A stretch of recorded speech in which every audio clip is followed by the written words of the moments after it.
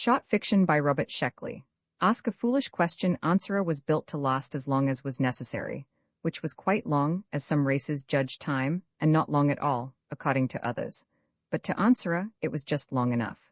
As to size, Answera was large to some and small to others. He could be viewed as complex, although some believed that he was really very simple. Answera knew that he was as he should be. Above and beyond all else, he was the Answera. He knew, of the race that built him, the less said the better. They also knew, and never said whether they found the knowledge pleasant. They built Answera as a service to less sophisticated races, and departed in a unique manner. Where they went only Answera knows, because Answera knows everything. Upon his planet circling his sun, Answera sat. Duration continued, long as some judge duration, short as others judge it, but as it should be to Answera. Within him were the answers. He knew the nature of things, and why things are as they are, and what they are, and what it all means. Answera could answer anything, provided it was a legitimate question, and he wanted to. He was eager to. How else should an Answera be? What else should an Answera do? So he waited for creatures to come and ask. "How do you feel, sir?" Morin asked, floating gently over to the old man. "Better," Lingman said, trying to smile. No wait was a vast relief. Even though Morin had expended an enormous amount of fuel, getting into space under minimum acceleration, Lingman's feeble heart hadn't liked it. Lingman's heart had balked and sulked, pounded angrily against the brittle rib case, hesitated and sped up. It seemed for a time as though Lingman's heart was going to stop, out of sheer pique. But no wait was a vast relief, and the feeble heart was going again. Morin had no such problems. His strong body was built for strain and stress. He wouldn't experience them on this trip, not if he expected old Lingman to live. "I'm going to live," Lingman muttered, in answer to the unspoken question. "Long enough to find out." Morin touched the controls and the ship slipped into subspace like an eel into oil. "We'll find out," Morin murmured. He helped the old man unstrap himself. "We're going to find the Answera?" Lingman nodded at his young partner. They had been reassuring themselves for years. Originally, it had been Lingman's project. Then Morin, graduating from Caltech, had joined him. Together they had traced the rumors across the solar system. The legends of an ancient humanoid race who had known the answer to all things, and who had built Answera and departed. "Think of it," Morin said. "The answer to everything?" A physicist, Morin had many questions to ask Answera. The expanding universe, the binding force of atomic nuclei, nova and supernova, planetary formation, redshift, relativity, and 1,000 others. "Yes," Lingman said. He pulled himself to the vision plate and looked out on the bleak prairie of the illusory subspace. He was a biologist and an old man. He had two questions. What is life? What is death? After a particularly long period of hunting Purple, Lek and his friends gathered to talk. Purple always ran thin in the neighborhood of multiple cluster stars. Why, no one knew, so talk was definitely in order.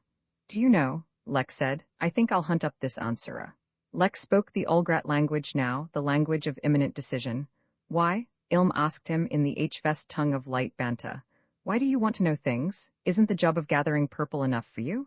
"No," Lek said, still speaking the language of imminent decision. "It is not. The great job of Lek and his kind was the gathering of Purple. They found Purple embedded in many parts of the fabric of space, minute quantities of it. Slowly, they were building a huge mound of it. What the mound was for, no one knew." "I suppose you'll ask him what Purple is?" Ilm asked, pushing a star out of his way and lying down.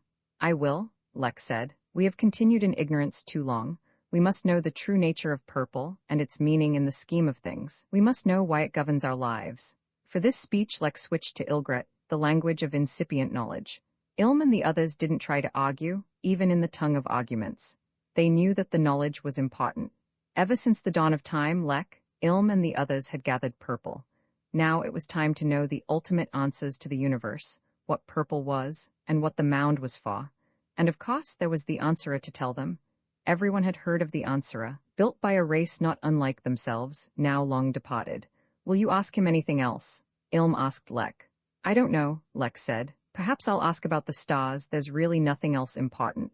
Since Lek and his brothers had lived since the dawn of time, they didn't consider death, and since their numbers were always the same, they didn't consider the question of life. But Purple? And the mound? "I go?" Lek shouted, in the vernacular of decision or fact. "Good fortune," his brothers shouted back, in the jargon of greatest friendship. Lek strode off, leaping from star to star. Alone on his little planet, Answera sat, waiting for the questioners. Occasionally he mumbled the answers to himself. This was his privilege, he knew, but he waited, and the time was neither too long nor too short for any of the creatures of space to come and ask. There were 18 of them, gathered in one place. "I invoke the rule of 18, cried one. And another appeared, who had never before been bound by the rule of 18. "We must go to the answerer," one cried. "Our lives are governed by the rule of 18. Where there are 18, there will be 19. Why is this so?" No one could answer. "Where am I?" asked the newborn 19th. One took him aside for instruction. That left 17, a stable number. "And we must find out," cried another, "why all places are different, although there is no distance." That was the problem. One is here, then one is there. Just like that, no movement, no reason. And yet, without moving, one is in another place. "The stars are cold," one cried. "Why?" "We must go to the answerer." For they had heard the legends, knew the tales. Once there was a race a good deal like us, and they knew, and they told answerer. Then they departed to where there is no place but much distance. "How do we get there?" The newborn 19th cried, filled now with knowledge. "We go." And 18 of them vanished. One was left. Moodily he stared at the tremendous spread of an icy star, then he too vanished. "Those old legends are true," Morin gasped. "There it is." They had come out of subspace at the place the legends told of, and before them was a star unlike any other star. Morin invented a classification for it, but it didn't matter. There was no other like it. Swinging around the star was a planet, and this too was unlike any other planet. Morin invented reasons, but they didn't matter. This planet was the only one. "Strap yourself in, sir," Morin said. "I'll land as gently as I can." Lek came to Ansara, striding swiftly from star to star. He lifted Ansara in his hand and looked at him. "So you are Ansara," he said. "Yes," Ansara said. "Then tell me," Lek said, settling himself comfortably in a gap between the stars. "Tell me what I am." "A partiality," Ansara said. "An indication." "Come now," Lek muttered, his pride hurt. "You can do better than that. Now then, the purpose of my kind is to gather purple and to build a mound of it. Can you tell me the real meaning of this?" "Your question is without meaning," Ansara said. He knew what purple actually was and what the mound was for, but the explanation was concealed in a greater explanation. Without this, Lek's question was inexplicable, and Lek had failed to ask the real question. Lek asked other questions, and Ansara was unable to answer them. Lek viewed things through his specialized eyes, extracted a part of the truth and refused to see more. How to tell a blind man the sensation of green? Ansara didn't try. He wasn't supposed to. Finally, Lek emitted a scornful laugh. One of his little stepping stones flared at the sound, then faded back to its usual intensity. Lek departed, striding swiftly across the stars. Ansara knew, but he had to be asked the proper questions first. He pondered this limitation, gazing at the stars which were neither large nor small, but exactly the right size. The proper questions. The race which built Ansara should have taken that into account, Ansara thought. They should have made some allowance for semantic nonsense, allowed him to attempt an unraveling. Ansara contented himself with muttering the answers to himself. 18 creatures came to Ansara, neither walking nor flying, but simply appearing. Shivering in the cold glare of the stars, they gazed up at the massiveness of Ansara. "If there is no distance," one asked, "then how can things be in other places?" Ansara knew what distance was and what places were, but he couldn't answer the question. There was distance, but not as these creatures saw it, and there were places, but in a different fashion from that which the creatures expected. "Rephrase the question," Ansara said hopefully. "Why are we short here?" one asked, "and long over there? Why are we fat over there, and short here? Why are the stars cold?" Ansara knew all things. He knew why stars were cold, but he couldn't explain it in terms of stars or coldness. "Why?" another asked. "Is there a rule of 18? Why, when 18 gather, is another produced?" But of course the answer was part of another, greater question which hadn't been asked. Another was produced by the rule of 18, and the 19 creatures vanished. Ansara mumbled the right questions to himself and answered them. "We made it," Morin said. "Well, well." He patted Lingman on the shoulder, lightly because Lingman might fall apart. The old biologist was tired. His face was sunken, yellow, lined. Already the mark of the skull was showing in his prominent yellow teeth, his small, flat nose, his exposed cheekbones. The matrix was showing through. "Let's get on," Lingman said. He didn't want to waste any time. He didn't have any time to waste. Helmeted, they walked along the little path. "Not so fast," Lingman murmured. "Right," Morin said. They walked together, along the dark path of the planet that was different from all other planets, soaring alone around a sun different from all other suns. "Up here," Morin said. The legends were explicit. A path leading to stone steps. stone steps to a courtyard, and then, the Ansara. To them, Ansara looked like a white screen set in a wall. To their eyes, Ansara was very simple. Lingman clasped his shaking hands together. This was the culmination of a lifetime's work, financing, arguing, ferreting bits of legend, ending here now. Remember, he said to Morin, we will be shocked. The truth will be like nothing we have imagined. I'm ready, Morin said, his eyes rapturous. Very well. Ansara, Lingman said in his thin little voice, what is life? A voice spoke in their heads. The question has no meaning. By life, the questioner is referring to a partial phenomenon, inexplicable except in terms of its whole. Of what is life a part? Lingman asked. This question in its present form admits of no answer. Questioner is still considering life from his personal, limited bias. Answer it in your own terms then, Morin said. The answerer can only answer questions. Answerer thought again of the sad limitation imposed by his builders. Silence. Is the universe expanding? Morin asked confidently. Expansion is a term inapplicable to the situation. Universe, as the questioner views it, is an illusory concept. Can you tell us anything? Morin asked. I can answer any valid question concerning the nature of things. The two men looked at each other. I think I know what he means, Lingman said sadly. Our basic assumptions are wrong, all of them. They can't be, Morin said. Physics, biology, partial truths, Lingman said, with a great weariness in his voice. At least we've determined that much. We've found out that our inferences concerning observed phenomena are wrong. But the rule of the simplest hypothesis? It's only a theory, Lingman said. But life? He certainly could answer what life is. Look at it this way, Lingman said. Suppose you were to ask, why was I born under the constellation Scorpio, in conjunction with Saturn? I would be unable to answer your question in terms of the zodiac, because the zodiac has nothing to do with it. I see, Morin said slowly. He can't answer questions in terms of our assumptions. That seems to be the case, and he can't alter our assumptions. He is limited to valid questions, which imply, it would seem, a knowledge we just don't have. We can't even ask a valid question? Morin asked. I don't believe that. We must know some basics. He turned to Ansara. What is death? I cannot explain an anthropomorphism. Death and anthropomorphism, Morin said, and Lingman turned quickly. Now we're getting somewhere. Are anthropomorphisms unreal? He asked. Anthropomorphisms may be classified tentatively as A, false truths, or B, partial truths in terms of a partial situation. Which is applicable here? Both. That was the closest they got. Morin was unable to draw any more from Ansara. For hours the two men tried, but truth was slipping farther and farther away. It's maddening, Morin said after a while. This thing has the answer to the whole universe, and he can't tell us unless we ask the right question. But how are we supposed to know the right question? Lingman sat down on the ground, leaning against a stone wall. He closed his eyes. Savages, that's what we are, Morin said, pacing up and down in front of Ansara.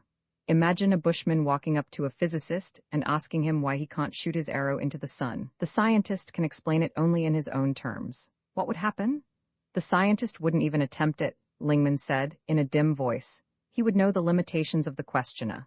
It's fine, Morin said angrily. How do you explain the Earth's rotation to a bushman? Or better, how do you explain relativity to him, maintaining scientific rigor in your explanation at all times, of course? Lingman, eyes closed, didn't answer. We're bushmen, but the gap is much greater here. Worm and Superman, perhaps. The worm desires to know the nature of dirt, and why there's so much of it. Oh well. Shall we go, sir? Morin asked. Lingman's eyes remained closed. His taloned fingers were clenched, his cheeks sunk further in. The skull was emerging. Sir? And Ansara knew that that was not the answer. Alone on his planet, which is neither large nor small, but exactly the right size, Ansara waits. He cannot help the people who come to him, for even Ansara has restrictions. He can answer only valid questions. Universe? Life? Death? Purple? 18? Partial truths, half-truths, little bits of the great question. But Ansara, alone, mumbles the questions to himself, the true questions which no one can understand. How could they understand the true answers? The questions will never be asked, and Ansara remembers something his builders knew and forgot. In order to ask a question, you must already know most of the answer. Imprint This ebook is the product of many hours of hard work by volunteers for Standard eBooks, and builds on the hard work of other literature lovers made possible by the public domain. This particular ebook is based on transcriptions from Project Gutenberg and on digital scans from the Internet Archive. The source text and artwork in this ebook are believed to be in the United States public domain. That is, they are believed to be free of copyright restrictions in the United States. They may still be copyrighted in other countries, so users located outside of the United States must check their local laws before using this ebook. The creators of, and contributors to, this ebook dedicate their contributions to the worldwide public domain via the terms in the CC 01.0 Universal Public Domain Dedication. For full license information, see the uncopyright at the end of this ebook. Standard eBooks is a volunteer-driven project that produces ebook editions of public domain literature using modern typography, technology, and editorial standards, and distributes them free of cost. You can download this and other ebooks carefully produced for true book lovers at standardbooks.org. Keep your shape one. Pid the pilot slowed the ship almost to a standstill and peered anxiously at the green planet below. Even without instruments, there was no mistaking it. Third from its sun, it was the only planet in this system capable of sustaining life. Peacefully, it swam beneath its gauze of clouds. It looked very innocent. And yet, 20 previous Grom expeditions had set out to prepare this planet for invasion, and vanished utterly, without a word. Pid hesitated only a moment before starting irrevocably down. There was no point in hovering and worrying. He and his 2 crewmen were as ready now as they would ever be. Their compact displaces were stored in body pouches, inactive but ready. Pid wanted to say something to his crew, but wasn't sure how to put it. The crew waited. Ilg the radio man had sent the final message to the Grom planet. Jur the detector read 16 dials at once and reported no sign of alien activity. His body surfaces flowed carelessly. Noticing the flow, Pid knew what to say to his crew. Ever since they had left Grom, shape discipline had been disgustingly lax. The invasion chief had warned him, but still, he had to do something about it.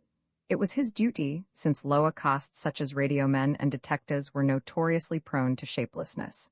A lot of hopes are resting on this expedition. He began slowly. We're a long way from home now. Jur the detective nodded. Ilg the radio man flowed out of his prescribed shape and molded himself comfortably to a wall.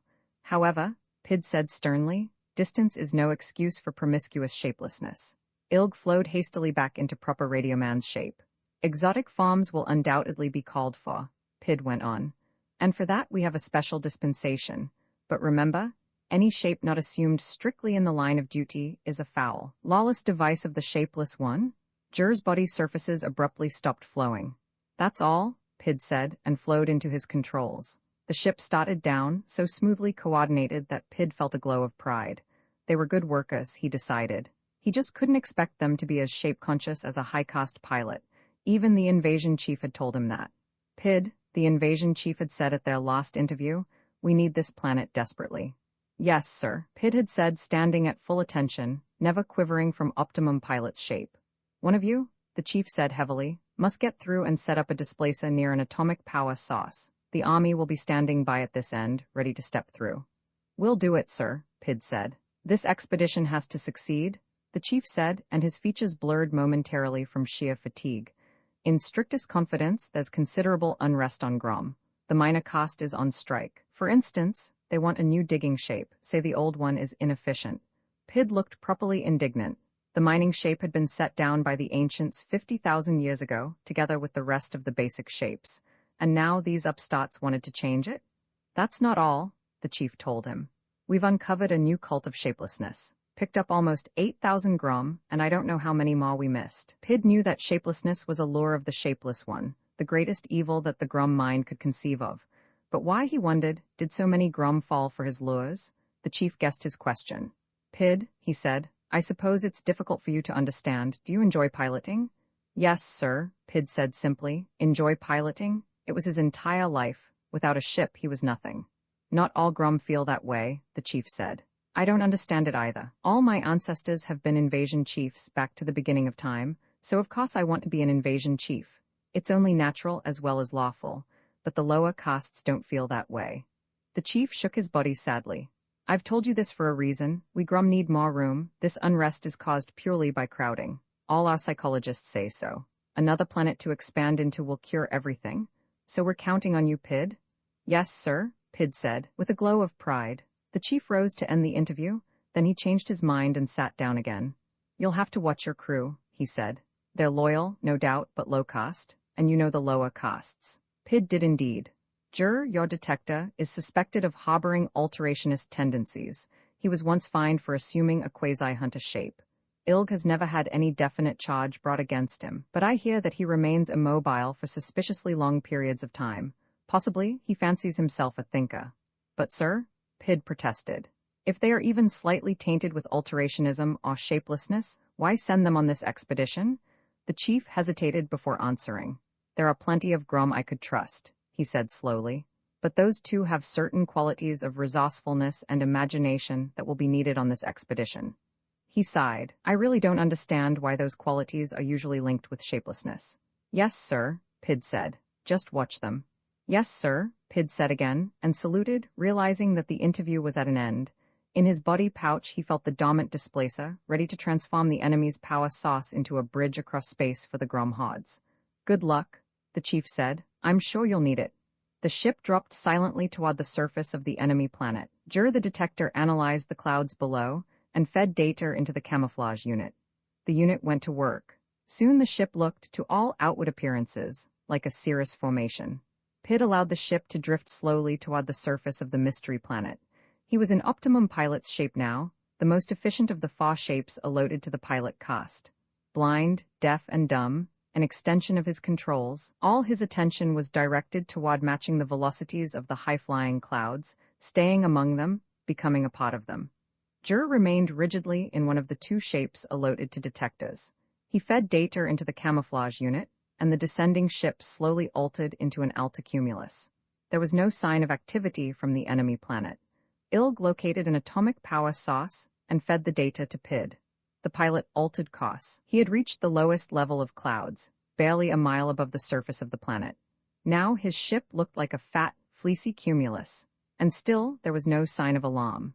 The unknown fate that had overtaken 20 previous expeditions still had not showed itself. Dusk crept across the face of the planet as Pid maneuvered near the atomic power installation. He avoided the surrounding homes and hovered over a clump of woods. Darkness fell, and the green planet's lone moon was veiled in clouds. One cloud floated lower and landed. Quick, everyone out! Pid shouted, detaching himself from the ship's controls. He assumed the pilot's shape best suited for running and raced out the hatch.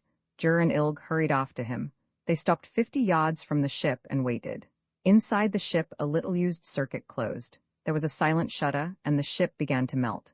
Plastic dissolved, metal crumpled. Soon the ship was a great pile of junk, and still the process went on.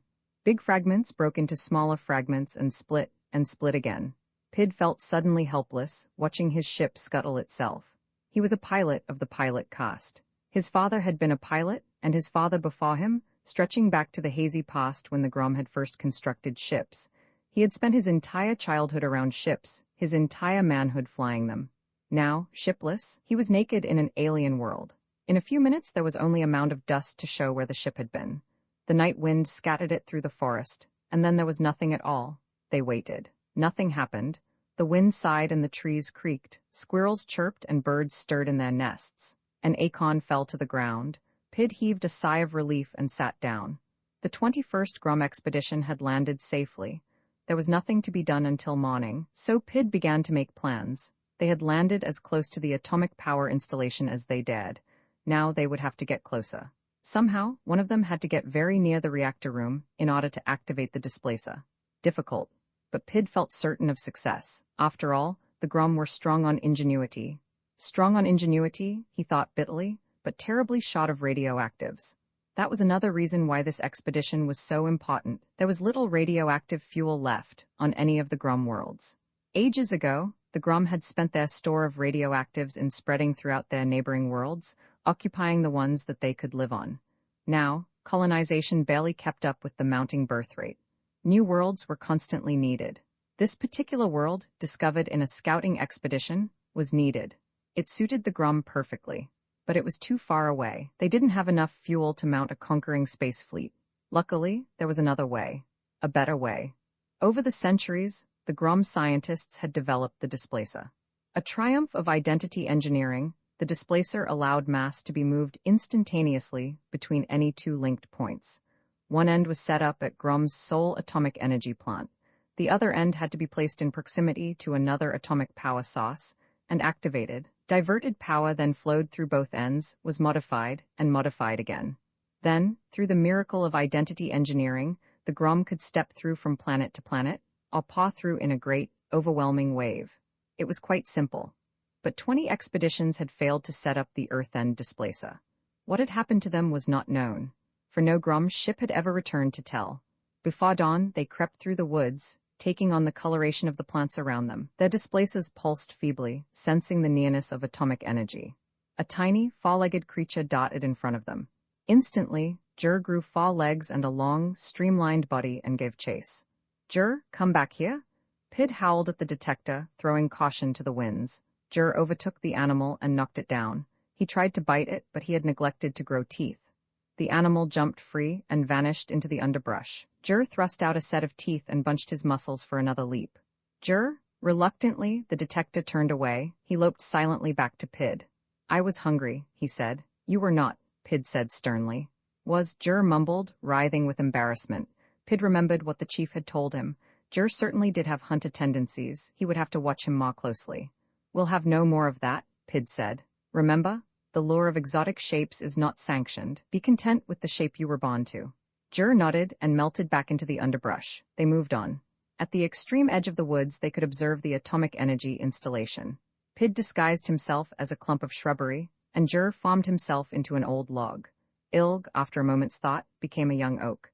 The installation was in the form of a long, low building, surrounded by a metal fence. There was a gate and guards in front of it. The first job, Pid thought, was to get past that gate. He began to consider ways and means. From the fragmentary reports of the survey parties, Pid knew that, in some ways, this race of men were like the Grom. They had pets, as the Grom did, and homes and children, and a culture. The inhabitants were skilled mechanically, as were the Grom, but there were terrific differences, also. The men were of fixed and immutable form, like stones or trees. And to compensate, their planet boasted a fantastic array of species, types and kinds. This was completely unlike Grom, which had only 8 distinct forms of animal life. And evidently, the men were skilled at detecting invaders, Pid thought. He wished he knew how the other expeditions had failed. It would make his job much easier. A man lurched past them on 2 incredibly stiff legs. Rigidity was evident in his every move. Without looking, he hurried past. I know, Jur said, after the creature had moved away. I'll disguise myself as a man, walk through the gate to the reactor room, and activate my displacer. You can't speak their language, Pid pointed out. I won't speak at all, I'll ignore them. Look. Quickly Jur shaped himself into a man. That's not bad, Pid said. Jur tried a few practice steps, copying the bumpy walk of the man. But I'm afraid it won't work, Pid said. It's perfectly logical, Jur pointed out. I know, therefore the other expeditions must have tried it, and none of them came back. There was no arguing that. Jur flowed back into the shape of a log. What then? He asked. Let me think, Pid said. Another creature lurched past on 4 legs instead of 2. Pid recognized it as a dog, a pet of man. He watched it carefully. The dog ambled to the gate, head down in no particular hurry. It walked through, unchallenged, and lay down in the grass. Pid said. They watched. One of the men walked past and touched the dog on the head. The dog stuck out its tongue and rolled over on its side. I can do that, Jur said excitedly. He started to flow into the shape of a dog. No, wait, Pid said. We'll spend the rest of the day thinking it over. This is too important to rush into. Jur subsided sulkily. Come on, let's move back, Pid said. He and Jur started into the woods, then he remembered Ilg. Ilg? He called softly. There was no answer. Ilg? What? Oh, yes, an oak tree said, and melted into a bush. Sorry, what were you saying?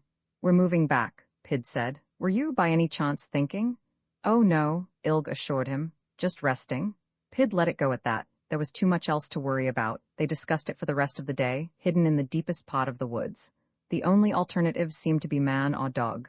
A tree couldn't walk past the gates, since that was not in the nature of trees.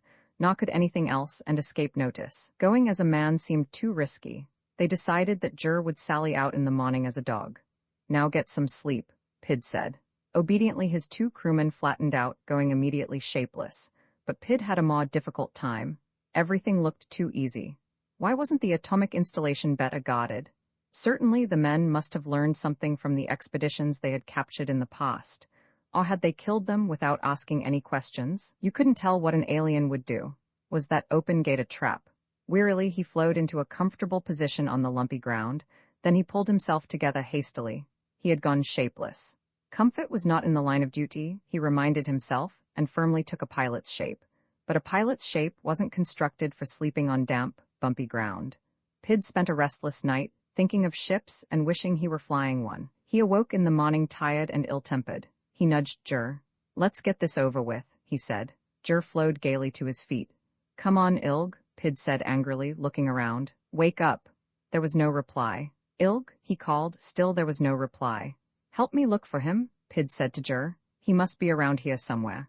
Together they tested every bush, tree, log, and shrub in the vicinity, but none of them was Ilg. Pid began to feel a cold panic run through him. What could have happened to the radio man? Perhaps he decided to go through the gate on his own, Jur suggested. Pid considered the possibility. It seemed unlikely. Ilg had never shown much initiative. He had always been content to follow orders. They waited, but midday came and there was still no sign of Ilg. "We can't wait any longer," Pid said, and they started through the woods. Pid wondered if Ilg had tried to get through the gates on his own. Those quiet types often concealed a foolhardy streak, but there was nothing to show that Ilg had been successful. He would have to assume that the radio man was dead or captured by the men. That left 2 of them to activate a displacer. And he still didn't know what had happened to the other expeditions. At the edge of the woods, Jur turned himself into a facsimile of a dog. Pid inspected him carefully. "A little less tail," he said. Jur shortened his tail. "More ears." Jur lengthened his ears, now evened them up. They became even. Pid inspected the finished product. As far as he could tell, Jur was perfect, from the tip of his tail to his wet, black nose. "Good luck," Pid said. "Thanks." Cautiously, Jur moved out of the woods, walking in the lurching style of dogs and men. At the gate the god called to him. Pid held his breath. Jur walked past the man, ignoring him. The man started to walk over. Jur broke into a run. Pid shaped a pair of strong legs for himself, ready to dash if Jur was caught, but the god turned back to his gate. Jur stopped running immediately and strolled quietly toward the main door of the building. Pid dissolved his legs with a sigh of relief, and then tensed again. The main door was closed. Pid hoped the radio man wouldn't try to open it. That was not in the nature of dogs. As he watched, another dog came running toward Jur. Jur backed away from him. The dog approached and sniffed. Jur sniffed back. Then both of them ran around the building. That was clever, Pid thought. There was bound to be a door in the rear. He glanced up at the afternoon sun. As soon as the displacer was activated, the Grom armies would begin to paw through. By the time the men recovered from the shock, 1 million or more Grom troops would be here, weapons and all, with more following. The day passed slowly, and nothing happened. Nervously, Pid watched the front of the plant. It shouldn't be taking so long if Jur were successful. Late into the night he waited. Men walked in and out of the installation, and dogs barked around the gates. But Jur did not appear. Jur had failed. Ilg was gone. Only he was left. And still he didn't know what had happened. By morning, Pid was in complete despair. He knew that the 21st Grom expedition to this planet was near the point of complete failure. Now it was all up to him. He saw that workers were arriving in great number, rushing through the gates. He decided to take advantage of the apparent confusion and started to shape himself into a man. A dog walked past the woods where he was hiding. "Hello," the dog said. "It was Jur?" "What happened?" Pid asked with a sigh of relief. "Why were you so long? Couldn't you get in?" "I don't know," Jur said, wagging his tail. "I didn't try." Pid was speechless. "I went hunting," Jur said complacently. "This farm is ideal for hunting, you know. I went out the rear gate with another dog. But the expedition? Your duty?" "I changed my mind," Jur told him. "You know, pilot, I never wanted to be a detector. But you were born a detector?" "That's true," Jur said. "But it doesn't help. I always wanted to be a hunter." Pid shook his entire body in annoyance. "You can't," he said, very slowly, as one would explain to a gromling. "The hunter shape is forbidden to you." "Not here it isn't," Jur said, still wagging his tail. "Let's have no more of this," Pid said angrily. "Get into that installation and set up your displacer. I'll try to overlook this heresy." "No," Jur said. "I don't want the Grom here. They'd ruin it for the rest of us." "He's right," a nearby oak tree said. "Ilg?" Pid gasped. "Where are you?" Branches stirred. "I'm right here," Ilg said. "I've been thinking." "But your caste, pilot," Jur said sadly. "Why don't you wake up? Most of the people on Grom are miserable.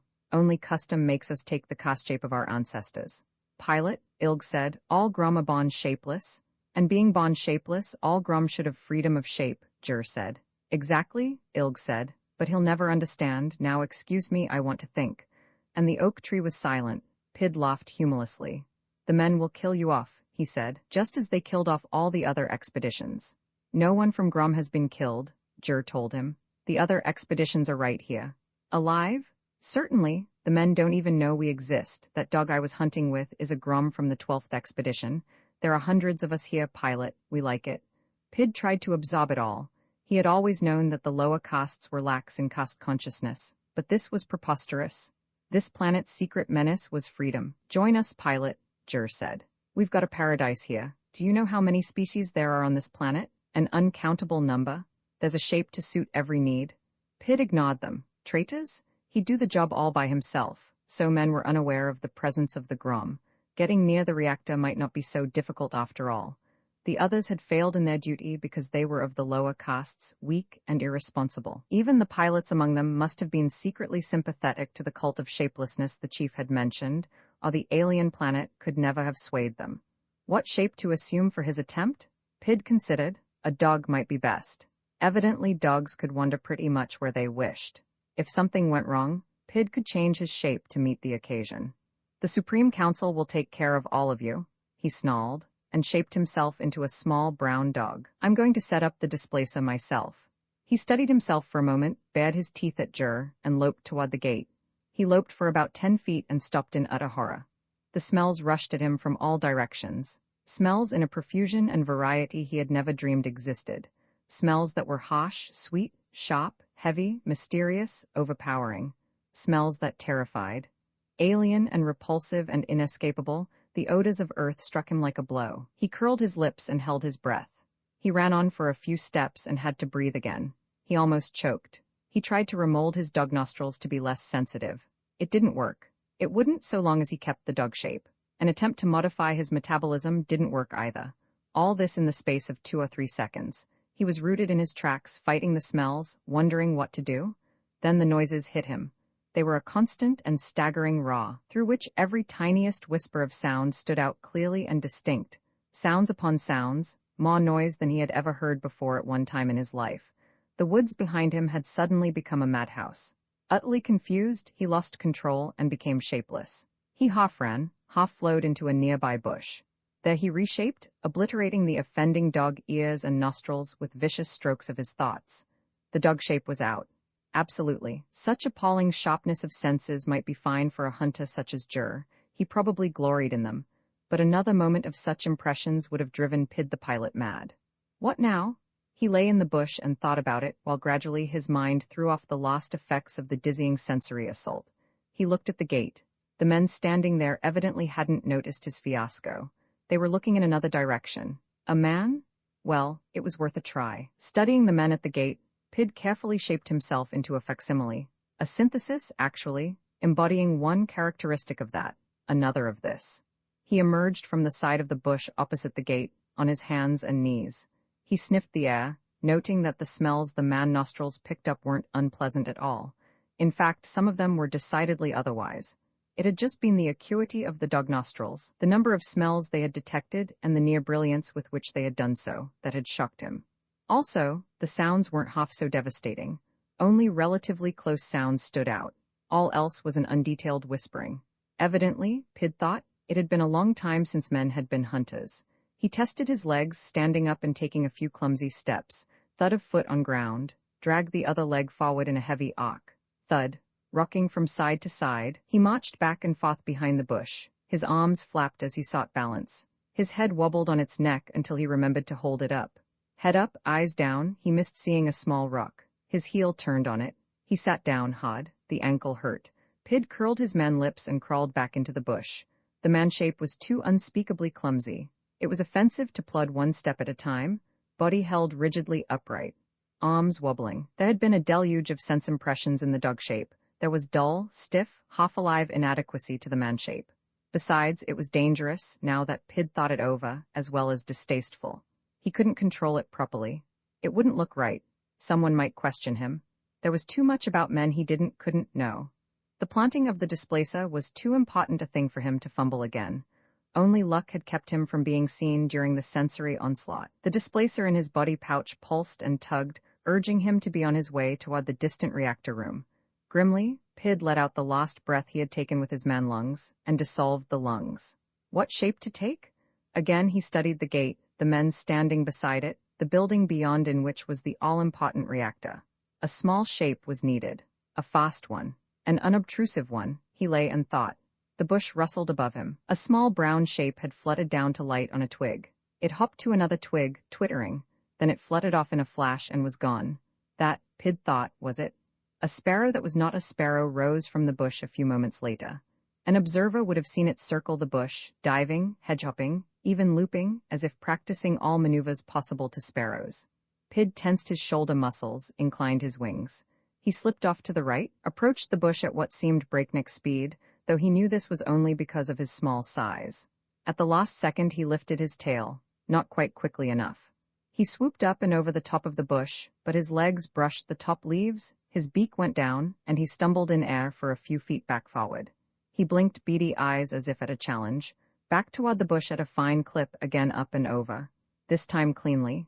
He chose a tree, zoomed into its network of branches, wove a web of flight, working his way around and around the trunk, over and under branches that flashed before him, through crutches with no more than a feather's breadth to spare. At last he rested on a low branch and found himself chirping in delight.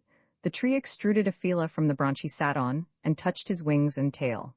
"Interesting," said the tree. "I'll have to try that shape sometime." "Ilg." "Traitor," hissed Pid, growing a mouth in his chest to hiss it, and then he did something that caused Ilg to exclaim in outrage. Pid flew out of the woods, over the underbrush and across the open space toward the gate. This body would do the trick. This body would do anything. He rose, in a matter of a few sparrow heartbeats, to an altitude of 100 feet.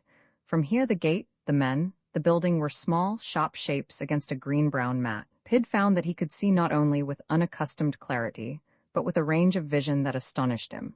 To right and to left he could see far into the hazy blue of the sky, and the higher he rose the farther he could see. He rose higher. The displacer pulsed, reminding him of the job he had to do. He stiffened his wings and glided, regretfully putting aside his desires to experiment with this wonderful shape, at least for the present. After he planted the displacer, he would go off by himself for a while and do it just a little more, somewhere where Ilg and Jur would not see him, before the Grom army arrived and the invasion began. He felt a tiny twinge of guilt as he circled. It was evil to want to keep this alien flying shape any longer than was absolutely necessary to the performance of his duty. It was a device of the shapeless one, but what had Ilg said? All Grom are born shapeless. It was true. Grom children were amorphous, until old enough to be instructed in the caste shape of their ancestors. Maybe it wasn't too great a sin to alter your shape, then, just once in a long while. After all, one must be fully aware of the nature of evil in order to meaningfully reject it. He had fallen lower in circling. The displacer pulse had strengthened. For some reason it irritated him. He drove higher on strong wings, circled again.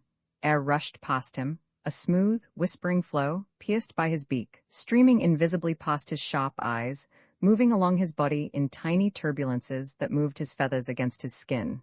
It occurred to him, or rather struck him with considerable force, that he was satisfying a longing of his pilot caste that went far deeper than piloting. He drove powerfully with his wings, felt tonus across his back, shot forward and up. He thought of the controls of his ship.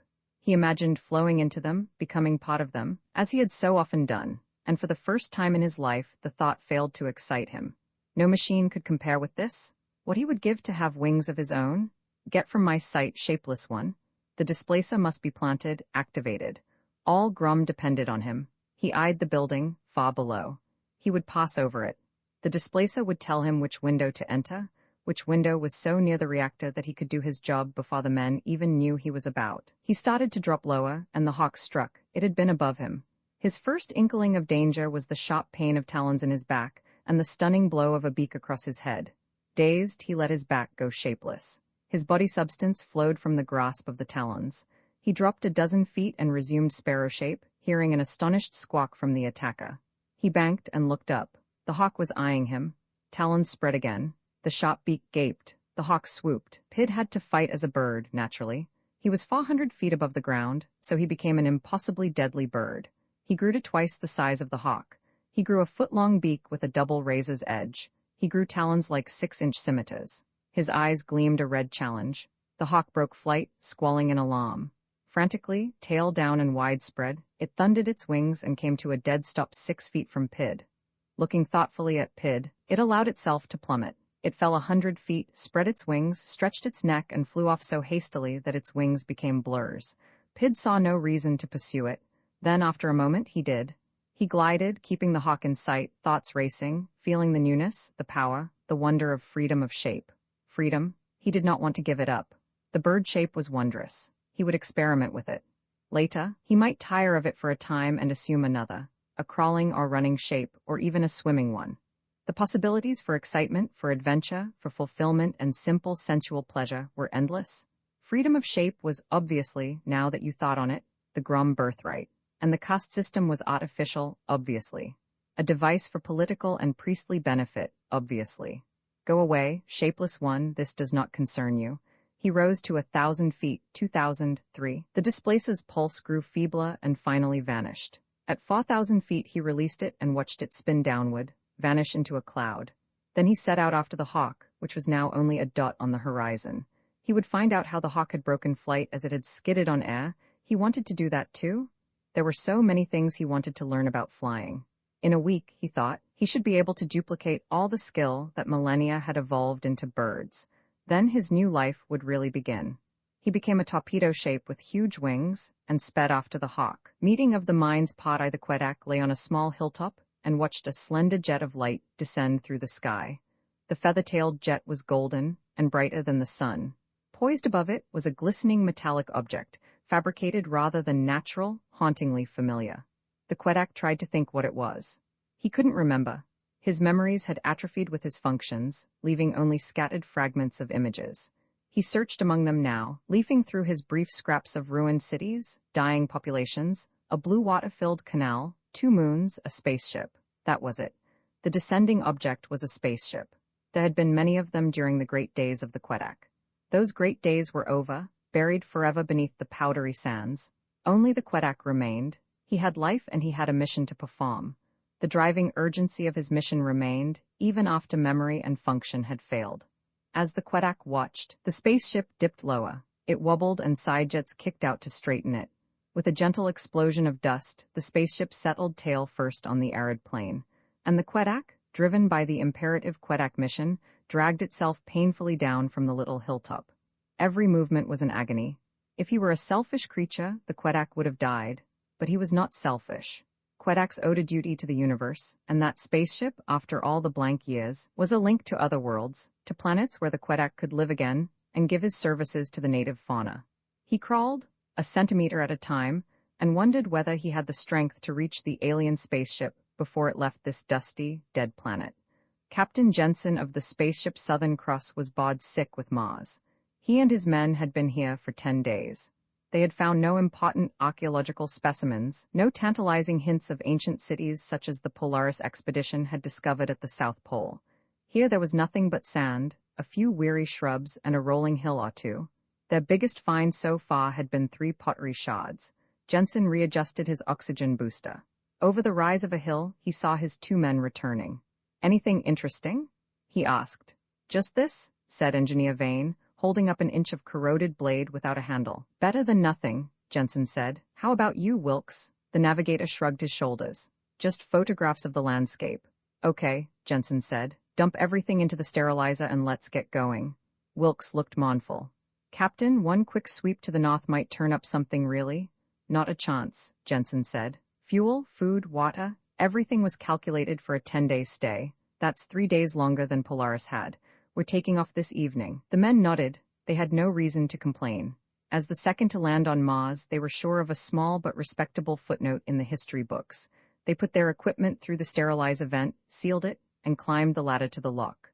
Once they were inside, Vane closed and dogged the hatch and started to open the inside pressure door. "Hold it," Jensen called out. "What's the matter?"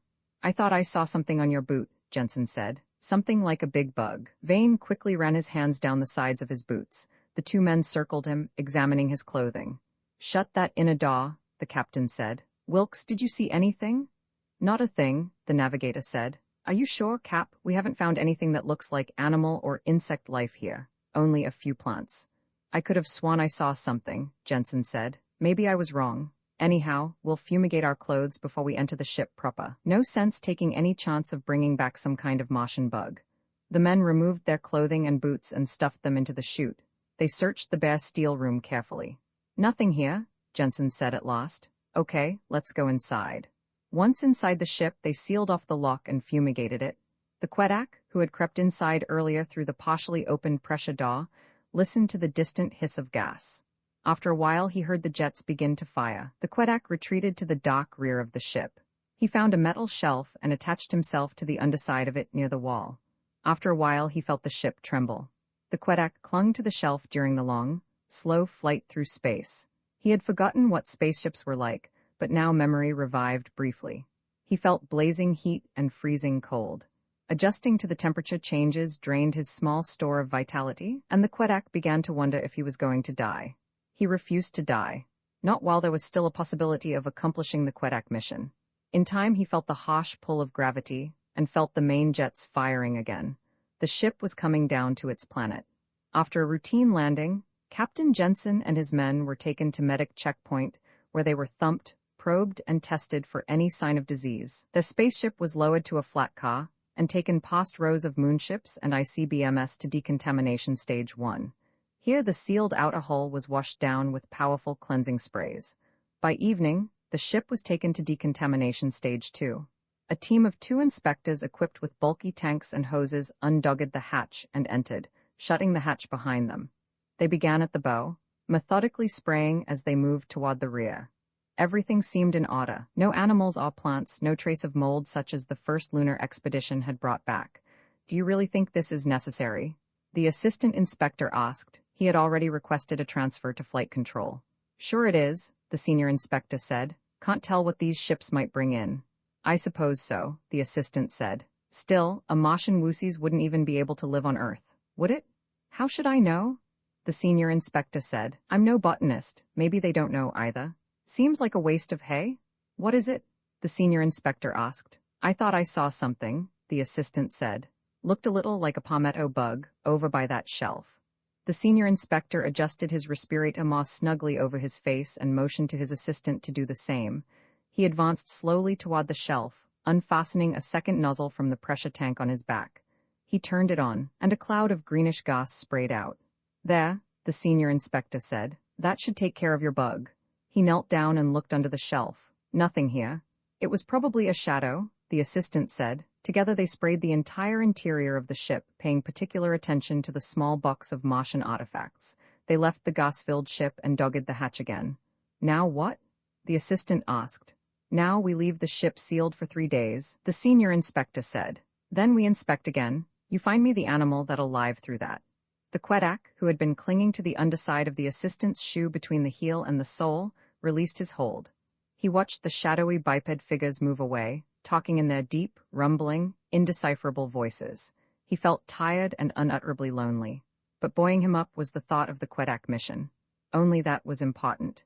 The first part of the mission was accomplished. He had landed safely on an inhabited planet. Now he needed food and drink. Then he had to have rest, a great deal of rest to restore his dormant faculties.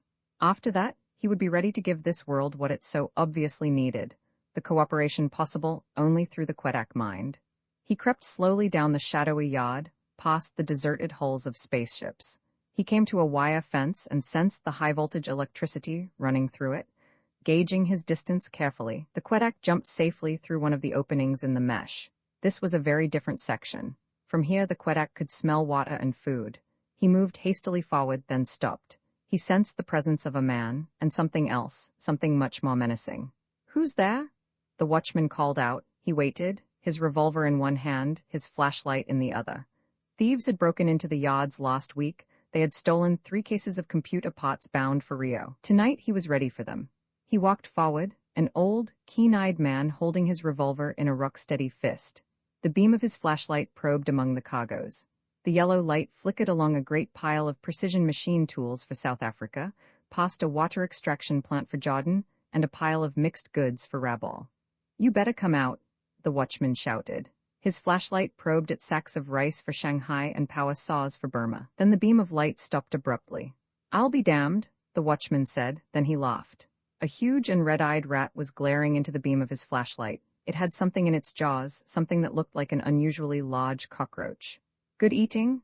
the watchman said. He holstered his revolver and continued his patrol. A large black animal had seized the quedak, and he felt heavy jaws close over his back. He tried to fight, but, blinded by a sudden beam of yellow light, he was betrayed by total and enervating confusion. The yellow light went off. The black beast bit down hard on the quedak's armored back. The quedak mustered his remaining strength and, uncoiling his long, scorpion-jointed tail, lashed out. He missed, but the black beast released him hastily. They circled each other, the quedak hoisting his tail for a second blow, the beast unwilling to turn loose this prey. The quedak waited for his chance. Elation filled him. This pugnacious animal could be the first on this planet to experience the quedak mission. From this humble creature a start could be made. The beast sprang and its white teeth clicked together viciously. The quedak moved out of the way, and its bob-headed tail flashed out, fastening itself in the beast's back. The quedak held on grimly while the beast leaped and squirmed. Setting his feet, the quedak concentrated on the all-important task of pumping a tiny white crystal down the length of his tail and under the beast's skin. But this most important of the quedak faculties was still dormant. Unable to accomplish anything, the quedak released his bobs and, taking careful aim, accurately drove his sting home between the black beast's eyes. The blow, as the quedak had known, was lethal. The quedak took nourishment from the body of its dead foe, regretfully, for by inclination the quedak was herbivorous. When he had finished, the quedak knew that he was in desperate need of a long period of rest. Only after that could the full quedak powers be regained. He crawled up and down the piles of goods in the yard, looking for a place to hide. Carefully he examined several bales. At last he reached a stack of heavy boxes. One of the boxes had a crack just large enough to admit him. The quedak crawled inside, down the shiny, oil-slick surface of a machine, to the far end of the box. There he went into the dreamless, defenseless sleep of the quedak, serenely trusting in what the future would bring. Pot Roman II, the big gaff-headed schooner was pointed directly at the reef-enclosed island, moving toward it with the solidity of an express train. The sails billowed under powerful gusts of the northwest breeze, and the rusty Allison Chambers diesel rumbled beneath a teak grating. The skipper and mate stood on the bridge deck and watched the reef approach. "Anything yet?" the skipper asked. He was a stocky, balding man with a perpetual frown on his face. He had been sailing his schooner among the uncharted shoals and reefs of the Southwest Pacific for 25 years. He frowned because his old ship was not insurable. His deck cargo, however, was insured. Some of it had come all the way from Ogdensville, that transshipment center in the desert where spaceships landed. "Not a thing," the mate said. He was watching the dazzling white wall of coral, looking for the gleam of blue that would reveal the narrow pass to the inner lagoon. This was his first trip to the Solomon Islands. A former television repairman in Sydney before he got the wanderlust, the mate wondered if the skipper had gone crazy and planned a spectacular suicide against the reef. "Still nothing," he shouted. "Shoals ahead. I'll take it," the skipper said to the helmsman. He gripped the wheel and watched the unbroken face of the reef. "Nothing," the mate said. "Skipper, we'd better come about." "Not if we're going to get through the pass," the skipper said. He was beginning to get worried. But he had promised to deliver goods to the American treasure hunters on this island, and the skipper's word was his bond. He had picked up the cargo in Rabaul and made his usual stops at the settlements on New Georgia and Maleta.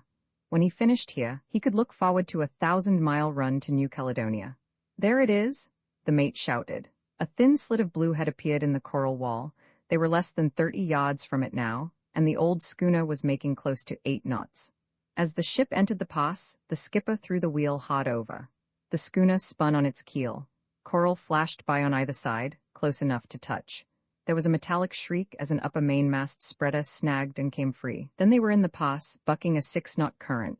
The mate pushed the diesel to full throttle, then sprang back to help the skipper wrestle with the wheel. Under sail and power, the schooner forged through the pass, scraped by an outcropping to port, and came onto the placid surface of the lagoon. The skipper mopped his forehead with a large blue bandana. "Very snug work," he said. "Snug," the mate cried. He turned away, and the skipper smiled a brief smile. They slid past a small ketch riding at anchor. The native hands took down sail, and the schooner nosed up to a rickety pier that jutted out from the beach. Lines were made fast to palm trees. From the fringe of jungle above the beach, a white man came down, walking briskly in the noonday heat.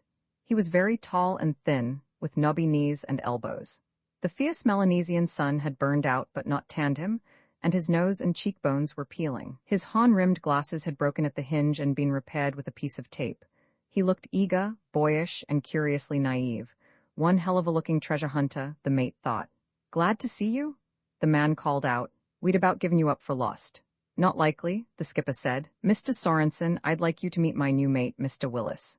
"Glad to meet you, Professor," the mate said. "I'm not a professor," Sorensen said, "but thanks anyhow." "Where are the others?" the skipper asked. "Out in the jungle," Sorensen said. "All except Drake, and he'll be down here shortly. You'll stay a while, won't you?" "Only to unload," the skipper said. "Have to catch the tide out of here. How's the treasure hunting?" "We've done a lot of digging," Sorensen said. "We still have our hopes." "But no doubloons yet?" the skipper asked. "No pieces of 8. "Not a damned one," Sorensen said wearily. "Did you bring the newspapers, skipper?" "That I did," the skipper replied. "They're in the cabin. Did you hear about that second spaceship going to Mars?" "Heard about it on the short wave," Sorensen said. "It didn't bring back much, did it?" "Practically nothing. Still, just think of it. 2 spaceships to Mars, and I hear they're getting ready to put one on Venus." The 3 men looked around them and grinned. "Well," the skipper said, "I guess maybe the space age hasn't reached the Southwest Pacific yet, and it certainly hasn't gotten to this place. Come on, let's unload the cargo." This place was the island of Vuanu, southernmost of the Solomons, almost in the Lewisade archipelago. It was a fair-sized volcanic island, almost 20 miles long and several wide. Once it had supported half a dozen native villages, but the population had begun to decline after the depredations of the blackbirders in the 1850s. Then, a measles epidemic wiped out almost all the rest, and the survivors emigrated to New Georgia. A shipwatcher had been stationed here during the Second World War, but no ships had come this way. The Japanese invasion had pawed across New Guinea and the Upper Solomons, and further north through Micronesia. At the end of the war, Vuanu was still deserted. It was not made into a bird sanctuary like Canton Island, or a cable station like Christmas Island, or a refueling point like Cocos Keeling. No one even wanted to explode alphabet bombs on it. Vuanu was a worthless, humid, jungle-covered piece of land, free to anyone who wanted it.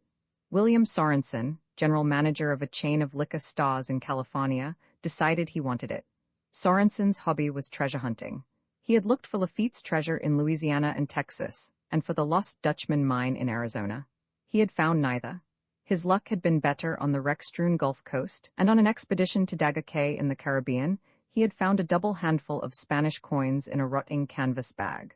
The coins were worth about $3,000. The expedition had cost very much more, but Sorensen felt amply repaid. For many years he had been interested in the Spanish treasure galleon Santa Teresa. Contemporary accounts told how the ship, heavily laden with bullion, sailed from Manila in 1689. The clumsy ship, caught in a storm, had run off to the south and been wrecked. 18 survivors managed to get ashore with the treasure. They buried it and set sail for the Philippines in the ship's pinnacle.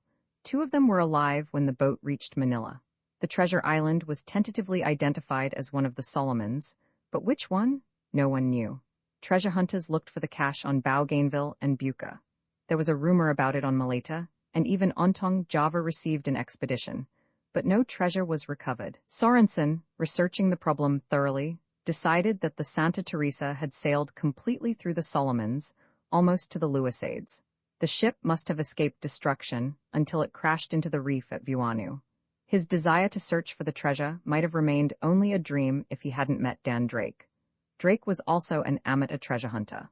More important, he owned a 55-foot Hannah ketch.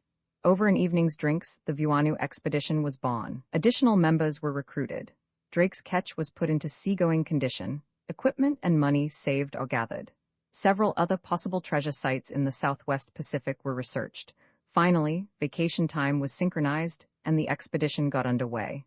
They had put in 3 months' work on Vuanu already. Their morale was high, in spite of inevitable conflicts between members. This schooner, bringing in supplies from Sydney and Rabaul, was the last civilized contact they would have for another 6 months.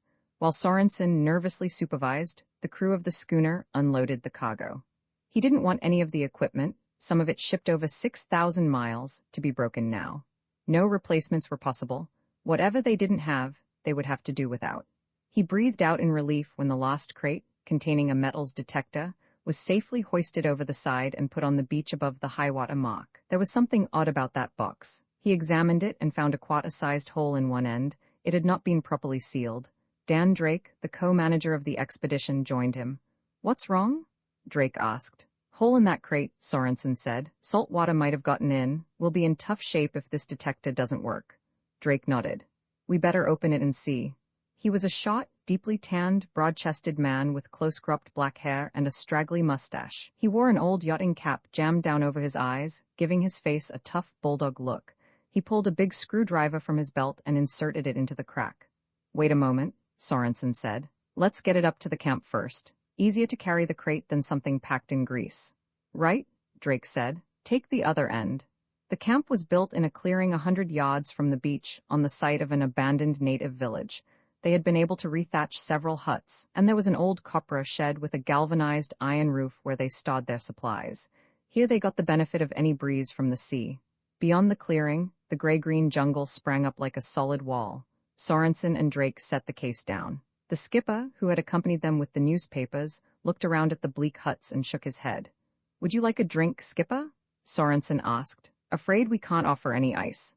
"A drink would be fine," the skipper said. He wondered what drove men to a godforsaken place like this in search of imaginary Spanish treasure. Sorensen went into one of the huts and brought out a bottle of scotch and a tin cup. Drake had taken out his screwdriver and was vigorously ripping boards off the crate. "How does it look?" Sorensen asked. "It's okay," Drake said, gently lifting out the metals detector. "Heavily greased. Doesn't seem like there was any damage." He jumped back. The skipper had come forward and stamped down heavily on the sand. "What's the matter?" Sorensen asked. "Looked like a scorpion," the skipper said. "Damned thing crawled right out of your crate there. Might have bit you." Sorensen shrugged. He had gotten used to the presence of an infinite number of insects during his 3 months on Vuanu. Another bug more or less didn't seem to make much difference. "Another drink?" he asked. "Can't do it," the skipper said regretfully. "I'd better get started." "All your party healthy?" "All healthy so far," Sorensen said. He smiled. "Except for some bad cases of gold fever. You'll never find gold in this place," the skipper said seriously. "I'll look in on you in about 6 months. Good luck." After shaking hands, the skipper went down to the beach and boarded his ship.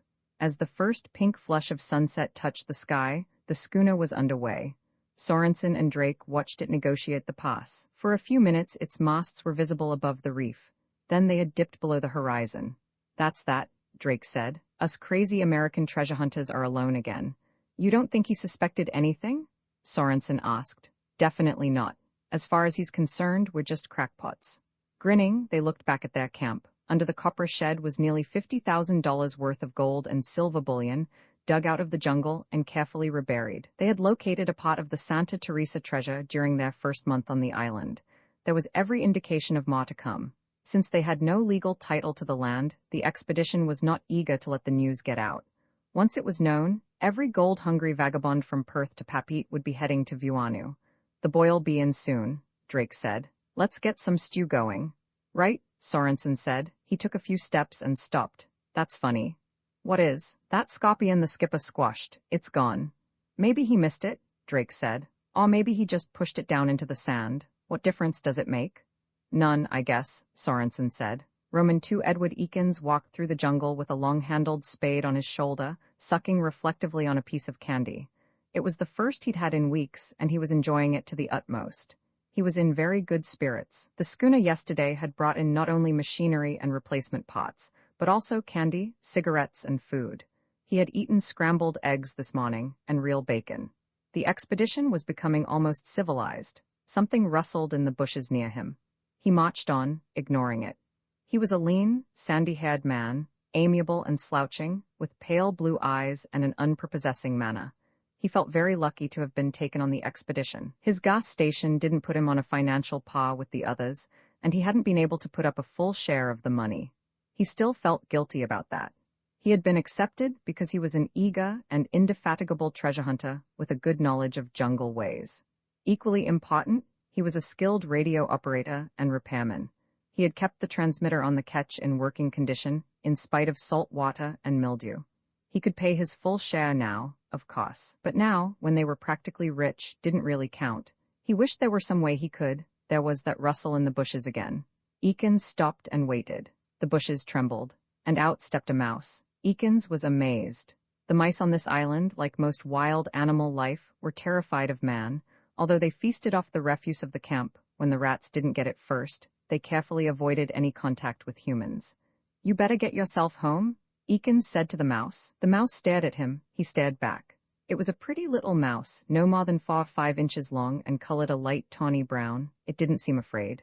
"So long, mouse," Eakins said. "I got work to do." He shifted his spade to the other shoulder and turned to go. As he turned, he caught a flash of brown out of the corner of his eye. Instinctively, he ducked. The mouse whirled past him, turned, and gathered itself for another leap. "Mouse, are you out of your head?" Eakins asked. The mouse bared its tiny teeth and sprang. Eakins knocked it aside. "Now get the hell out of here," he said. He was beginning to wonder if the rodent was crazy. Did it have rabies, perhaps? The mouse gathered itself for another charge. Eakins lifted the spade off his shoulders and waited. When the mouse sprang, he met it with a carefully timed blow. Then carefully, regretfully, he batted it to death. "Can't have rabid mice running around," he said. But the mouse hadn't seemed rabid. It had just seemed very determined. Eakins scratched his head. Now what, he wondered, had gotten into that little mouse? In the camp that evening, Eakins' story was greeted with hoots of laughter. It was just like Eakins to be attacked by a mouse. Several men suggested that he go armed in case the mouse's family wanted revenge. Eakins just smiled sheepishly. 2 days later, Sorensen and Al Cable were finishing up a morning's hard work at Site 4, 2 miles from the camp. The metals detector had shown marked activity at this spot. They were 7 feet down and nothing had been produced yet except a high mound of yellow-brown earth. "That detector must be wrong," Cable said, wiping his face wearily. He was a big, pinkish man. He had sweated off 20 pounds on Vuanu, picked up a bad case of prickly heat, and had enough treasure hunting to last him a lifetime. He wished he were back in Baltimore taking care of his used car agency. He didn't hesitate to say so, often and loudly. He was one member who had not worked out well. "Nothing wrong with the detector," Sorensen said. "Trouble is, we're digging in swampy ground. The cache must have sunk." "It's probably 100 feet down," Cable said, stabbing angrily at the gluey mud. "Nope," Sorensen said. "There's volcanic rock under us, no more than 20 feet down." 20 feet? We should have a bulldozer. "Might be costly bringing one in," Sorensen said mildly. "Come on, Al, let's get back to camp." Sorensen helped Cable out of the excavation. They cleaned off their tools and started toward the narrow path leading back to the camp. They stopped abruptly. A large, ugly bird had stepped out of the brush. It was standing on the path, blocking their way. "What in hell is that?" Cable asked. "A cassowary," Sorensen said. "Well, let's boot it out of the way and get going." "Take it easy," Sorensen said. "If anyone does any booting, it'll be the bird. Back away slowly." The cassowary was nearly 5 feet high, a black-feathered, ostrich-like bird standing erect on powerful legs. Each of its feet was 3-toed, and the toes curved into heavy talons. It had a yellowish, bony head and short, useless wings. From its neck hung a brilliant wattle-colored red, green, and purple. "It is dangerous?" Cable asked. Sorensen nodded. "Natives on New Guinea have been kicked to death by those birds." "Why haven't we seen it before?"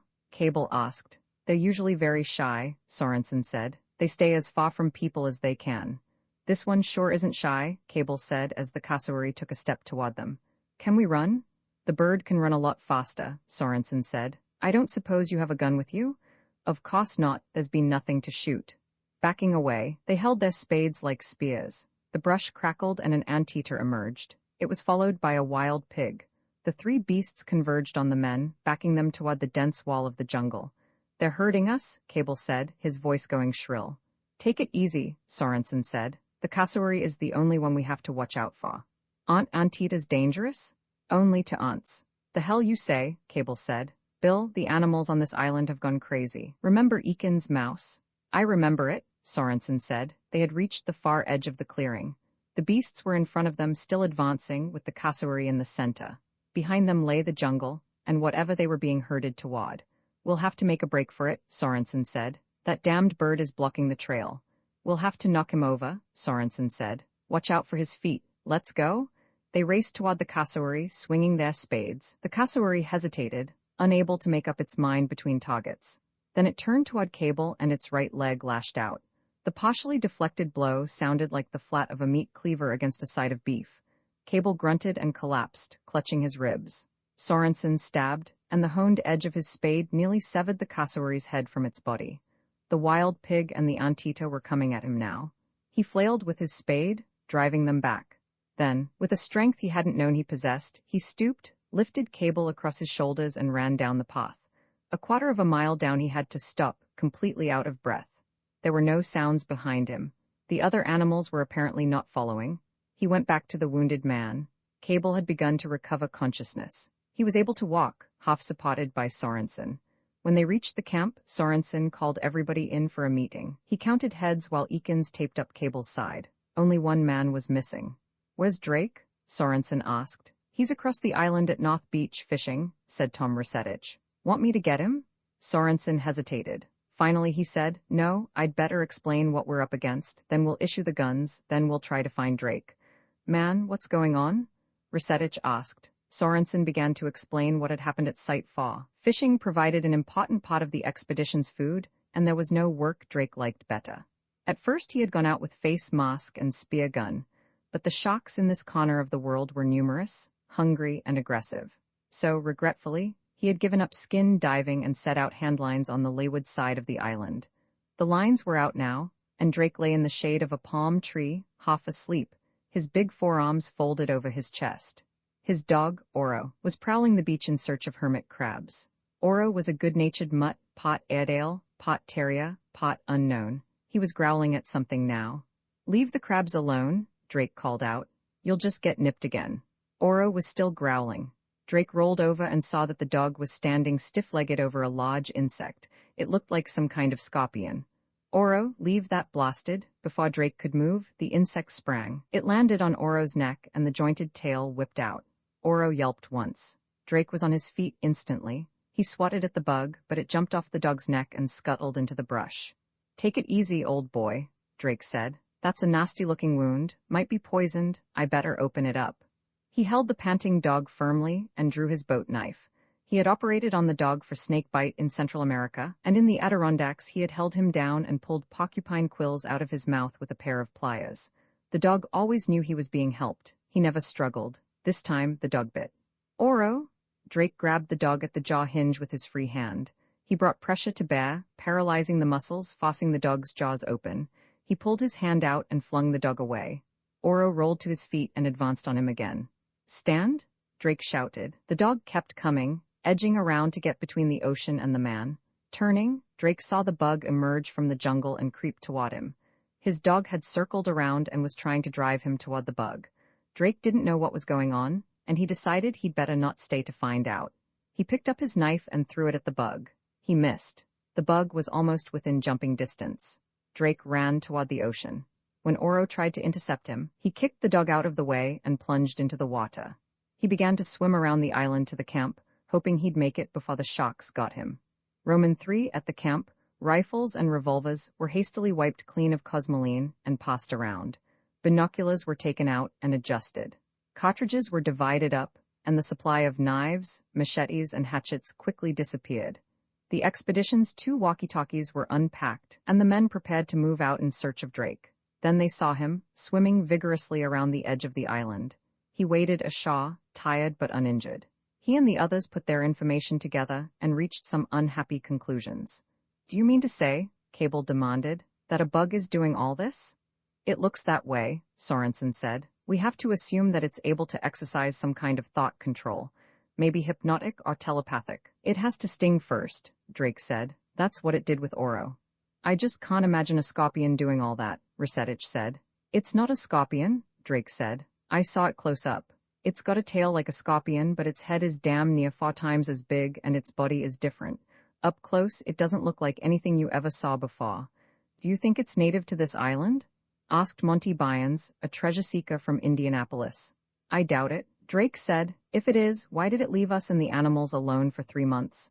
"That's right," Sorensen said. "All our troubles began just after the schooner came. The schooner must have brought it from somewhere." "Hey, what is it?" Drake asked. "Remember that scorpion the skipper tried to squash? It came out of the detector crate. Do you think it could be the same one?" Drake shrugged his shoulders. "Could be. Seems to me our problem right now isn't finding out where it came from. We have to figure out what to do about it." "If it can control animals," Byans said, "I wonder if it can control men." They were all silent. They had moved into a circle near the copper shed, and while they talked they watched the jungle for any sign of insect or animal life. Sorensen said, "We'd better radio for help." "If we do that," Resetich said. Somebody's going to find out about the Santa Teresa treasure. We'll be overrun in no time. Maybe so, Sorensen said. But at the worst, we've cleared expenses. We've even made a small profit. And if we don't get help, Drake said, we may be in no condition to take anything out of here. The problem isn't as bad as all that, Bynes said. We've got guns, we can take care of the animals. You haven't seen the bug yet, Drake said. We'll squash it? That won't be easy, Drake said. It's faster than hell, and how are you going to squash it if it comes into your hut some night while you're asleep? We could post guards and they wouldn't even see the thing. Bynes shuddered involuntarily. Yeah, I guess you're right, maybe we'd better radio for help. Eakins stood up. Well, gents, he said, I guess that means me. I just hope the batteries on the ketch are up to charge. It'll be dangerous going out there, Drake said. We'll draw lots. Eakins was amused. We will? How many of you can operate a transmitter? Drake said, I can. No offense meant, Eakins said, but you don't operate that set of yaws worth a damn. You don't even know MOS for key transmission. And can you fix the set if it goes out? No, Drake said, but the whole thing is too risky, we all should go. Eakins shook his head. Safest thing all around is if you cover me from the beach. That bug probably hasn't thought about the catch yet. Eakins stuck a tool kit in his pocket and strapped one of the camp's walkie-talkies over his shoulder. He handed the other one to Sorensen. He hurried down the beach past the launch and pushed the small dinghy into the water. The men of the expedition spread out, their rifles ready. Eakins got into the dinghy and started rowing across the quiet lagoon. They saw him tie up to the ketch and pause a moment, looking around. Then he climbed aboard. Quickly he slid back the hatch and went inside. Everything all right? Sorensen asked. No trouble yet, Eakins said, his voice sounding thin and sharp over the walkie-talkie. I'm at the transmitter now, turning it on. It needs a couple of minutes to warm up. Drake nudged Sorensen. Look over there. On the reef, almost hidden by the ketch, something was moving.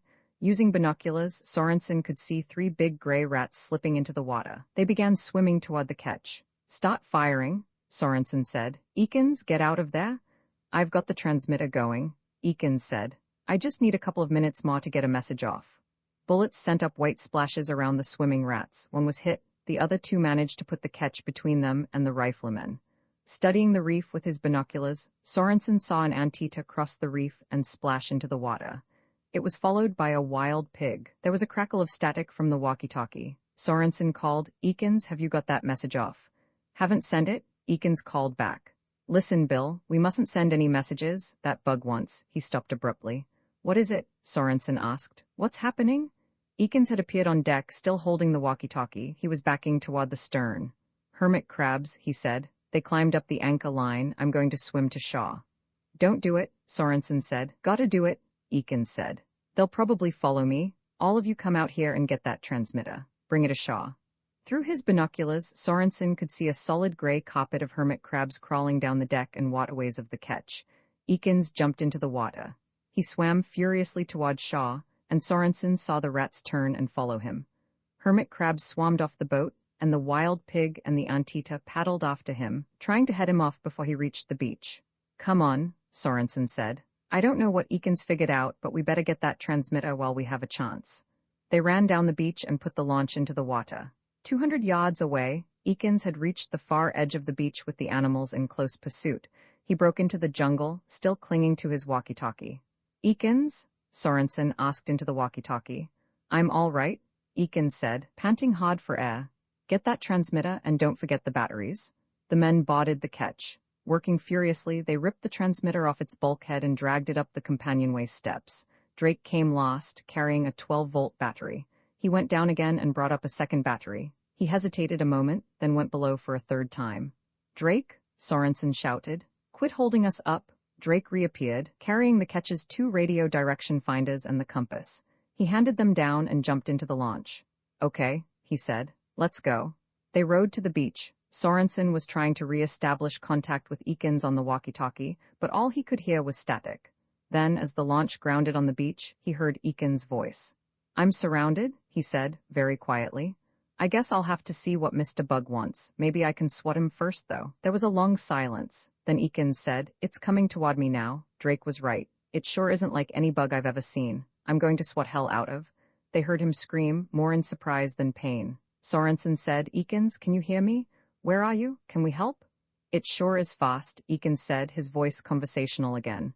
Fastest damned bug I've ever seen. jumped on my neck, stung me and jumped off again. How do you feel? Sorensen asked. Fine, Eakins said. Hardly felt the sting. Where is the bug now? Back in the bush. The animals?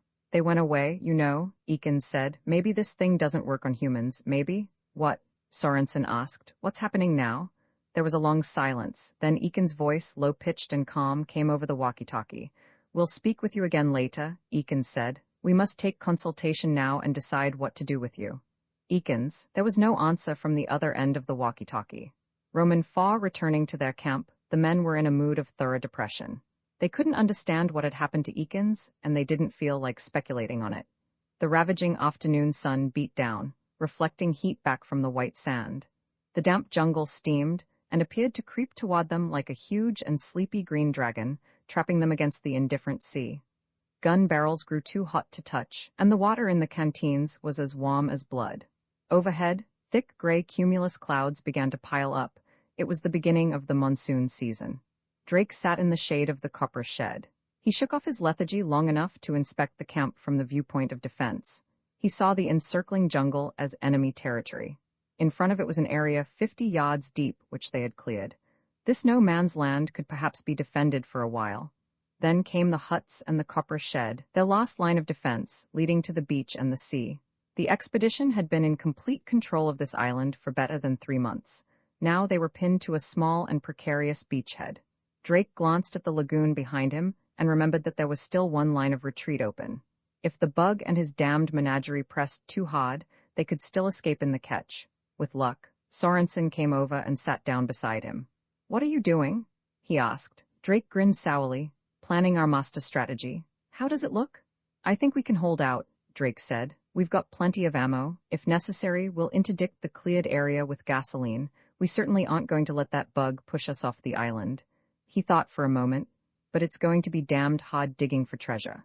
Sorensen nodded. I wonder what the bug wants. Maybe we'll find out from Eakins, Drake said. They had to wait half an hour. Then Eakins' voice came, sharp and shrill over the walkie-talkie. Sorensen, Drake? We're here, Drake said. What did that damned bug do to you? Nothing, Eakins said. You are talking to that bug now. My name is the Quedak. My God, Drake said to Sorensen. That bug must have hypnotized him. No, you are not speaking to a hypnotized Eakins, nor are you speaking to a creature who is simply using Eakins as a mouthpiece, nor are you speaking to the Eakins who was. You are speaking to many individuals who are one. I don't get that, Drake said. It's very simple, Eakins' voice replied. I am the Quedak, the totality, but my totality is made up of separate parts, which are Eakins, several rats, a dog named Oro, a pig, an Antita, a cassowary. Hold on, Sorensen said. Let me get this straight. This is not Eakins I'm speaking to. This is the Quedak? That is correct. And you control Eakins and the others. You speak through Eakins' mouth. Also correct. But that doesn't mean that the personalities of the others are obliterated. Quite the contrary, the Quedak state is a federation in which the various member parts retain their idiosyncrasies, their individual needs and desires. They give their knowledge, their power, their special outlook to the Quedak whole. The Quedak is the coordinating and command center, but the individual parts supply the knowledge, the insights, the special skills, and together we form the great cooperation. Cooperation? Drake said, but you did all this by force. It was necessary in the beginning, otherwise how would other creatures have known about the great cooperation? Would they stay if you released your control over them? Drake asked. That is a meaningless question. We form a single indivisible entity now. Would your arm return to you if you cut it off? It isn't the same thing. It is, Eakins' voice said. We are a single organism. We are still growing, and we welcome you wholeheartedly into the great cooperation. To hell with that, Drake said. But you must join, the Quedak told them. It is the Quedak mission to coordinate all sentient creatures into a single collective organism. Believe me, there is only the most trifling loss of the individuality you prize so highly, and you gain so much more. You learn the viewpoints and special knowledge of all other creatures. Within the Quedak framework, you can fully realize your potentialities. No? I am sorry, the Quedak said. The Quedak mission must be fulfilled. You will not join us willingly. Never, Drake said. Then we will join you, the Quedak said. There was a click as he turned off the walkie-talkie. From the fringe of the jungle, several rats appeared. They hesitated, just out of rifle range. A bird of paradise flew overhead, hovering over the cleared area like an observation plane. As the men watched, the rats began to run forward in long zigzags. "Start firing," Drake called out. "But go easy with the ammo." The men began to fire, but it was difficult to sight on the quick-moving rats against the grayish-brown clearing. And almost immediately, the rats were joined by a dozen hermit crabs. They had an uncanny knack for moving when no one was watching them, darting forward, then freezing against the neutral background. They saw Eakins appear on the fringe of the jungle. "Lousy traitor," Cable said, raising his rifle. Sorensen slapped the muzzle of the rifle aside. "Don't do it." "But he's helping that bug." "He can't help it," Sorensen said, "and he's not armed, leave him alone." Eakins watched for a few moments, then melted back into the jungle. The attack by the rats and crabs swept across half of the cleared space. Then, as they came closer, the men were able to pick their targets with more accuracy. Nothing was able to get closer than 20 yards, and when Resetich shot down the bird of paradise, the attack began to falter. "You know," Drake said, "I think we're going to be all right." "Could be," said Sorensen. "I don't understand what the Quedak is trying to accomplish. He knows we can't be taken like this, I should think." "Hey," one of the men called out. "Our boat." They turned and saw why the Quedak had ordered the attack. While it had occupied their attention, Drake's dog had swum out to the ketch and gnawed through the anchor line. Unattended, the ketch was drifting before the wind, moving toward the reef. They saw it bump gently, then harder. In a moment it was heeled hard over, stuck in the coral. There was a burst of static from the walkie-talkie. Sorensen held it up and heard the Quedak say, "The ketch isn't seriously damaged. It's simply immobilized." "The hell you say?" Drake growled. "For all you know, it's got a hole punched right through it. How do you plan on getting off the island, Quedak? Or are you just going to stay here?" "I will leave at the proper time," the Quedak said. "I want to make sure that we all leave together." The wind died. Huge gray thunderheads piled up in the sky to the southeast, their tops lost in the upper atmosphere, their black anvil bottoms pressing the hot, still air upon the island. The sun had lost its fiery glare. Cherry red, it slid listlessly toward the flat sea. High overhead, a single bird of paradise circled, just out of rifle range. It had gone up 10 minutes after Resetich had shot the first one down.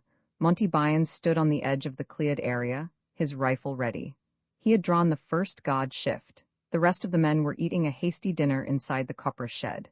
Sorensen and Drake were outside, looking over the situation. Drake said, "By nightfall we'll have to pull everybody back into the shed. Can't take a chance on being exposed to the Quedak in the dock." Sorensen nodded. He seemed to have aged 10 years in a day's time. "In the morning," Drake said, "we'll be able to work something out, we'll—" "What's wrong, Bill?"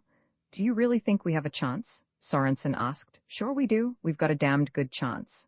"Be realistic," Sorensen said. "The longer this goes on, the more animals the Quedak can throw against us. What can we do about it?" "Hunt him out and kill him." "The damned thing is about the size of your thumb," Sorensen said irritably. "How can we hunt him?" "We'll figure out something," Drake said. He was beginning to get worried about Sorensen. The morale among the men was low enough without Sorensen pushing it down further. "I wish someone would shoot that damned bird," Sorensen said, glancing overhead. About every 15 minutes, the bird of paradise came darting down for a closer look at the camp. Then, before the god had a chance to fire, he swept back up to a safe altitude. "It's getting on my nerves, too," Drake said. "Maybe that's what it's supposed to do. One of these times we'll—" He stopped abruptly. From the copper shed he could hear the loud hum of a radio, and he heard Al Cable saying, "Hello, hello, this is Vuanu calling. We need help." Drake and Sorensen went into the shed. Cable was sitting in front of the transmitter, saying into the microphone, "Emergency, emergency, Vuanu calling, we need." "What in hell do you think you're doing?" Drake snapped. Cable turned and looked at him, his pudgy pink body streaked with sweat. "I'm radioing for help, that's what I'm doing. I think I've picked up somebody, but they haven't answered me yet." He readjusted the tuning. Over the receiver, they could hear a broad British voice saying, "Pawn to Queen Fa, eh? Why don't you ever try a different opening?" There was a sharp burst of static. "Just move," a deep bass voice answered. "Just shut up and move." "Sure," said the British voice. "Knight to King Bishop 3. Drake recognized the voices. They were ham radio operators. One of them owned a plantation on Bougainville, the other was a shopkeeper in Rabal. They came on the air for an hour of chess and argument every evening. Cable tapped the microphone impatiently. "Hello," he said. "This is Vuanu calling, emergency call." Drake walked over and took the microphone out of Cable's hand. He put it down carefully. "We can't call for help," he said. "What are you talking about?" Cable cried. "We have to?" Drake felt very tired. Look, if we send out a distress call, somebody's going to come sailing right in, but they won't be prepared for this kind of trouble. The Quebec will take them over and then use them against us. We can explain what the trouble is, Cable said. Explain? Explain what? That a bug is taking over the island? They'd think we were crazy with fever. They'd send in a doctor on the inter-island schooner. Dan's right, Sorensen said. Nobody would believe this without seeing it for himself. And by then, Drake said, it'd be too late. Eakins figured it out before the Quebec got him. That's why he told us not to send any messages. Cable looked dubious. But why did he want us to take the transmitter? So that he couldn't send any messages after the bug got him, Drake said. The more people trampling around, the easier it would be for the Quebec. If he had possession of the transmitter, he'd be calling for help right now. Yeah, I suppose so, Cable said unhappily. But damn it, we can't handle this alone. We have to. If the Quebec ever gets us and then gets off the island, that's it for Earth. Period. There won't be any big war, no hydrogen bombs or fallout, no heroic little resistance groups. Everybody will become part of the Quebec cooperation. We ought to get help somehow, Cable said stubbornly. We're alone, isolated. Suppose we ask for a ship to stand offshore? It won't work, Drake said. Besides, we couldn't ask for help even if we wanted to. Why not? Because the transmitter's not working, Drake said. You've been talking into a dead mic. It's receiving okay, Cable said. Drake checked to see if all the switches were on. Nothing wrong with the receiver, but we must have juggled something taking the transmitter out of the ship. It isn't working. Cable tapped the dead microphone several times, then put it down. They stood around the receiver, listening to the chess game between the man in Rabal and the man in Bougainville. Pawn to queen bishop 4, pawn to king 3, knight to queen bishop 3. There was a sudden staccato burst of static. It faded, then came again in 3 distinct bursts. What do you suppose that is? Sorensen asked. Drake shrugged his shoulders. Could be anything. Storm's shaping up and he stopped. He had been standing beside the door of the shed. As the static crackled, he saw the bird of paradise dive for a closer look. The static stopped when the bird returned to its slow-circling higher altitude. That's strange, Drake said. Did you see that, Bill? The bird came down and the static went on at the same time. I saw it, Sorensen said. Think it means anything? I don't know. Let's see. Drake took out his field glasses. He turned up the volume of the receiver and stepped outside where he could observe the jungle. He waited, hearing the sounds of the chess game 300 or 400 miles away. Come on now, move. Give me a minute. A minute? Listen, I can't stand in front of this bleeding set all night. Make yaw, static crackled sharply. Drake saw 4 wild pigs come trotting out of the jungle, moving slowly, like a reconnaissance squad probing for weak spots in an enemy position. They stopped, the static stopped. Byans, standing guard with his rifle, took a snapshot at them. The pigs turned and static crackled as they moved back into the jungle. There was more static as the bird of paradise swept down for a look, then climbed out of range. After that, the static stopped. Drake put down his binoculars and went back inside the shed. That must be it, he said. The static is related to the Quebec. I think it comes when he's operating the animals.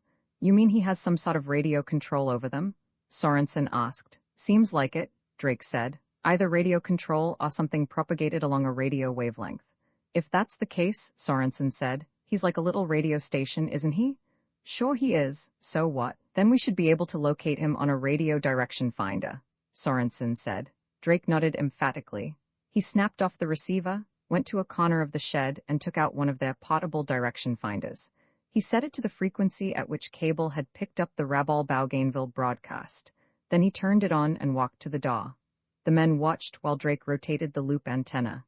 He located the maximum signal, then turned the loop slowly, read the bearing, and converted it to a compass course.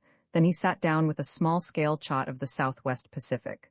Well, Sorensen asked, is it the Quebec? It's got to be, said Drake. I located a good null almost due south. That's straight ahead in the jungle. You're sure it isn't a reciprocal bearing? I checked that out. Is there any chance the signal comes from some other station? Nope. Due south, the next station is Sydney, and that's 1,700 miles away. Much too far for this RDF. It's the Quebec, all right. So we have a way of locating him, Sorensen said. 2 men with direction finders can go into the jungle and get themselves killed, Drake said. We can position the Quebec with RDFS, but his animals can locate us a lot faster. We wouldn't have a chance in the jungle. Sorensen looked crestfallen. Then we're no better off than before. We're a lot better off. Drake said, we have a chance now. What makes you think so? He controls the animals by radio, Drake said. We know the frequency he operates on. We can broadcast on the same frequency. We can jam his signal. Are you sure about that? Am I sure? Of course not, but I do know that two stations in the same area can't broadcast over the same frequency. If we tuned into the frequency the Quebec uses, made enough noise to override his signal. I see, Sorensen said. Maybe it would work. If we could interfere with his signal, he wouldn't be able to control the animals, and then we could hunt him down with the ADFS. That's the idea, Drake said. It has only one small flaw: our transmitter isn't working. With no transmitter, we can't do any broadcasting. No broadcasting, no jamming. Can you fix it? Sorensen asked. I'll try, Drake said, but we'd better not hope for too much. Eakins was the radio man on this expedition.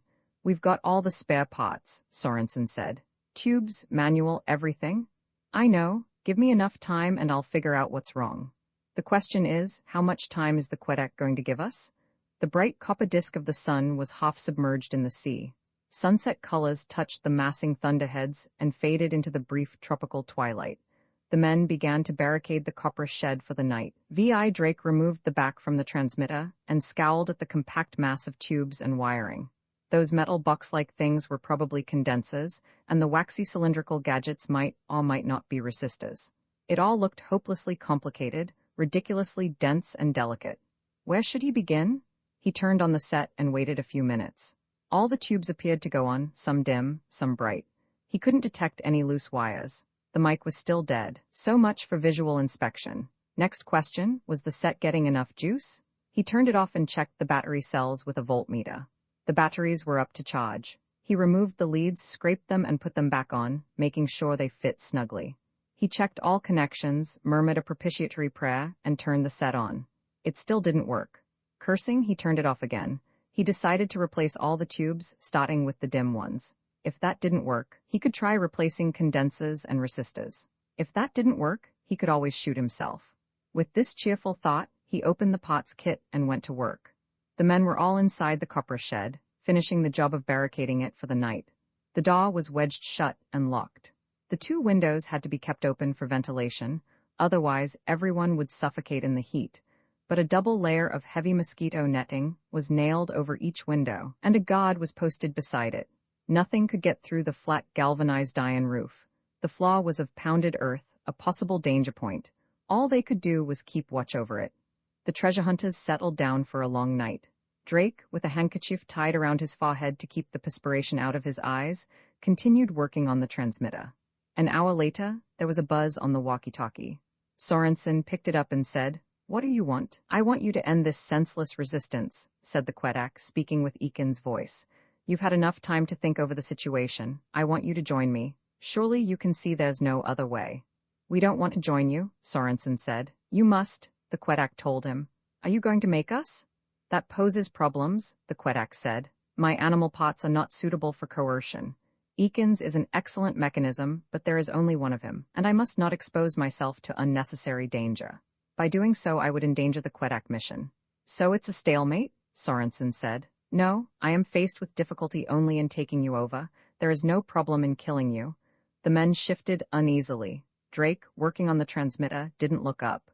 "I would rather not kill you," the Quebec said. "But the Quebec mission is of primary importance. It would be endangered if you didn't join. It would be seriously compromised if you left the island. So you must either join or be killed."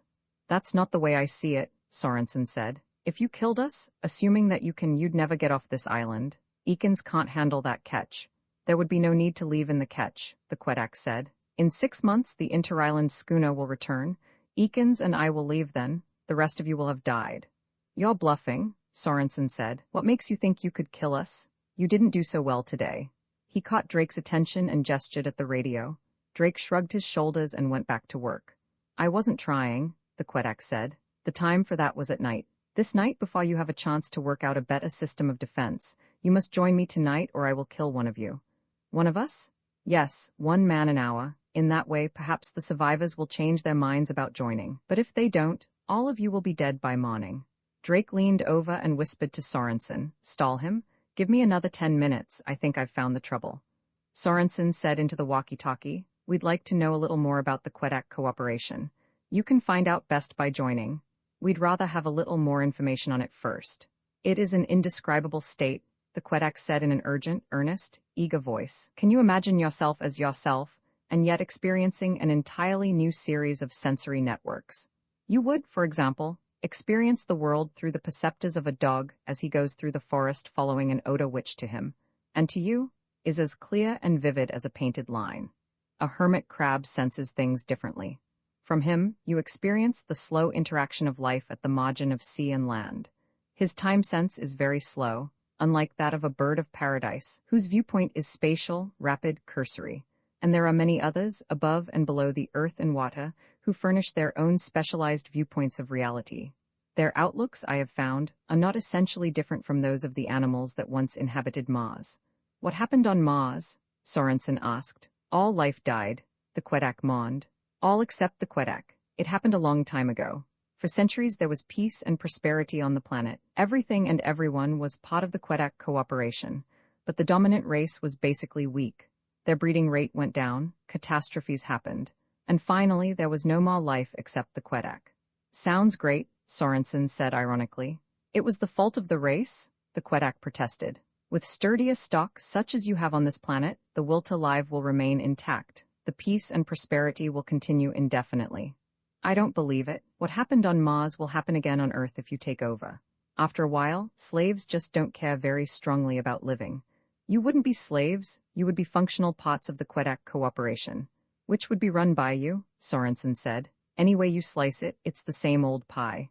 You don't know what you're talking about, the Quedak said. We have talked long enough. I am prepared to kill one man in the next 5 minutes. Are you or are you not going to join me? Sorensen looked at Drake. Drake turned on the transmitter. Gusts of rain splattered on the roof while the transmitter warmed up. Drake lifted the microphone and tapped it, and was able to hear the sound in the speaker. It's working, he said. At that moment something flew against the netting-covered window. The netting sagged, a fruit bat was entangled in it, glaring at them with tiny red-rimmed eyes. Get some boards over that window, Sorensen shouted. As he spoke, a second bat hurtled into the netting, broke through it, and tumbled to the floor. The men clubbed it to death, but far more bats flew in through the open window. Drake flailed at them, but he couldn't drive them away from the transmitter. They were diving at his eyes, and he was forced back. A wild blow caught one bat and knocked it to the floor with a broken wing. Then the others had reached the transmitter. They pushed it off the table. Drake tried to catch the set and failed. He heard the glass tubes shattering, but by then he was busy protecting his eyes. In a few minutes they had killed 2 more bats, and the others had fled out the window. The men nailed boards over both windows, and Drake bent to examine the transmitter. Any chance of fixing it? Sorensen asked. Not a hope, Drake said. They ripped out the wiring while they were at it. What do we do now? I don't know. Then the Quedak spoke to them over the walkie-talkie. I must have your answer right now. Nobody said a word. In that case, the Quedak said, I'm deeply sorry that one of you must die now. Roman 7 rain pelted the iron roof, and the gusts of wind increased in intensity. There were rumbles of distant thunder, but within the copper shed, the air was hot and still. The gasoline lantern hanging from the center beam threw a harsh yellow light that illuminated the center of the room, but left the corners in deep shadow. The treasure hunters had moved away from the walls.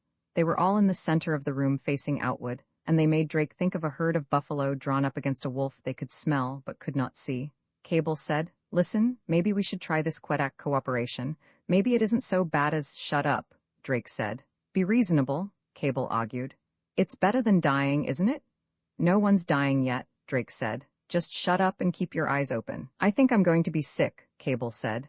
Dan, let me out. Be sick where you are, Drake said. Just keep your eyes open. You can't give me orders, Cable said. He started toward the door, then he jumped back. A yellowish scorpion had crept under the inch of clearance between the door and the floor. Resetich stamped on it, smashing it to pulp under his heavy boots. Then he whirled, swinging at 3 hornets which had come at him through the boarded windows. Forget the hornets, Drake shouted. Keep watching the ground. There was movement on the floor. Several hairy spiders crawled out of the shadows. Drake and Resetich beat at them with rifle butts. Byron saw something crawling under the door. It looked like some kind of huge flat centipede. He stamped at it, missed, and the centipede was on his boot, past it, on the flesh of his leg. He screamed. It felt like a ribbon of molten metal. He was able to smash it flat before he passed out. Drake checked the wound and decided it was not fatal. He stamped on another spider, then felt Sorensen's hand clutching his shoulder. He looked toward the corner Sorensen was pointing at. Sliding toward them were two large, dark-coated snakes. Drake recognized them as black adders. These nominally shy creatures were coming forward like tigers. The men panicked, trying to get away from the snakes. Drake pulled out his revolver and dropped to one knee, ignoring the hornets that buzzed around him, trying to draw a bead on the slender serpentine targets in the swaying yellow light. Thunder roared directly overhead. A long flash of lightning suddenly flooded the room, spoiling his aim. Drake fired and missed, and waited for the snakes to strike. They didn't strike. They were moving away from him, retreating to the rat hole from which they had emerged. One of the adders slid quickly through. The other began to follow, then stopped, half in the hole. Sorensen took careful aim with a rifle. Drake pushed the muzzle aside. Wait just a moment. The adder hesitated. It came out of the hole and began to move toward them again. And there was another crash of thunder and a vivid splash of lightning. The snake turned away and squirmed through the hole. "What's going on?" Sorensen asked. "Is the thunder frightening them?" "No, it's the lightning," Drake said. That's why the Quedak was in such a rush. He saw that a storm was coming, and he hadn't consolidated his position yet. "What are you talking about?" "The lightning," Drake said. "The electrical storm, it's jamming that radio control of his, and when he's jammed, the beasts revert to normal behavior. It takes him time to re-establish control." "The storm won't last forever," Cable said. "But maybe it'll last long enough," Drake said. He picked up the direction finders and handed one to Sorensen. "Come on, Bill. We'll hunt out that bug right now." "Hey," Resetich said, "isn't there something I can do?" "You can start swimming if we don't come back in an hour," Drake said. In slanting lines the rain drove down, pushed by the wild southwest wind. Thunder rolled continually, and each flash of lightning seemed aimed at them. Drake and Sorensen reached the edge of the jungle and stopped. "We'll separate here," Drake said. "Gives us a better chance of converging on him." "Right," Sorensen said. "Take care of yourself, Dan." Sorensen plunged into the jungle. Drake trotted 50 yards down the fringe and then entered the bush. He pushed forward, the revolver in his belt, the radio direction finder in one hand, a flashlight in the other. The jungle seemed to be animated by a vicious life of its own, almost as if the Quedak controlled it. Vines curled cunningly around his ankles, and the bushes reached out thorny hands toward him. Every branch took a special delight in slapping his face. Each time the lightning flashed, Drake's direction finder tried to home on it. He was having a difficult time staying on course. But he reminded himself, the Quedak was undoubtedly having an even more difficult time. Between flashes, he was able to set a course. The further he penetrated into the jungle, the stronger the signal became. After a while, he noticed that the flashes of lightning were spaced more widely apart. The storm was moving on toward the north, leaving the island behind. How much longer would he have the protection of the lightning? Another 10 or 15 minutes. He heard something whimper. He swung his flashlight around and saw his dog, Oro, coming toward him. His dog, or the Quedak's dog? "Hey there, boy," Drake said. He wondered if he should drop the direction finder and get the revolver out of his belt. He wondered if the revolver would still work after such a thorough soaking. Oro came up and licked his hand. He was Drake's dog, at least for the duration of the storm. They moved on together, and the thunder rumbled distantly in the north. The signal on his RDF was very strong now. Somewhere around here, he saw light from another flashlight. Sorensen, badly out of breath, had joined him. The jungle had ripped and clawed at him, but he still had his rifle, flashlight, and direction finder.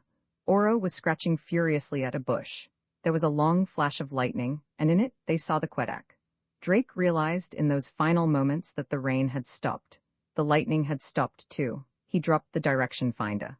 With the flashlight in one hand and his revolver in the other, he tried to take aim at the Quedak, who was moving, who had jumped, to Sorensen's neck, just above the right collarbone. Sorensen raised his hands, then lowered them again. He turned toward Drake, raising his rifle. His face was perfectly calm. He looked as though his only purpose in life was to kill Drake. Drake fired from less than 2 feet away. Sorensen spun with the impact, dropped his rifle, and fell. Drake bent over him, his revolver ready. He saw that he had fired accurately. The bullet had gone in just above the right collarbone. It was a bad wound, but it had been much worse for the Quedak, who had been in the direct path of the bullet. All that was left of the Quedak was a splatter of black across Sorensen's chest. Drake applied hasty first aid and hoisted Sorensen to his shoulders. He wondered what he would have done if the Quedak had been standing above Sorensen's heart, or on his throat, or on his head. He decided it was better not to think about that. He started back to camp, with his dog trotting along beside him. One man's poison too. Hellman plucked the lost radish out of the can with a pair of dividers. He held it up for Casca to admire, then laid it carefully on the workbench beside the razor. Hell of a meal for 2 grown men, Casca said, flopping down in one of the ship's padded crash chairs. If you'd like to give up your share, Hellman started to suggest. Casca shook his head quickly. Hellman smiled, picked up the razor, and examined its edge critically. Don't make a production out of it, Casca said, glancing at the ship's instruments. They were approaching a red dwarf, the only planet-bearing sun in the vicinity. We want to be through with supper before we get much closer. Hellman made a practice incision in the radish, squinting along the top of the razor. Casca bent closer, his mouth open. Hellman poised the razor delicately and cut the radish cleanly in half.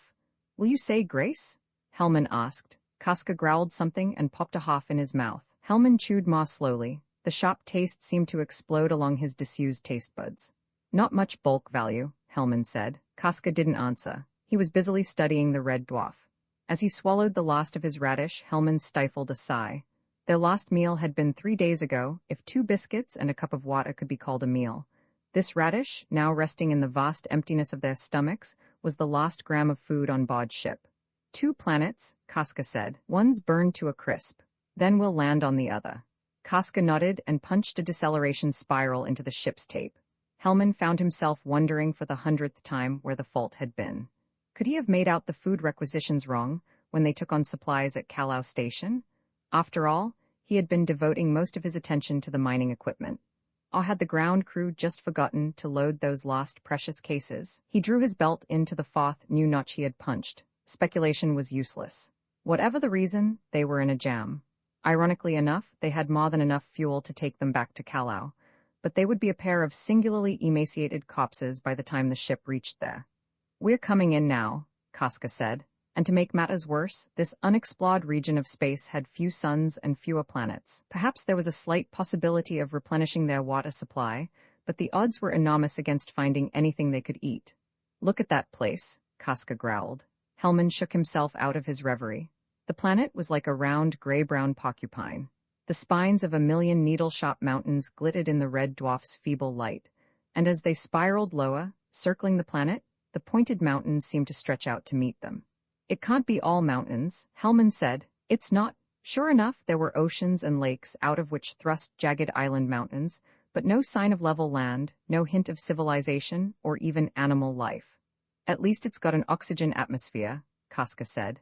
The deceleration spiral swept them around the planet, cutting lower into the atmosphere, breaking against it.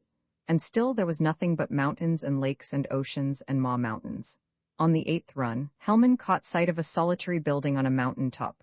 Casca braked recklessly, and the hull glowed red-hot. On the 11th run, they made a landing approach. Stupid place to build, Casca muttered. The building was donut-shaped and fitted nicely over the top of the mountain. There was a wide, level lip around it, which Casca scotched as he landed the ship. From the air, the building had merely seemed big. On the ground, it was enormous. Hellman and Casca walked up to it slowly. Hellman had his burner ready, but there was no sign of life. This planet must be abandoned, Hellman said almost in a whisper. Anyone in his right mind would abandon this place, Casca said. There are enough good planets around without anyone trying to live on a needle point. They reached the door. Hellman tried to open it and found it locked. He looked back at the spectacular display of mountains. You know, he said, when this planet was still in a molten state, it must have been affected by several gigantic moons that are now broken up. The strains, external and internal, wrenched it into its present spined appearance, and, come off it, Casca said ungraciously. You were a librarian before you decided to get rich on uranium. Hellman shrugged his shoulders and burned a hole in the doorlock. They waited. The only sound on the mountain top was the growling of their stomachs. They entered. The tremendous wedge-shaped room was evidently a warehouse of sorts. Goods were piled to the ceiling, scattered over the floor, stacked haphazardly against the walls. There were boxes and containers of all sizes and shapes, some big enough to hold an elephant, others the size of thimbles. Near the door was a dusty pile of books. Immediately, Hellman bent down to examine them. Must be food somewhere in here, Casca said, his face lighting up for the first time in a week. He started to open the nearest box. This is interesting, Hellman said, discarding all the books except one. Let's eat first, Casca said, ripping the top off the box. Inside was a brownish dust. Casca looked at it, sniffed, and made a face. Very interesting indeed, Hellman said, leafing through the book. Kosker opened a small can, which contained a glittering green slime. He closed it and opened another. It contained a dull orange slime. Hellman said, still reading. Hellman, will you kindly drop that book and help me find some food? Food? Hellman repeated, looking up. What makes you think there's anything to eat here? For all you know, this could be a paint factory. It's a warehouse, Koska shouted. He opened a kidney-shaped can and lifted out a soft purple stick. It hardened quickly and crumpled to dust as he tried to smell it. He scooped up a handful of the dust and brought it to his mouth. That might be extract of strychnine, Hellman said casually. Kosker abruptly dropped the dust and wiped his hands. After all, Hellman pointed out, granted that this is a warehouse, a cache if you wish. We don't know what the late inhabitants considered good fare. Paris green salad, perhaps with sulfuric acid as dressing.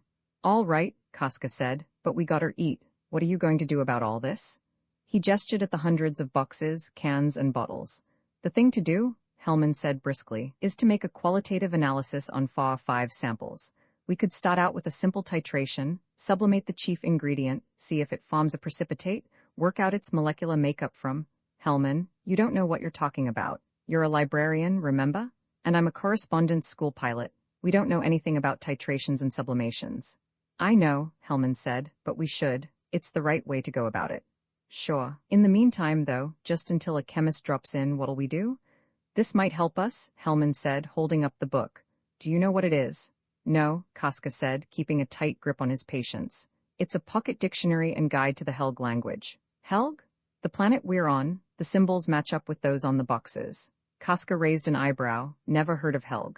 I don't believe the planet has ever had any contact with Earth, Hellman said. This dictionary isn't Helg English. It's Helgalumbrigen. Koska remembered that Alumbrija was the home planet of a small, adventurous reptilian race, out near the center of the galaxy. How come you can read Alumbrigen? Koska asked. Oh, being a librarian isn't a completely useless profession, Hellman said modestly. In my spare time. Yeah, now how about?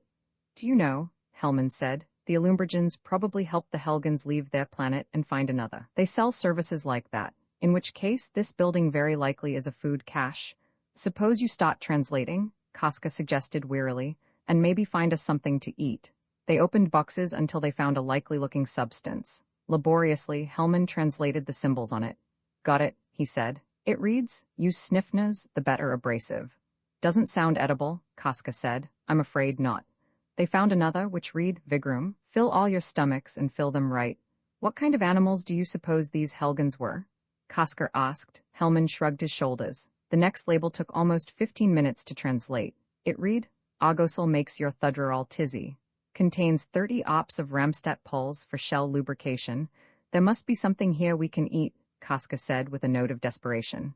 I hope so, Hellman replied. At the end of 2 hours, they were no closer. They had translated dozens of titles and sniffed so many substances that their olfactory senses had given up in disgust. Let's talk this over, Hellman said, sitting on a box marked, Vomitish, good as it sounds. Sure, Koska said, sprawling out on the floor. Talk. If we could deduce what kind of creatures inhabited this planet, we'd know what kind of food they ate, and whether it's likely to be edible for us. All we do know is that they wrote a lot of lousy advertising copy. Hellman ignored that. What kind of intelligent beings would evolve on a planet that is all mountains? Stupid ones? Koska said. That was no help. But Hellman found that he couldn't draw any inferences from the mountains. It didn't tell him if the late Helgans ate silicates or proteins or iodine-based foods or anything. Now look, Hellman said, we'll have to work this out by pure logic. Are you listening to me? Sure, Koska said. Okay, there's an old proverb that covers our situation perfectly. One man's meat is another man's poison. Yeah, Koska said. He was positive his stomach had shrunk to approximately the size of a marble. We can assume, first, that their meat is our meat. Koska wrenched himself away from a vision of 5 juicy roast beefs dancing tantalizingly before him. What if their meat is our poison? What then? Then, Hellman said, we will assume that their poison is our meat. And what happens if their meat and their poison are our poison? We starve. All right, Koska said, standing up. Which assumption do we start with? Well, there's no sense in asking for trouble. This is an oxygen planet, if that means anything. Let's assume that we can eat some basic food of theirs. If we can't, we'll start on their poisons. If we live that long, Koska said. Hellman began to translate labels. They discarded such brands as Androgenite's Delight and Verbal, for longer, curlier, more sensitive antennae until they found a small gray box about 6 inches by 3 by 3. It was called Valcorin's Universal Taste Treat for all digestive capacities. "This looks as good as any," Hellman said. He opened the box. Casca leaned over and sniffed. No odor. Within the box they found a rectangular, rubbery red block. It quivered slightly like jelly. "Bite into it," Casca said. "Me?" Hellman asked. "Why not you?" "You picked it." "I prefer just looking at it," Hellman said with dignity. "I'm not too hungry." "I'm not either," Casca said. They sat on the floor and stared at the jelly-like block. After 10 minutes, Hellman yawned, leaned back and closed his eyes. "All right, coward," Casca said bitterly. "I'll try it. Just remember, though, if I'm poisoned, you'll never get off this planet. You don't know how to pilot." "Just take a little bite then," Hellman advised. Casca leaned over and stared at the block. Then he prodded it with his thumb. The rubbery red block giggled. "Did you hear that?" Casca yelped, leaping back. "I didn't hear anything," Hellman said, his hands shaking. "Go ahead." Casca prodded the block again. It giggled louder, this time with a disgusting little simper. "Okay," Casca said. "What do we try next?" "Next? What's wrong with this?" "I don't eat anything that giggles," Casca stated firmly. "Now listen to me," Hellman said. "The creatures who manufactured this might have been trying to create an aesthetic sound as well as a pleasant shape and color. That giggle is probably only for the amusement of the eater." "Then bite into it yourself," Casca offered. Hellman glared at him, but made no move toward the rubbery block. Finally he said, "Let's move it out of the way." They pushed the block over to a corner. It lay there giggling softly to itself. "Now what?" Casca said. Hellman looked around at the jumbled stacks of incomprehensible alien goods. He noticed a door on either side of the room. "Let's have a look in the other sections," he suggested. Casca shrugged his shoulders apathetically. Slowly they trudged to the door in the left wall. It was locked and Hellman burned it open with the ship's burner. It was a wedge-shaped room, piled with incomprehensible alien goods. The hike back across the room seemed like miles, but they made it only slightly out of wind. Hellman blew out the lock and they looked in. It was a wedge-shaped room, piled with incomprehensible alien goods. "All the same," Casca said sadly, and closed the door. "Evidently, there's a series of these rooms going completely around the building," Hellman said. "I wonder if we should explore them." Casca calculated the distance around the building, compared it with his remaining strength, and sat down heavily on a long gray object. "Why bother?" he asked. Hellman tried to collect his thoughts. Certainly he should be able to find a key of some sort, a clue that would tell him what they could eat. But where was it? He examined the object Casca was sitting on. It was about the size and shape of a large coffin, with a shallow depression on top. It was made of a hard, corrugated substance. "What do you suppose this is?" Hellman asked. "Does it matter?" Hellman glanced at the symbols painted on the side of the object, then looked them up in his dictionary. "Fascinating," he murmured after a while. "Is it something to eat?" Casca asked, with a faint glimmering of hope. "No, you are sitting on something called the Morog Custom Super Transport for the discriminating Helgen who desires the best in vertical transportation. It's a vehicle?" "Oh," Casca said dully. "This is important. Look at it. How does it work?" Casca wearily climbed off the Morog Custom Super Transport and looked it over carefully. He traced 4 almost invisible separations on its 4 corners. "Retractable wheels, probably, but I don't see." Hellman read on. "It says to give it 3 amphas of high-gain Integra fuel, then a van of Tonda lubrication, and not to run it over 3,000 rolls for the first 50 mungus." "Let's find something to eat," Casca said. "Don't you see how important this is?" Hellman asked. "This could solve our problem. If we could deduce the alien logic inherent in constructing this vehicle, we might know the Helgen thought pattern. This, in turn, would give us an insight into their nervous systems, which would imply their biochemical makeup." Casca stood still, trying to decide whether he had enough strength left to strangle Hellman. "For example," Hellman said, "what kind of vehicle would be used in a place like this? Not one with wheels, since everything is up and down. Anti-gravity? Perhaps, but what kind of anti-gravity? And why did the inhabitants devise a box-like farm instead?" Casca decided sadly that he didn't have enough strength to strangle Hellman, no matter how pleasant it might be. Very quietly he said, "Kindly stop making like a scientist. Let's see if there isn't something we can gulp down." "All right," Hellman said sulkily. Casca watched his partner wander off among the cans, bottles, and cases. He wondered vaguely where Hellman got the energy, and decided that he was just too cerebral to know when he was starving. "Here's something," Hellman called out, standing in front of a large yellow vat. "What does it say?" Casca asked. Little bit hard to translate, but rendered freely, it reads, Mauritius Voozy with lacto-ecto added for a new taste sensation. Everyone drinks Voozy. Good before and after meals, no unpleasant after effects. Good for children, the drink of the universe? That sounds good, Koska admitted, thinking that Hellman might not be so stupid after all. This should tell us once and for all if their meat is our meat, Hellman said. This Voozy seems to be the closest thing to a universal drink I've found yet. Maybe, Koska said hopefully, maybe it's just plain water? We'll see. Hellman pried open the lid with the edge of the burner. Within the vat was a crystal-clear liquid. No odor, Koska said, bending over the vat. The crystal liquid lifted to meet him. Koska retreated so rapidly that he fell over a box. Hellman helped him to his feet and they approached the vat again. As they came near, the liquid lifted itself 3 feet into the air and moved toward them. What have you done now? Koska asked, moving back carefully. The liquid flowed slowly over the side of the vat. It began to flow toward him. Hellman? Koska shrieked. Hellman was standing to one side, perspiration pouring down his face, reading his dictionary with a preoccupied frown. Guess I bumbled the translation, he said. Do something? Koska shouted. The liquid was trying to back him into a corner. Nothing I can do, Hellman said, reading on. Ah, here's the error. It doesn't say everyone drinks Voozy. Wrong subject. Voozy drinks everyone. That tells us something? The Helgans must have soaked liquid in through their paws. Naturally, they would prefer to be drunk instead of to drink. Koska tried to dodge around the liquid, but it cut him off with a merry gurgle. Desperately, he picked up a small bale and threw it at the Voozy. The Voozy caught the bale and drank it. Then it discarded that and turned back to Koska. Hellman tossed another box. The Voozy drank this one and a third and fourth that Koska threw in. Then, apparently exhausted, it flowed back into its vat. Koska clapped down the lid and sat on it, trembling violently. Not so good, Hellman said. We've been taking it for granted that the Helgans had eating habits like us, but of course it doesn't necessarily. No, it doesn't. No, sir, it certainly doesn't. I guess we can see that it doesn't. Anyone can see that it doesn't? Stop that, Hellman ordered sternly. We've no time for hysteria. Sorry. Koska slowly moved away from the Voozy vat. I guess we'll have to assume that their meat is our poison, Hellman said thoughtfully. So now we'll see if their poison is our meat. Koska didn't say anything. He was wondering what would have happened if the Voozy had drunk him. In the corner, the rubbery block was still giggling to itself. Now here's a likely-looking poison, Hellman said, half an hour later. Koska had recovered completely, except for an occasional twitch of the lips. What does it say? He asked. Hellman rolled a tiny tube in the palm of his hand. It's called P. Vaskin's Plugger. The label reads, Warning, highly dangerous.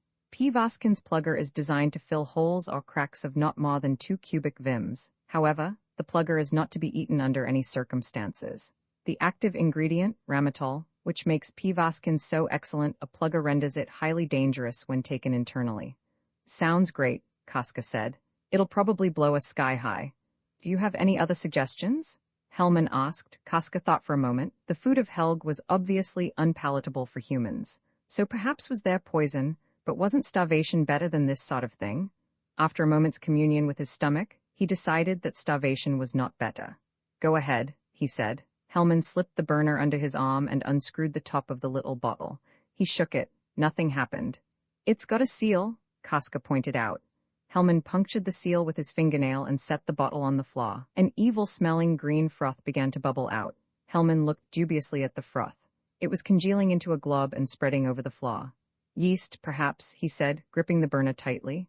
Come, faint-heart never filled an empty stomach. I'm not holding you back, Hellman said. The glob swelled to the size of a man's head. How long is that supposed to go on? Koska asked.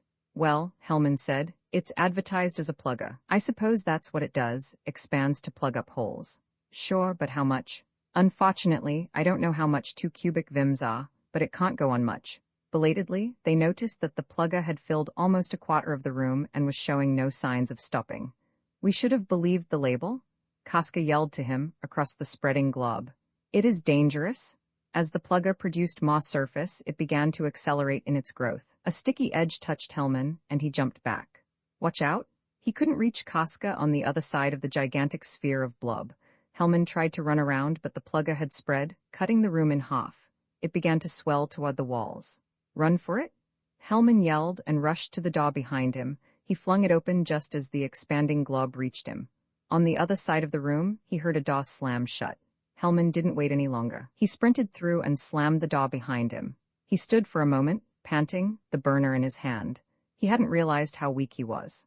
That sprint had cut his reserves of energy dangerously close to the collapsing point. At least Casca had made it too, though. But he was still in trouble. The plugger pawed merrily through the blasted lock into the room. Hellman tried a practice shot on it, but the plugger was evidently impervious, as he realized a good plugger should be. It was showing no signs of fatigue. Hellman hurried to the far wall. The door was locked as the others had been, so he burned out the lock and went through. How far could the glob expand? How much was 2 cubic vims? 2 cubic miles, perhaps? For all he knew, the plugger was used to repair faults in the crusts of planets. In the next room, Hellman stopped to catch his breath. He remembered that the building was circular. He would burn his way through the remaining doors and join Casca. They would burn their way outside and Casca didn't have a burner? Hellman turned white with shock. Casca had made it into the room on the right because they had burned it open earlier. The plugger was undoubtedly oozing into that room, through the shattered lock, and Casca couldn't get out. The plugger was on his left, a locked door on his right. Rallying his remaining strength, Hellman began to run. Boxes seemed to get in his way purposefully, tripping him, slowing him down. He blasted the next door and hurried on to the next, and the next, and the next. The plugger couldn't expand completely into Casca's room, or could it? The wedge-shaped rooms, each a segment of a circle, seemed to stretch before him forever, a jumbled montage of locked doors, alien goods, more doors, more goods. Hellman fell over a crate, got to his feet, and fell again. He had reached the limit of his strength and passed it, but Casca was his friend. Besides, without a pilot, he'd never get off the place. Hellman struggled through 2 more rooms on trembling legs and then collapsed in front of a third. "Is that you, Hellman?" he heard Casca ask from the other side of the door. "You all right?" Hellman managed to gasp. "Haven't much room in here," Casca said, but the pluggers stopped growing. "Hellman, get me out of here." Hellman lay on the floor panting. "Moment," he said. "Moment, hell," Casca shouted. "Get me out, I've found water." "What, how? Get me out of here." Hellman tried to stand up, but his legs weren't cooperating. "What happened?" he asked. "When I saw that glob filling the room, I figured I'd try to start up the super custom transport. Thought maybe it could knock down the door and get me out. So I pumped it full of high-gain Integra fuel." "Yes," Hellman said, still trying to get his legs under control. "That super custom transport is an animal, Hellman, and the Integra fuel is water. Now get me out."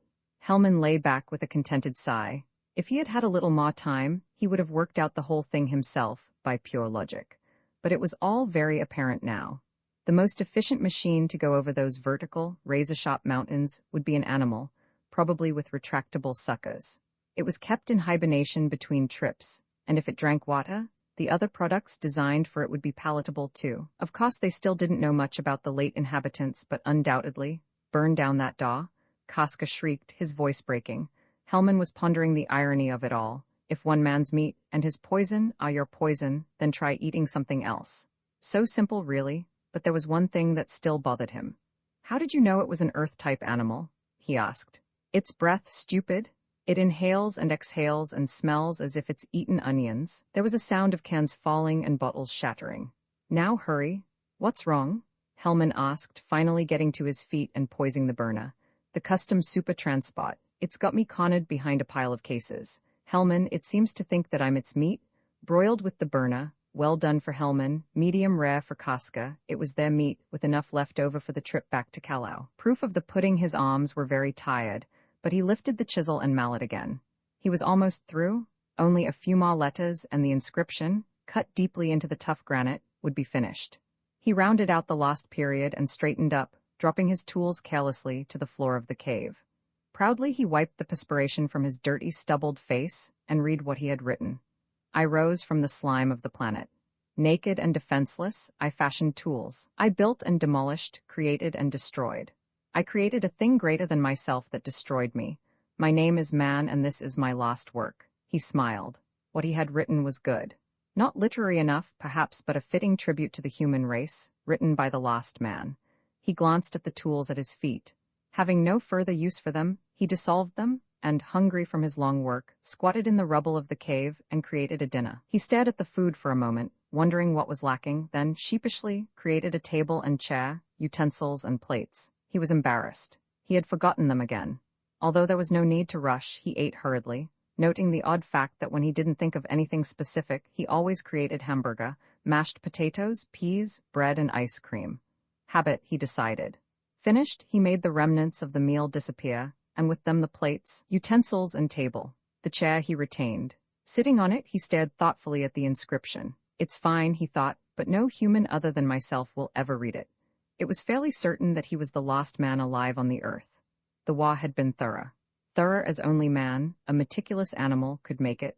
There had been no neutrals in this war, no middle-of-the-road policy. You were on one side or the other. Bacteria, gas, and radiations had covered the earth like a vast cloud. In the first days of that war, invincible secret weapon had succeeded secret weapon with almost monotonous regularity. And after the last hand had pushed the last button, the bombs, automatically guided and impelled, had continued to rain down. The unhappy earth was a huge junkyard, without a living thing, plant or animal, from pole to pole. He had watched a good part of it. He had waited until he was fairly sure the last bomb had been dropped. Then he had come down. Very clever of you, he thought bitterly, looking out the mouth of the cave at the lava plain his ship rested on, and at the twisted mountains behind it.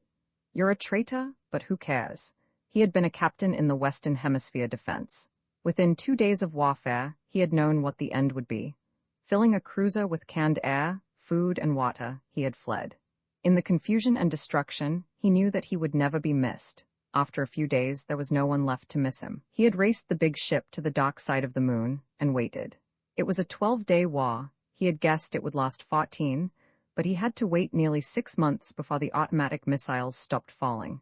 Then he had come down, to find himself the only survivor. He had expected others to recognize the futility of it, load ships, and flock to the dark side of the moon also.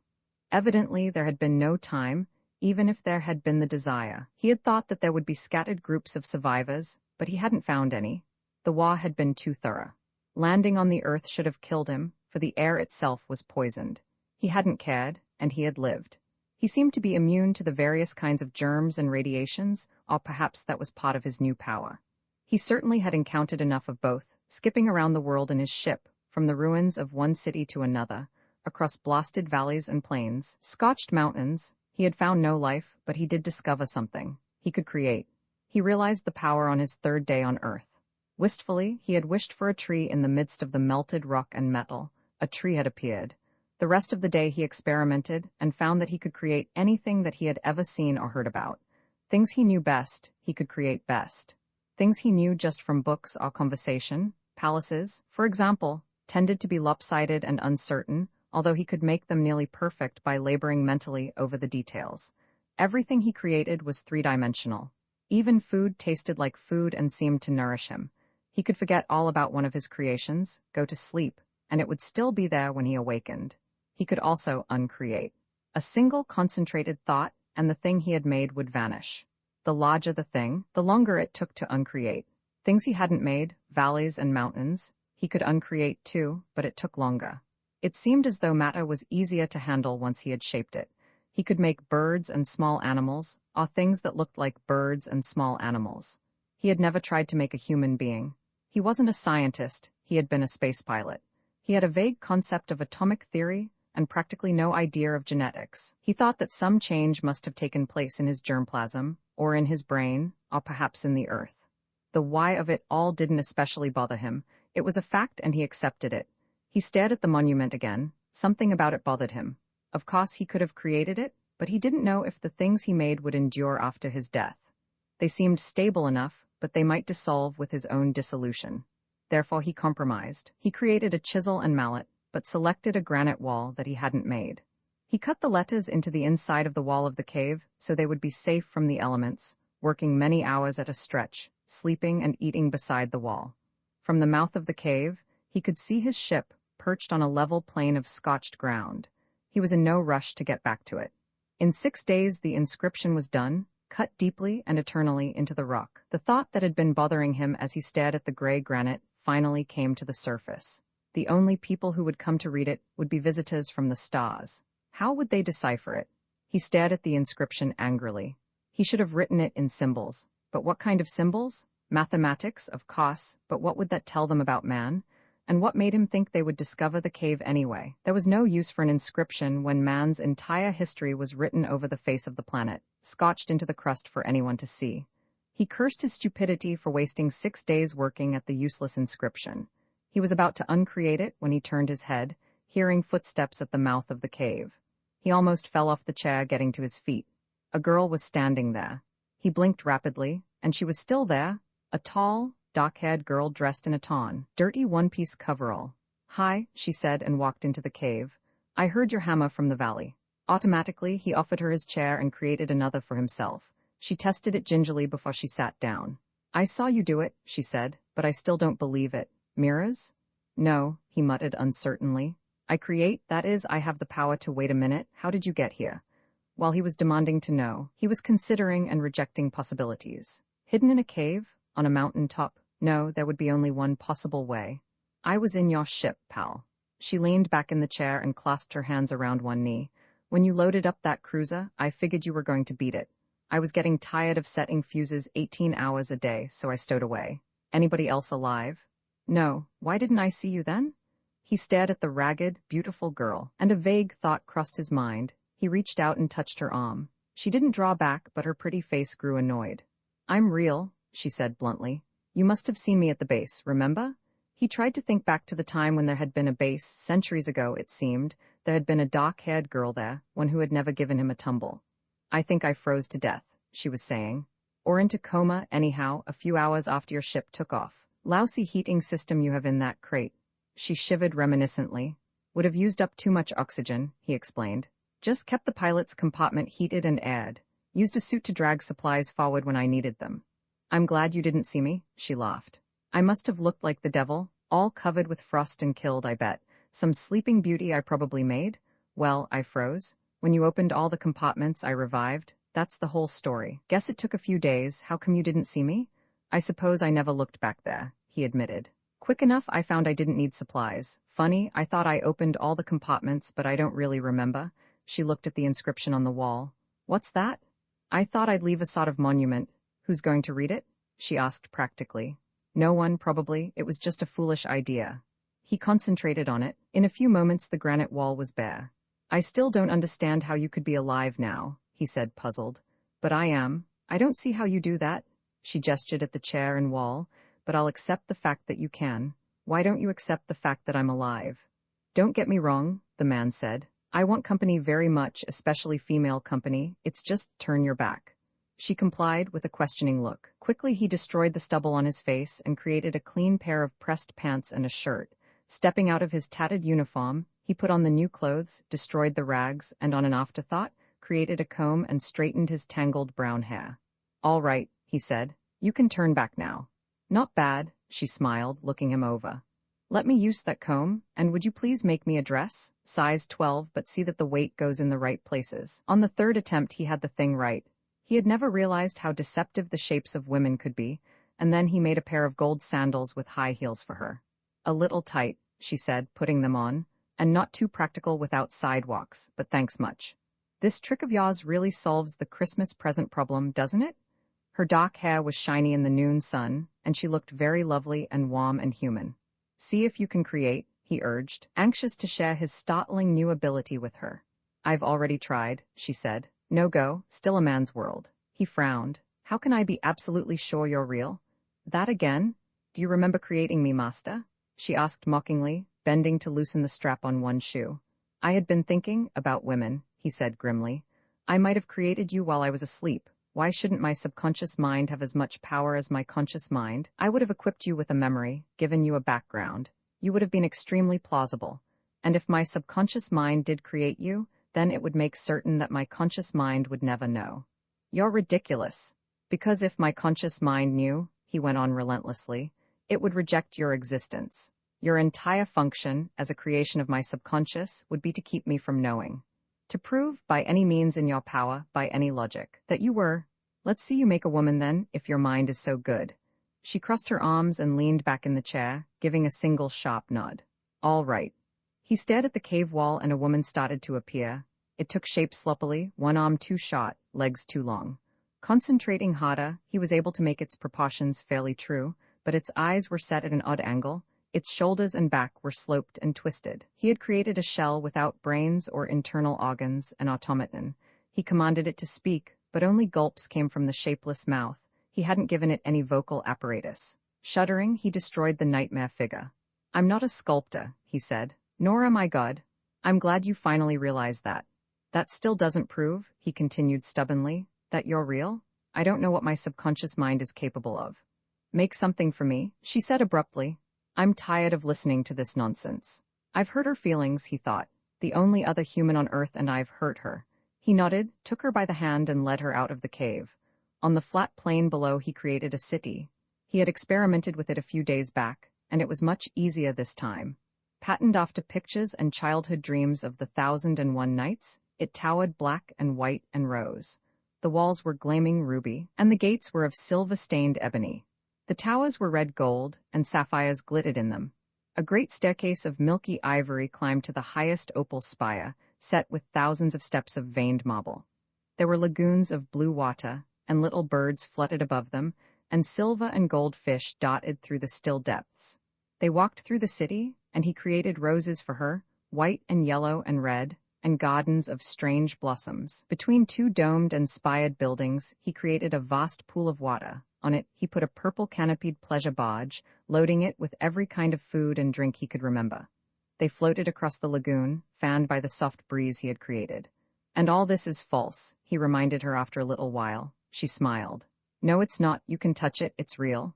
"Will it be here after I die?" "Who cares? Besides, if you can do all this, you can cure any sickness. Perhaps you can even cure old age and death." She plucked a blossom from an overhanging bough and sniffed its fragrance. "You could keep this from fading and dying. You could probably do the same for us, so where's the problem? Would you like to go away?" he said, puffing on a newly created cigarette. "Would you like to find a new planet, untouched by war? Would you like to start over?" "Start over, you mean? Later perhaps. Now I don't even want to go near the ship. It reminds me of the war." They floated on a little way. "Are you sure now that I'm real?" she asked. "If you want me to be honest, no," he replied, "but I want very much to believe it." "Then listen to me," she said, leaning toward him. "I'm real." She slipped her arms around his neck. "I've always been real. I always will be real. You want proof? Well, I know I'm real, so do you. What more can you ask?" He stared at her for a long moment, felt her warm arms around his neck, listened to her breathing. He could smell the fragrance of her skin and hair, the unique essence of an individual. Slowly he said, "I believe you. I love you. What is your name?" She thought for a moment. "Joan." "Strange," he said. "I always dreamed of a girl named Joan. What's your last name?" She kissed him. Overhead, the swallows he had created, his swallows, wheeled in wide circles above the lagoon. His fish dotted aimlessly to and fro, and his city stretched, proud and beautiful, to the edge of the twisted lava mountains. "You didn't tell me your last name," he said. "Oh, that. A girl's maiden name never matters. She always takes her husband's." "That's an evasion?" She smiled. "It is, isn't it?" Perspective's special. The sandcar moved smoothly over the rolling dunes, its 6 fat wheels rising and falling like the ponderous rumps of tandem elephants. The hidden sun beat down from a dead-white sky, pouring heat into the canvas top, reflecting heat back from the parched sand. "Stay awake," Morrison told himself, pulling the sandcar back to its compass course. It was his 21st day on Venus's Scorpion Desert, his 21st day of fighting sleep while the sandcar rocked across the dunes, forging over humpbacked little waves. Night travel would have been easier, but there were too many steep ravines to avoid, too many house-sized boulders to dodge. Now he knew why men went into the desert in teams. One man drove while the other kept shaking him awake. But it's better alone, Morrison reminded himself. Half the supplies and no accidental murders. His head was beginning to droop. He snapped himself erect. In front of him, the landscape shimmered and danced through the Polaroid windshield. The sandcar lurched and rocked with treacherous gentleness. Morrison rubbed his eyes and turned on the radio. He was a big, sunburned, rangy young man with close-cropped black hair and gray eyes. He had come to Venus with a grubstake of $20,000 to find his fortune in the Scorpion Desert as others had done before him. He had outfitted in Presto, the last town on the edge of the wilderness, and spent all but $10 on the sandcar and equipment. In Presto, $10 just covered the cost of a drink in the town's only saloon. So Morrison ordered rye and water, drank with the miners and prospectors, and laughed at the old-timers' yarns about the sandwolf packs and the squadrons of voracious birds that inhabited the interior desert. He knew all about sun blindness, heat stroke, and telephone breakdown. He was sure none of it would happen to him. But now, after 21 days and 1,800 miles, he had learned respect for this wattless waste of sand and stone 3 times the area of the Sahara. You really could die here, but you could also get rich, and that was what Morrison planned to do. His radio hummed. At full volume, he could hear the faintest murmur of dance music from Venice Bog. Then it faded, and only the hum was left. He turned off the radio and gripped the steering wheel tightly in both hands. He unclenched one hand and looked at his watch. 9:15 in the morning. At 10:30 he would stop and take a nap. A man had to have rest in this heat, but only a half-hour nap. Treasure lay somewhere ahead of him, and he wanted to find it before his supplies got much lower. The precious outcroppings of golden stone had to be up ahead. He'd been following traces for 2 days now. Maybe he would hit a real bonanza, as Kirk did in '89, or Edmondson and Osler in '93. If so, he would do just what they did. He'd order up a prospectus special, and to hell with the cost. The sand car rolled along at an even 30 miles an hour, and Morrison tried to concentrate on the heat-blasted yellow-brown landscape. That sandstone patch over there was just the tawny color of Janie's hair. After he struck it rich, he and Janie would get married, and he'd go back to Earth and buy an ocean farm. No more prospecting. Just one rich strike so he could buy his spread on the deep blue Atlantic. Maybe some people thought fish herding was tame. It was good enough for him. He could see it now, the mackerel herds drifting along and browsing at the plankton pens, himself and his trusty dolphin keeping an eye out for the silvery flash of a predatory barracuda or a steel-gray shark coming along behind the branching coral. Morrison felt the sandcar lurch. He woke up, grabbed the steering wheel, and turned it hard. During his moments of sleep, the vehicle had crept over the dune's crumbling edge. Sand and pebbles spun under the fat tires as the sandcar fought for traction. The car tilted perilously. The tires shrieked against the sand, gripped, and started to pull the vehicle back up the slope. Then the whole face of the dune collapsed. Morrison held onto the steering wheel as the sandcar flipped over on its side and rolled down the slope. Sand filled his mouth and eyes. He spat and held on while the car rolled over again and dropped into emptiness. For seconds, he was in the air. The sandcar hit bottom squarely on its wheels. Morrison heard a double boom as the 2 rear tires blew out. Then his head hit the windshield. When he recovered consciousness, the first thing he did was look at his watch. It read 10:35. Time for that nap, Morrison said to himself, but I guess I'll survey the situation first. He found that he was at the bottom of a shallow, fault-strewn with knife-edged pebbles. 2 tires had blown on impact, his windshield was gone, and one of the doors was sprung. His equipment was strewn around but appeared to be intact. Could have been worse, Morrison said. He bent down to examine the tires more carefully. It is worse, he said. The 2 blown tires were shredded beyond repair. There wasn't enough rubber left in them to make a child's balloon. He had used up his spares 10 days back crossing Devil's Grill, used them and discarded them.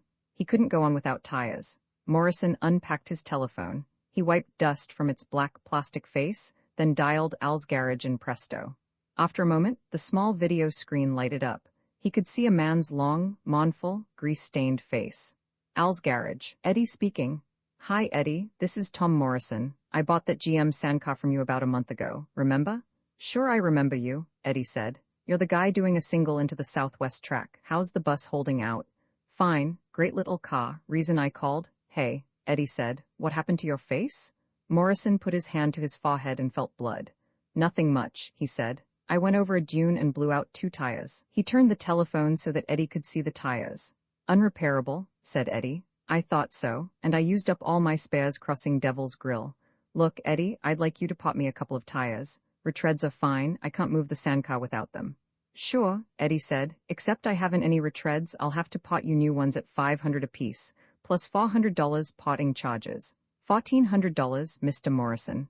All right. Yes, sir, now if you'll show me the cash or a money order which you can send back with the receipt, I'll get moving on it. At the moment, Morrison said, I haven't got a cent on me. Bank account? Stripped clean? Bonds, property? Anything you can convert into cash? Nothing except this sandcar which you sold me for $8,000. When I come back, I'll settle my bill with the sandcar. If you get back, sorry, Mr. Morrison, no can do. What do you mean? Morrison asked. You know I'll pay for the tires. And you know the rules on Venus, Eddie said, his mournful face set in obstinate lines. No credit, cash and carry. I can't run the sandcar without tires, Morrison said. Are you going to strand me out here? Who in hell is stranding you? Eddie asked. This sort of thing happens to prospectors every day. You know what you have to do now, Mr. Morrison. Call public utility and declare yourself a bankrupt. Sign over what's left of the sandcar, equipment, and anything you've found on the way. They'll get you out. I'm not turning back, Morrison said. Look, he held the telephone close to the ground. You see the traces, Eddie? See those red and purple flecks? There's precious stuff near here. Every prospector sees traces, Eddie said. Damn desert is full of traces. These are rich, Morrison said. These are leading straight to big stuff, a bonanza load. Eddie, I know it's a lot to ask, but if you could stake me to a couple of tires.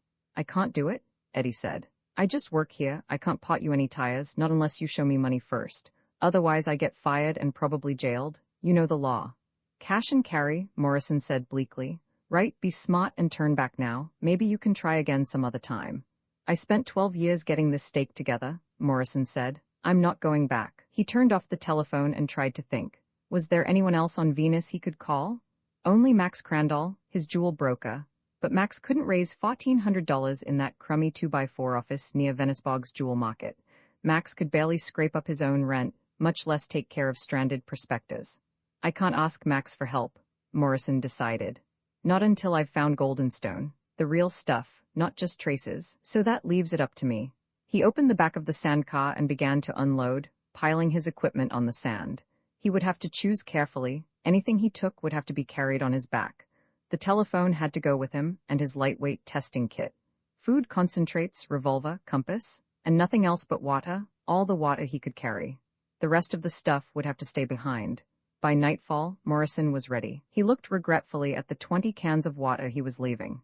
In the desert, water was a man's most precious possession, second only to his telephone. But it couldn't be helped.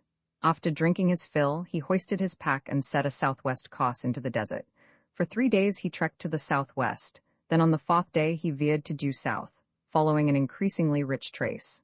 The sun, eternally hidden, beat down on him, and the dead white sky was like a roof of heated iron over his head. Morrison followed the traces, and something followed him. On the 6th day, he sensed movement just out of the range of his vision. On the 7th day, he saw what was trailing him. Venus's own brand of wolf, small, lean, with a yellow coat and long, grinning jaws, it was one of the few mammals that made its home in the Scopian Desert. As Morrison watched, 2 maw sandwolves appeared beside it. He loosened the revolver in its holster. The wolves made no attempt to come closer. They had plenty of time. Morrison kept on going, wishing he had brought a rifle with him. But that would have meant 8 pounds maw, which meant 8 pounds less water. As he was pitching camp at dusk the 8th day, he heard a crackling sound. He whirled around and located its source, about 10 feet to his left and above his head. A little vortex had appeared, a tiny mouth in the air like a whirlpool in the sea. It spun, making the characteristic crackling sounds of potting. Now who could be potting anything to me? Morrison asked, waiting while the whirlpool slowly widened. Solid potting from a base projector to a field target was a standard means of moving goods across the vast distances of Venus. Any inanimate object could be potted. Animate beings couldn't because the process involved certain minor, but distressing molecular changes in protoplasm. A few people had found this out the hard way when potting was first introduced. Morrison waited. The aerial whirlpool became a mouth 3 feet in diameter. From the mouth stepped a chrome-plated robot carrying a large sack. "Oh, it's you," Morrison said. "Yes, sir," the robot said, now completely clear of the field. "Williams 4 at your service with the Venus mail." It was a robot of medium height, thin-shanked and flat-footed, humanoid in appearance, amiable in disposition. For 23 years it had been Venus's entire postal service, SOTA, deliverer, and dead storage.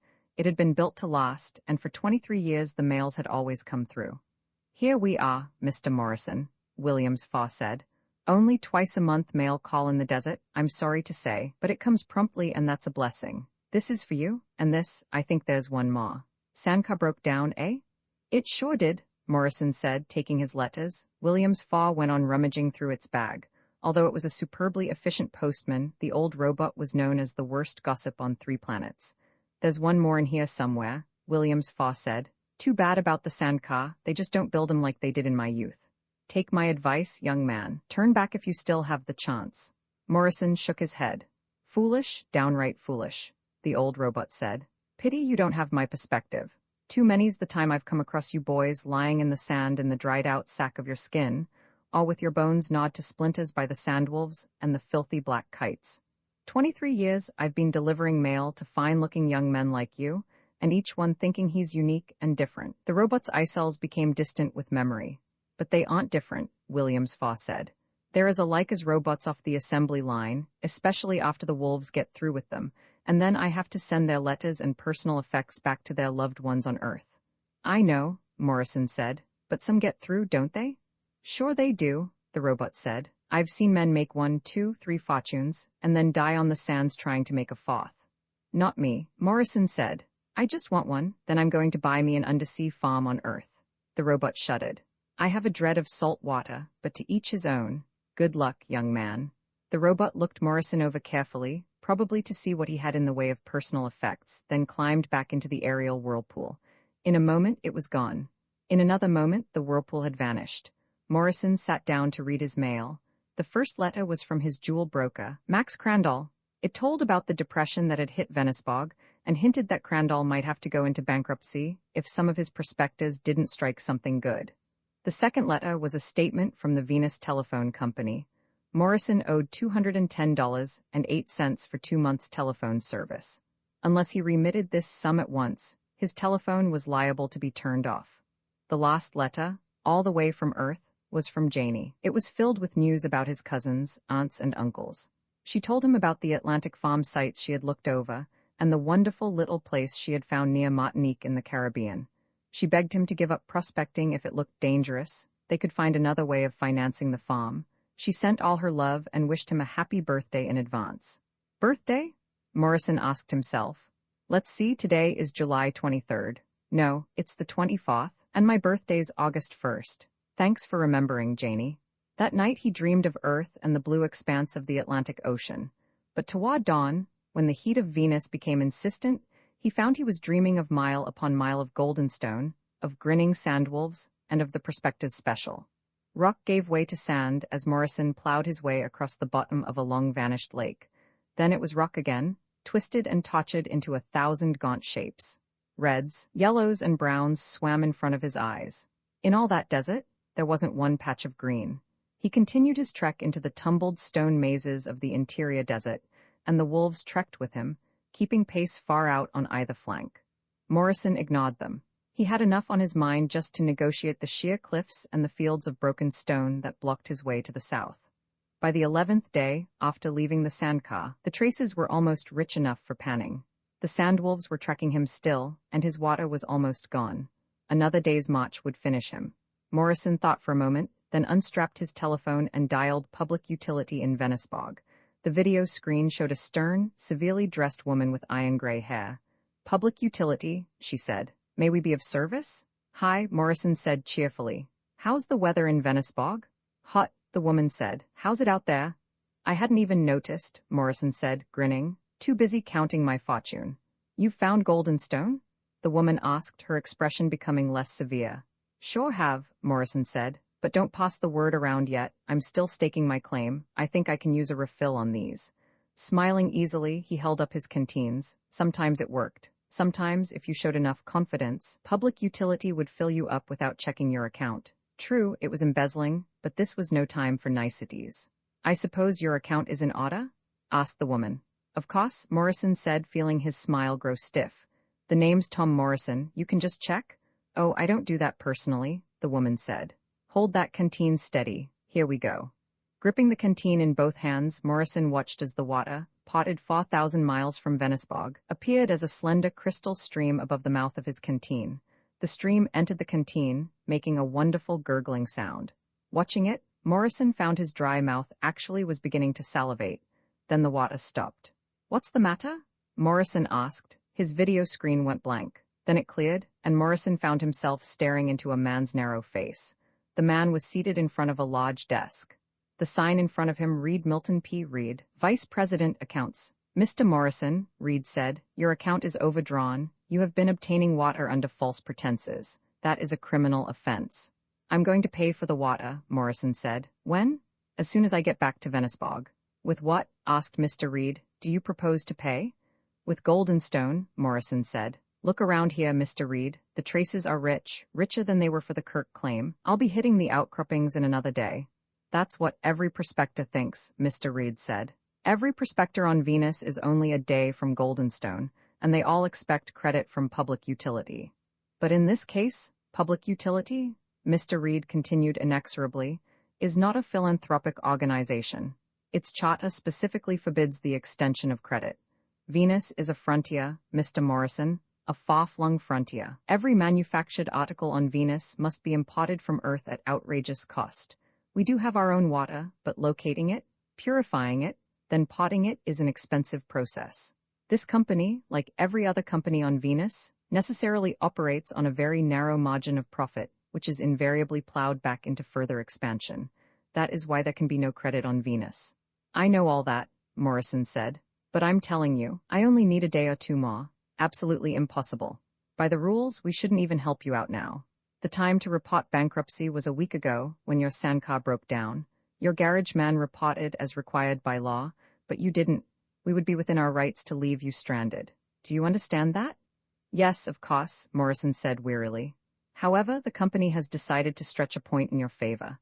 If you turn back immediately, we will keep you supplied with water for the return trip. I'm not turning back yet. I'm almost on the real stuff. You must turn back. Be reasonable, Morrison. Where would we be if we let every prospector wander over the desert while we supplied his water? There'd be 10,000 men out there, and we'd be out of business inside of a year. I'm stretching the rules now. Turn back. No, said Morrison. You'd better think about it. If you don't turn back now, public utility takes no further responsibility for your water supply. Morrison nodded. If he went on, he would stand a good chance of dying in the desert. But if he turned back, what then? He would be in Venice-bog, penniless and in debt, looking for work in an overcrowded city. He'd sleep in a community shed and eat at a soup kitchen with the other prospectors who had turned back. And how would he be able to raise the fare back to Earth? When would he ever see Janie again? I guess I'll keep on going, Morrison said.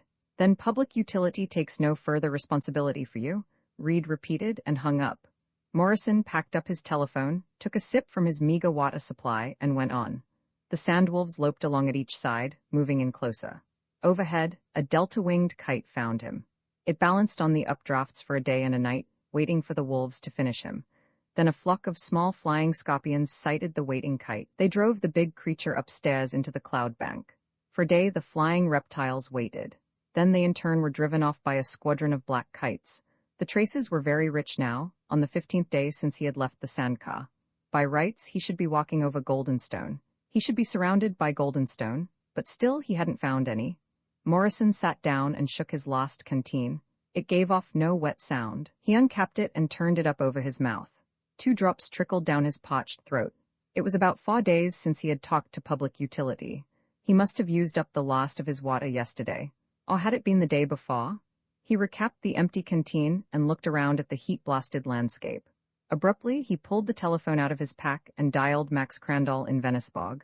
Crandall's round, worried face swam into focus on the screen. Tommy, he said, you look like hell. I'm all right, Morrison said. A little dried out, that's all. Max, I'm near Goldenstone. Are you sure? Crandall asked. See for yourself, Morrison said, swinging the telephone around. Look at the stone formations. Do you see the red and purple markings over there? Traces, all right, Crandall admitted dubiously.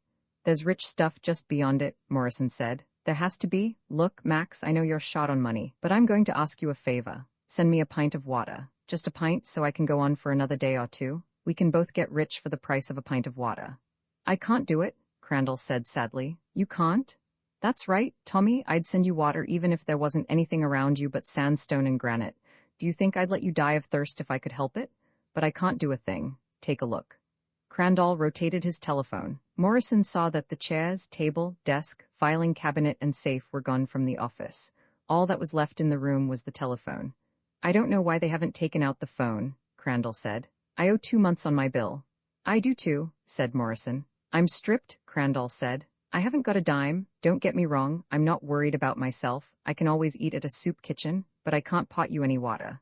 Not you or Rimstata. Jim Rimstata? Yeah, he was following a trace up north past Forgotten River. His sandcar broke an axle last week and he wouldn't turn back. His water ran out yesterday. I'd bail him out if I could, said Morrison. And he'd bail you out if he could, Crandall said. But he can't and you can't and I can't. Tommy, you have only one hope. What's that? Find Goldenstone, not just traces, find the real thing worth real money. Then phone me. If you really have Goldenstone, I'll bring in Wilkes from Triplanet Mining and get him to advance us some money. He'll probably want 50% of the claim. That's plain robbery? No, it's just the high cost of credit on Venus, Crandall answered. Don't worry, there'll still be plenty left over, but you have to find Goldenstone first. Okay, Morrison said. It should be around here somewhere. Max, what's today's date? July 31st. Why? Just wondering. I'll call you when I've found something. After hanging up, Morrison sat on a little boulder and stared dully at the sand. July 31st. Tomorrow was his birthday. His family would be thinking about him. Aunt Bess in Pasadena, the twins in Laos, Uncle Ted in Durango, and Janie, of course, waiting for him in Tampa. Morrison realized that tomorrow might be his last birthday unless he found Goldenstone. He got to his feet, strapped the telephone back in his pack beside the empty canteens, and set a course to the south. He wasn't alone. The birds and beasts of the desert marched with him. Overhead, the silent black kites circled endlessly. The sandwolves crept closer on his flanks, their red tongues lolling out, waiting for the carcass to fall. I'm not dead yet, Morrison shouted at them. He drew his revolver and fired at the nearest wolf. At 20 feet, he missed. He went down on one knee, held the revolver tightly in both hands and fired again. The wolf yelped in pain. The pack immediately went for the wounded animal, and the kites swooped down for their share. Morrison put the revolver back in its holster and went on. He could tell he was in a badly dehydrated state. The landscape jumped and danced in front of him, and his footing was unsure. He discarded the empty canteens, threw away everything but the testing kit, telephone, and revolver. Either he was coming out of the desert in style, or he wasn't coming out at all. The traces continued to run rich. But still, he came upon no sign of tangible wealth. That evening he found a shallow cave set into the base of a cliff. He crawled inside and built a barricade of rocks across the entrance. Then he drew his revolver and leaned back against the far wall.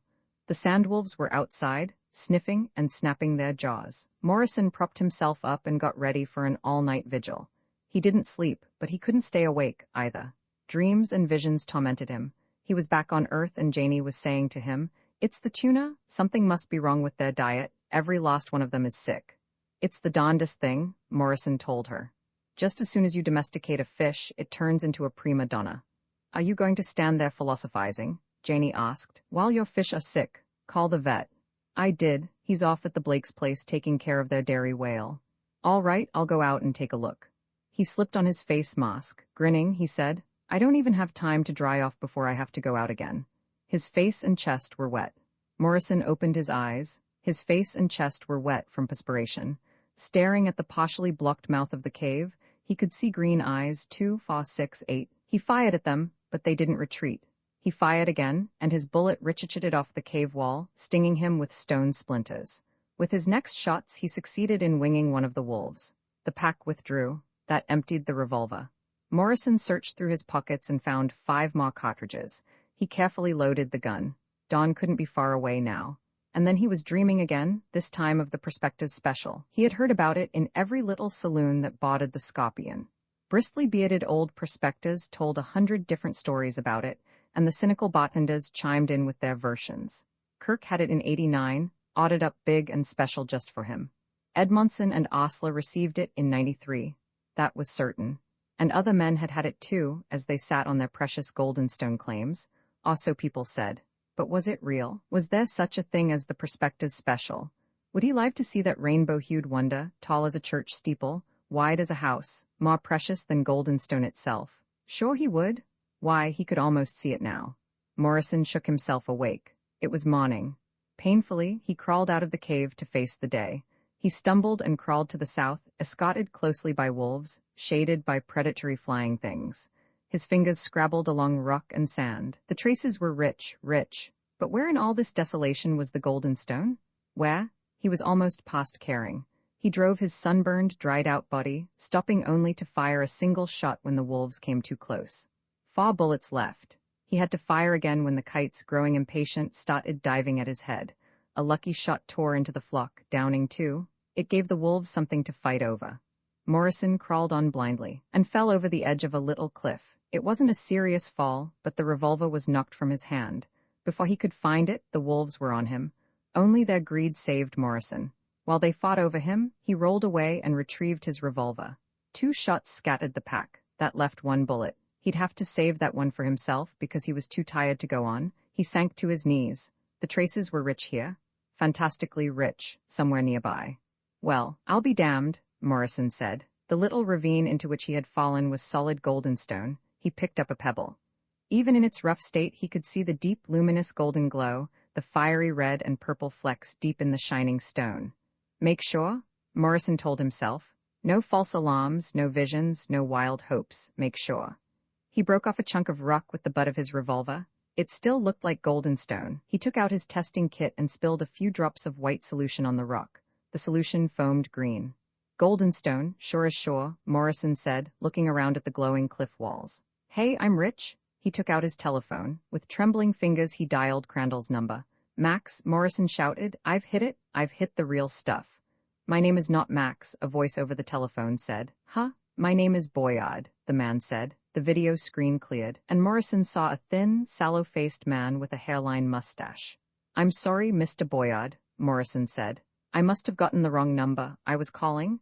It doesn't matter who you were calling, Mr. Boyard said. I am district supervisor of the Venus Telephone Company. Your bill is 2 months overdue. I can pay it now, Morrison said, grinning. Excellent, said Mr. Boyard. As soon as you do, your service will be resumed. The screen began to fade. Wait, Morrison cried. I can pay as soon as I reach your office, but I must make 1 telephone call. Just 1 call so that I... Not a chance, Mr. Boyard said decisively. After you have paid your bill, your service will be turned on immediately. I've got the money right here, Morrison said. Right here in my hand. Mr. Boyard paused. Well, it's unusual, but I suppose we could arrange for a special robot messenger if you are willing to pay the expenses. I am. It's irregular, but I dare say where is the money? Right here, Morrison said. You recognize it, don't you? It's golden stone? I am sick and tired of the tricks you prospectors think you can put over on us, holding up a handful of pebbles. But this is really golden stone, can't you see it? I am a businessman, Mr. Boyard said, not a jeweler. I wouldn't know golden stone from goldenrod. The video screen went blank. Frantically, Morrison tried to reach the operator. There was nothing, not even a dial tone. His telephone was disconnected. He put the instrument down and surveyed his situation. The narrow crevice into which he had fallen ran straight for about 20 yards, then curved to the left. No cave was visible in the steep walls, no place where he could build a barricade. He heard a movement behind him.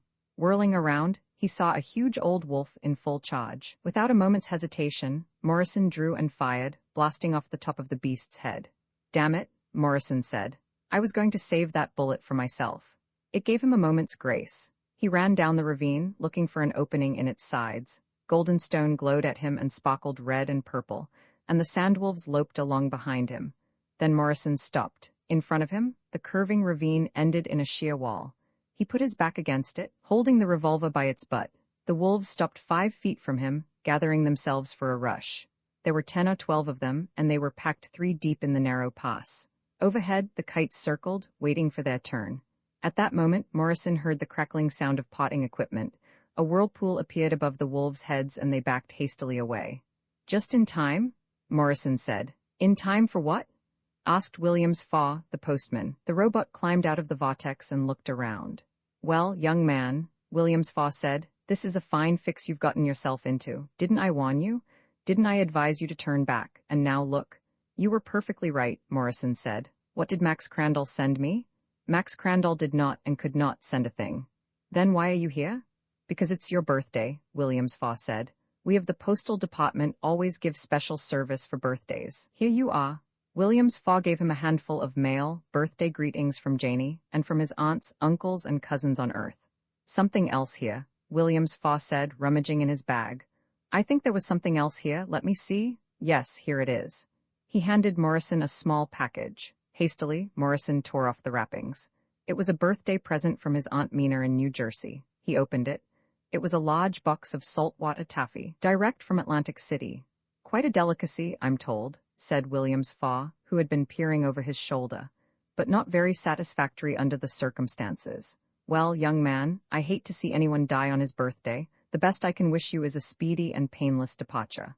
The robot began walking toward the vortex. Wait, Morrison cried. You can't just leave me like this. I haven't had any water in days. And those wolves? I know, Williams Faw said. Do you think I feel happy about it?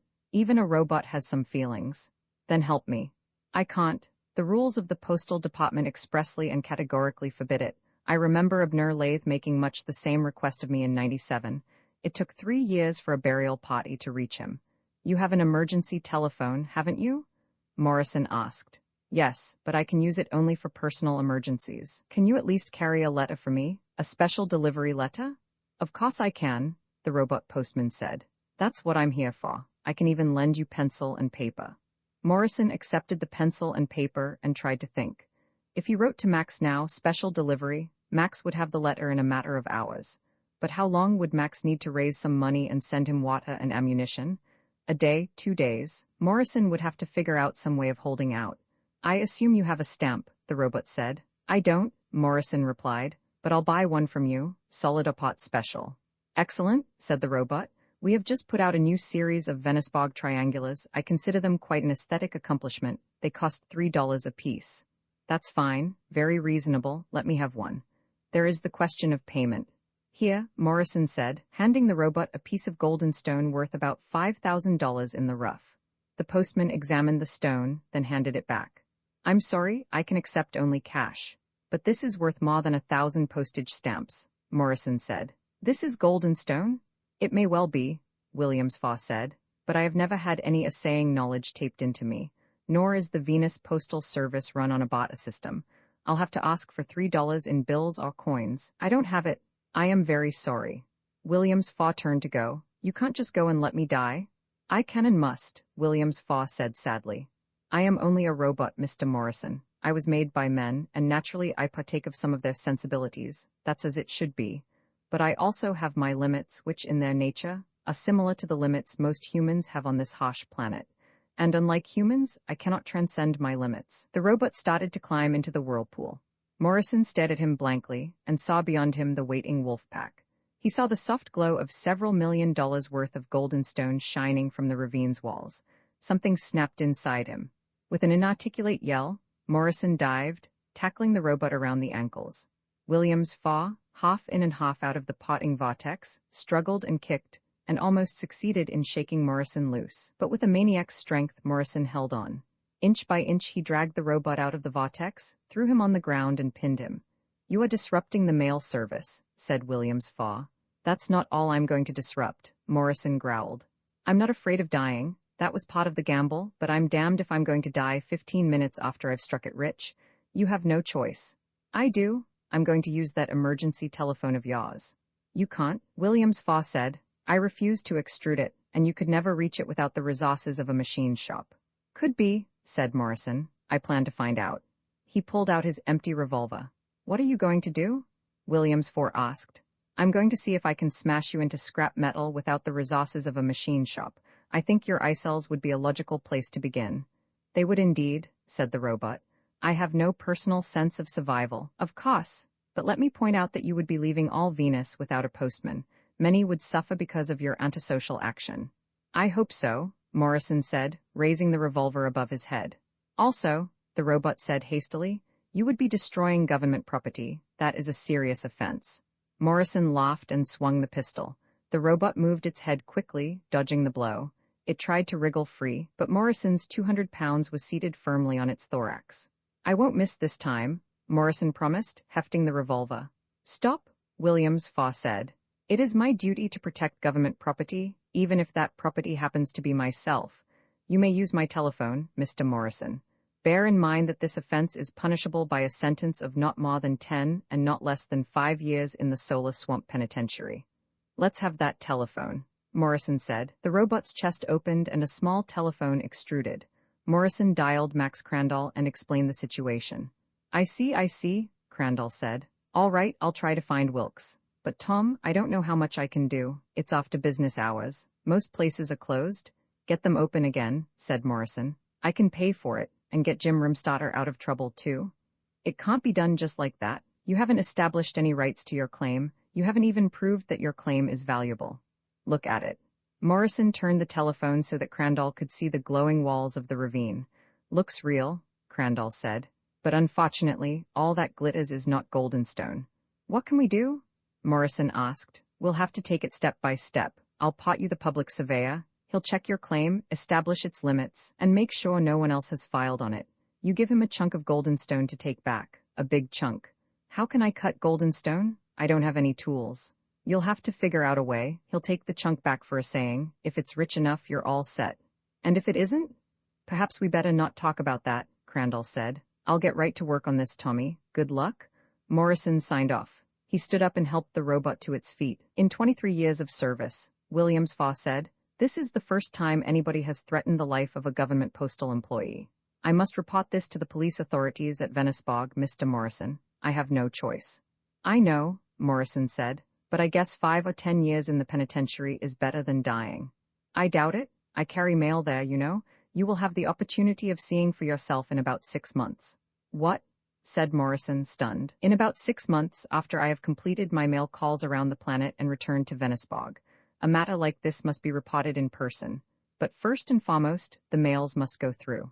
Thanks, Williams. I don't know how. I am simply performing my duty, the robot said as it climbed into the vortex. If you are still on Venus in 6 months, I will be delivering your mail to the penitentiary. I won't be here, Morrison said. So long, Williams. The robot disappeared into the potting vortex. Then the vortex disappeared. Morrison was alone in the Venusian twilight. He found an outcropping of golden stone larger than a man's head. He chipped at it with his pistol butt, and tiny particles danced and shimmered in the air. After an hour, he had put 4 dents in his revolver, but he had barely scratched the highly refractory surface of the golden stone. The sandwolves began to edge forward. Morrison threw stones at them and shouted in his dry, cracked voice. The wolves retreated. He examined the outcropping again and found a hairline fault running along one edge. He concentrated his blows along the fault. The golden stone refused to crack. Morrison wiped sweat from his eyes and tried to think. A chisel? He needed a chisel. He pulled off his belt. Putting the edge of the steel buckle against the crack, he managed to hammer it in a fraction of an inch. 3 more blows drove the buckle firmly into the fault. With another blow, the outcropping sheared off cleanly. He had separated a 20-pound piece from the cliff. At $50 a troy ounce, this lump should be worth about $12,000 if it assayed out as pure as it looked. The twilight had turned a deep gray when the public surveyor potted in. It was a short, squat robot with a conservative crackle-black finish. Good day, sir, the surveyor said. You wish to file a claim, a standard unrestricted mining claim? That's right, Morrison said. And where is the center of the aforesaid claim? How'd the center? I guess I'm standing on it. Very well, the robot said. Extruding a steel tape, it walked rapidly away from Morrison. At a distance of 200 yards, it stopped. More steel tape fluttered as it walked, flew, and climbed a square with Morrison at the center. When it had finished, the surveyor stood for a long time without moving. What are you doing? Morrison asked. I'm making depth photographs of the terrain, the robot said. It's rather difficult in this light. Couldn't you wait till morning? No. Well, I'll just have to cope, the robot said. It moved and stood, each subterranean exposure taking longer than the last as the twilight deepened. If it had had pause, it would have sweated. There, said the robot at last, that takes care of it.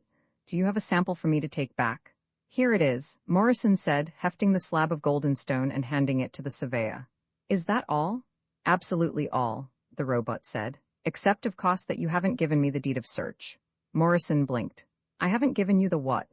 The deed of search. That is a government document showing that the claim you are filing on is free, as per government order, of fissionable material in excess of 50% of the total mass to a depth of 60 feet. It's a mere formality, but a necessary one. I never heard of it, Morrison said. It became a requirement last week, explained the surveyor. You don't have the deed? Then I'm afraid your standard unrestricted claim is invalid. Isn't there anything I can do? Well, the robot said, you could change your standard unrestricted claim to a special restricted claim. That requires no deed of search. What does the special restricted part mean? It means that in 500 years all rights revert to the government of Venus. All right, Morrison shouted. Fine, good, is that all? Absolutely all, the surveyor said. I shall bring this sample back and have it assayed and evaluated immediately.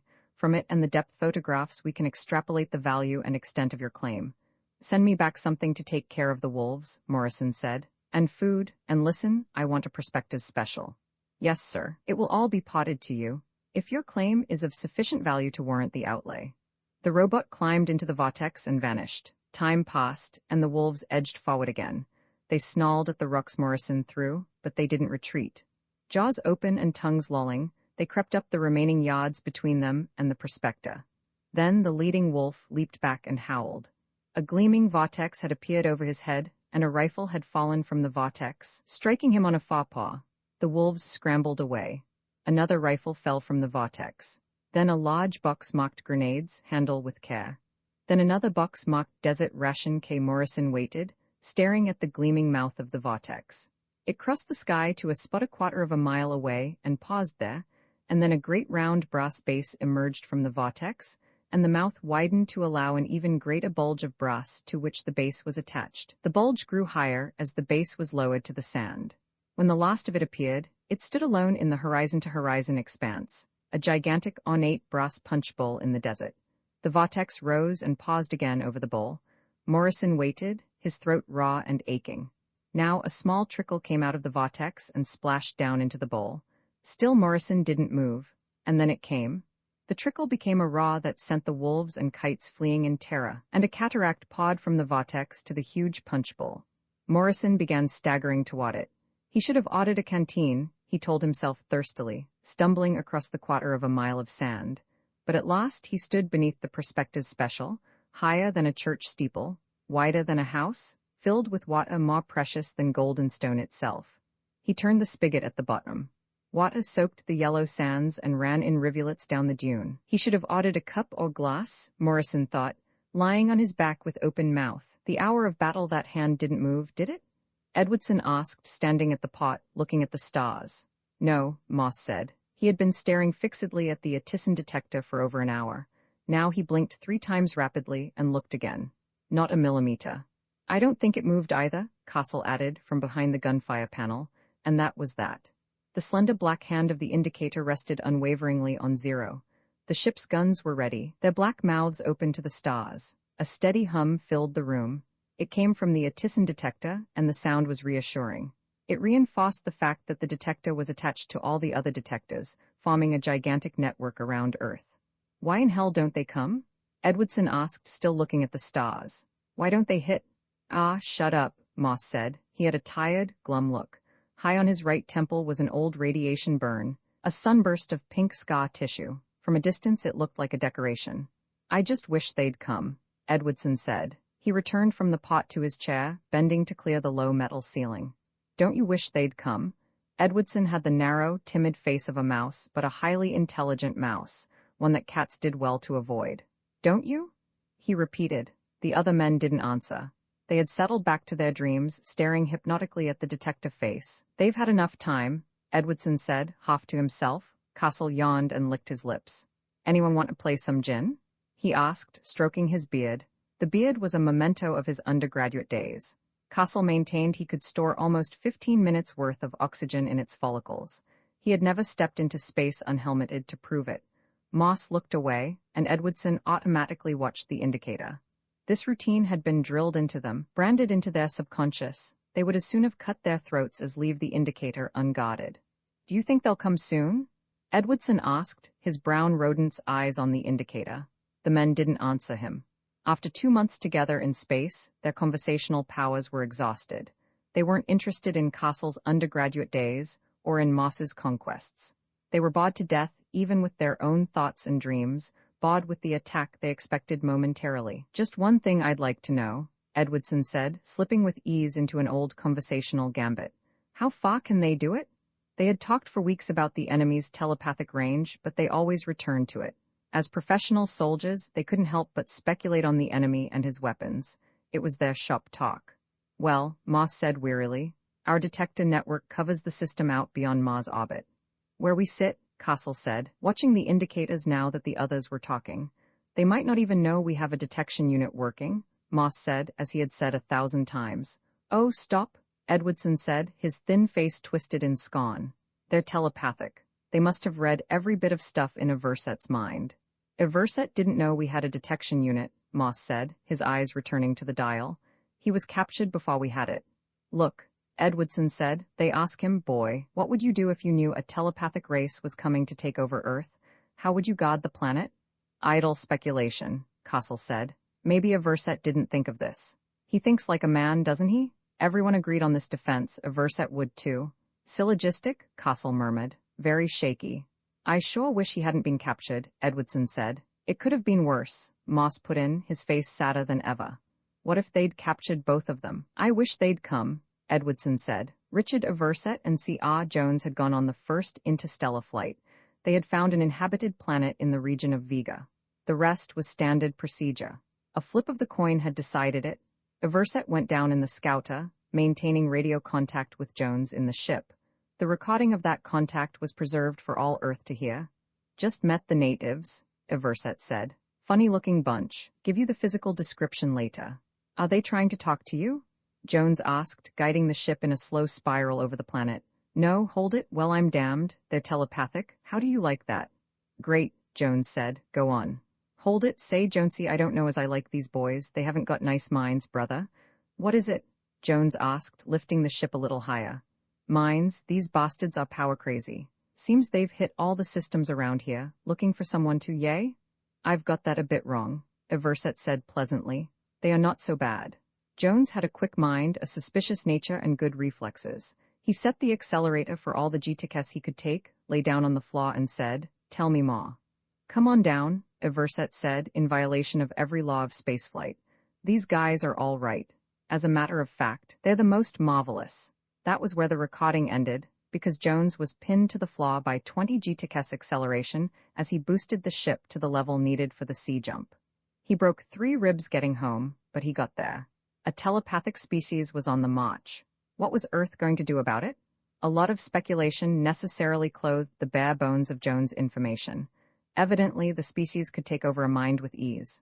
With Everset, it seemed that they had insinuated their thoughts into his, delicately altering his previous convictions. They had possessed him with remarkable ease. How about Jones? Why hadn't they taken him? Was distance a factor? Or hadn't they been prepared for the suddenness of his departure? One thing was certain. Everything Everset knew, the enemy knew. That meant they knew where Earth was, and how defenseless the planet was to their form of attack. It could be expected that they were on their way. Something was needed to nullify their tremendous advantage. But what sort of something? What armor is there against thought? How do you dodge a wavelength? Pouch-eyed scientists gravely consulted their periodic tables. And how do you know when a man has been possessed? Although the enemy was clumsy with Everset, would they continue to be clumsy? Wouldn't they learn? Psychologists tore their hair and bewailed the absence of an absolute scale for humanity. Of course, something had to be done at once. The answer, from a technological planet, was a technological one. Build a space fleet and equip it with some sort of a detection fire network. This was done in record time. The Atison detector was developed, a cross between radar and the electroencephalograph. Any alteration from the typical human brain wave pattern of the occupants of a detector-equipped ship would boost the indicator around the dial. Even a bad dream or a case of indigestion would jar it. It seemed probable that any attempt to take over a human mind would disturb something. There had to be a point of interaction, somewhere. That was what the Atison detector was supposed to detect. Maybe it would. The spaceships, 3 men to a ship, dotted space between Earth and Mars, forming a gigantic sphere with Earth in the center. Tens of thousands of men crouched behind gunfire panels, watching the dials on the Atison detector. The unmoving dials. Do you think I could fire a couple of bursts? Edwardson asked, his fingers on the gunfire button. Just to limber the guns? Those guns don't need limbering, Castle said, stroking his beard. Besides, you'd throw the whole fleet into a panic. Castle, Moss said very quietly, get your hand off your beard. Why should I? Castle asked. Because, Moss answered, almost in a whisper, I am about to ram it right down your fat throat. Castle grinned and tightened his fists. Pleasure, he said. I'm tired of looking at that scar of yours. He stood up. Cut it, Edwardson said wearily. Watch the birdie. No reason to, really, Moss said, leaning back. There's an alarm bell attached. But he looked at the dial. What if the bell doesn't work? Edwardson asked. What if the dial is jammed? How would you like something cold slithering into your mind? The dial'll work, Castle said. His eyes shifted from Edwardson's face to the motionless indicator. I think I'll sack in, Edwardson said. Stick around, Castle said. Play you some gin. All right. Edwardson found and shuffled the greasy cards while Moss took a turn glaring at the dial. I sure wish they'd come, he said. Cut, Edwardson said, handing the pack to Castle. I wonder what our friends look like, Moss said, watching the dial. Probably remarkably like us, Edwardson said, dealing the cards. Castle picked them up one by one, slowly, as if he hoped something interesting would be under them. They should have given us another man, Castle said. We could play bridge. I don't play bridge, Edwardson said. You could learn. Why didn't we send a task force? Moss asked. Why didn't we bomb their planet? Don't be dumb, Edwardson said. We'd lose any ship we sent, probably get them back at us, possessed and firing. Knock with 9, Castle said. I don't give a good damn if you knock with 1,000, Edwardson said gaily. How much do I owe you now? $3,508,010. I sure wish they'd come, Moss said. Want me to write a check? Take your time, take until next week. Someone should reason with the bastards, Moss said, looking out the pot. Castle immediately looked at the dial. I just thought of something, Edwardson said. Yay? I bet it feels horrible to have your mind grabbed, Edwardson said. I bet it's awful. You'll know when it happens, Castle said. Did a verse it? Probably, he just couldn't do anything about it. My mind feels fine, Castle said, but the first one of you guys starts acting queer, watch out. They all laughed. Well, Edwardson said, I'd sure like a chance to reason with them. This is stupid. Why not? Castle asked. You mean go out and meet them? Sure, Castle said. We're doing no good sitting here. I should think we could do something, Edwardson said slowly. After all, they're not invincible, they're reasoning beings. Moss punched across on the ship's tape, then looked up. You think we should contact the command, tell them what we're doing? No, Castle said, and Edwardson nodded in agreement. Red tape. We'll just go out and see what we can do. If they won't talk, we'll blast them out of space.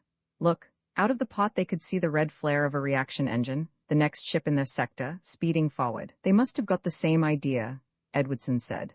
Let's get there first, Castle said. Moss shoved the accelerator in and they were thrown back in their seats. That dial hasn't moved yet, has it? Edwardson asked, over the clamor of the detector alarm bell. Not a move out of it, Castle said, looking at the dial with its indicator slammed all the way over to the highest notch. The leech was waiting for food. For millennia, it had been drifting across the vast emptiness of space. Without consciousness, it had spent the countless centuries in the void between the stars. It was unaware when it finally reached a sun. Life-giving radiation flared around the hard, dry spar. Gravitation tugged at it. A planet claimed it with other stellar debris, and the leech fell, still dead-seeming within its tough spar case. One speck of dust among many. The winds blew it around the earth, played with it, and let it fall. On the ground it began to stir. Nourishment soaked in, permeating the spar case. It grew and fed. Frank Connors came up on the potch and coughed twice. Say pardon me, Professor, he said. The long, pale man didn't stir from the sagging couch. His horn-rimmed glasses were perched on his forehead, and he was snoring very gently. I'm awful sorry to disturb you, Connors said, pushing back his battered felt hat. I know it's your Restin week and all, but there's something damned funny in the ditch. The pale man's left eyebrow twitched, but he showed no other sign of having heard. Frank Connors coughed again, holding his spade in one purple-veined hand. Did you hear me, Professor? Of course I heard you, Mitchell said in a muffled voice, his eyes still closed. You found a pixie. A what? Connors asked, squinting at Mitchell's. A little man in a green suit. Feed him milk, Connors. No, sir. I think it's a rock. Mitchell's opened one eye and focused it in Connors' general direction. I'm awfully sorry about it, Connors said. Professor Mitchell's resting week was a 10-year-old custom and his only eccentricity. All winter Mitchell's taught anthropology, worked on half a dozen committees, dabbled in physics and chemistry, and still found time to write a book a year. When summer came, he was tired. Arriving at his worked-out New York State farm, it was his invariable rule to do absolutely nothing for a week. He hired Frank Connors to cook for that week and generally make himself useful, while Professor Mitchell slept. During the second week, Mitchell would wander around, look at the trees and fish. By the third week he would be getting a tan, reading, repairing the sheds and climbing mountains. At the end of 4 weeks, he could hardly wait to get back to the city. But the resting week was sacred. I really wouldn't bother you for anything small, Connors said apologetically, but that damned rock melted 2 inches off my spade. Mitchell opened both eyes and sat up. Connors held out the spade. The rounded end was sheared cleanly off. Mitchell swung himself off the couch and slipped his feet into battered moccasins. Let's see this wonder, he said. The object was lying in the ditch at the end of the front lawn, 3 feet from the main road. It was round, about the size of a truck tire, and solid throughout. It was about an inch thick as far as he could tell, grayish-black and intricately veined. Don't touch it, Connors warned. I'm not going to. Let me have your spade. Mitchell's took the spade and prodded the object experimentally. It was completely unyielding. He held the spade to the surface for a moment, then withdrew it. Another inch was gone. Mitchell's frowned and pushed his glasses tighter against his nose. He held the spade against the rock with one hand, the other held close to the surface. More of the spade disappeared. Doesn't seem to be generating heat, he said to Connors. Did you notice any the first time? Connors shook his head. Mitchell's picked up a clod of dirt and tossed it on the object. The dirt dissolved quickly, leaving no trace on the gray-black surface. A large stone followed the dirt and disappeared in the same way. Isn't that just about the damnedest thing you ever saw, Professor? Connors asked. Yes, Mitchell's agreed, standing up again. It just about is. He hefted the spade and brought it down smartly on the object. When it hit, he almost dropped the spade. He had been gripping the handle rigidly, braced for a recoil, but the spade struck that unyielding surface and stayed. There was no perceptible give, but absolutely no recoil. What you think it is? Connors asked. It's no stone, Mitchell said. He stepped back.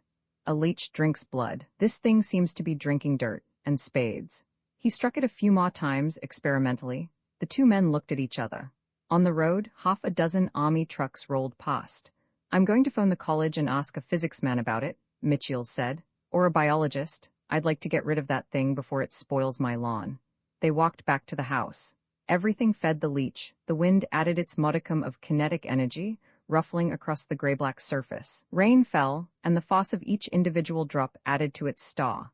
The water was sucked in by the all-absorbing surface. The sunlight above it was absorbed and converted into mass for its body. Beneath it, the soil was consumed, dirt, stones, and branches broken down by the leech's complex cells and changed into energy. Energy was converted back into mass, and the leech grew. Slowly, the first flickers of consciousness began to return. Its first realization was of the impossible smallness of its body. It grew. When Mitchell's looked the next day, the leech was 8 feet across, sticking out into the road and up the side of the lawn. The following day, it was almost 18 feet in diameter, shaped to fit the contour of the ditch, and covering most of the road. That day the sheriff drove up in his Model A, followed by half the town. Is that your leech thing, Professor Mitchell's? Sheriff Flynn asked. That's it, Mitchell said. He had spent the past days looking unsuccessfully for an acid that would dissolve the leech. We gotta get it out of the road, Flynn said, walking truculently up to the leech. Something like this, you can't let it block the road, Professor. The Army's gotta use this road. I'm terribly sorry, Mitchell said with a straight face. Go right ahead, Sheriff, but be careful. It's hot. The leech wasn't hot, but it seemed the simplest explanation under the circumstances. Mitchell's watched with interest as the sheriff tried to shove a crowbar under it. He smiled to himself when it was removed with half a foot of its length gone. The sheriff wasn't so easily discouraged. He had come prepared for a stubborn piece of rock. He went to the rumble seat of his car and took out a blowtorch and a sledgehammer, ignited the torch and focused it on one edge of the leech. After 5 minutes, there was no change. The gray didn't turn red or even seem to heat up. Sheriff Flynn continued to bake it for 15 minutes, then called to one of the men. Hit that spot with the sledge, Jerry.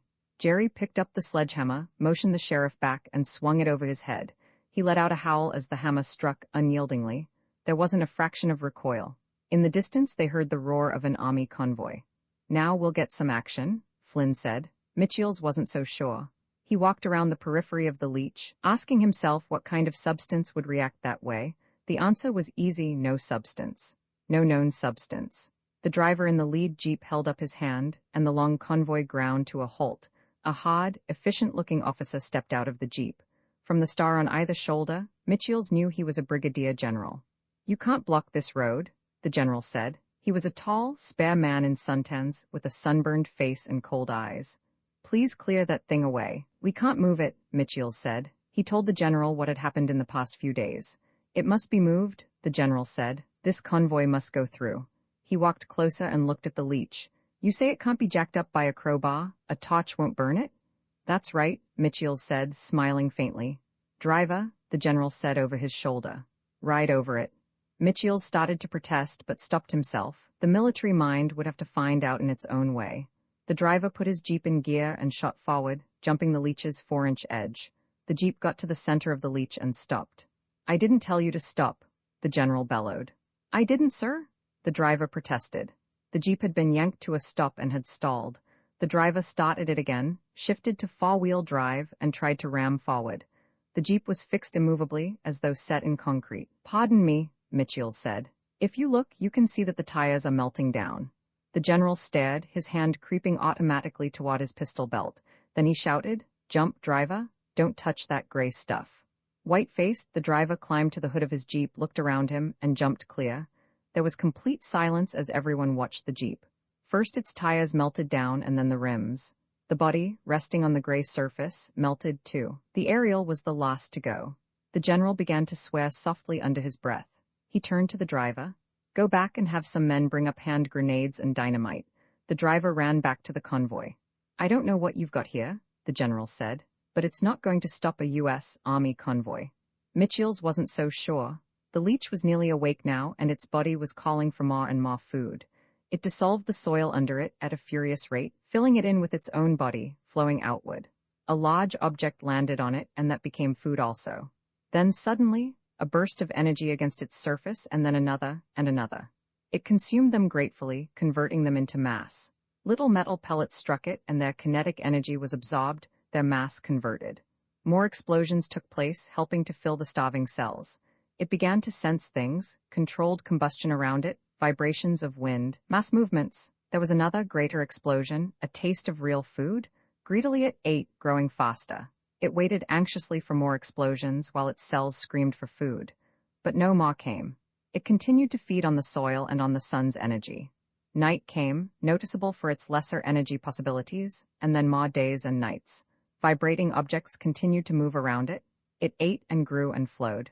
Mitchell stood on a little hill, watching the dissolution of his house. The leech was several hundred yards across now, lapping at his front porch. Goodbye home, Mitchell's thought, remembering the 10 summers he had spent there. The porch collapsed into the body of the leech. Bit by bit, the house crumpled. The leech looked like a field of lava now, a blasted spot on the green earth. "Pardon me, sir," a soldier said, coming up behind him. "General O'Donnell would like to see you." "Right," Mitchell said, and took his last look at the house. He followed the soldier through the barbed wire that had been set up in a half-mile circle around the leech. A company of soldiers was on guard around it, keeping back the reporters and the hundreds of curious people who had flocked to the scene. Mitchell's wondered why he was still allowed inside. Probably, he decided, because most of this was taking place on his land. The soldier brought him to a tent. Mitchell stooped and went in. General O'Donnell, still in suntans, was seated at a small desk. He motioned Mitchell's to a chair. "I've been put in charge of getting rid of this leech," he said to Mitchell's. Mitchell's nodded, not commenting on the advisability of giving a soldier a scientist's job. "You're a professor, aren't you?" "Yes, anthropology." "Good. Smoke?" The general lighted Mitchell's cigarette. "I'd like you to stay around here in an advisory capacity. You were one of the first to see this leech. I'd appreciate your observations on," he smiled, "the enemy." "I'd be glad to," Mitchell said. "However, I think this is more in the line of a physicist or a biochemist. I don't want this place cluttered with scientists," General O'Donnell said, frowning at the tip of his cigarette. "Don't get me wrong. I have the greatest appreciation for science. I am, if I do say so, a scientific soldier. I'm always interested in the latest weapons. You can't fight any kind of a war anymore without science." O'Donnell's sunburned face grew firm. "But I can't have a team of long hairs poking around this thing for the next month, holding me up. My job is to destroy it by any means in my power, and at once. I am going to do just that." "I don't think you'll find it that easy," Mitchell said. "That's what I want you for," O'Donnell said. "Tell me why and I'll figure out a way of doing it." "Well, as far as I can figure out, the leech is an organic mass energy converter, and a frighteningly efficient one. I would guess that it has a double cycle. First, it converts mass into energy, then back into mass for its body. Second, energy is converted directly into the body mass. How this takes place, I do not know. The leech is not protoplasmic, it may not even be cellular. So we need something big against it," O'Donnell interrupted. "Well, that's all right. I've got some big stuff here." "I don't think you understand me," Mitchell said. "Perhaps I'm not phrasing this very well. The leech eats energy. It can consume the strength of any energy weapon you use against it." "What happens," O'Donnell asked, "if it keeps on eating?" "I have no idea what its growth limits are," Mitchell said. "Its growth may be limited only by its food source." "You mean it could continue to grow probably forever?" "It could possibly grow as long as it had something to feed on." "This is really a challenge," O'Donnell said. "That leech can't be totally impervious to force." "It seems to be. I suggest you get some physicists in here, some biologists also. Have them figure out a way of nullifying it. The general put out his cigarette. Professor, I cannot wait while scientists wrangle. There is an axiom of mine which I am going to tell you. He paused impressively. Nothing is impervious to FOSS. Muster enough FOSS and anything will give. Anything. Professor, the general continued in a friendlier tone, you shouldn't sell shot the science you represent. We have, massed under North Hill, the greatest accumulation of energy and radioactive weapons ever assembled in one spot. Do you think your leech can stand the full force of them? I suppose it's possible to overload the thing, Mitchell said doubtfully. He realized now why the general wanted him around. He supplied the trappings of science without the authority to override O'Donnell. Come with me, General O'Donnell said cheerfully, getting up and holding back a flap of the tent. We're going to crack that leech in half. After a long wait, rich food started to come again, piped into one side of it. First there was only a little, and then more and more. Radiations, vibrations, explosions, solids, liquids, an amazing variety of edibles. It accepted them all, but the food was coming too slowly for the starving cells, for new cells were constantly adding their demands to the rest. The ever-hungry body screamed for more food faster. Now that it had reached a fairly efficient size, it was fully awake. It puzzled over the energy impressions around it, locating the source of the new food massed in one spot. Effortlessly, it pushed itself into the air, flew a little way, and dropped on the food. Its super-efficient cells eagerly gulped the rich radioactive substances, but it did not ignore the lesser potentials of metal and clumps of carbohydrates. The damned fools, General O'Donnell said. Why did they have to panic? You'd think they'd never been trained. He paced the ground outside his tent, now in a new location 3 miles back. The leech had grown to 2 miles in diameter. 3 farming communities had been evacuated. Mitchell's, standing beside the general, was still stupefied by the memory. The leech had accepted the massed power of the weapons for a while, and then its entire bulk had lifted in the air. The sun had been blotted out as it flew leisurely over North Hill, and dropped. There should have been time for evacuation, but the frightened soldiers had been blind with fear.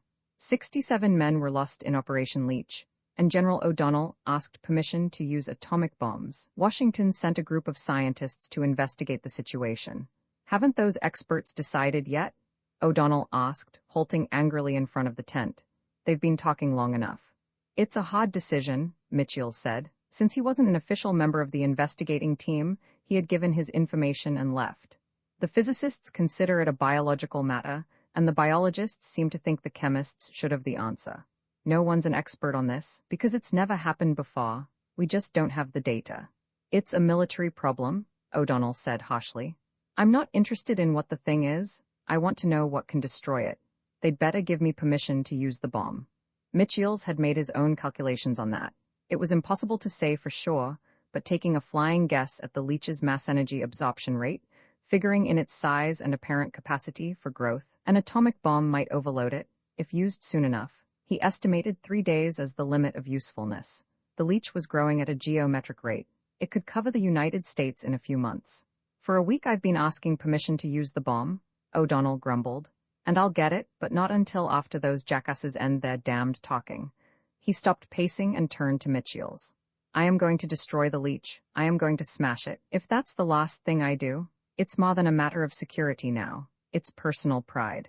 That attitude might make great generals, Mitchell's thought, but it wasn't the way to consider this problem. It was anthropomorphic of O'Donnell to see the leech as an enemy.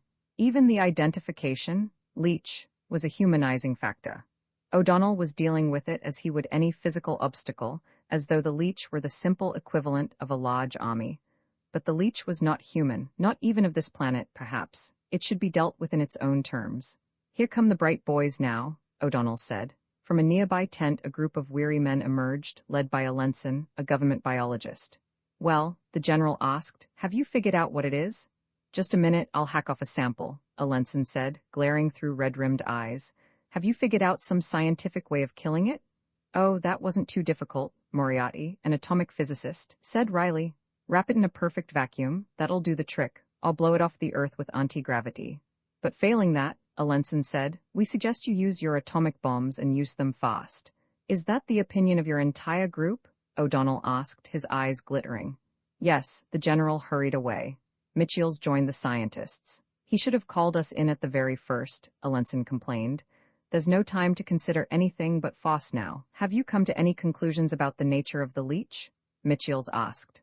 Only general ones, Moriarty said. And they're about the same as yours? The leech is probably extraterrestrial in origin. It seems to have been in a spa stage until it landed on Earth.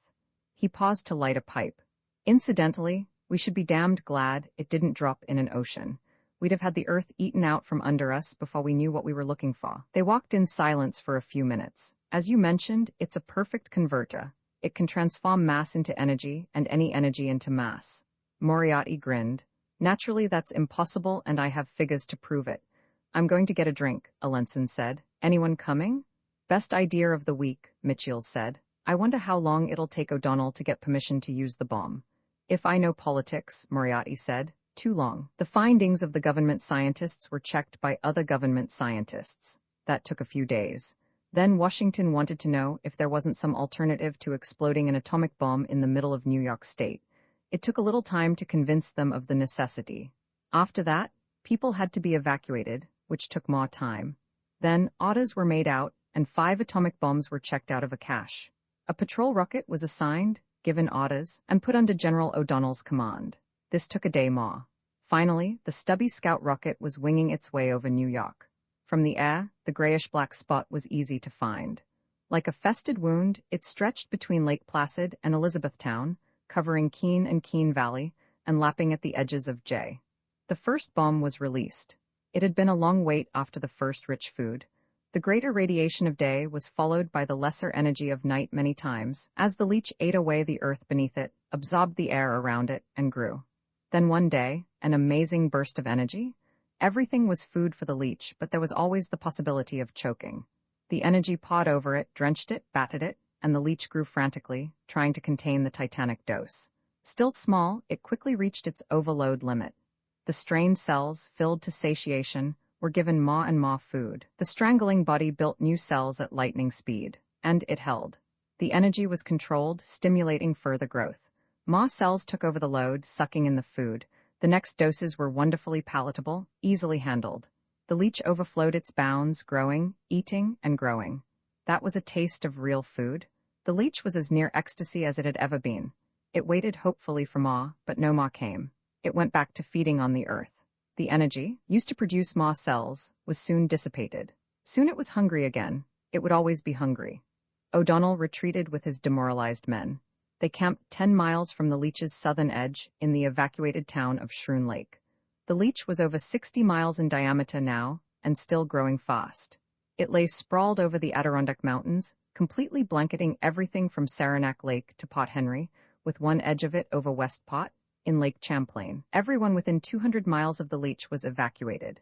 General O'Donnell was given permission to use hydrogen bombs, contingent on the approval of his scientists. What have the bright boys decided?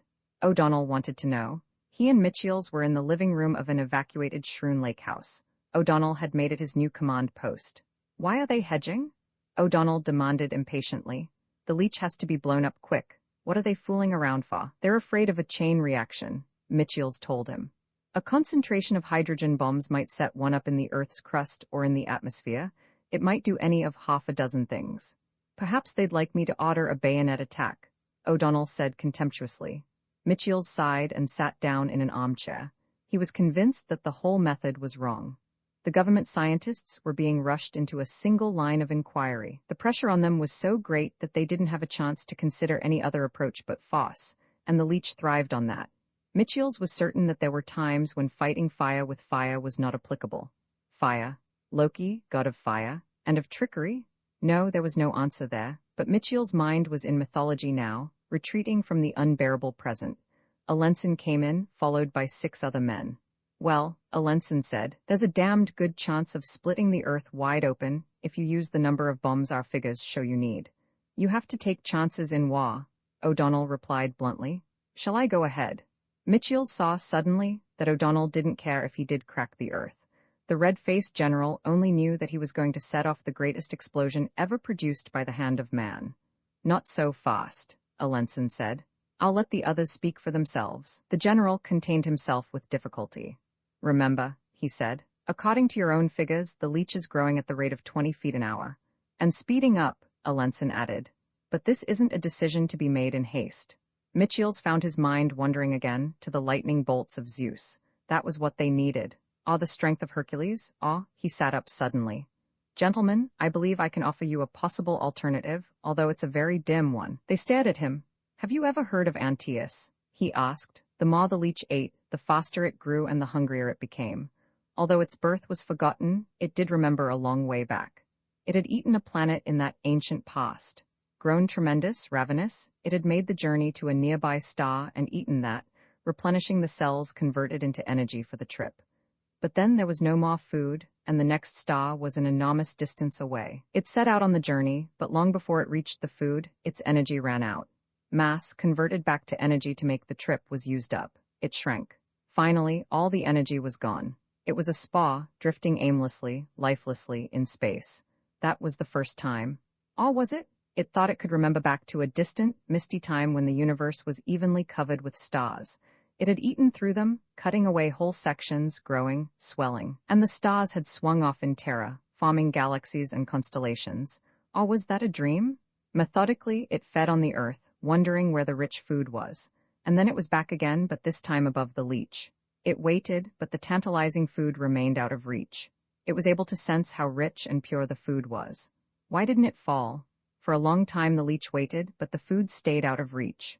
At last, it lifted and followed. The food retreated up from the surface of the planet. The leech went after as quickly as its bulk would allow.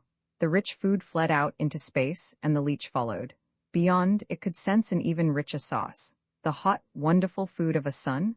O'Donnell served champagne for the scientists in the control room. Official dinners would follow, but this was the victory celebration. A toast, the general said, standing. The men raised their glasses. The only man not drinking was a lieutenant, sitting in front of the control board that guided the drone spaceship. To Michiels, for thinking of, what was it again, Michiels? Antaeus. Michiels had been drinking champagne steadily, but he didn't feel elated. Antaeus, born of G, the earth, and Poseidon, the sea, the invincible wrestler. Each time Hercules threw him to the ground, he arose refreshed. Until Hercules held him in the air. Moriarty was muttering to himself, figuring with slide rule, pencil, and paper. Alenson was drinking, but he didn't look too happy about it. Come on, you birds of evil omen, O'Donnell said, pouring more champagne. Figure it out later. Right now, drink. He turned to the operator. How's it going? Mitchell's analogy had been applied to a spaceship. The ship, operated by remote control, was filled with pure radioactives. It hovered over the leech until, rising to the bait, it had followed. Antaeus had left his mother, the Earth, and was losing his strength in the air. The operator was allowing the spaceship to run fast enough to keep out of the leech's grasp, but close enough to keep it coming. The spaceship and the leech were on a collision course with the sun. Fine, sir, the operator said. It's inside the orbit of Mercury now. Men, the general said, I swore to destroy that thing. This isn't exactly the way I wanted to do it. I figured on a more personal way, but the important thing is the destruction. You will all witness it. Destruction is at times a sacred mission. This is such a time. Men, I feel wonderful. Turn the spaceship? It was Moriarty who had spoken. His face was white. Turn the damned thing? He shoved his figures at them. They were easy to read. The growth rate of the leech, the energy consumption rate estimated, its speed in space a constant, the energy it would receive from the sun as it approached an exponential curve, its energy absorption rate, figured in terms of growth, expressed as a hyped-up discontinuous progression. The result, it'll consume the sun, Moriarty said, very quietly. The control room turned into a bedlam. 6 of them tried to explain it to O'Donnell at the same time, then Moriarty tried, and finally Alenson. Its rate of growth is so great and its speed so slow, and it will get so much energy, that the leech will be able to consume the sun by the time it gets there. Or, at least, to live off it until it can consume it. O'Donnell didn't bother to understand. He turned to the operator. Turn it, he said. They all hovered over the radar screen, waiting. The food turned out of the leech's path and streaked away. Ahead was a tremendous sauce, but still a long way off. The leech hesitated. Its cells, recklessly expending energy, shouted for a decision. The food slowed, tantalizingly near. The closest sauce or the greater? The leech's body wanted food now. It started after it, away from the sun. The sun would come next. Pull it out at right angles to the plane of the solar system, Alenson said. The operator touched the controls. On the radar screen they saw a blob pursuing a dot. It had turned. Relief washed over them. It had been close. In what portion of the sky would the leech be? O'Donnell asked, his face expressionless. Come outside, I believe I can show you, an astronomer said. They walked to the door. Somewhere in that section, the astronomer said, pointing. Fine, all right, soldier, O'Donnell told the operator. Carry out your orders. The scientists gasped in unison. The operator manipulated the controls and the blob began to overtake the dot. Mitchell started across the room. Stop, the general said, and his strong, commanding voice stopped Mitchell's. I know what I'm doing. I had that ship especially built. The blob overtook the dot on the radar screen. I told you this was a personal matter, O'Donnell said. I swore to destroy that leech. We can never have any security while it lives. He smiled. Shall we look at the sky? The general strolled to the door, followed by the scientists. Push the button, soldier. The operator did. For a moment, nothing happened. Then the sky lit up. A bright star hung in space. Its brilliance filled the night, grew, and started to fade. What did you do? Mitchell's gasped. That rocket was built around a hydrogen bomb, O'Donnell said, his strong face triumphant. I set it off at the contact moment. He called to the operator again. Is there anything showing on the radar? Not a speck, sir. Men, the general said, I have met the enemy and he is mine. Let's have some more champagne. But Mitchell's found that he was suddenly ill. It had been shrinking from the expenditure of energy when the great explosion came. No thought of containing it. The leech's cells held for the barest fraction of a second and then spontaneously overloaded. The leech was smashed, broken up, destroyed. It was split into 1,000 particles, and the particles were split 1,000,000 times more. The particles were thrown out on the wave front of the explosion, and they split further, spontaneously, into spars.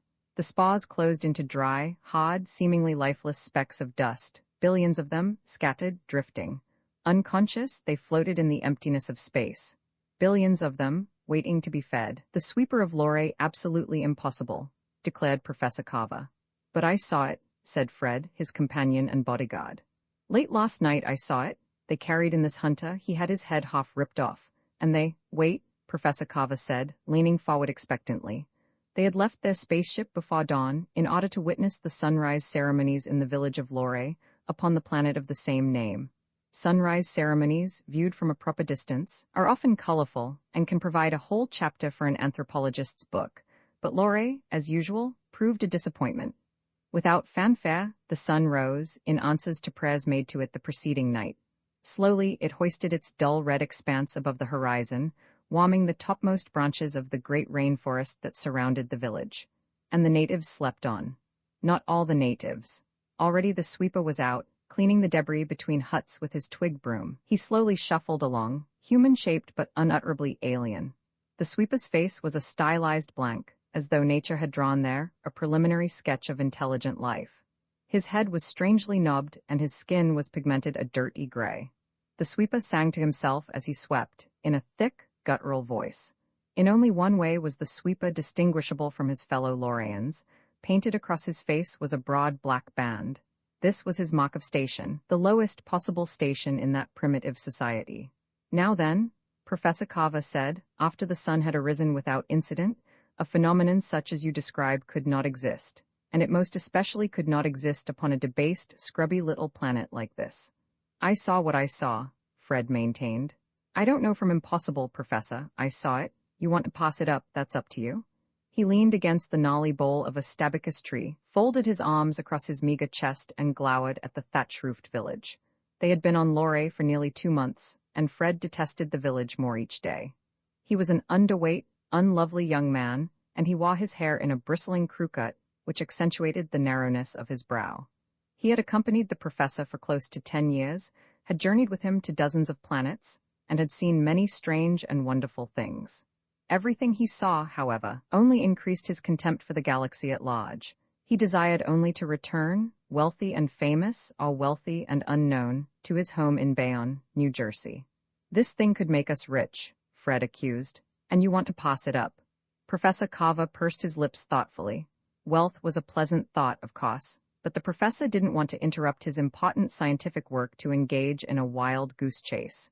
He was now completing his great book, the book that would fully amplify and document the thesis that he had put forth in his first paper, Color Blindness Among the Thang Peoples. He had expanded the thesis in his book, Lack of Coordination in the Drang Race.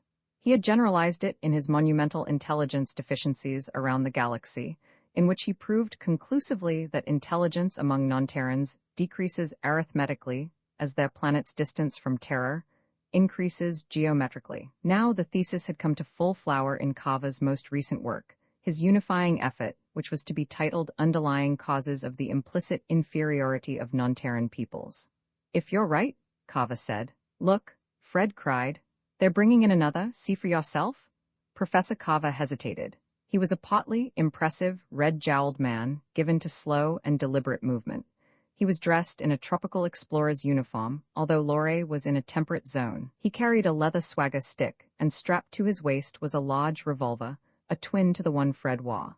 "If you're right," Kava said slowly, "it would indeed be, so to speak, a feather in the cap." "Come on," said Fred. 4 Esrag hunters were carrying a wounded companion to the medicine hut, and Kava and Fred fell in beside them. The hunters were visibly exhausted. They must have trekked for days to bring their friend to the village, for the Esrag hunts ranged deep into the rainforest. "Looks done for, huh?" Fred whispered. Professor Kava nodded. Last month he had photographed a Esrag from a vantage point very high in a very tall, stout tree. He knew it for a large, ill-tempered, quick-moving beast with a dismaying array of claws, teeth, and horns. It was also the only non-taboo meat-bearing animal on the planet. The natives had to kill Esrags or starve, but the wounded man had not been quick enough with spear and shield, and the Esrag had opened him from throat to pelvis. The hunter had bled copiously, even though the wound had been hastily bound with dried grasses. Mercifully, he was unconscious. "That chap hasn't a chance," Kava remarked. "It's a miracle he stayed alive this long. Shock alone, to say nothing of the depth and extent of the wound." "You'll see," Fred said. The village had suddenly come awake. Men and women, gray-skinned, knobby-headed, looked silently as the hunters marched toward the medicine hut. The sweeper paused to watch. The village's only child stood before his parents' hut and, thumb in mouth, stared at the procession. Deg, the medicine man, came out to meet the hunters, already wearing his ceremonial mask. The healing dancers assembled, quickly putting on their makeup. "Think you can fix him, Doc?" Fred asked. "One may hope," Deg replied piously. They entered the dimly lighted medicine hut. The wounded Lorian was laid tenderly upon a pallet of grasses, and the dancers began to perform before him. Deg started a solemn chant. "That'll never do it?" Professor Kava pointed out to Fred, with the interested air of a man watching a steam shovel in operation. "Too late for faith healing. Listen to his breathing. Shallower, don't you think?" "Absolutely," Fred said. Deg finished his chant and bent over the wounded hunter. The Lorian's breathing was labored. It slowed, hesitated. "It is time," cried the medicine man. He took a small wooden tube out of his pouch, uncocked it, and held it to the dying man's lips. The hunter drank. And then Kava blinked and Fred grinned triumphantly. The hunter's breathing was becoming stronger. As they watched, the great gash became a line of scar tissue, then a thin pink mark, then an almost invisible white line. The hunter sat up, scratched his head, grinned foolishly, and asked for something to drink, preferably intoxicating. Deg declared a festival on the spot. Kava and Fred moved to the edge of the rainforest for conference. The professor walked like a man in a dream. His pendulous lower lip was thrust out, and occasionally he shook his head. "How about it?" Fred asked. "It shouldn't be possible," said Kava dazedly. "No substance in nature should react like that, and you saw it work last night also?" "Damned well right," Fred said. "They brought in this hunter. He had his head pulled half off. He swallowed some of that stuff and healed right before my eyes." "Man's age-old dream," Kava mused. "A universal panacea? We could get any price for stuff like that," Fred said. "Yes, we could, as well as performing a duty to science," Professor Kava reminded him sternly. "Yes, Fred, I think we should obtain some of that substance." They turned and, with firm strides, marched back to the village. Dances were in progress, given by various members of the beast cults. At the moment, the Sathgohani, a cult representing a medium-sized deer-like animal, were performing. They could be recognized by the 3 red dots on their foreheads. Waiting their turn were the men of the Dressfixie and the Taganais, cults representing other forest animals. The beasts adopted by the cults were taboo, and there was an absolute injunction against their slaughter. Kava had been unable to discover the rationale behind this rule. The Lorians refused to speak of it. Deg, the medicine man, had removed his ceremonial mask. He was seated in front of his hut watching the dancing. He arose when the Earthmen approached him. "Peace," he said. "Sure," said Fred. "Nice job you did this morning." Deg smiled modestly. "The gods answered our prayers." "The gods?" said Kava. It looked as though the serum did most of the work. "Serum? Oh, the Circe juice?" Deg made a ceremonial gesture as he mentioned the name. Yes, the Circe juice is the mother of the Lorraine people. We'd like to buy some, Fred said bluntly, ignoring Professor Kava's disapproving frown. What would you take for a gallon? I am sorry, Deg said. How about some nice beads, mirrors, or maybe a couple of steel knives? It cannot be done, the medicine man asserted. The Circe juice is sacred. It must be used only for holy healing. Don't hand me that, Fred said, a flush mounting his sallow cheek. You gooks think you can? We quite understand, Kava broke in smoothly. We know about sacred things. Sacred things are sacred, they are not to be touched by profane hands. Are you crazy? Fred whispered in English.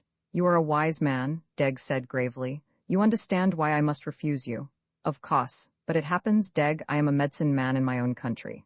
Ah, I did not know this. It is so. As a matter of fact, in my particular line, I am the highest medicine man.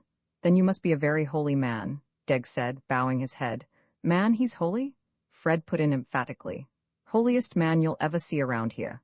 Please, Fred, Kava said, blinking modestly. He said to the medicine man, It's true, although I don't like to hear about it. Under the circumstances, however, you can see that it would not be wrong to give me some Circe juice. On the contrary, it is your priestly duty to give me some. The medicine man pondered for a long time while contrary emotions passed just barely perceptibly over his almost blank face. At last he said, It may be so. Unfortunately, I cannot do what you require. Why not? Because there is so little Circe juice, so terribly little, there is hardly enough for the village. Deg smiled sadly and walked away. Life in the village continued its simple, invariant way. The sweeper moved slowly along, cleaning with his twig broom.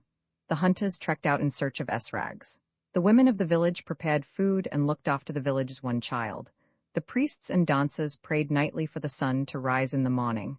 Everyone was satisfied, in a humble, submissive fashion. Everyone except the Earthmen. They had more talks with Deg and slowly learned the complete story of the Circe juice and the troubles surrounding it. The Circe bush was a small and sickly affair. It did not flourish in a state of nature. Yet it resisted cultivation and positively defied transplantation. The best one could do was to weed thoroughly around it and hope it would blossom. But most Circe bushes struggled for a year or two, then gave up the ghost. A few blossomed, and a few out of the few lived long enough to produce their characteristic red berries. From the berry of the Circe bush was squeezed the elixir that meant life to the people of Lorraine. And you must remember, Deg pointed out, how sparsely the Circe grows and how widely scattered it is. We must search for months, sometimes, to find a single bush with berries, and those berries will save the life of only a single Lorraine, or perhaps two at the most. Sad, very sad, Kava said. But surely some form of intensive fertilization? Everything has been tried. I realize, Kava said earnestly, how important the Circe juice is to you, but if you could give us a little, even a pint or two, we could take it to Earth, have it examined, synthesized, perhaps. Then you could have all you need. But we dare not give any. Have you noticed how few children we have? Kava nodded. There are very few births. Our life is a constant struggle against the obliteration of our race. Every man's life must be preserved until there is a child to replace him. And this can be done only by our constant and never-ending search for the Circe berries. And there are never enough, the medicine man sighed. Never enough. Does the juice cure everything? Fred asked. It does more than that. Those who have tasted Circe add 50 of our years to their lives. Kava opened his eyes wide. 50 years on Lorraine was roughly the equivalent of 63 on Earth. The Circe was more than a healing agent, more than a regenerator. It was a longevity drug as well. He paused to consider the prospect of adding another 60 years to his lifetime. Then he asked, What happens if a man takes Circe again after the 50 years? We do not know, Deg told him. No man would take it a second time while there is not enough. Kava and Fred exchanged glances. Now listen to me carefully, Deg, Professor Kava said. He spoke of the sacred duties of science. Science, he told the medicine man, was above race, above creed, above religion. The advancement of science was above life itself. What did it matter, after all, if a few more Lorraines died? They would die eventually anyhow. The important thing was for Terran science to have a sample of Circe. It may be as you say, Deg said, but my choice is clear. As a priest of the Sunahiriat religion, I have a sacred trust to preserve the lives of my people. I cannot go against this trust. He turned and walked off. The Earthmen frustratedly returned to their spaceship. After coffee, Professor Kava opened a drawer and took out the manuscript of underlying causes for the implicit inferiority of non-Terran races. Lovingly, he read over the last chapter, the chapter that dealt with the specialized inferiorities of the Lorraine people. Then he put the manuscript away. Almost finished, Fred, he told his assistant. Another week's work, 2 weeks at the most? Fred replied, staring at the village through a pothole. This will do it, Kava said. This book will prove once and for all the natural superiority of Terrans. We have proven it by force of arms, Fred, and we have proven it by our technology. Now it is proven by the impersonal processes of logic. Fred nodded. He knew the professor was quoting from the book's introduction. Nothing must interfere with the great work, Kava said. You agree with that, don't you? Sure, Fred said absent-mindedly. The book comes first, put the gooks in their place. Well, I didn't exactly mean that, but you know what I mean. Under the circumstances, perhaps we should forget about Circe, perhaps we should just finish the job we started. Fred turned and faced his employer. Professor, how much do you expect to make out of this book? Well, the last did quite well, you will remember. This book should do even better. Perhaps $20,000. He permitted himself a small smile. I am fortunate, you see, in my subject matter. The general public of Earth seems to be rather interested in it, which is gratifying for a scientist. Say you even make 50,000. Chicken feed. Do you know what we could make on a test tube of Circe? 100,000, Kava said vaguely. Are you kidding? Suppose a rich guy was dying and we had the only thing to cure him. He'd give everything he owned. Millions? I believe you're right, Kava agreed, and it would be a valuable scientific advancement, but the medicine man unfortunately won't give us any. Buying isn't the only way. Fred unholstered his revolver and checked the chambers. I see, Kava said, his red face turning slightly pale. But have we the right? What do you think? Well, they are inferior. I believe I have proven that conclusively. You might indeed say that their lives don't weigh heavily in the scheme of things. Yes, Fred, we could save Terran lives with this. We could save our own lives, Fred said. Who wants to punk out ahead of time? Kava stood up and determinedly loosened his gun in its holster. Remember, he told Fred, we are doing this in the name of science, and for Earth. Absolutely, Professor, Fred said, moving toward the pot, grinning. They found Deg near the medicine hut. Kava said without preamble, we must have some Circe. But I explained to you, said the medicine man. I told you why it was impossible. We gotta have it, Fred said. He pulled his revolver from its holster and looked ferociously at Deg. No, you think I'm kidding? Fred asked. You know what this weapon can do? I have seen you use it. Maybe you think I won't use it on you. I do not care, you can have no Circe. I'll shoot, Fred warned, his voice rising angrily. I swear to you I'll shoot. The villagers of Lorraine slowly gathered behind their medicine man. Gray-skinned, knobby-headed, they moved silently into position, the hunters carrying their spears, other villagers armed with knives and stones. You cannot have the Circe, Deg said. Fred slowly leveled the revolver. Now, Fred, said Kava, there's an awful lot of them. Do you really think? Fred's thin body tightened and his finger grew taut and white on the trigger. Kava closed his eyes. There was a moment of dead silence. Then the revolver exploded. Kava warily opened his eyes. The medicine man was still erect, although his knees were shaking. Fred was pulling back the hammer of the revolver. The villagers had made no sound. It was a moment before Kava could figure out what had happened. At last, he saw the sweeper. The sweeper lay on his face, his outstretched left hand still clutching his twig broom, his legs twitching feebly. Blood welled from the hole Fred had neatly drilled through his forehead. Deg bent over the sweeper, then straightened. He is dead, the medicine man said. That's just the first, Fred warned, taking aim at a hunter. No, cried Deg. Fred looked at him with raised eyebrows. I will give it to you, Deg said. I will give you all our Circe juice, then you must go. He ran into the medicine hut and reappeared a moment later with 3 wooden tubes, which he thrust into Fred's hands. We're in business, Professor, Fred said. Let's get moving. They walked past the silent villagers toward their spaceship. Something bright flashed in the sunlight. Fred yipped and dropped his revolver. Professor Kava hastily scooped it up. One of those gooks cut me, Fred said. Give me the revolver. A spear arced high and buried itself at their feet. Too many of them, said Kava. Let's run for it. They sprinted to their ship with spears and knives singing around them, reached it safely and bolted the pot. Too close, Kava said, panting for breath, leaning against the dogged pot. Have you got the serum? I got it, said Fred, rubbing his arm. Damn, what's wrong? My arm, it feels numb. Kava examined the wound, pursed his lips thoughtfully but made no comment. It's numb, Fred said. I wonder if they poisoned those spears. It's quite possible, Professor Kava admitted. They did, Fred shouted. Look, the cut is changing color already. The edges of the wound had a blackened, septic look. Sulfa, Kava said. Penicillin too, I wouldn't worry much about it, Fred. Modern Terran drugs might not even touch this stuff. Open one of those tubes.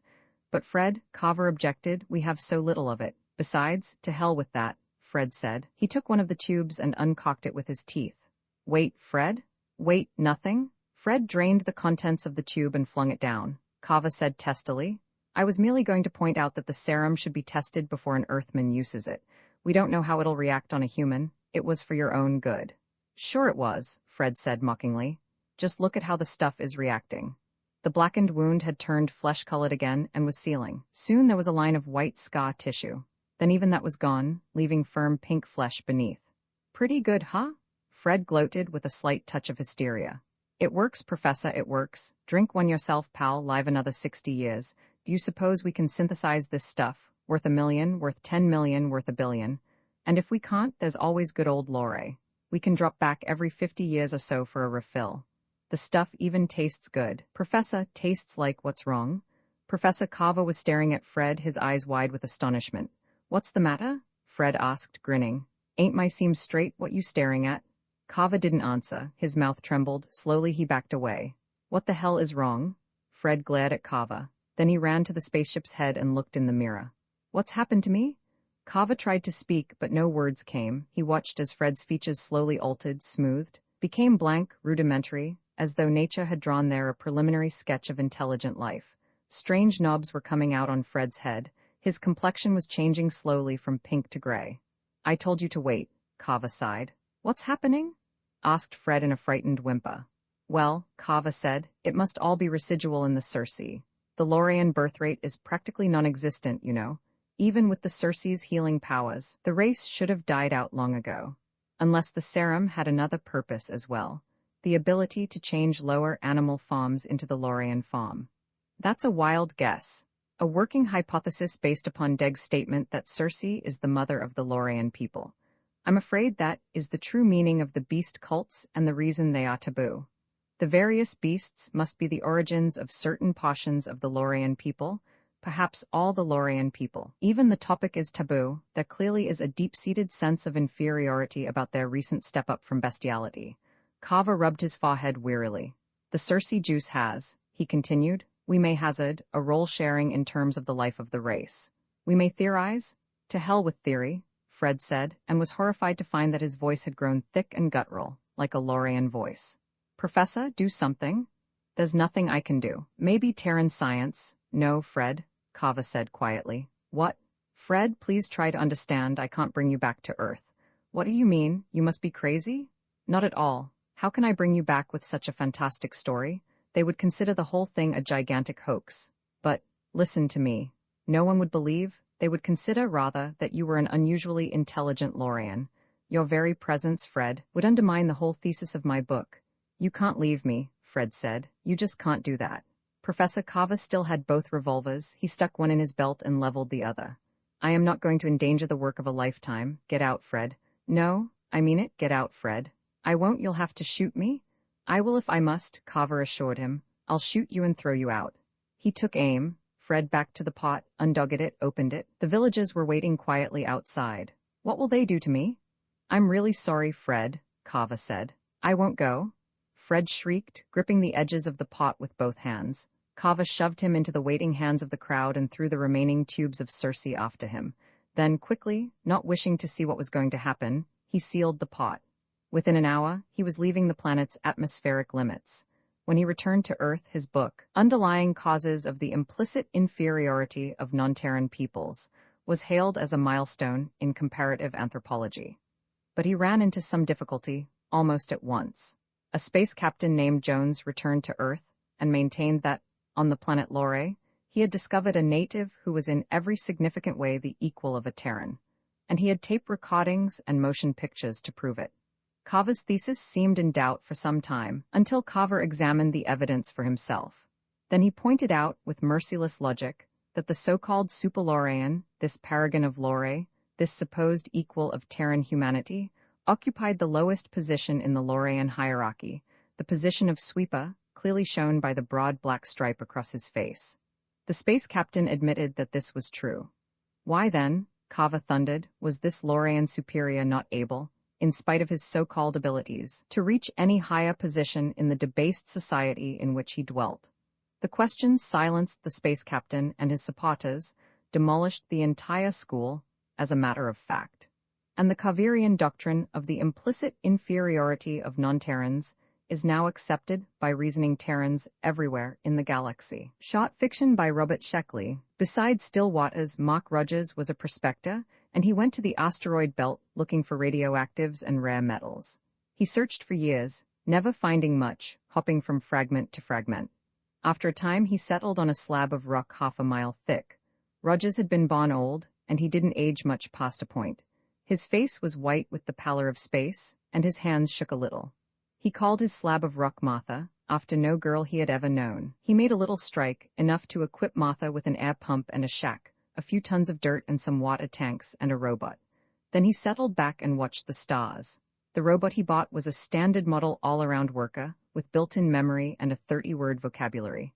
Mark added to that, bit by bit. He was something of a tinkerer, and he enjoyed adapting his environment to himself. At first, all the robot could say was yes, sir, and no, sir. He could state simple problems. The air pump is laboring, sir. The con is budding, sir. He could perform a satisfactory salutation. Good morning, sir. Mark changed that. He eliminated the sirs from the robot's vocabulary. Equality was the rule on Mark's hunk of rock. Then he dubbed the robot Charles after a father he had never known. As the years passed, the air pump began to labor a little as it converted the oxygen in the planetoid's rock into a breathable atmosphere. The air seeped into space, and the pump worked a little harder, supplying more. The crops continued to grow on the tamed black dirt of the planetoid. Looking up, Mark could see the sheer blackness of the river of space, the floating points of the stars. Around him, under him, overhead, masses of rock drifted, and sometimes the starlight glinted from their black sides. Occasionally, Mark caught a glimpse of Mars or Jupiter. Once he thought he saw Earth. Mark began to tape new responses into Charles. He added simple responses to cue words. When he said, "How does it look?" Charles would answer, "Oh, pretty good, I guess." At first the answers were what Mark had been answering himself in the long dialogue held over the years. But slowly, he began to build a new personality into Charles. Mark had always been suspicious and scornful of women, but for some reason he didn't tape the same suspicion into Charles. Charles' outlook was quite different. "What do you think of girls?" Mark would ask, sitting on a packing case outside the shack after the chores were done. "Oh, I don't know, you have to find the right one." The robot would reply dutifully, repeating what had been put on its tape. "I never saw a good one yet," Mark would say. "Well, that's not fair. Perhaps you didn't look long enough. There's a girl in the world for every man." "You're a romantic?" Mark would say scornfully. The robot would pause, a built-in pause, and chuckle a carefully constructed chuckle. "I dreamed of a girl named Martha once," Charles would say. "Maybe if I would have looked, I would have found her. And then it would be bedtime, or perhaps Mark would want more conversation. What do you think of girls?" He would ask again, and the discussion would follow its same course. Charles grew old. His limbs lost their flexibility, and some of his wiring started to corrode. Mark would spend hours keeping the robot in repair. "You're getting rusty," he would cackle. "You're not so young yourself," Charles would reply. He had an answer for almost everything. Nothing involved but an answer. It was always night on Martha, but Mark broke up his time into mornings, afternoons, and evenings. Their life followed a simple routine. Breakfast, from vegetables and Mark's canned stew. Then the robot would work in the fields, and the plants grew used to his touch. Mark would repair the pump, check the water supply, and straighten up the immaculate shack. Lunch, and the robot's chores were usually finished. The two would sit on the packing case and watch the stars. They would talk until supper, and sometimes late into the endless night. In time, Mark built more complicated conversations into Charles. He couldn't give the robot free choice of course, but he managed a pretty close approximation of it. Slowly, Charles' personality emerged, but it was strikingly different from Mark's. Where Mark was querulous, Charles was calm. Mark was sardonic, Charles was naive. Mark was a cynic, Charles was an idealist. Mark was often sad, Charles was forever content. And in time, Mark forgot he had built the answers into Charles. He accepted the robot as a friend of about his own age. A friend of long years' standing. "The thing I don't understand," Mark would say, "is why a man like you wants to live here. I mean, it's all right for me. No one cares about me, and I never gave much of a damn about anyone. But why you?" Here I have a whole world, Charles would reply, where on Earth I had to share with billions. I have the stars, bigger and brighter than on Earth. I have all space around me close like still waters. And I have you, Mark. Now, don't go getting sentimental on me. I'm not. Friendship counts. Love was lost long ago, Mark. The love of a girl named Martha, whom neither of us ever met, and that's a pity. But friendship remains and the eternal night. You're a bloody poet, Mark would say, half admiringly. A poor poet. Time passed unnoticed by the stars, and the air pump hissed and clanked and leaked. Mark was fixing it constantly, but the air of Martha became increasingly rare. Although Charles labored in the fields, the crops, deprived of sufficient air, died. Mark was tired now, and barely able to crawl around, even without the grip of gravity. He stayed in his bunk most of the time. Charles fed him as best he could, moving on rusty, creaking limbs. What do you think of girls? I never saw a good one yet. Well, that's not fair. Mark was too tired to see the end coming, and Charles wasn't interested. But the end was on its way. The air pump threatened to give out momentarily. There hadn't been any food for days. But why you? Gasping in the escaping air, strangling. Here I have a whole world, don't get sentimental, and the love of a girl named Martha. From his bunk Mark saw the stars for the last time, bigger than ever, endlessly floating in the still waters of space. The stars, Mark said, yes, the sun, shall shine as now. A bloody poet. A poor poet. And girls? I dreamed of a girl named Martha once, maybe if? What do you think of girls, and stars, and earth? And it was bedtime, this time forever. Charles stood beside the body of his friend. He felt for a pulse once and allowed the withered hand to fall. He walked to a corner of the shack and turned off the tired air pump.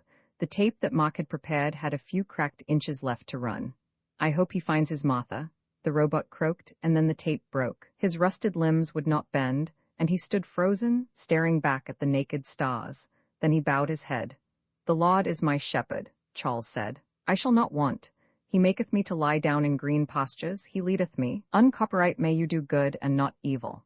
May you find forgiveness for yourself and forgive others. May you share freely, never taking more than you give. Copyright pages exist to tell you that you can't do something. Unlike them, this uncopyright page exists to tell you that the writing and artwork in this ebook are believed to be in the United States public domain.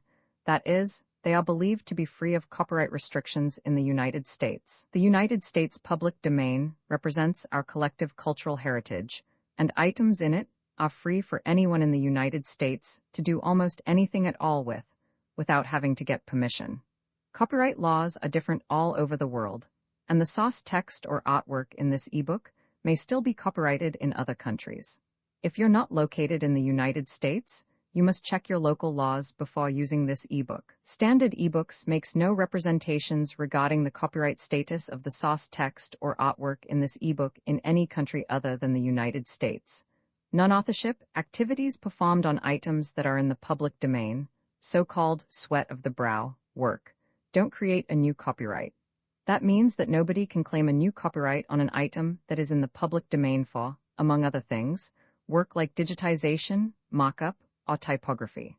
Regardless, the contributors to this ebook release their contributions under the terms in the CC 01.0 Universal Public Domain dedication, thus dedicating to the worldwide public domain all of the work they've done on this ebook, including but not limited to metadata, the title page, imprint, colophon, this uncopyright, and any changes or enhancements to, or mock-up on, the original text and artwork. This dedication doesn't change the copyright status of the source text or artwork. We make this dedication in the interest of enriching our global cultural heritage, to promote free and libre culture around the world, and to give back to the unrestricted culture that has given all of us so much. Wam Anders lay on his bed, fully dressed except for his shoes and black bow tie, contemplating, with a certain uneasiness, the evening before him. In 20 minutes he would pick up Judy at her apartment, and that was the uneasy part of it. He had realized only seconds ago that he was in love with her. Well, he'd tell her. The evening would be memorable.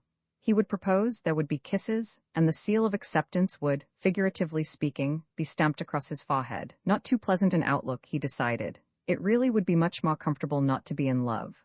What had done it? A look, a touch, a thought? It didn't take much, he knew, and stretched his arms for a thorough yawn. "Help me?" a voice said. His muscles spasmed, cutting off the yawn in mid-moment. He sat upright on the bed, then grinned and lay back again. You must help me? The voice insisted. Anders sat up, reached for a polished shoe and fitted it on, giving his full attention to the tying of the laces. Can you hear me? The voice asked. You can, can't you? That did it.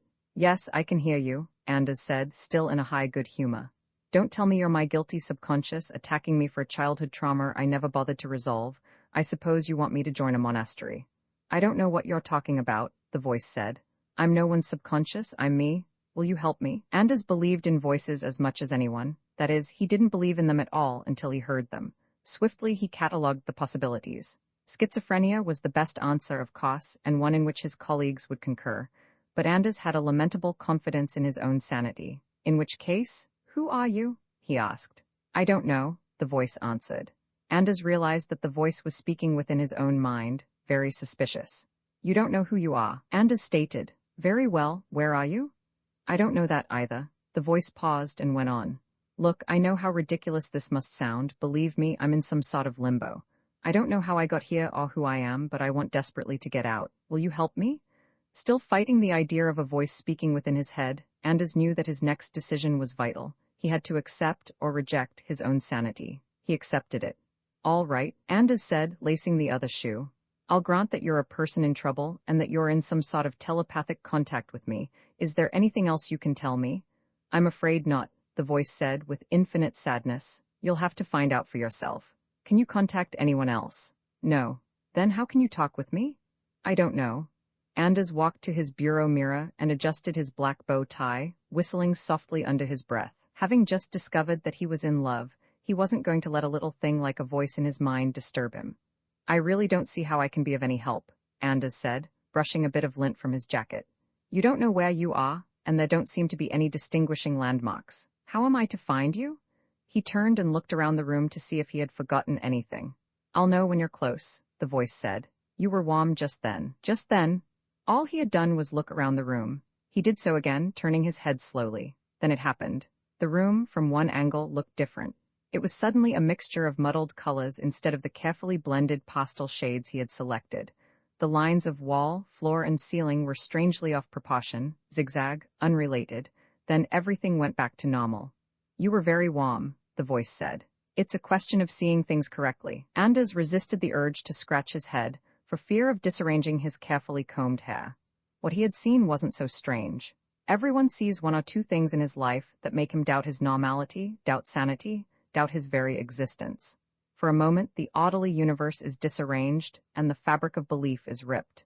But the moment passes. Anders remembered once, as a boy, awakening in his room in the middle of the night. How strange everything had looked. Chairs, table, all out of proportion, swollen in the dark, the ceiling pressing down as in a dream, but that had also passed. Well, old man, he said, if I get warm again, let me know. I will, the voice in his head whispered. I'm sure you'll find me. I'm glad you're so sure, Anders said gaily, switched off the lights and left. Lovely and smiling, Judy greeted him at the door. Looking at her, Anders sensed her knowledge of the moment. Had she felt the change in him, or predicted it? Or was love making him grin like an idiot? Would you like a before-party drink? She asked. He nodded, and she led him across the room to the improbable green and yellow couch. Sitting down, Anders decided he would tell her when she came back with the drink. No use in putting off the fatal moment. A lemming in love, he told himself. You're getting warm again, the voice said. He had almost forgotten his invisible friend, or fiend as the case could well be. What would Judy say if she knew he was hearing voices? Little things like that, he reminded himself, often break up the best of romances. Here, she said, handing him a drink. Still smiling, he noticed. The number 2 smile to a prospective suitor, provocative and understanding. It had been preceded, in their relationship, by the number 1 nice girl smile, the don't misunderstand me smile, to be worn on all occasions until the correct words have been mumbled. That's right, the voice said. It's in how you look at things. Look at what? Anders glanced at Judy, annoyed at his thoughts. If he was going to play the lover, let him play it. Even through the astigmatic haze of love, he was able to appreciate her blue-gray eyes, her fine skin, if one overlooked a tiny blemish on the left temple, her lips slightly reshaped by lipstick. How did your classes go today? She asked. Well, of course she'd ask that, Anders thought. Love is mocking time. All right, he said. Teaching psychology to young apes. Oh, come now. Wama, the voice said. What's the matter with me? Anders wondered. She really is a lovely girl. The gestalt that is Judy, a pattern of thoughts, expressions, movements making up the girl I what? Love. Anders shifted his long body uncertainly on the couch. He didn't quite understand how this train of thought had begun. It annoyed him. The analytical young instructor was better off in the classroom. Couldn't science wait until 9:10 in the morning? I was thinking about you today, Judy said, and Anders knew that she had sensed the change in his mood. Do you see? The voice asked him. You're getting much better at it. I don't see anything, Anders thought, but the voice was right. It was as though he had a clear line of inspection into Judy's mind. Her feelings were nakedly apparent to him, as meaningless as his room had been in that flash of undistorted thought. I really was thinking about you, she repeated. Now look, the voice said. Anders, watching the expressions on Judy's face, felt the strangeness descend on him. He was back in the nightmare perception of that moment in his room. This time it was as though he were watching a machine in a laboratory. The object of this operation was the evocation and preservation of a particular mood. The machine goes through a searching process, invoking trains of ideas to achieve the desired end. Oh, were you? He asked, amazed at his new perspective. Yes, I wondered what you were doing at noon, the reactive machine opposite him on the couch said, expanding its shapely chest slightly. Good, the voice said, commending him for his perception. Dreaming of you, of course, he said to the flesh-clad skeleton behind the total gestalt Judy. The flesh machine rearranged its limbs, widened its mouth to denote pleasure. The mechanism searched through a complex of fears, hopes, worries, through half-remembrances of analogous situations, analogous solutions, and this was what he loved. Anders saw too clearly and hated himself for seeing. Through his new nightmare perception, the absurdity of the entire room struck him. Were you really? The articulating skeleton asked him. You're coming closer, the voice whispered. To what? The personality? There was no such thing. There was no true cohesion, no depth. Nothing except a web of surface reactions, stretched across automatic visceral movements. He was coming closer to the truth. Sure, he said sourly. The machine stirred, searching for response. Anders felt a quick tremor of fear at the sheer, alien quality of his viewpoint. His sense of formalism had been sloughed off, his agreed-upon reactions bypassed. What would be revealed next? He was seeing clearly, he realized, as perhaps no man had ever seen before.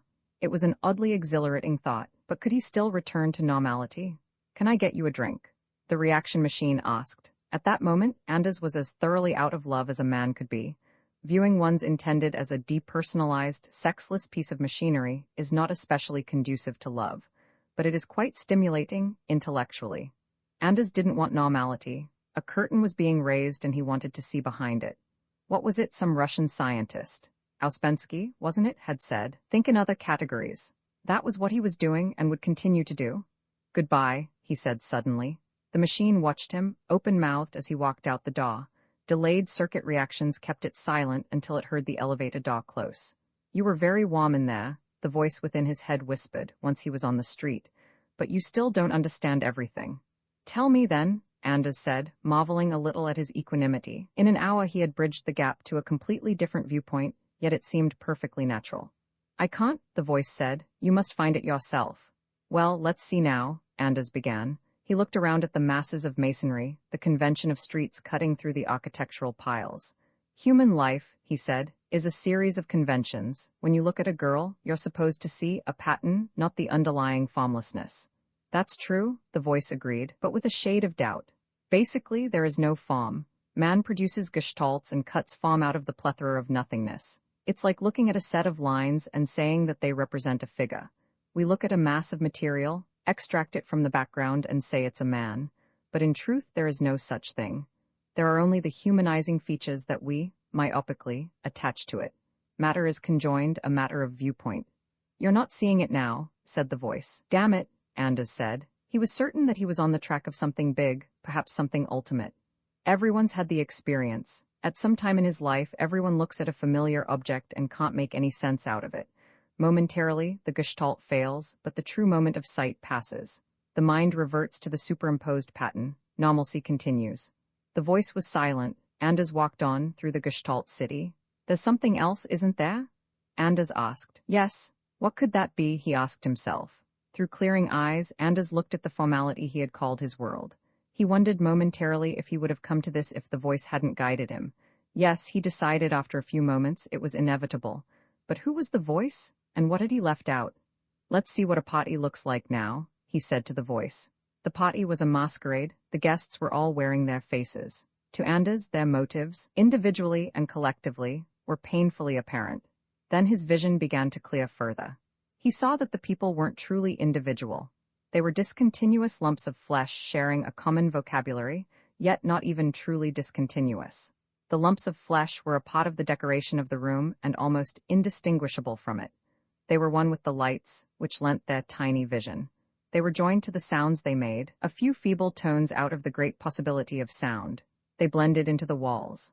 The kaleidoscopic view came so fast that Anders had trouble sorting his new impressions. He knew now that these people existed only as patterns, on the same basis as the sounds they made and the things they thought they saw. Gestalts sifted out of the vast, unbearable real world. "Where's Judy?" A discontinuous lump of flesh asked him. This particular lump possessed enough nervous mannerisms to convince the other lumps of his reality. He wore a loud tie as further evidence. "She's sick," Anders said. The flesh quivered into an instant sympathy. Lines of formal mirth shifted to formal woe. "Hope it isn't anything serious," the vocal flesh remarked. "You're warmer," the voice said to Anders. Anders looked at the object in front of him. "She hasn't long to live," he stated. The flesh quivered. Stomach and intestines contracted in sympathetic fear. Eyes distended, mouth quivered. The loud tie remained the same. "My God, you don't mean it?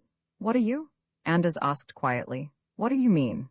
The indignant flesh attached to the tie demanded. Serene within its reality, it gaped at Anders. Its mouth twitched, undeniable proof that it was real and sufficient. "You're drunk," it sneered.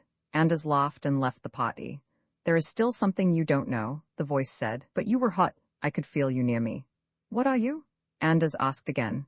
"I don't know," the voice admitted. "I am a person, I am trapped." "So are we all," Anders said. He walked on asphalt, surrounded by heaps of concrete, silicates, aluminum, and iron alloys. Shapeless, meaningless heaps that made up the Gestalt city. And then there were the imaginary lines of demarcation dividing city from city, the artificial boundaries of water and land.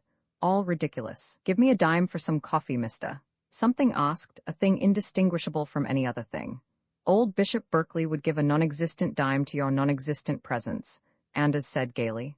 "I'm really in a bad way," the voice whined, and Anders perceived that it was no more than a series of modulated vibrations. "Yes, go on," the voice commanded. "If you could spare me a quarter," the vibration said with a deep pretense at meaning. No. What was there behind the senseless patterns? Flesh mass, what was that? All made up of atoms. "I'm really hungry," the intricately arranged atoms muttered. All atoms, conjoined. There were no true separations between atom and atom. Flesh was stone, stone was light. Anders looked at the masses of atoms that were pretending to solidity, meaning, and reason. "Can't you help me?" A clump of atoms asked, but the clump was identical with all the other atoms. Once you ignored the superimposed patterns, you could see the atoms were random, scattered. "I don't believe in you," Anders said. The pile of atoms was gone. "Yes," the voice cried. "Yes. I don't believe in any of it," Anders said. "After all, what was an atom?" "Go on," the voice shouted. "You're hot, go on." What was an atom? An empty space surrounded by an empty space. Absurd? Then it's all false, Anders said, and he was alone under the stars. "That's right," the voice within his head screamed. "Nothing? But stars," Anders thought. How can one believe? The stars disappeared.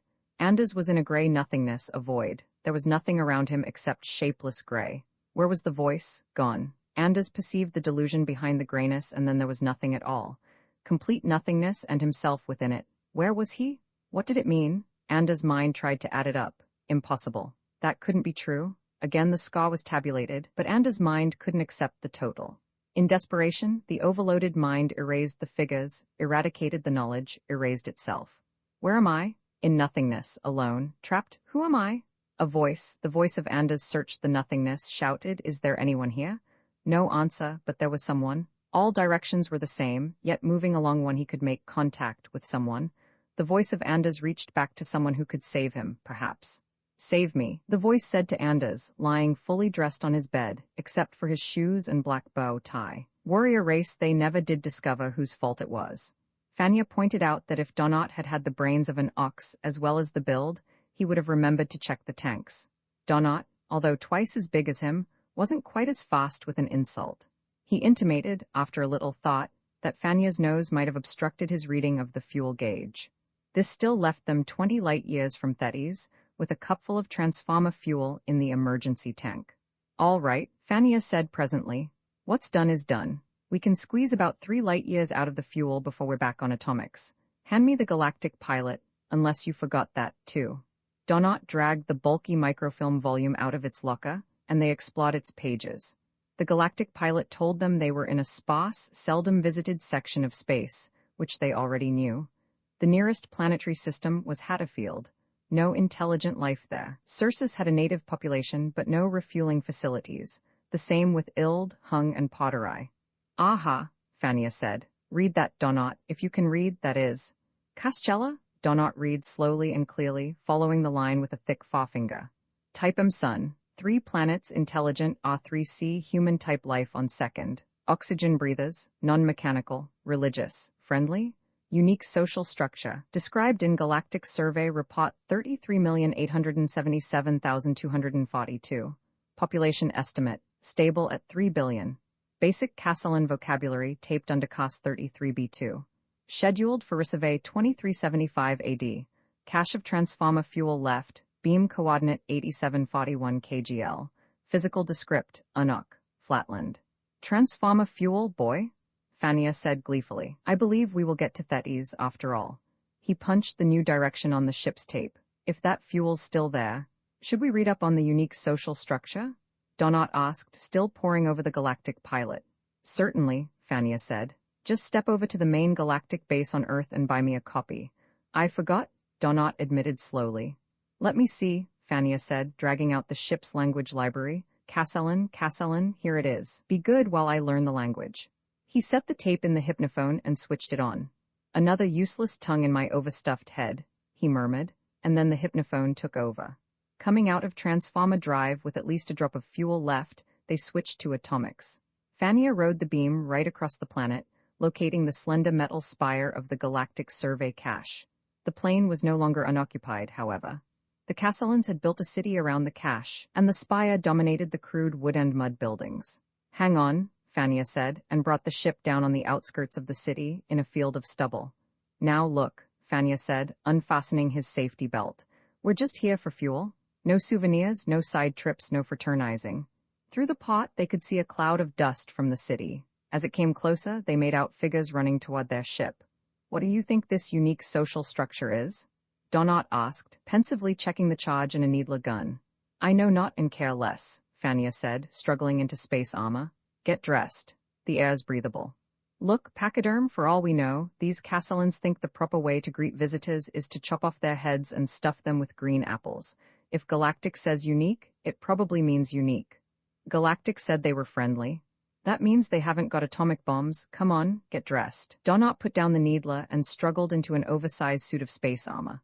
Both men strapped on needlers, paralyzers, and a few grenades. "I don't think we have anything to worry about," Fania said, tightening the last nut on his helmet. "Even if they get rough, they can't crack space armor, and if they're not rough, we won't have any trouble. Maybe these gewgaws will help."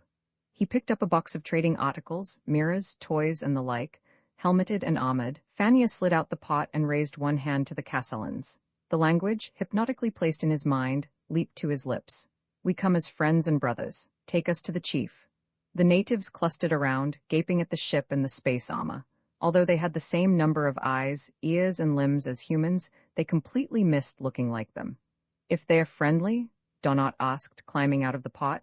"Why all the hardware?" The Castellans were dressed predominantly in a collection of knives, swords, and daggers. Each man had at least 5, and some had 8 or 9. "Maybe Galactic got their signals crossed," Fania said, as the natives spread out in an escort. Or maybe the natives just used the knives for mumblepeg. The city was typical of a non-mechanical culture. Narrow, packed dirt streets twisted between ramshackle huts. A few 2-story buildings threatened to collapse at any minute. A stench filled the air, so strong that Fania's filter couldn't quite eradicate it. The Castellans bounded ahead of the heavily laden Earthmen, dashing around like a pack of playful puppies. Their knives glittered and clanked. The chief's house was the only 3-story building in the city. The tall spire of the cache was right behind it. "If you come in peace," the chief said when they entered, "you are welcome." He was a middle-aged Castellan with at least 15 knives strapped to various parts of his person. He squatted cross-legged on a raised dais. We are privileged, Fania said.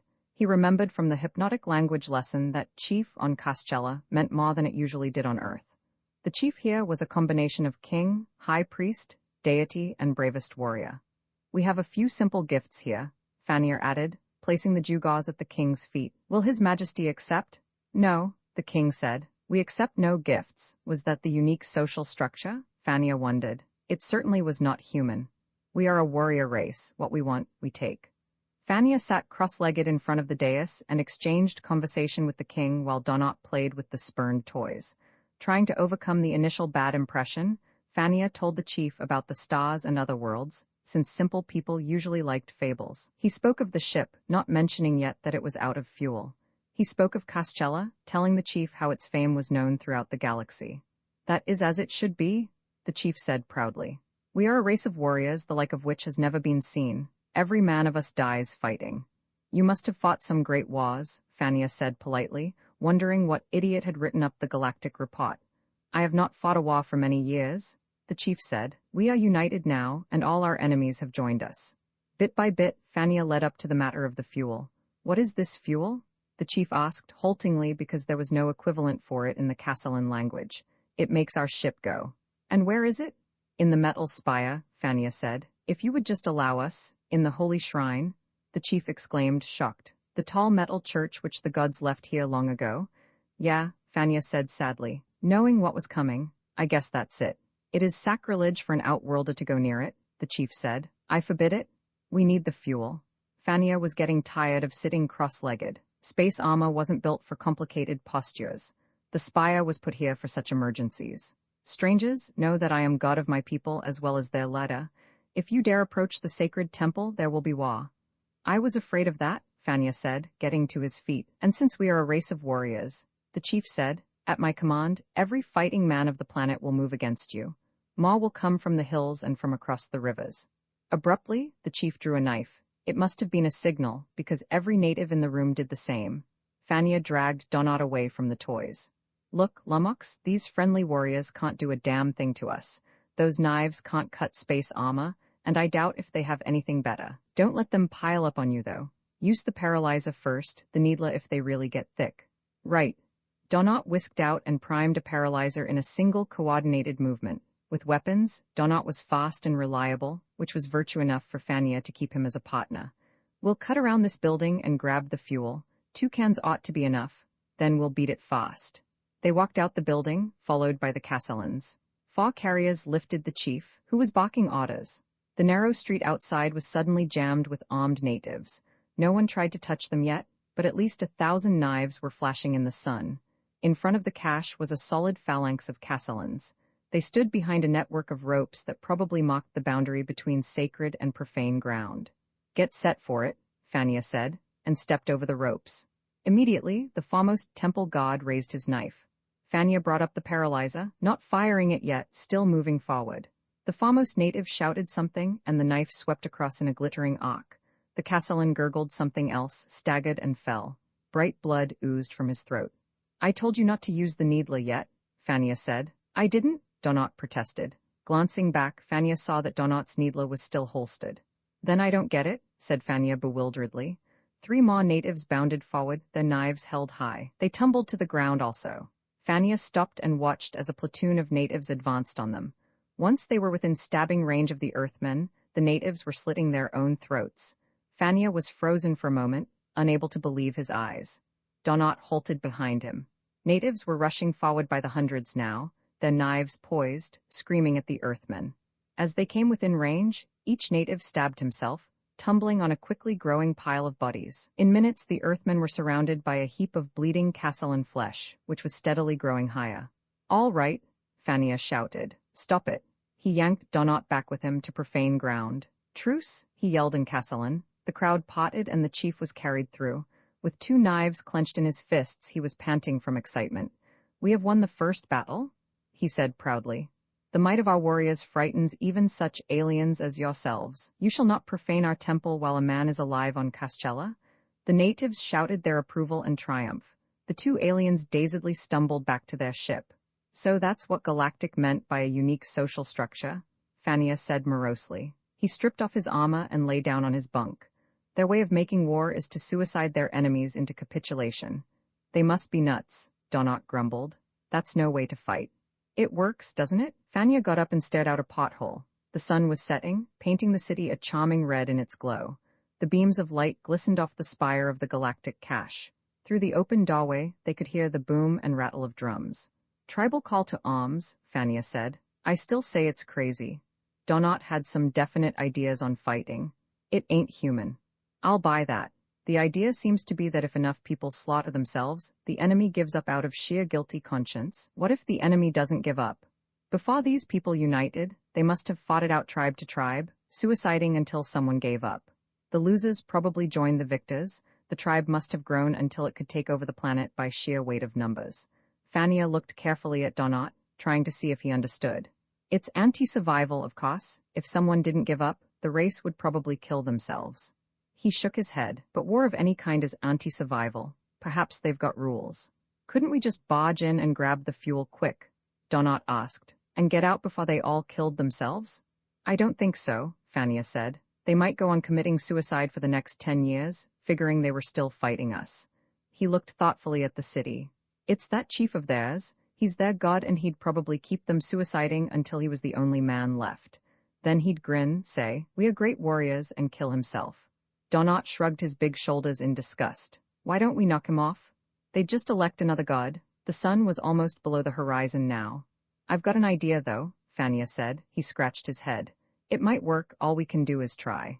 At midnight, the two men sneaked out of the ship, moving silently into the city. They were both dressed in space armor again. Donat carried 2 empty fuel cans. Fania had his paralyzer out. The streets were dark and silent as they slid along walls and around posts, keeping out of sight. A native turned a corner suddenly, but Fania paralyzed him before he could make a sound. They crouched in the darkness in the mouth of an alley facing the cache. Have you got it straight? Fania asked. I paralyze the gods. You bolt in and fill up those cans. We get the hell out of here, quick. When they check, they find the cans still there. Maybe they won't commit suicide then. The men moved across the shadowy steps in front of the cache. There were 3 Castellans guarding the entrance, their knives stuck in their loincloths. Fania stunned them with a medium charge, and Donat broke into a run. Torches instantly flared, natives boiled out of every alleyway, shouting, waving their knives. We've been ambushed, Fania shouted. Get back here, Donat. Donat hurriedly retreated. The natives had been waiting for them. Screaming, yowling, they rushed at the Earthmen, slitting their own throats at 5-foot range. Bodies tumbled in front of Fania, almost tripping him as he backed up. Donat caught him by an arm and yanked him straight. They ran out of the sacred area. Truce, damn it, Fania called out. Let me speak to the chief. Stop it, I want a truce. Reluctantly, the Castellans stopped their slaughter. This is war, the chief said, striding forward. His almost human face was stern under the torchlight. You have seen our warriors. You know now that you cannot stand against them. The word has spread to all our lands. My entire people are prepared to do battle. He looked proudly at his fellow Castellans, then back to the Earthmen. I myself will lead my people into battle now. There will be no stopping us. We will fight until you surrender yourselves completely, stripping off your armor. Wait, chief, Fania panted, sick at the sight of so much blood. The clearing was a scene out of the inferno. Hundreds of bodies were sprawled around. The streets were muddy with blood. Let me confer with my partner tonight. I will speak with you tomorrow. No, the chief said. You started the battle. It must go to its conclusion. Brave men wish to die in battle. It is our fondest wish. You are the first enemy we have had in many years since we subdued the mountain tribes. Sure, Fania said, but let's talk about it. I myself will fight you, the chief said, holding up a dagger. I will die for my people as a warrior must. Hold it, Fania shouted. Grant us a truce. We are allowed to fight only by sunlight. It is a tribal taboo. The chief thought for a moment, then said, very well. Until tomorrow. The beaten Earthmen walked slowly back to their ship amid the jeers of the victorious populace. Next morning, Fania still didn't have a plan. He knew that he had to have fuel. He wasn't planning on spending the rest of his life on Cascella, or waiting until the Galactic Survey sent another ship, in 50 years or so. On the other hand, he hesitated at the idea of being responsible for the death of anywhere up to 3 billion people. It wouldn't be a very good record to take to Thetis. The Galactic Survey might find out about it. Anyway, he just wouldn't do it. He was stuck both ways. Slowly, the 2 men walked out to meet the chief. Fania was still searching wildly for an idea while listening to the drums booming. If there was only someone we could fight, Donat moaned, looking at his useless blasters. That's the deal, Fania said. Guilty conscience is making sinners of us all, or something like that. They expect us to give in before the carnage gets out of hand. He considered for a moment. It's not so crazy, actually. On Earth, armies don't usually fight until every last man is slaughtered on one side. Someone surrenders when they've had enough.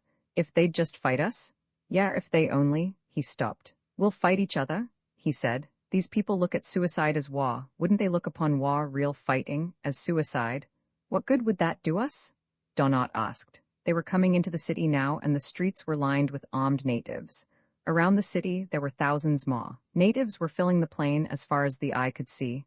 Evidently, they had responded to the drums and were here to do battle with the aliens, which meant, of course, a wholesale suicide. Look at it this way, Fania said. If a guy plans on suiciding on Earth, what do we do? Arrest him? Donat asked. Not at first. We offer him anything he wants if he just won't do it. People offer the guy money, a job, their daughters, anything, just so he won't do it. It's taboo on Earth. So, Fania went on, maybe fighting is just as taboo here. Maybe they'll offer us fuel if we'll just stop. Donat looked dubious, but Fania felt it was worth a try. They pushed their way through the crowded city to the entrance of the cache. The chief was waiting for them, beaming on his people like a jovial war god. Are you ready to do battle? He asked. Or to surrender? Sure, Fania said. Now, Donat? He swung, and his mailed fist caught Donat in the ribs. Donat blinked. Come on, you idiot, hit me back. Donat swung, and Fania staggered from the force of the blow. In a second they were at it like a pair of blacksmiths, mailed blows ringing from their armored hides. A little lighter, Fania gasped, picking himself up from the ground. You're denting my ribs. He belted Donat viciously on the helmet. Stop it? The chief cried. This is disgusting. It's working, Fania panted. Now let me strangle you. I think that might do it. Donat obliged by falling to the ground. Fania clamped both hands around Donat's armored neck and squeezed. Make believe you're in agony, idiot, he said. Donat groaned and moaned as convincingly as he could. You must stop? The chief screamed.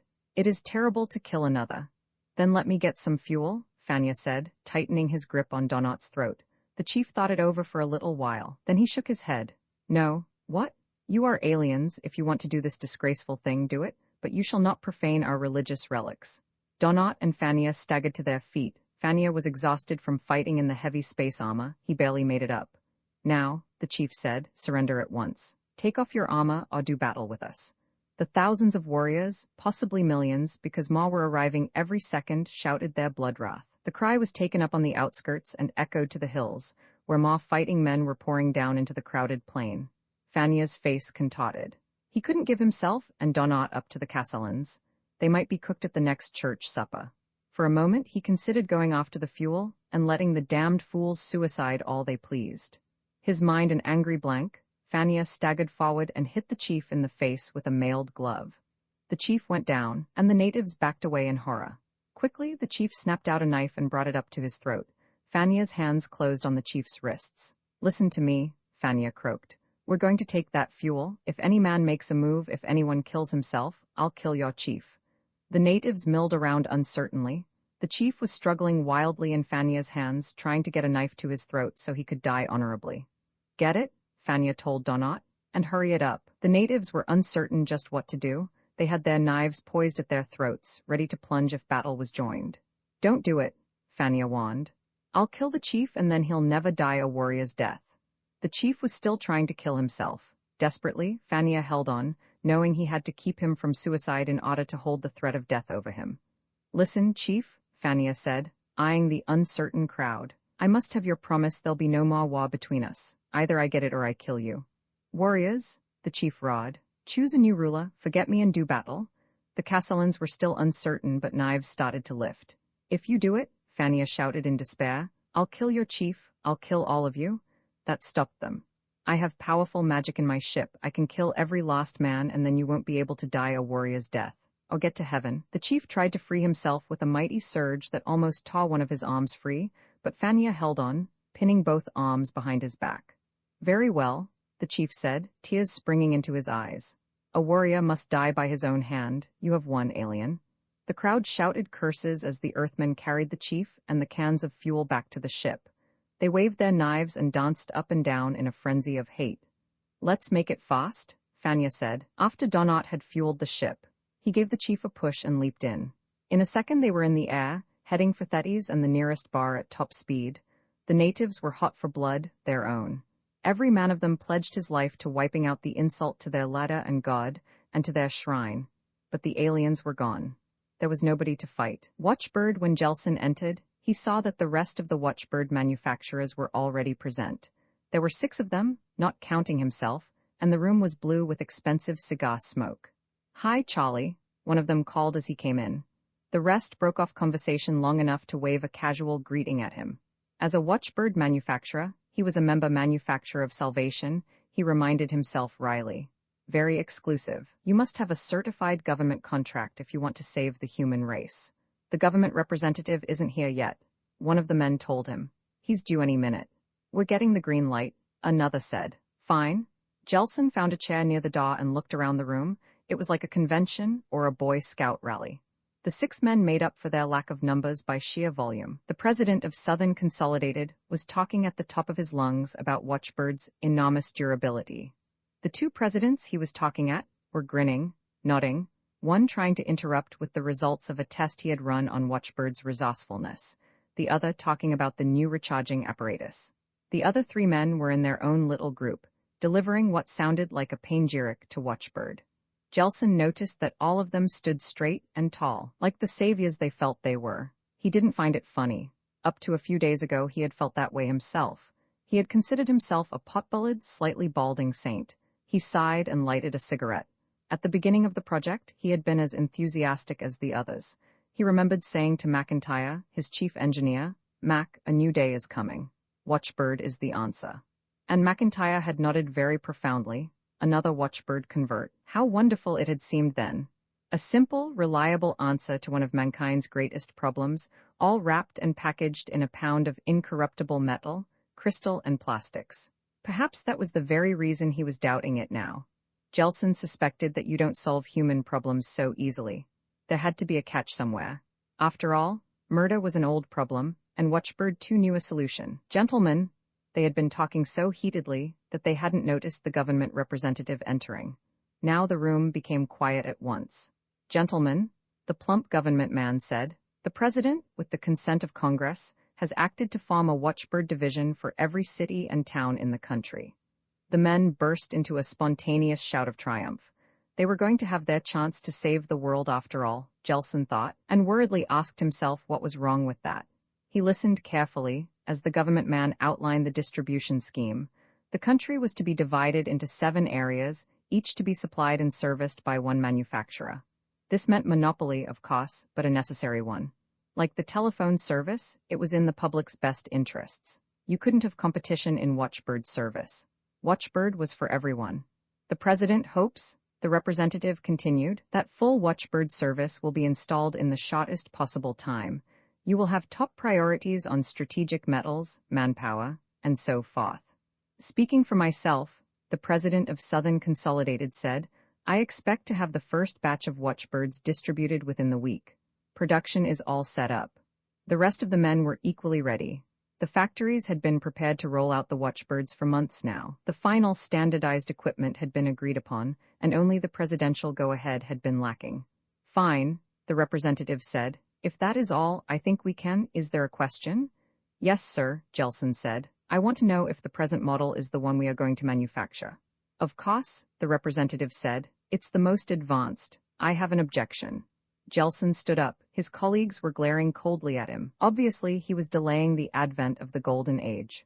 What is your objection? The representative asked. First, let me say that I am 100% in favor of a machine to stop murder. It's been needed for a long time. I object only to the Watchbird's learning circuits. They serve, in effect, to animate the machine and give it a pseudo-consciousness. I can't approve of that. But Mr. Jelson, you yourself testified that the Watchbird would not be completely efficient unless such circuits were introduced. Without them, the Watchbirds could stop only an estimated 70% of murders. I know that, Jelson said, feeling extremely uncomfortable. I believe there might be a moral danger in allowing a machine to make decisions that are rightfully man's, he declared doggedly. Oh, come now, Jelson, one of the corporation presidents said. It's nothing of the sort. The Watchbird will only reinforce the decisions made by honest men from the beginning of time. I think that is true, the representative agreed. But I can understand how Mr. Jelson feels. It is sad that we must put a human problem into the hands of a machine, sadder still that we must have a machine enforce our laws. But I ask you to remember, Mr. Jelson, that there is no other possible way of stopping a murderer before he strikes. It would be unfair to the many innocent people killed every year if we were to restrict watchbird on philosophical grounds. Don't you agree that I'm right? Yes, I suppose I do, Jelson said unhappily. He had told himself all that 1,000 times, but something still bothered him. Perhaps he would talk it over with McIntyre. As the conference broke up, a thought struck him. He grinned. A lot of policemen were going to be out of work. Now what do you think of that? Officer Keltrix demanded. 15 years in homicide and a machine is replacing me. He wiped a large red hand across his forehead and leaned against the captain's desk. Ain't science marvelous? 2 other policemen, late of homicide, nodded glumly. Don't worry about it, the captain said. We'll find a home for you in Larceny, Keltrix. You'll like it here. I just can't get over it, Keltrix complained. A lousy little piece of tin and glass is going to solve all the crimes. Not quite, the captain said. The watchbirds are supposed to prevent the crimes before they happen. Then how'll they be crimes? One of the policemen asked. I mean, they can't hang you for murder until you commit one, can they? That's not the idea, the captain said. The watchbirds are supposed to stop a man before he commits a murder. Then no one arrests him? Keltrix asked. I don't know how they're going to work that out, the captain admitted. The men were silent for a while. The captain yawned and examined his watch. The thing I don't understand, Keltrix said, still leaning on the captain's desk, is just how do they do it? How did it start, Captain? The captain studied Keltrix's face for possible irony. After all, Watchbird had been in the papers for months. But then he remembered that Keltrix, like his sidekicks, rarely bothered to turn past the Spot's pages.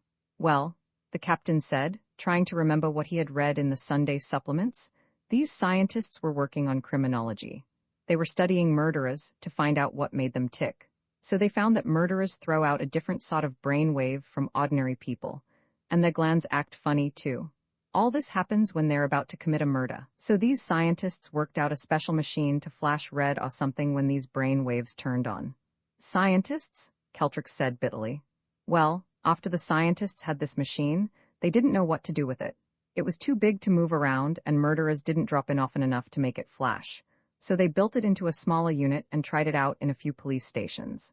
I think they tried one upstate, but it didn't work so good. You couldn't get to the crime in time, that's why they built the watchbirds.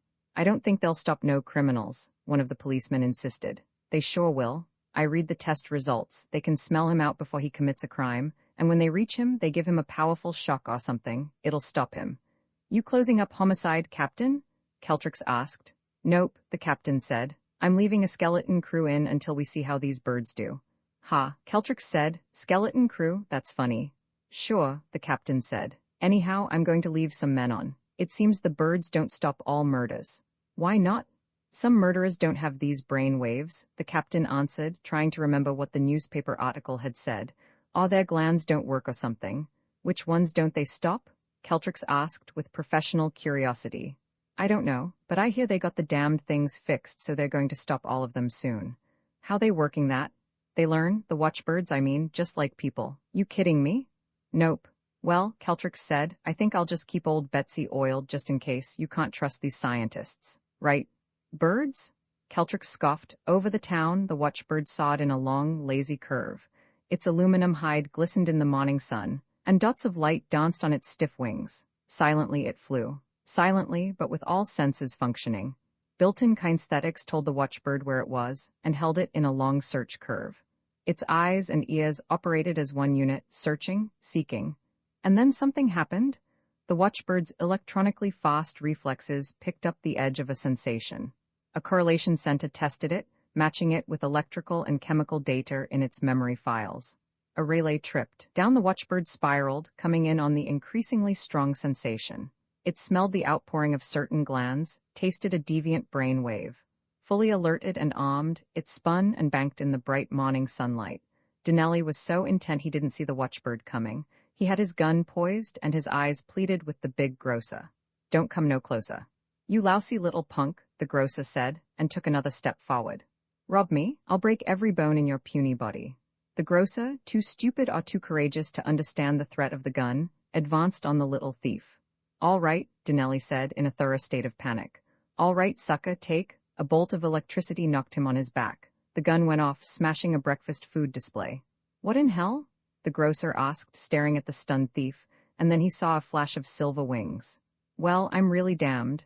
Those watchbirds work. He stared until the wings disappeared in the sky. Then he telephoned the police.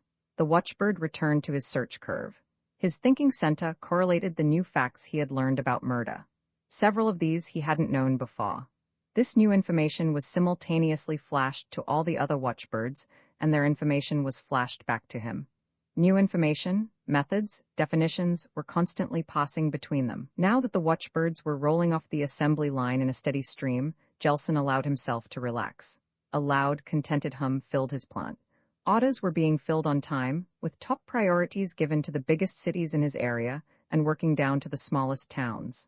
All smooth, Chief, McIntyre said, coming in the door. He had just completed a routine inspection. Fine, have a seat.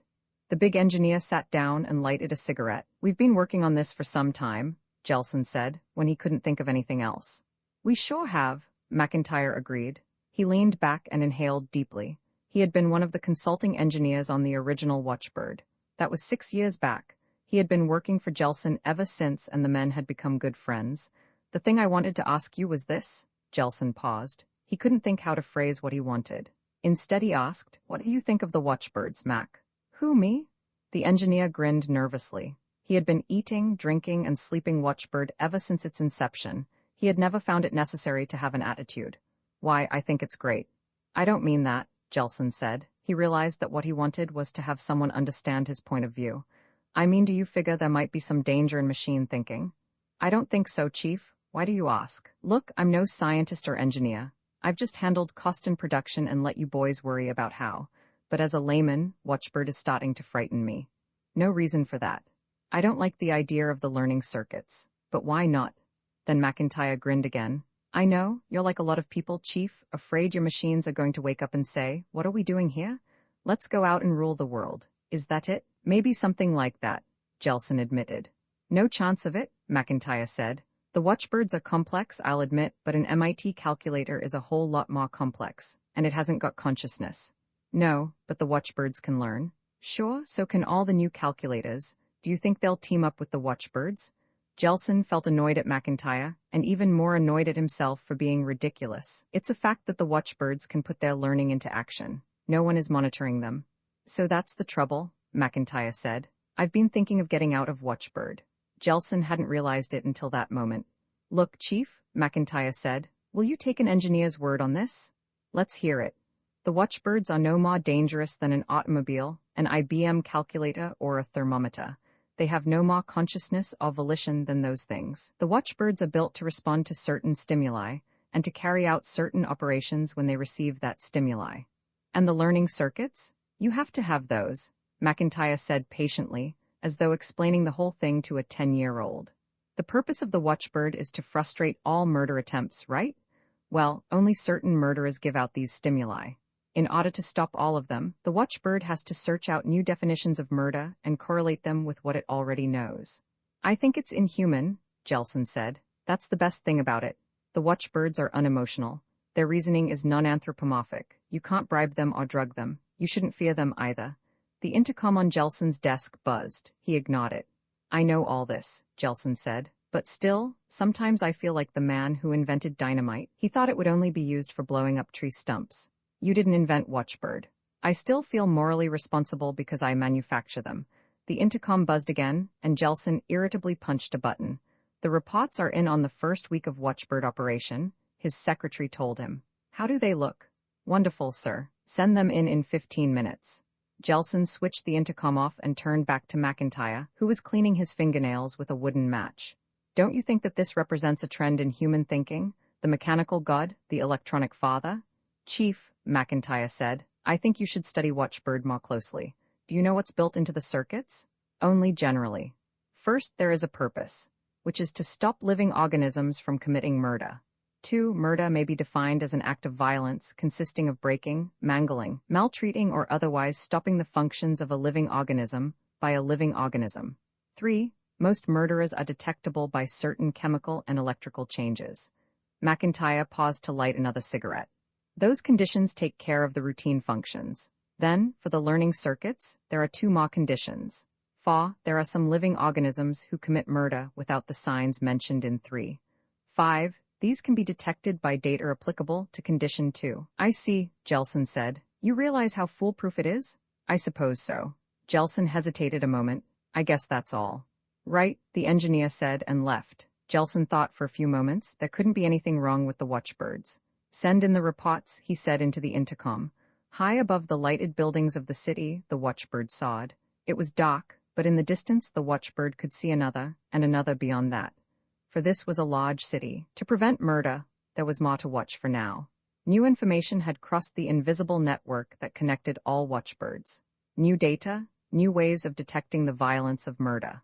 There, the edge of a sensation, 2 watchbirds dipped simultaneously. One had received the scent a fraction of a second before the other.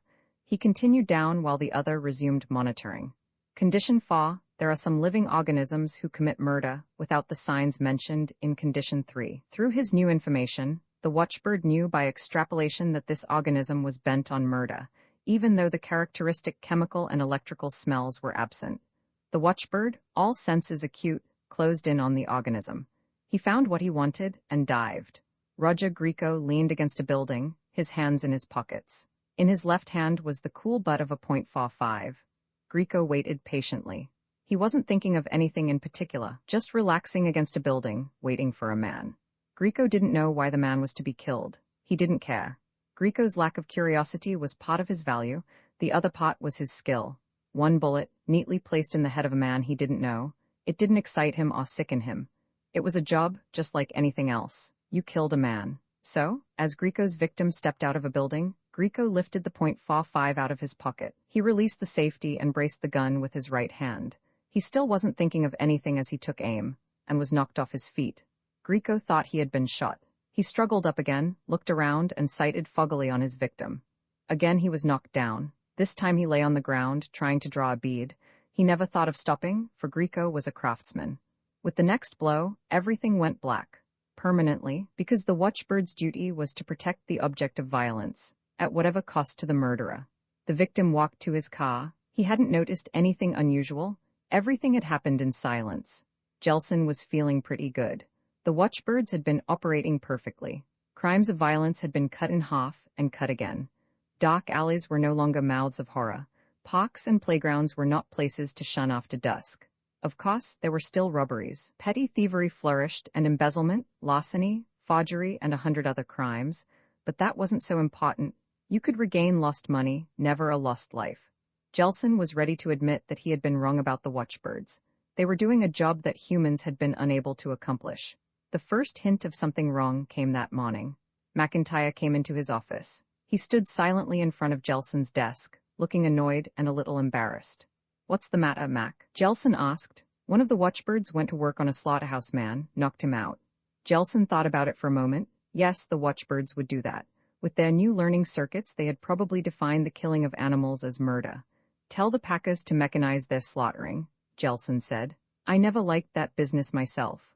"All right," McIntyre said. He pursed his lips, then shrugged his shoulders and left. Jelson stood beside his desk, thinking, couldn't the watchbirds differentiate between a murderer and a man engaged in a legitimate profession? No, evidently not.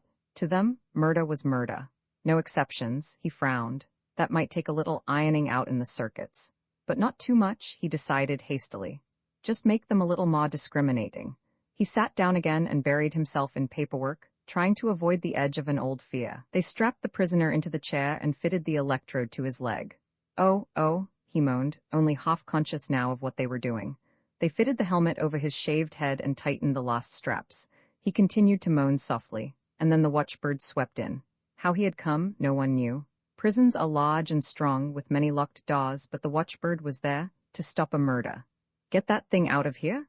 The warden shouted and reached for the switch. The watchbird knocked him down. "Stop that!" A guard screamed and grabbed for the switch himself. He was knocked to the floor beside the warden.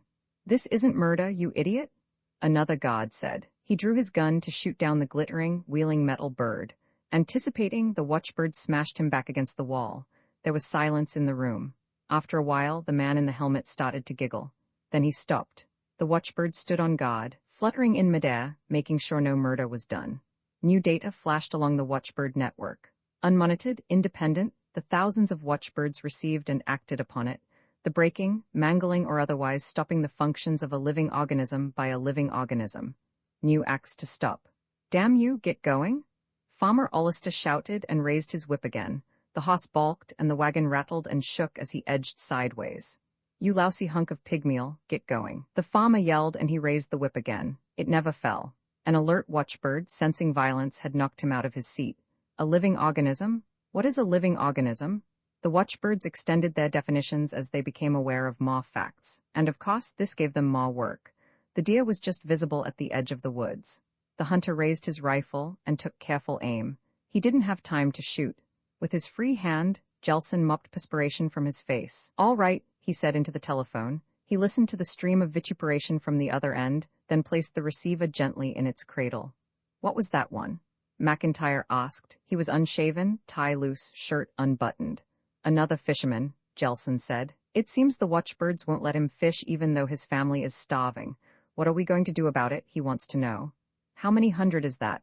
I don't know, I haven't opened the mail. Well, I figured out where the trouble is, McIntyre said gloomily, with the air of a man who knows just how he blew up the earth, after it was too late. Let's hear it.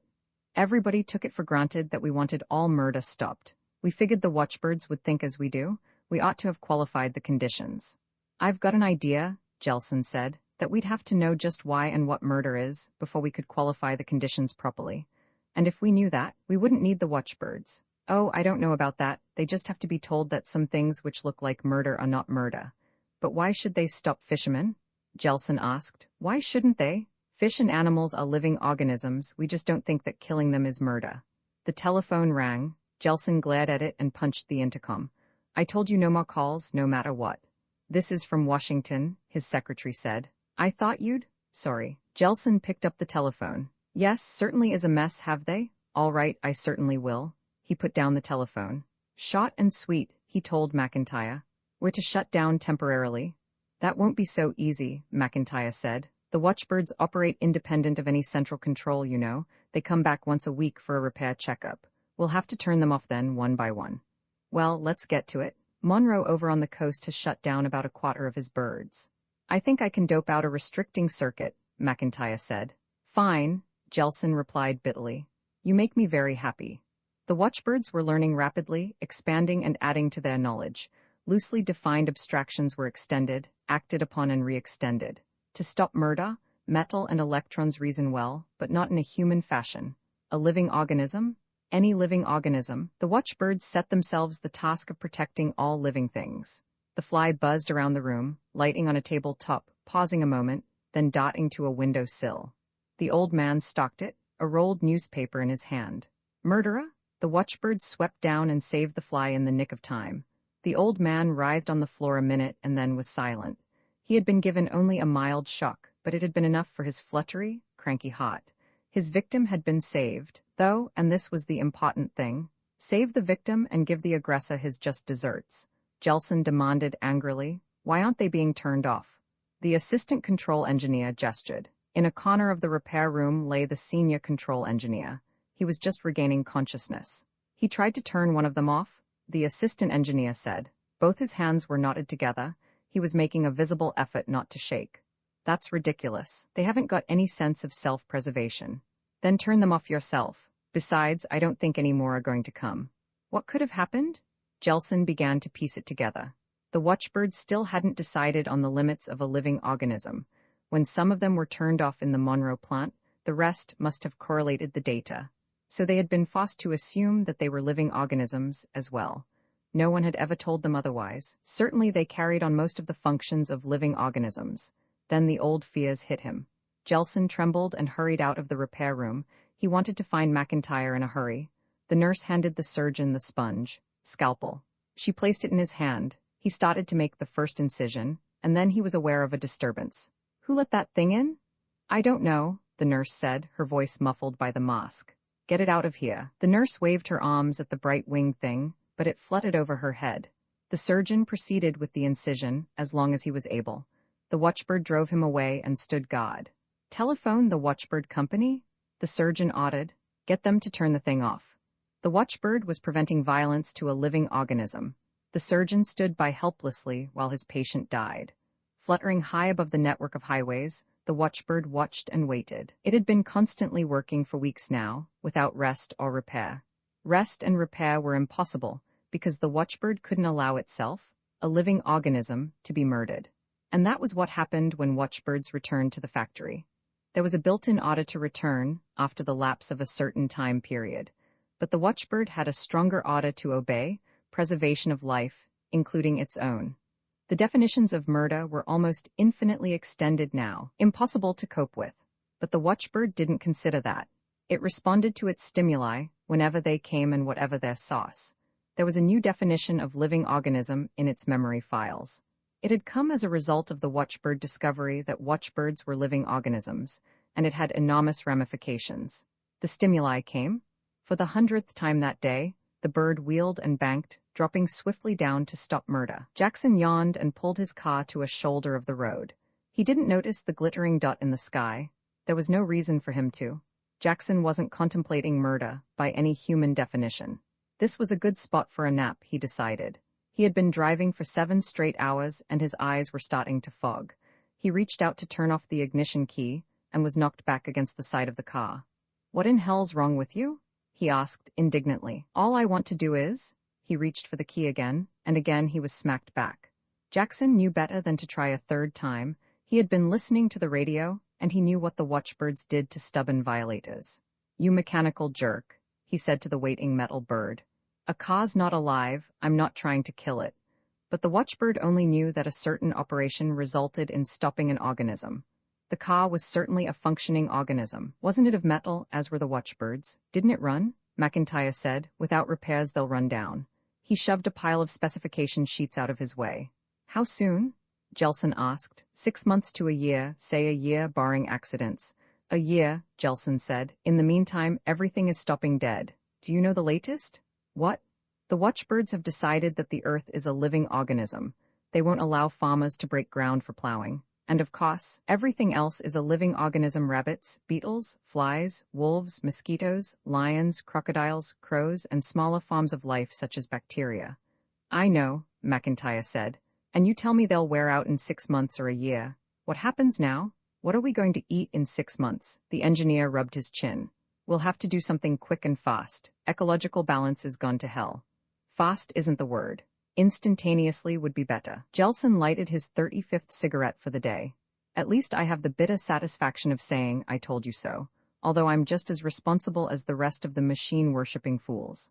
McIntyre wasn't listening. He was thinking about watchbirds. "Like the rabbit plague in Australia. The death rate is mounting," Jelson said. "Famine, floods, can't cut down trees, doctors can't—" "What was that you said about Australia?" "The rabbits," McIntyre repeated. "Hardly any left in Australia now." "Why? How was it done?" "Oh, found some kind of germ that attacked only rabbits. I think it was propagated by mosquitoes."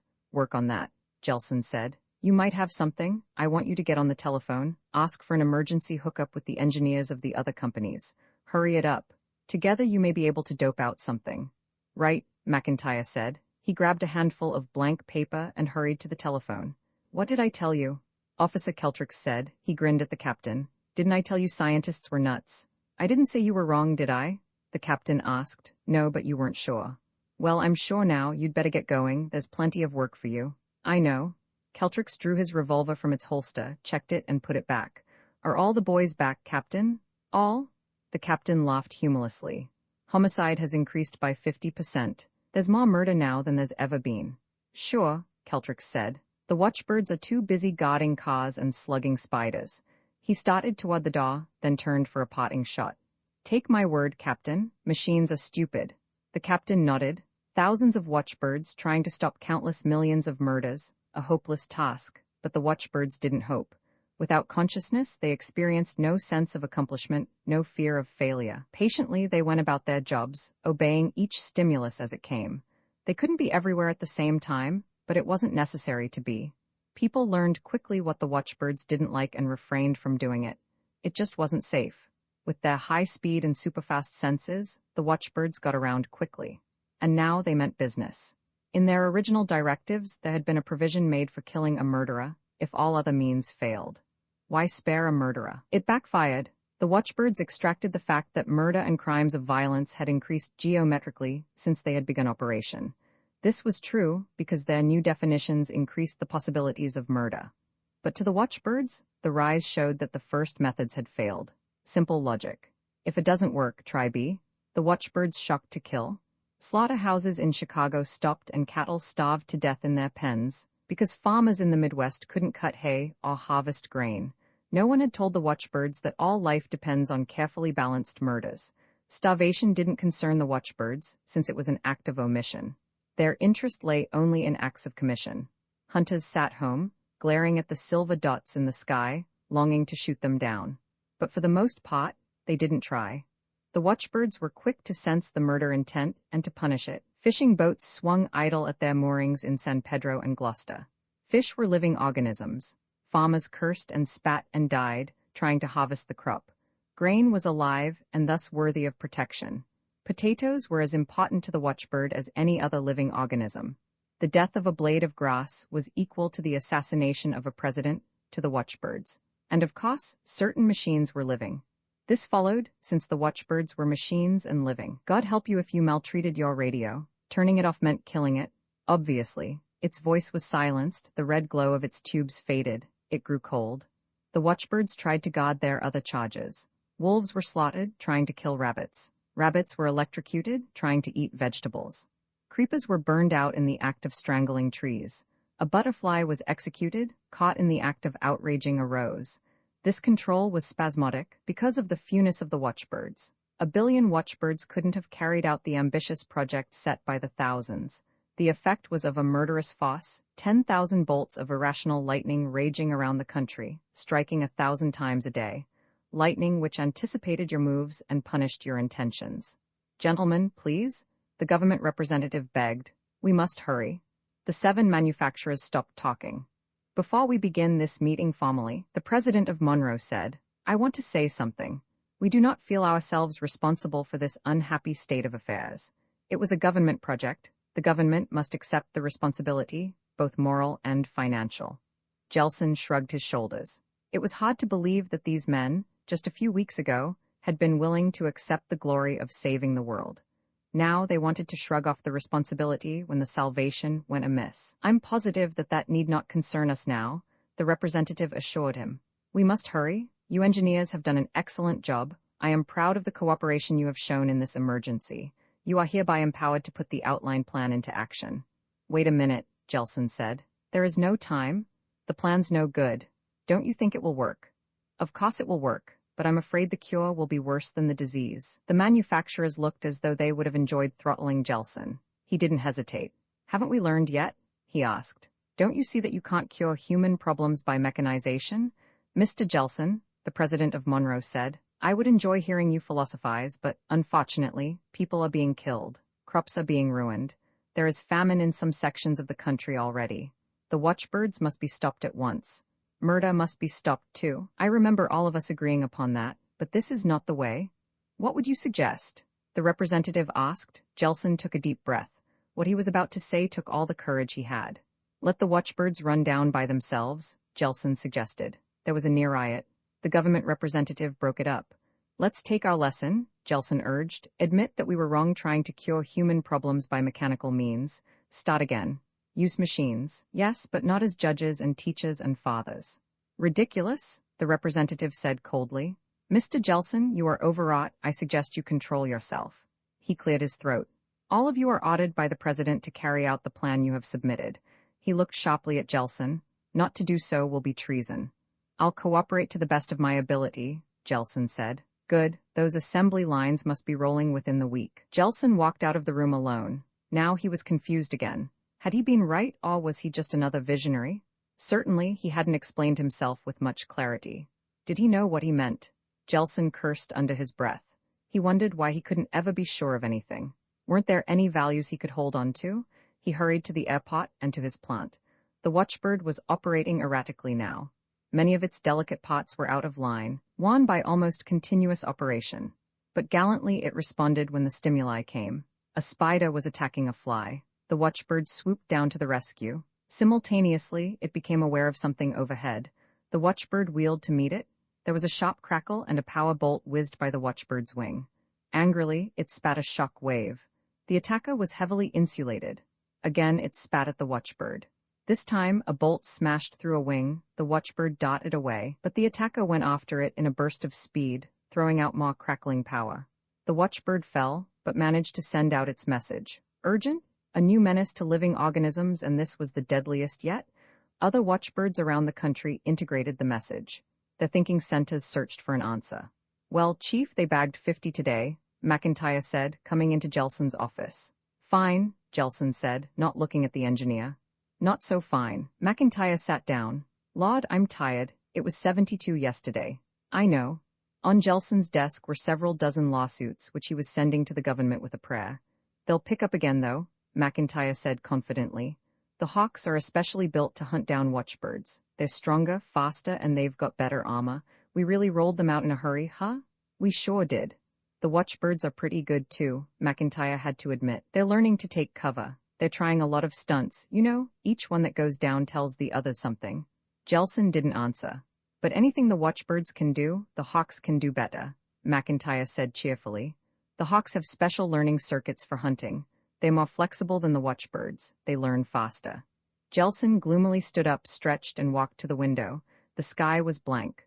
Looking out, he realized that his uncertainties were over. Right or wrong, he had made up his mind. Tell me, he said, still watching the sky, what will the Hawks hunt after they get all the watchbirds? Huh? McIntyre said. Why? Just to be on the safe side, you'd better design something to hunt down the Hawks, just in case, I mean. You think?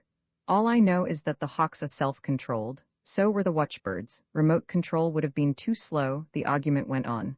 The idea was to get the watchbirds and get them fast. That meant no restricting circuits. We can dope something out, McIntyre said uncertainly. You've got an aggressive machine up in the air now, a murder machine. Before that it was an anti-murder machine. Your next gadget will have to be even more self-sufficient, won't it? McIntyre didn't answer. I don't hold you responsible, Jelson said. It's me, it's everyone.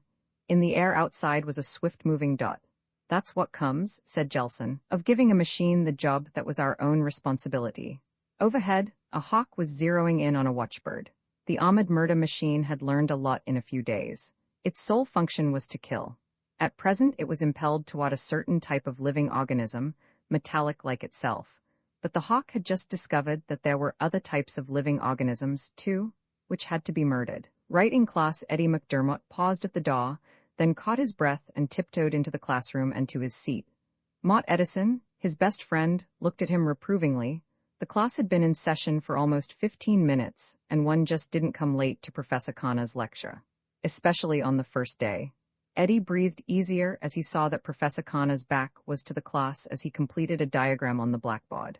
Now then, Khanna said, suppose you were writing about the Venusian Threngina, which, as you know, has 3 legs. How would you describe it? One of the students raised his hand. I'd call it a 3-legged monstrosity, spawned in the deepest hells of— No, Khanna said quietly. That kind of writing might have been all right in the earliest days of our subject, but remember, you are no longer dealing with a simple, credulous audience. To achieve the proper effects nowadays, you must underplay. Understand, underplay, now someone else? Mott raised his hand, threw a glance at Eddie and said, How about this tripedal blob of orange protoplasm, octopus-like in its gropings? That's better, Khanna said. Tripedal is very nice, very exact, but must you compare it to an octopus? Why not? Mott asked. An octopus, the professor said, is a well-known form of Earth life. It inspires no terror, no wonder. You might better compare the Threngina to another strange monster, a Calistan Edelsplaya, for example. He smiled winningly at the class. Eddie frowned and scratched his blonde crew cut. He had liked it better the first way, but Khanna should know, of course. He was one of the best-known writers in the entire field, and he had done the college a favor by agreeing to teach the course.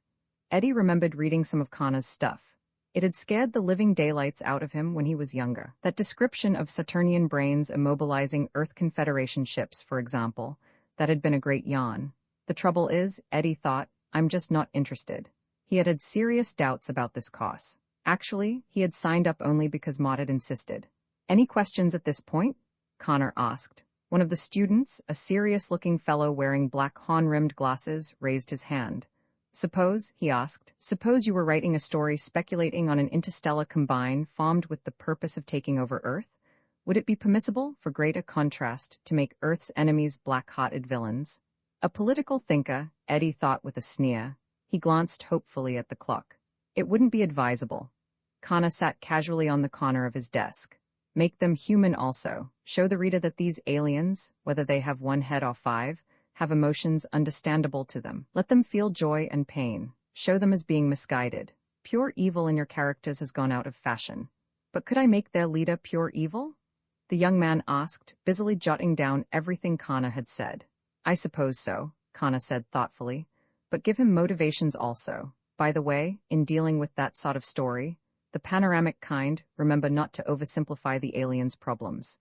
If they amass an army of 20 million, all have to be fed. If the rulers of 50 scattered star systems meet in conclave, remember that different star systems have different languages, and different races have different nervous systems. Bear in mind also that there would be little logical reason for attacking Earth. The galaxy is filled with so many stars and planets. What is the necessity of fighting for one? The horn-rimmed fellow nodded dubiously, writing his notes with tremendous speed.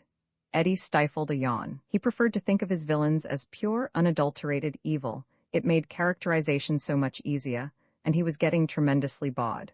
Connor answered questions for the next half-hour. He told them not to describe Venus as a jungle-choked green hell. Never to call the moon pockmarked, smallpox-pitted, or scarred from centuries of meteoric bombardment. All this has been said, he explained. Millions of times, do not use clichés. He went on to explain that the red spot of Jupiter need not be called a malevolent red eye, that Saturn's rings don't necessarily resemble a halo, and that the inhabitants of Venus are not Venetians. All common errors, he said. I want 1,000 words from each of you next time. I suggest that you choose a planet and write a fresh study of it, avoiding with care all the clichés I mentioned. Class dismissed. Well, what'd you think? Mott asked Eddie in the hall. Isn't he great? I mean, he really knows? I'm dropping out of the class, Eddie said, making up his mind. What? Why? Well, Eddie said, there's no reason why I shouldn't call the red spot on Jupiter a malevolent red eye. I put that in a story last month and it sounded good. And that Venetian Threngina, I think it's a monstrosity and I'm going to write about it that way. He paused and his face hardened with conviction. But the real reason? Well, I'm just not interested in journalism. I'm dropping Connor's course, in fact feature article writing, because I want to write fiction. Table of Contents Landmarks. Colophon short fiction was compiled from short stories published between 1952 and 1960 by Robert Sheckley. This ebook was produced for Standard eBooks by Matic Lickar, and is based on transcriptions produced between 2005 and 2021 by Greg Weeks, Mary Meehan, Stephen Blundell, Sankar Viswanathan, and distributed proofreaders for Project Gutenberg and on digital scans from the Internet Archive. The cover page is adapted from Circles in a Circle, a painting completed in 1923 by Wassily Kandinsky. The cover and title pages feature the League Spartan and Sots Mill Gaudy typefaces created in 2014 and 2009 by the League of Movable Type. This edition was released on August 18, 2025, 9:11 p.m. and is based on revision A0B55F. The first edition of this ebook was released on October 8, 2021, 12:02 a.m. You can check for updates to this ebook, view its revision history, or download it for different e-reading systems at standardbooksorg/ebooks/RobertSheckley/shortfiction. The volunteer-driven Standard eBooks project relies on readers like you to submit typos, corrections, and other improvements. Anyone can contribute at Standard Booksorg. Cost of living, Karen decided that he could trace his present mood to Miller's suicide last week. But the knowledge didn't help him get rid of the vague, formless fear in the back of his mind. It was foolish. Miller's suicide didn't concern him. But why had that fat, jovial man killed himself? Miller had had everything to live for, wife, kids, good job, and all the marvelous luxuries of the age. Why had he done it? Good morning, dear, Karen's wife said as he sat down at the breakfast table. Morning, honey. Morning, Billy. His son grunted something. You just couldn't tell about people, Karen decided, and dialed his breakfast. The meal was gracefully prepared and served by the new Avignon electric autocook. His mood persisted, annoyingly enough since Karen wanted to be in top form this morning. It was his day off, and the Avignon electric finance man was coming. This was an important day. He walked to the door with his son. "Have a good day, Billy." His son nodded, shifted his books, and started to school without answering. Karen wondered if something was bothering him too. He hoped not. One worrier in the family was plenty. "See you later, honey." He kissed his wife as she left to go shopping. At any rate, he thought, watching her go down the walk, at least she's happy. He wondered how much she'd spend at the AE store. Checking his watch, he found that he had half an hour before the AE finance man was due. The best way to get rid of a bad mood was to drown it, he told himself, and headed for the shower. The shower room was a glittering plastic wonder, and the sheer luxury of it eased Karen's mind. He threw his clothes into the AE automatic clean presser and adjusted the shower spray to a notch above brisk. The 5 degrees above skin temperature water beat against his thin white body. Delightful, and then a relaxing rub dry in the AE auto towel. Wonderful, he thought, as the towel stretched and kneaded his stringy muscles. And it should be wonderful, he reminded himself. The AE auto towel with shaving attachments had cost $313 plus tax, but worth every penny of it, he decided, as the AE shaver came out of a corner and whisked off his rudimentary stubble. After all, what good was life if you couldn't enjoy the luxuries? His skin tingled when he switched off the auto towel. He should have been feeling wonderful, but he wasn't. Miller's suicide kept nagging at his mind, destroying the peace of his day off. Was there anything else bothering him? Certainly there was nothing wrong with the house. His papers were in order for the finance man. "Have I forgotten something?" he asked out loud. "The Avignon Electric finance man will be here in 15 minutes. His AE bathroom wall reminder whispered. "I know that. Is there anything else?" The wall reminder reeled off its memorized data. A vast amount of minutiae about watering the lawn, having the jet lash checked, buying lamb chops for Monday, and the like. Things he still hadn't found time for. All right, that's enough. He allowed the AE auto dresser to dress him, skillfully draping a new selection of fabrics over his bony frame. A whiff of fashionable masculine perfume finished him, and he went into the living room, threading his way between the appliances that lined the walls. A quick inspection of the dials on the wall assured him that the house was in order. The breakfast dishes had been sanitized and stacked. The house had been cleaned, dusted, polished. His wife's garments had been hung up. His son's model rocket ships had been put back in the closet. "Stop worrying, you hypochondriac," he told himself angrily. The door announced, "Mr. Pathies from Avignon Finance is here." Karen started to tell the door to open when he noticed the automatic bartender. Good God, why hadn't he thought of it? The automatic bartender was manufactured by Carstyle Motors. He had bought it in a weak moment. AE wouldn't think very highly of that since they sold their own brand. He wheeled the bartender into the kitchen and told the door to open. "A very good day to you, sir," Mr. Pathies said. Pathies was a tall, imposing man, dressed in a conservative tweed drape. His eyes had the crinkled corners of a man who laughs frequently. He beamed broadly and shook Karen's hand, looking around the crowded living room. "A beautiful place you have here, sir." "Beautiful? As a matter of fact, I don't think I'll be overstepping the company's code to inform you that yours is the nicest interior in this section." Karen felt a sudden glow of pride at that, thinking of the rows of identical houses on this block and the next, and the one after that. "Now then, is everything functioning properly?" Mr. Pathies asked, setting his briefcase on a chair. "Everything in order?" "Oh yes," Karen said enthusiastically.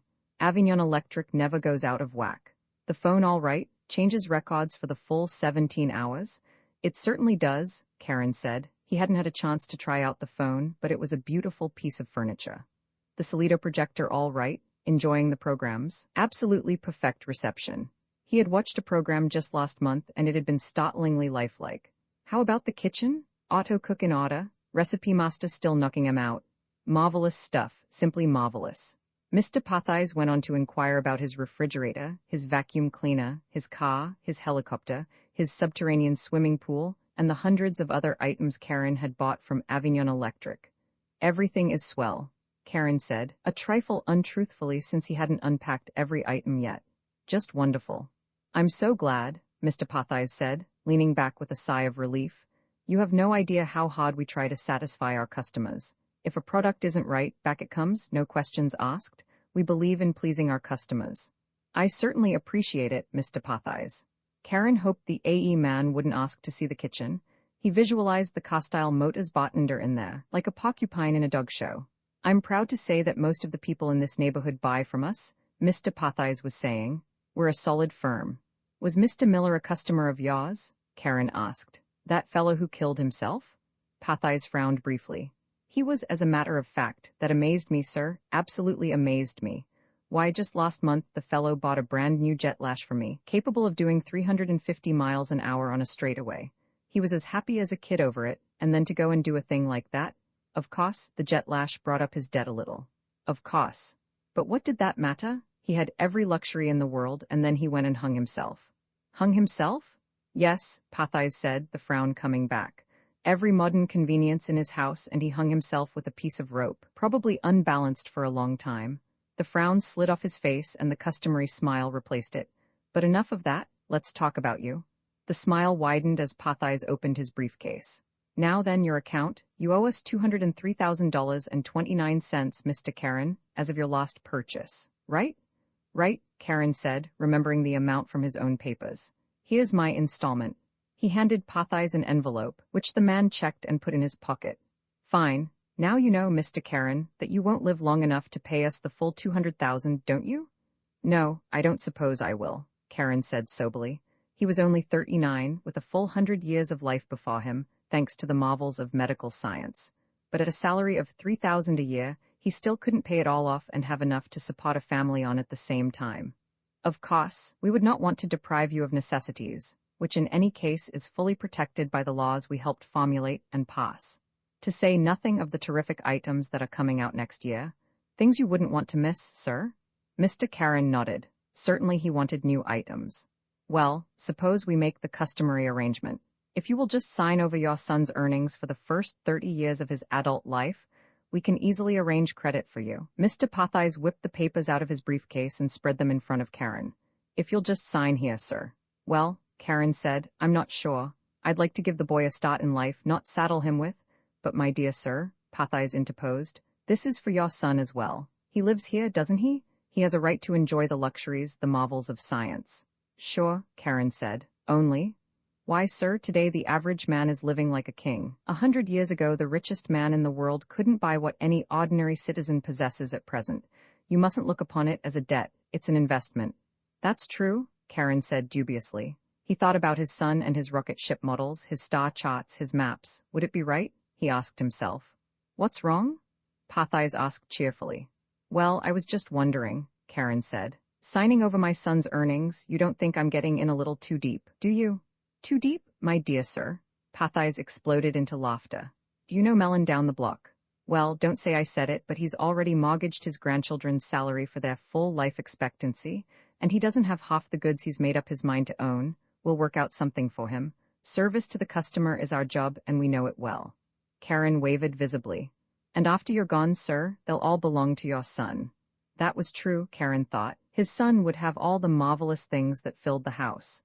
And after all, it was only 30 years out of a life expectancy of 150. He signed with a flourish. Excellent, Pathais said. And by the way, has your home got an AE, master operator? It hadn't. Pathais explained that a master operator was new this year, a stupendous advance in scientific engineering. It was designed to take over all the functions of house cleaning and cooking without its owner having to lift a finger. Instead of running around all day, pushing half a dozen different buttons, with the master operator all you have to do is push one. A remarkable achievement. Since it was only $535, Karen signed for one, having it added to his son's debt. Right's right, he thought, walking Pathais to the door. This house will be Billy's someday, his and his wife's. They certainly will want everything up to date. Just one button, he thought. That would be a time saver. After Pathais left, Karen sat back in an adjustable chair and turned on the solido. After twisting the EZI dial, he discovered that there was nothing he wanted to see. He tilted back the chair and took a nap. The something on his mind was still bothering him. Hello, darling? He awoke to find his wife was home. She kissed him on the ear. Look. She had bought an AE, sexitize a negligee. He was pleasantly surprised that that was all she had bought. Usually, Lila returned from shopping laden down. It's lovely, he said. She bent over for a kiss, then giggled, a habit he knew she had picked up from the latest popular Solido star. He wished she hadn't. Going to dial supper, she said, and went to the kitchen. Karen smiled, thinking that soon she would be able to dial the meals without moving out of the living room. He settled back in his chair, and his son walked in. How's it going, son? He asked haughtily. All right, Billy answered listlessly. What's the matter, son? The boy stared at his feet, not answering. Come on, tell Dad what's the trouble. Billy sat down on a packing case and put his chin in his hands. He looked thoughtfully at his father. Dad, could I be a master repairman if I wanted to be? Mr. Karen smiled at the question. Billy alternated between wanting to be a master repairman and a rocket pilot. The repairmen were the elite. It was their job to fix the automatic repair machines. The repair machines could fix just about anything, but you couldn't have a machine fix the machine that fixed the machine. That was where the master repairman came in. But it was a highly competitive field, and only a very few of the best brains were able to get their degrees. And although the boy was bright, he didn't seem to have an engineering bent. It's possible, son. Anything is possible. But is it possible for me? I don't know, Karen answered as honestly as he could. Well, I don't want to be a master repairman anyway, the boy said, seeing that the answer was no. I want to be a space pilot. A space pilot, Billy? Lila asked, coming into the room. But there aren't any. Yes, there are, Billy argued. We were told in school that the government is going to send some men to Mars. They've been saying that for 100 years, Karen said, and they still haven't gotten around to doing it. They will this time. Why would you want to go to Mars? Lila asked, winking at Karen. There are no pretty girls on Mars. I'm not interested in girls, I just want to go to Mars. You wouldn't like it, honey, Layla said. It's a nasty old place with no air. It's got some air, I'd like to go there, the boy insisted sullenly. I don't like it here. What's that? Karen asked, sitting up straight. Is there anything you haven't got, anything you want? No, sir, I've got everything I want. Whenever his son called him sir, Karen knew that something was wrong. Look, son, when I was your age I wanted to go to Mars too. I wanted to do romantic things, I even wanted to be a master repairman. Then why didn't you? Well, I grew up. I realized that there were more important things. First I had to pay off the debt my father had left me, and then I met your mother. Lila giggled. And I wanted a home of my own. It'll be the same with you. You'll pay off your debt and get married, the same as the rest of us. Billy was silent for a while, then he brushed his dark hair straight like his father's, back from his forehead and wet his lips. How come I have debts, sir? Karen explained carefully. About the things a family needed for civilized living, and the cost of those items, how they had to be paid. How it was customary for a son to take on a part of his parents' debt when he came of age. Billy's silence annoyed him. It was almost as if the boy were reproaching him. After he had slaved for years to give the ungrateful whelp every luxury. Son, he said harshly, have you studied history in school? Good. Then you know how it was in the past. How would you like to get blown up in a war? The boy didn't answer. How would you like to break your back for 8 hours a day, doing work a machine should handle? I'll be hungry all the time. Cold with the rain beating down on you, and no place to sleep? He paused for a response, got none, and went on. You live in the most fortunate age mankind has ever known. You are surrounded by every wonder of art and science. The finest music, the greatest books and art, all at your fingertips. All you have to do is push a button. He shifted to a kindlier tone. Well, what are you thinking? I was just wondering how I could go to Mars, the boy said. With the debt, I mean. I don't suppose I could get away from that. Of course not. Unless I stowed away on a rocket. But you wouldn't do that. No, of course not, the boy said, but his tone lacked conviction. You'll stay here and marry a very nice girl, Layla told him. Sure I will, Billy said. Sure, he grinned suddenly. I didn't mean any of that stuff about going to Mars, I really didn't. I'm glad of that, Layla answered. Just forget I mentioned it, Billy said. Smiling stiffly, he stood up and raced upstairs. Probably gone to play with his rockets, Lila said. He's such a little devil. The Karens ate a quiet supper, and then it was time for Mr. Karen to go to work. He was on night shift this month. He kissed his wife goodbye, climbed into his jet lash and rode to the factory. The automatic gates recognized him and opened. He parked and walked in. Automatic lathes, automatic presses, everything was automatic. The factory was huge and bright, and the machines hummed softly to themselves, doing their job and doing it well. Karen walked to the end of the automatic washing machine assembly line to relieve the man there. Everything all right? He asked. Sure, the man said. Haven't had a bad one all year. These new models here have built-in voices. They don't light up like the old ones. Karen sat down where the man had sat and waited for the first washing machine to come through. His job was the soul of simplicity. He just sat there and the machines went by him. He pressed a button on them and found out if they were all right. They always were. After passing him, the washing machines went to the packaging section. The first one slid by on the long slide of rollers. He pressed the starting button on the side. Ready for the wash, the washing machine said. Karen pressed the release and let it go by. That boy of his, Karen thought. Would he grow up and face his responsibilities?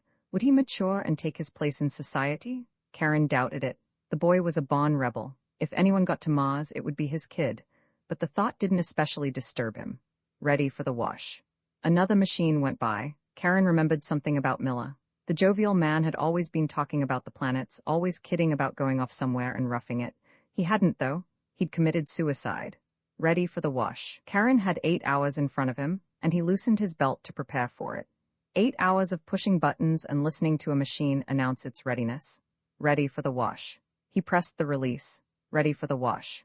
Karen's mind strayed from the job, which didn't need much attention in any case. He wished he had done what he had longed to do as a youngster. It would have been great to be a rocket pilot, to push a button and go to Mars. Death wished the space freighter Queen Deirdre was a great, squat, pockmarked vessel of the Earth-Mars run, and she never gave anyone a bit of trouble. That should have been sufficient warning to Mr. Watkins, her engineer. Watkins was fond of saying that there are 2 kinds of equipment, the kind that fails bit by bit, and the kind that fails all at once. Watkins was short and red-faced, magnificently mustached, and always a little out of breath. With a cigar in his hand, over a glass of beer, he talked most cynically about his ship, in the immemorial fashion of engineers. But in reality, Watkins was foolishly infatuated with Deirdre, idealized her, humanized her, and couldn't conceive of anything serious ever happening. On this particular run, Deirdre sawed away from terror at the proper speed. Mr. Watkins signaled that fuel was being consumed at the proper rate, and Captain Summers cut the engines at the proper moment, indicated by Mr. Rajsik. The navigator, as soon as Point Able had been reached and the engines stopped, Summers frowned and studied his complex control board. He was a thin and meticulous man, and he operated his ship with mechanical perfection. He was well liked in the front offices of Michelson Space Lines, where old man Michelson pointed to Captain Summers' reports as models of neatness and efficiency. On Mars, he stayed at the Officers' Club, eschewing the stews and dives of Marspot. On Earth, he lived in a little Vermont cottage and enjoyed the quiet companionship of 2 cats, a Japanese houseboy, and a wife. His instructions read true. And yet he sensed something wrong. Summers knew every creak, rattle, and groan that Deirdre was capable of making. During blastoff, he had heard something different. In space, something different had to be wrong. Mr. Rajsik, he said, turning to his navigator, would you check the cargo? I believe something may have shifted. You bet, Rajsik said cheerfully. He was an almost offensively handsome young man with black wavy hair, blasé blue eyes, and a cleft chin. Despite his appearance, Rajsik was thoroughly qualified for his position. But he was only one of 50,000 thoroughly qualified men who lusted for a berth on one of the 14 spaceships in existence. Only Stephen Rajsik had had the foresight, appearance, and fortitude to court and wed Helga, old man Mickelson's eldest daughter. Rajsik went off to the cargo hold. Deirdre was carrying transistors this time, and microfilm books, platinum filaments, salamis, and other items that could not as yet be produced on Mars. But the bulk of her space was taken by the immense Forensen computer. Rajsik checked the positioning lines on the monster, examined the stays and turnbuckles that held it in place, and returned to the cabin. All in order, boss, he reported to Captain Summers, with the smile that only an employer's son-in-law can both manage and afford. Mr. Watkins, do you read anything? Watkins was at his own instrument panel. Not a thing, sir. I'll vouch for every bit of equipment in Deirdre. Very well. How long before we reach Point Baker?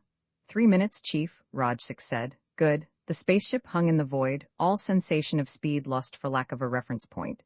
Beyond the potholes was darkness, the true color of the universe, perforated by the brilliant lost points of the stars.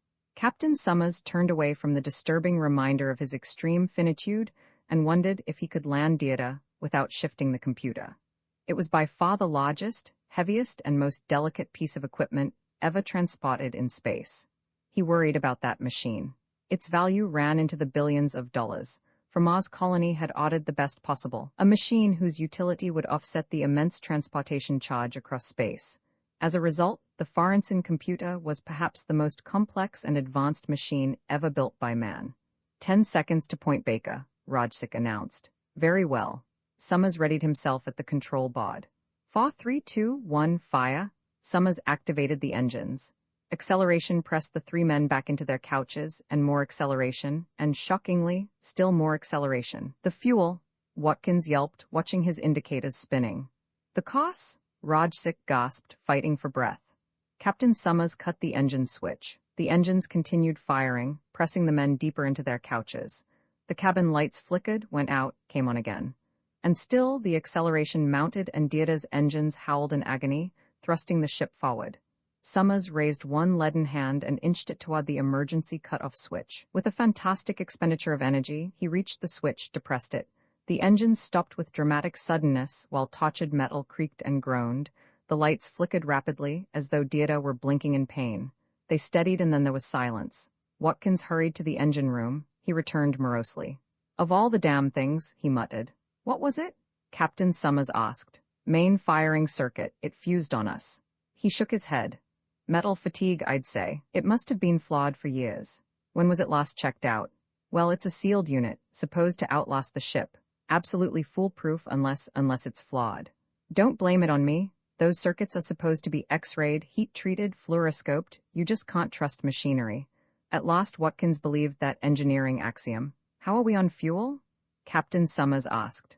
"Not enough left to push a kiddie car down Main Street," Watkins said gloomily. "If I could get my hands on that factory inspector." Captain Summers turned to Rajsik, who was seated at the navigator's desk, hunched over his charts. "How does this affect our costs?" Rajsik finished the computation he was working on and nodded thoughtfully at his pencil. "It kills us. We're going to cross the orbit of Mars before Mars gets there." "How long before?" "Too long. Captain, we're flying out of the solar system like the proverbial bat out of hell." Rajsik smiled, a courageous, devil-may-care smile which Watkins found singularly inappropriate. "Damn it, man," he rawed. "Don't just leave it there. We've got a little fuel left. We can turn her, can't we? You are a navigator, aren't you?" "I am," Rajsik said icily. "And if I computed my costs the way you maintain your engines, we'd be plowing through Australia now." "Why, you little company toady? At least I got my job legitimately, not by marrying." "That's enough." Captain Summers cut in. Watkins, his face a mottled red, his mustache bristling, looked like a walrus about to charge. And Rajsik, eyes glittering, was waiting hopefully. "No more of this," Summers said. "I give the orders here." "Then give some?" Watkins snapped. "Tell him to plot a return curve. This is life or death." "All the more reason for remaining cool. Mr. Rajsik, can you plot such a course?" "First thing I tried," Rajsik said. "Not a chance. On the fuel we have left, we can turn a degree or two, but it won't help." Watkins said, "Of course it will. We'll curve back into the solar system." "Sure, but the best curve we can make will take a few thousand years for us to complete. Perhaps a landfall on some other planet, Neptune, Uranus?" Rajsik shook his head. "Even if an outer planet were in the right place at the right time, we'd need fuel, a lot of fuel, to get into a braking orbit. And if we could, who'd come get us? No ship has gone past Mars yet." "At least we'd have a chance," Watkins said. "Maybe," Rajsik agreed indifferently. "But we can't swing it? I'm afraid you'll have to kiss the solar system goodbye." Captain Summers wiped his forehead and tried to think of a plan. He found it difficult to concentrate. There was too great a discrepancy between his knowledge of the situation and its appearance. He knew, intellectually, that his ship was traveling out of the solar system at a tremendous rate of speed. But in appearance they were stationary, hung in the abyss, 3 men trapped in a small, hot room, breathing the smell of hot metal and perspiration. "What shall we do, Captain?" Watkins asked. Summers frowned at the engineer. Did the man expect him to pull a solution out of the air? How was he even supposed to concentrate on the problem? He had to slow the ship, turn it, but his senses told him that the ship was not moving. How, then, could speed constitute a problem? He couldn't help but feel that the real problem was to get away from these high-strung, squabbling men, to escape from this hot, smelly little room. "Captain, you must have some idea." Summers tried to shake his feeling of unreality. The problem, the real problem, he told himself, was how to stop the ship. He looked around the fixed cabin and out the pothole at the unmoving stars. "We are moving very rapidly," he thought, unconvinced. Rajsik said disgustedly, "Our noble captain can't face the situation." "Of course I can," Summers objected, feeling very lightheaded and unreal. "I can pilot any course you lay down. That's my only real responsibility. Plot us a course to Mars." "Sure," Rajsik said, laughing. I will. Engineer, I'm going to need plenty of fuel for this course, about 10 tons. See that I get it?" "Right you are," said Watkins. "Captain, I'd like to put in a requisition for 10 tons of fuel." "Requisition granted," Summers said. "All right, gentlemen, responsibility is inevitably circular. Let's get a grip on ourselves. Mr. Rajsik, suppose you radio Mars."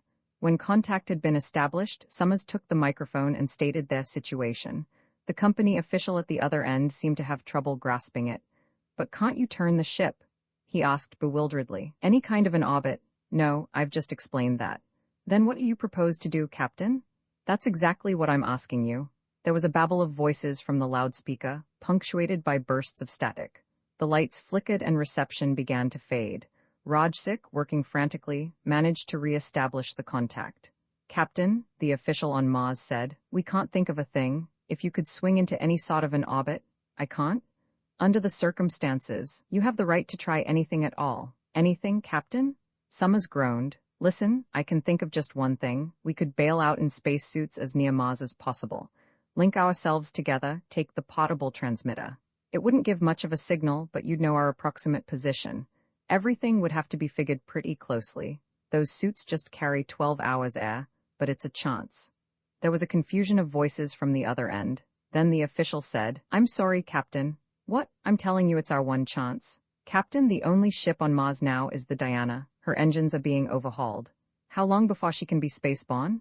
3 weeks at least, and a ship from Earth would take too long."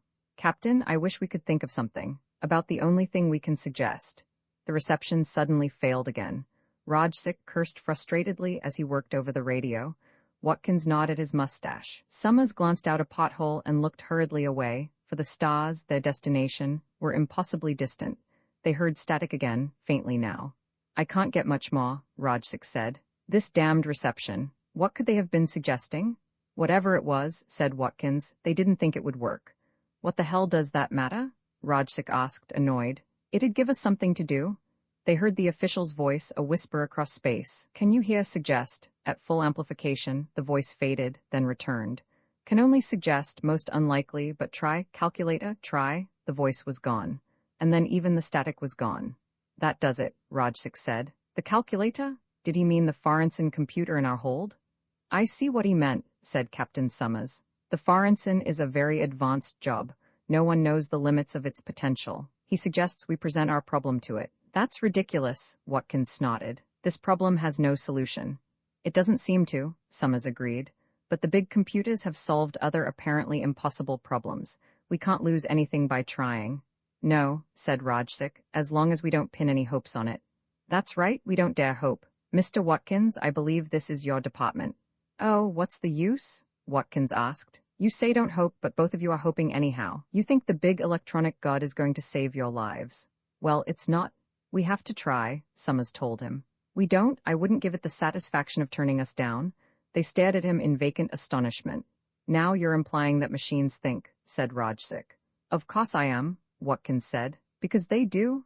"No, I'm not out of my head. Any engineer will tell you that a complex machine has a personality all its own. Do you know what that personality is like? Cold, withdrawn, uncaring, unfeeling.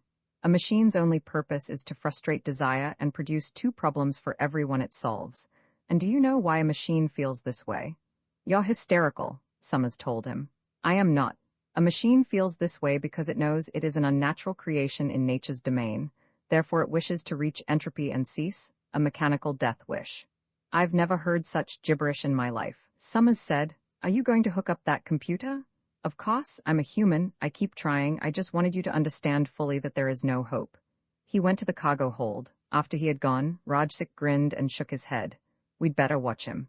"He'll be all right," Summers said. "Maybe, maybe not." Rajsik pursed his lips thoughtfully. He's blaming the situation on a machine personality now, trying to absolve himself of guilt. And it is his fault that we're in this spot. An engineer is responsible for all equipment. "I don't believe you can put the blame on him so dogmatically," Summers replied. "Sure I can," Rajsik said. "I personally don't care though. This is as good a way to die as any other and better than most." Captain Summers wiped perspiration from his face. Again the notion came to him that the problem, the real problem, was to find a way out of this hot, smelly, motionless little box. Rajsik said, "Death in space is an appealing idea in certain ways. Imagine an entire spaceship for your tomb, and you have a variety of ways of actually dying. Thirst and starvation I rule out as unimaginative, but there are possibilities in heat, cold, implosion, explosion." "This is pretty morbid," Summers said. "I'm a pretty morbid fellow," Rajsik said carelessly. but at least I'm not blaming inanimate objects the way Watkins is, or permitting myself the luxury of shock like you. He studied Summer's face. This is your first real emergency, isn't it, Captain? I suppose so, Summers answered vaguely. And you're responding to it like a stunned ox, Rajsik said. Wake up, Captain. If you can't live with joy, at least try to extract some pleasure from your dying. Shut up, Summers said with no heat. Why don't you read a book or something? I've read all the books on board. I have nothing to distract me except an analysis of your character. Watkins returned to the cabin. Well, I've activated your big electronic god. Would anyone care to make a burned offering in front of it? Have you given it the problem? Not yet. I decided to confer with the high priest. What shall I request of the demons, sir? Give it all the data you can, Summers said. Fuel, oxygen, water, food, that sort of thing. Then tell it we want to return to Earth. Alive. He added. It'll love that, Watkins said. It'll get such pleasure out of rejecting our problem as unsolvable, or better yet, insufficient data. In that way it can hint that a solution is possible but just outside our reach. It can keep us hoping. Summers and Rajsik followed him to the cargo hold. The computer, activated now, hummed softly. Lights flashed swiftly over its panels, blue and white and red. Watkins punched buttons and turned dials for 15 minutes, then moved back. Watch for the red light on top, he said. That means the problem is rejected. Don't say it, Rajsik warned quickly. Watkins laughed. Superstitious little fellow, aren't you? But not incompetent, Rajsik said, smiling. Can't you two quit it? Summers demanded, and both men turned startedly to face him. Behold, Rajsik said, the sleeper has awakened. After a fashion, said Watkins, snickering. Summers suddenly felt that if death or rescue did not come quickly, they would kill each other, or drive each other crazy. Look, Rajsik said, a light on the computer's panel was flashing green. Must be a mistake, said Watkins. Green means the problem is solvable within the conditions set down. Solvable? Rajsik said. But it's impossible, Watkins argued. It's fooling us, leading us on. Don't be superstitious, Rajsik mocked. How soon do we get the solution? It's coming now. Watkins pointed to a paper tape inching out of a slot in the machine's face. But there must be something wrong. They watched as, millimeter by millimeter, the tape crept out. The computer hummed, its lights flashing green. Then the hum stopped. The green lights blazed once more and faded. What happened? Rajsik wanted to know. It's finished, Watkins said. Pick it up, read it. You read it, you won't get me to play its game. Rajsik laughed nervously and rubbed his hands together, but didn't move. Both men turned to Summers. Captain, it's your responsibility. Go ahead, Captain. Summers looked with loathing at his engineer and navigator. His responsibility, everything was his responsibility. Would they never leave him alone? He went up to the machine, pulled the tape free, read it with slow deliberation. What does it say, sir? Rajsik asked. Is it possible? Watkins urged. Oh, yes, Summers said. It's possible. He laughed and looked around at the hot, smelly, low-ceilinged little room with its locked doors and windows. What is it? Rajsik shouted. Summers said. You figured a few thousand years to return to the solar system, Rajsik. Well, the computer agrees with you. 2,300 years, to be precise. Therefore, it has given us a suitable longevity serum. 2,300 years, Rajsik mumbled. I suppose we hibernate or something of the sort. Not at all, Summers said calmly. As a matter of fact, this serum does away quite nicely with the need for sleep. We stay awake and watch each other. The three men looked at one another, and at the sickeningly familiar room smelling of metal and perspiration, its sealed doors and windows that stared at an unchanging spectacle of stars. Watkins said, Yes, that's the sort of thing it would do. Diplomatic immunity, come right in, gentlemen. The ambassador waved them into the very special suite the State Department had given him. Please be seated. Colonel Cersei accepted a chair, trying to size up the individual who had all Washington chewing its fingernails. The ambassador hardly looked like a menace. He was of medium height and slight build, dressed in a conservative brown tweed suit that the State Department had given him. His face was intelligent, finely molded and aloof. As human as a human, Cersei thought, studying the alien with bleak, impersonal eyes. How may I serve you? The ambassador asked, smiling. The president has put me in charge of your case, Cersei said. I've studied Professor Derrick's reports, he nodded at the scientist beside him, but I'd like to hear the whole thing for myself. Of course, the alien said, lighting a cigarette. He seemed genuinely pleased to be asked, which was interesting. Cersei thought. In the week since he had landed, every important scientist in the country had been at him. But in a pinch they call the army, Cersei reminded himself. He settled back in his chair, both hands jammed carelessly in his pockets. His right hand was resting on the butt of .45, the safety off. "I have come," the alien said, "as an ambassador at large, representing an empire that stretches halfway across the galaxy. I wish to extend the welcome of my people and to invite you to join our organization." "I see," Cersei replied. Some of the scientists got the impression that participation was compulsory. "You will join," the ambassador said, blowing smoke through his nostrils. Cersei could see Darragh stiffen in his chair and bite his lip. Cersei moved the automatic to a position where he could draw it easily. "How did you find us?" he asked. "We ambassadors at large are each assigned an unexplored section of space," the alien said.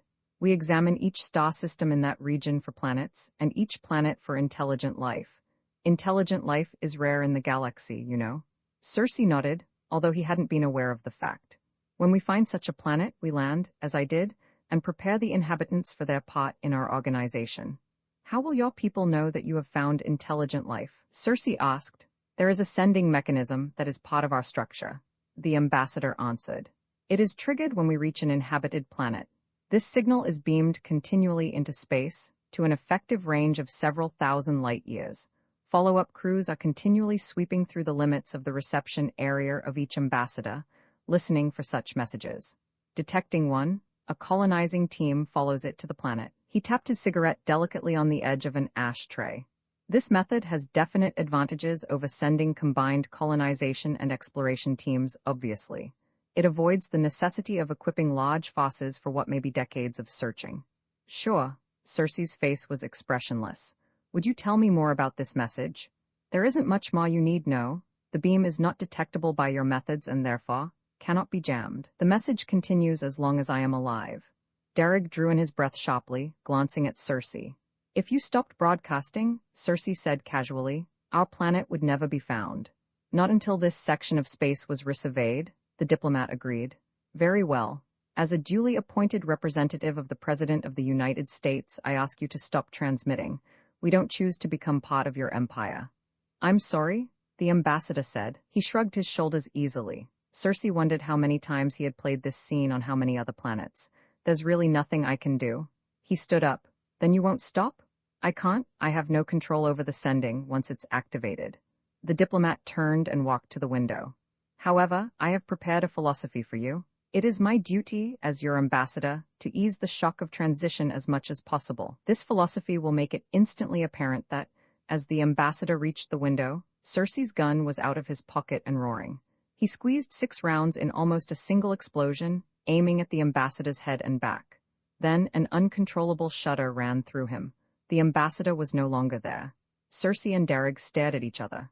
Darragh muttered something about ghosts. Then, just as suddenly, the ambassador was back. "You didn't think," he said, "that it would be as easy as all that, did you? We ambassadors have, necessarily, a certain diplomatic immunity." He fingered one of the bullet holes in the wall. "In case you don't understand, let me put it this way. It is not in your power to kill me. You couldn't even understand the nature of my defense." He looked at them, and in that moment Cersei felt the ambassador's complete alienness. "Good day, gentlemen," he said. Darragh and Cersei walked silently back to the control room. Neither had really expected that the ambassador would be killed so easily, but it had still been a shock when the slugs had failed. "I suppose you saw it all, Mally?" Cersei asked when he reached the control room. The thin, balding psychiatrist nodded sadly. "Got it on film, too." "I wonder what his philosophy is," Darragh mused, half to himself. It was illogical to expect it would work. No race would send an ambassador with a message like that and expect him to live through it. Unless what? Unless he had a pretty effective defense, the psychiatrist finished unhappily. Cersei walked across the room and looked at the video panel. The ambassador's suite was very special. It had been hurriedly constructed 2 days after he had landed and delivered his message. The suite was steel and lead-lined, filled with video and movie cameras, recorders, and a variety of other things. It was the last word in elaborate death cells. In the screen, Cersei could see the ambassador sitting at a table. He was typing on a little portable the government had given him. "Hey, Harrison," Cersei called. "Might as well go ahead with Plan 2. Harrison came out of a side room where he had been examining the circuits leading to the ambassador's suite. Methodically, he checked his pressure gauges, set the controls, and looked at Cersei. "Now?" he asked. "Now." Cersei watched the screen. The ambassador was still typing. Suddenly, as Harrison sent home the switch, the room was engulfed in flames. Fire blasted out of concealed holes in the walls, pawed from the ceiling and floor. In a moment, the room was like the inside of a blast furnace. Cersei let it burn for 2 minutes, then motioned Harrison to cut the switch. They stared at the roasted room. They were looking, hopefully, for a charred corpse. But the ambassador reappeared beside his desk, looking ruefully at the charred typewriter. He was completely unsinged. "Could you get me another typewriter?" he asked, looking directly at one of the hidden projectors. "I'm setting down a philosophy for you ungrateful wretches." He seated himself in the wreckage of an armchair. In a moment, he was apparently asleep. "All right, everyone grab a seat," Cersei said. "Time for council of war." Mally straddled a chair backward. Harrison lighted a pipe as he sat down, slowly puffing it into life. "Now then," Cersei said, "the government has dropped this squarely in our laps. We have to kill the ambassador, obviously. I've been put in charge." Cersei grinned with regret.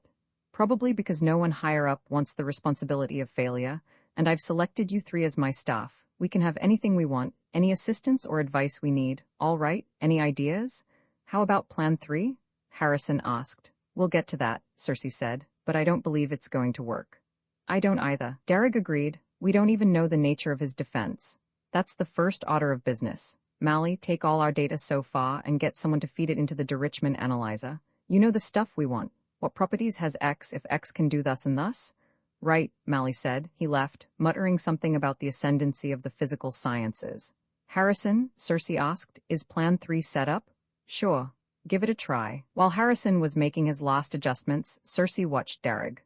The plump little physicist was staring thoughtfully into space, muttering to himself. Cersei hoped he would come up with something. He was expecting great things of Derek. Knowing the impossibility of working with great numbers of people, Cersei had picked his staff with care. Quality was what he wanted. With that in mind, he had chosen Harrison first. The stocky, sour-faced engineer had a reputation for being able to build anything, given half an idea of how it worked. Cersei had selected Mally, the psychiatrist, because he wasn't sure that killing the ambassador was going to be a purely physical problem. Darragh was a mathematical physicist, but his restless, curious mind had come up with some interesting theories in other fields. He was the only one of the Fa who was really interested in the ambassador as an intellectual problem. "He's like Metal Old Man," Darragh said finally. "What's that? Haven't you ever heard the story of Metal Old Man? Well, he was a monster covered with black metal armor. He was met by Monster Slayer, an Apache culture hero. Monster Slayer, after many attempts, finally killed Metal Old Man. How did he do it? Shot him in the armpit. He didn't have any armor there." "Fine," Cersei grinned. "Ask our ambassador to raise his arm." "All set," Harrison called. "Fine, go." In the ambassador's room, an invisible spray of gamma rays silently began to flood the room with deadly radiation, but there was no ambassador to receive them. "That's enough," Cersei said after a while. "That would kill a herd of elephants." But the ambassador stayed invisible for 5 hours, until some of the radioactivity had abated. Then he appeared again. "I'm still waiting for that typewriter," he said. "Here's the analyzer's report." Mally handed Cersei a sheaf of papers. "This is the final formulation, boiled down." Cersei read it aloud. "The simplest defense against any and all weapons is to become each particular weapon." "Great," Harrison said. "What does it mean?" "It means," Darragh explained, "that when we attack the ambassador with fire, he turns into fire. Shoot at him and he turns into a bullet until the menace is gone, and then he changes back again." He took the papers out of Cersei's hand and riffled through them. Wonder if there's any historical parallel. Don't suppose so." He raised his head. "Although this isn't conclusive, it seems logical enough. Any other defense would involve recognition of the weapon first, then an appraisal, then a countermove predicated on the potentialities of the weapon. The ambassador's defense would be a lot faster and safer. He wouldn't have to recognize the weapon. I suppose his body simply identifies, in some way, with the menace at hand." "Did the analyzer say there was any way of breaking this defense?" Cersei asked. "The analyzer stated definitely that there was no way, if the premise were true," Mally answered gloomily. "We can discard that judgment," Darragh said. "The machine is limited. But we still haven't got any way of stopping him," Mally pointed out, "and he's still broadcasting that beam." Cersei thought for a moment. "Call in every expert you can find. We're going to throw the book at the ambassador." "I know," he said, looking at Darragh's dubious expression, "but we have to try." During the next few days, every combination and permutation of death was thrown at the ambassador. He was showered with weapons, ranging from Stone Age axes to modern high-powered rifles, peppered with hand grenades, drowned in acid, suffocated in poison gas. He kept shrugging his shoulders philosophically and continued to work on the new typewriter they had given him. Bacteria was piped in, first the known germ diseases, then mutated species. The diplomat didn't even sneeze. He was showered with electricity, radiation, wooden weapons, iron weapons, copper weapons, brass weapons, uranium weapons, anything and everything, just to cover all possibilities. He didn't suffer a scratch, but his room looked as though a barroom brawl had been going on in it continually for 50 years. Mally was working on an idea of his own, as was Darrig. The physicist interrupted himself long enough to remind Circe of the Baldur myth. Baldur had been showered with every kind of weapon and remained unscathed because everything on Earth had promised to love him. Everything except the mistletoe. When a little twig of it was shot at him, he died. Circe turned away impatiently, but had an odor of mistletoe sent up, just in case. It was, at least, no less effective than the explosive shells or the bow and arrow. It did nothing except lend an oddly festive air to the battered room. After a week of this, they moved the unprotesting ambassador into a newer, bigger, stronger death cell. They were unable to venture into his old one because of the radioactivity and microorganisms. The ambassador went back to work at his typewriter. All his previous attempts had been burned, torn, or eaten away. "Let's go talk to him," Darrig suggested, after another day had passed. Circe agreed. For the moment, they were out of ideas. "Come right in, gentlemen," the ambassador said, so cheerfully that Circe felt sick. "I'm sorry I can't offer you anything. Through an oversight, I haven't been given any food or water for about 10 days. Not that it matters, of course." "Glad to hear it," Circe said. The ambassador hardly looked as if he had been facing all the violence Earth had to offer. On the contrary, Circe and his men looked as though they had been under bombardment. "You've got quite a defense there," Mally said conversationally. "Glad you like it. Would you mind telling us how it works?" Darrig asked innocently. "Don't you know?" "We think so. You become what is attacking you, is that right?" "Certainly," the ambassador said. "You see, I have no secrets from you. Is there anything we can give you," Circe asked, "to get you to turn off that signal? A bribe?" "Sure," Circe said. "Anything you?" "Nothing," the ambassador replied. "Look, be reasonable," Harrison said. "You don't want to cause a war, do you? Earth is united now. We're arming, with what?" "Atom bombs," Mally answered him. "Hydrogen bombs. Drop one on me," the ambassador said. "It wouldn't kill me. What makes you think it will have any effect on my people?" The four men were silent. Somehow they hadn't thought of that. "A people's ability to make war," the ambassador stated, "is a measure of the status of their civilization. Stage 1 is the use of simple physical extensions. Stage 2 is control at the molecular level. You are on the threshold of Stage 3, although still far from mastery of atomic and subatomic forces." He smiled ingratiatingly. "My people are reaching the limits of Stage 5. "What would that be?" Darrig asked. "You'll find out," the ambassador said. "But perhaps you've wondered if my powers are typical? I don't mind telling you that they are not. In order for me to do my job and nothing more, I have certain built-in restrictions, making me capable only of passive action." "Why?" Darrig asked. "For obvious reasons. If I were to take positive action in a moment of anger, I might destroy your entire planet."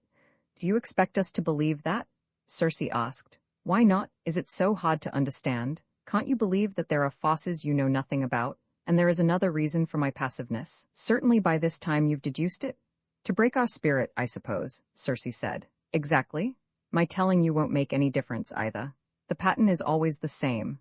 An ambassador lands and delivers his message to a high-spirited, wild young race like yours. There is frenzied resistance against him, spasmodic attempts to kill him. After all these fail, the people are usually quite crestfallen. When the colonization team arrives, their indoctrination goes along just that much faster." He paused, then said, "Most planets are more interested in the philosophy I have to offer. I assure you it will make the transition far easier." He held out a sheaf of typewritten pages. "Won't you at least look through it?"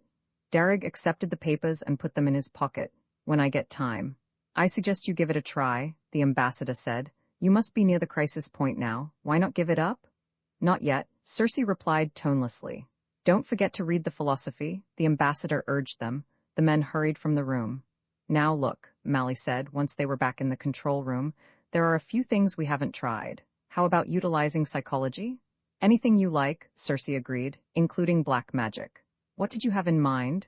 The way I see it, Mally answered, the ambassador is geared to respond instantaneously to any threat. He must have an all-or-nothing defensive reflex. I suggest first that we try something that won't trigger that reflex.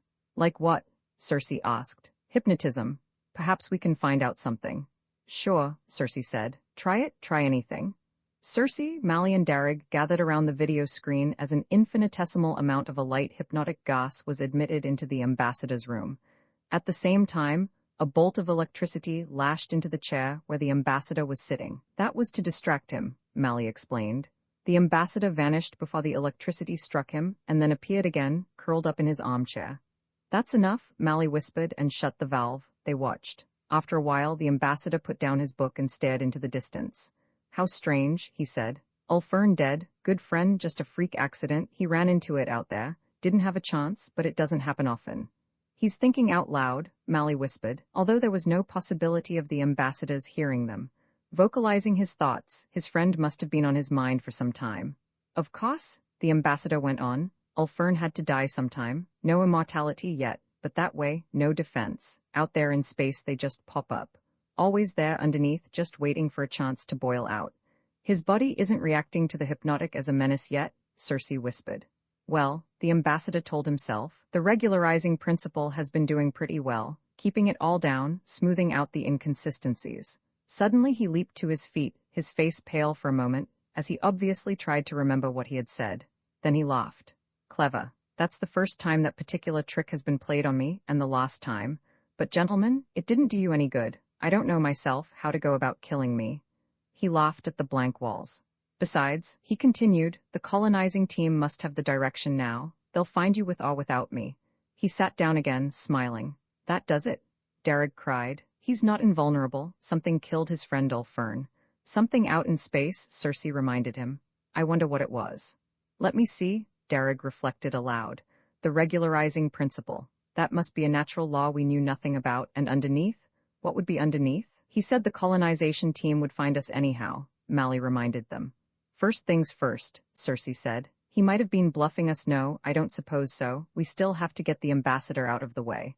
I think I know what is underneath, Darrig exclaimed. This is wonderful. A new cosmology, perhaps. What is it? Cersei asked. Anything we can use? I think so, but let me work it out. I think I'll go back to my hotel. I have some books there I want to check, and I don't want to be disturbed for a few hours.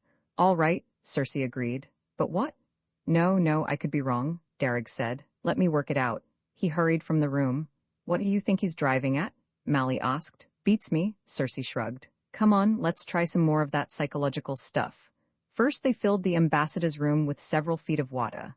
Not enough to drown him, just enough to make him good and uncomfortable. To this they added the lights. For 8 hours, lights flashed in the ambassador's room. Bright lights to pry under his eyelids, dull, clashing ones to disturb him. Sound came next, screeches and screams and shrill, grating noises. The sound of a man's fingernails being dragged across slate, amplified 1,000 times, and strange, sucking noises and shouts and whispers. Then the smells. Then everything else they could think of that could drive a man insane. The ambassador slept peacefully through it all. Now look, Cersei said the following day, let's start using our damned heads. His voice was hoarse and rough. Although the psychological torture hadn't bothered the ambassador, it seemed to have backfired on Cersei and his men. Where in hell is Darrig?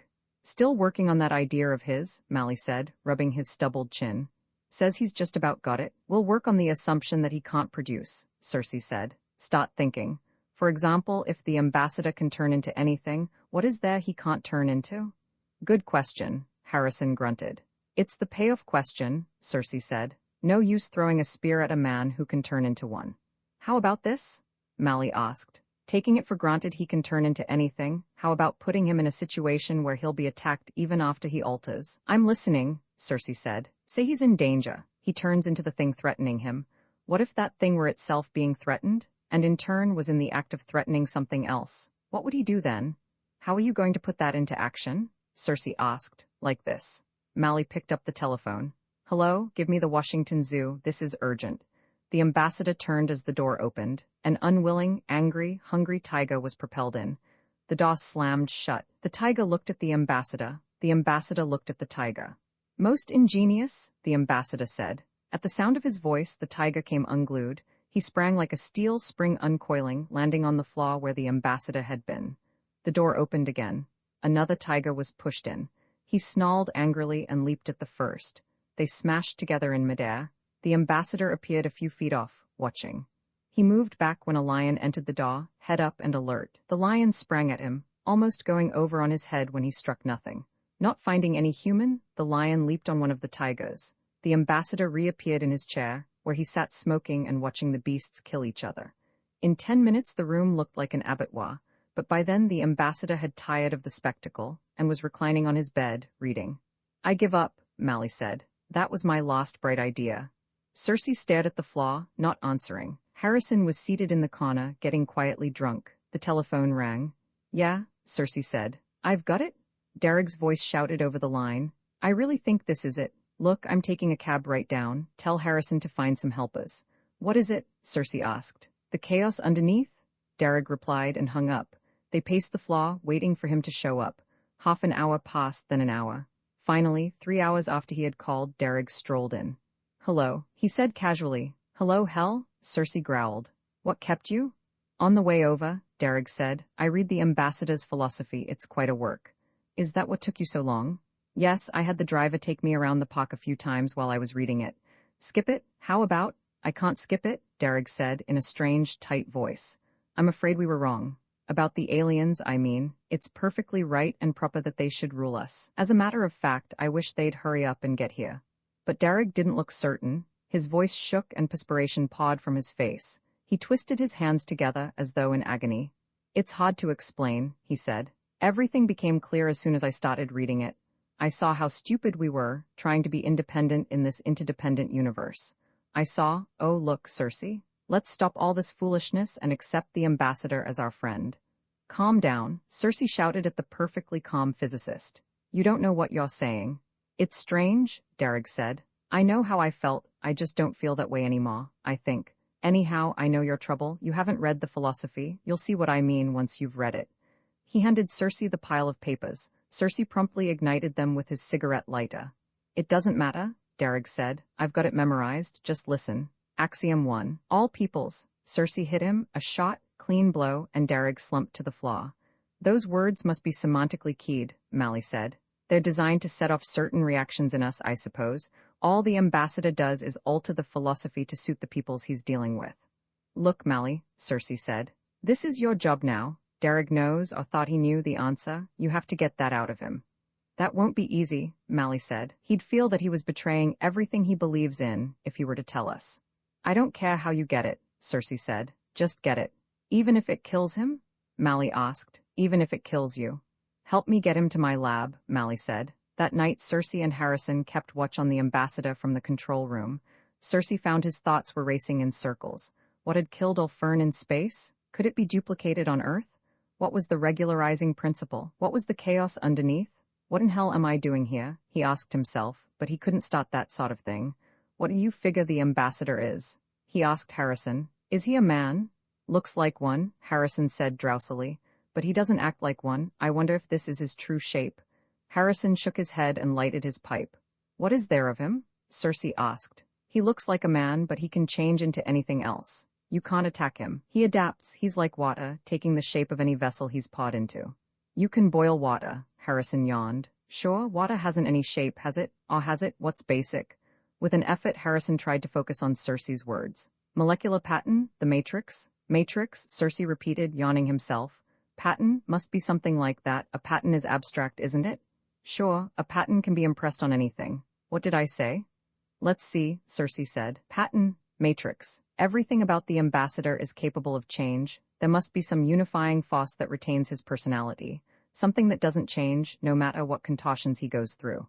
"Like a piece of string?" Harrison murmured with his eyes closed. "Sure, tie it in knots, weave a rope out of it, wind it around your finger, it's still string." "Yeah. But how do you attack a pattern?" Cersei asked, and why couldn't he get some sleep? To hell with the ambassador and his hordes of colonists, he was going to close his eyes for a moment. "Wake up, Colonel?" Cersei pried his eyes open and looked up at Mally. Besides him, Harrison was snoring deeply. "Did you get anything?" "Not a thing," Mally confessed. The philosophy must have had quite an effect on him, but it didn't work all the way. Derek knew that he had wanted to kill the ambassador, and for good and sufficient reasons. Although he felt differently now, he still had the feeling that he was betraying us.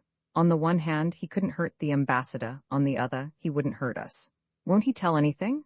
I'm afraid it's not that simple, Mally said. You know, if you have an insurmountable obstacle that must be surmounted, and also, I think the philosophy had an injurious effect on his mind. What are you trying to say?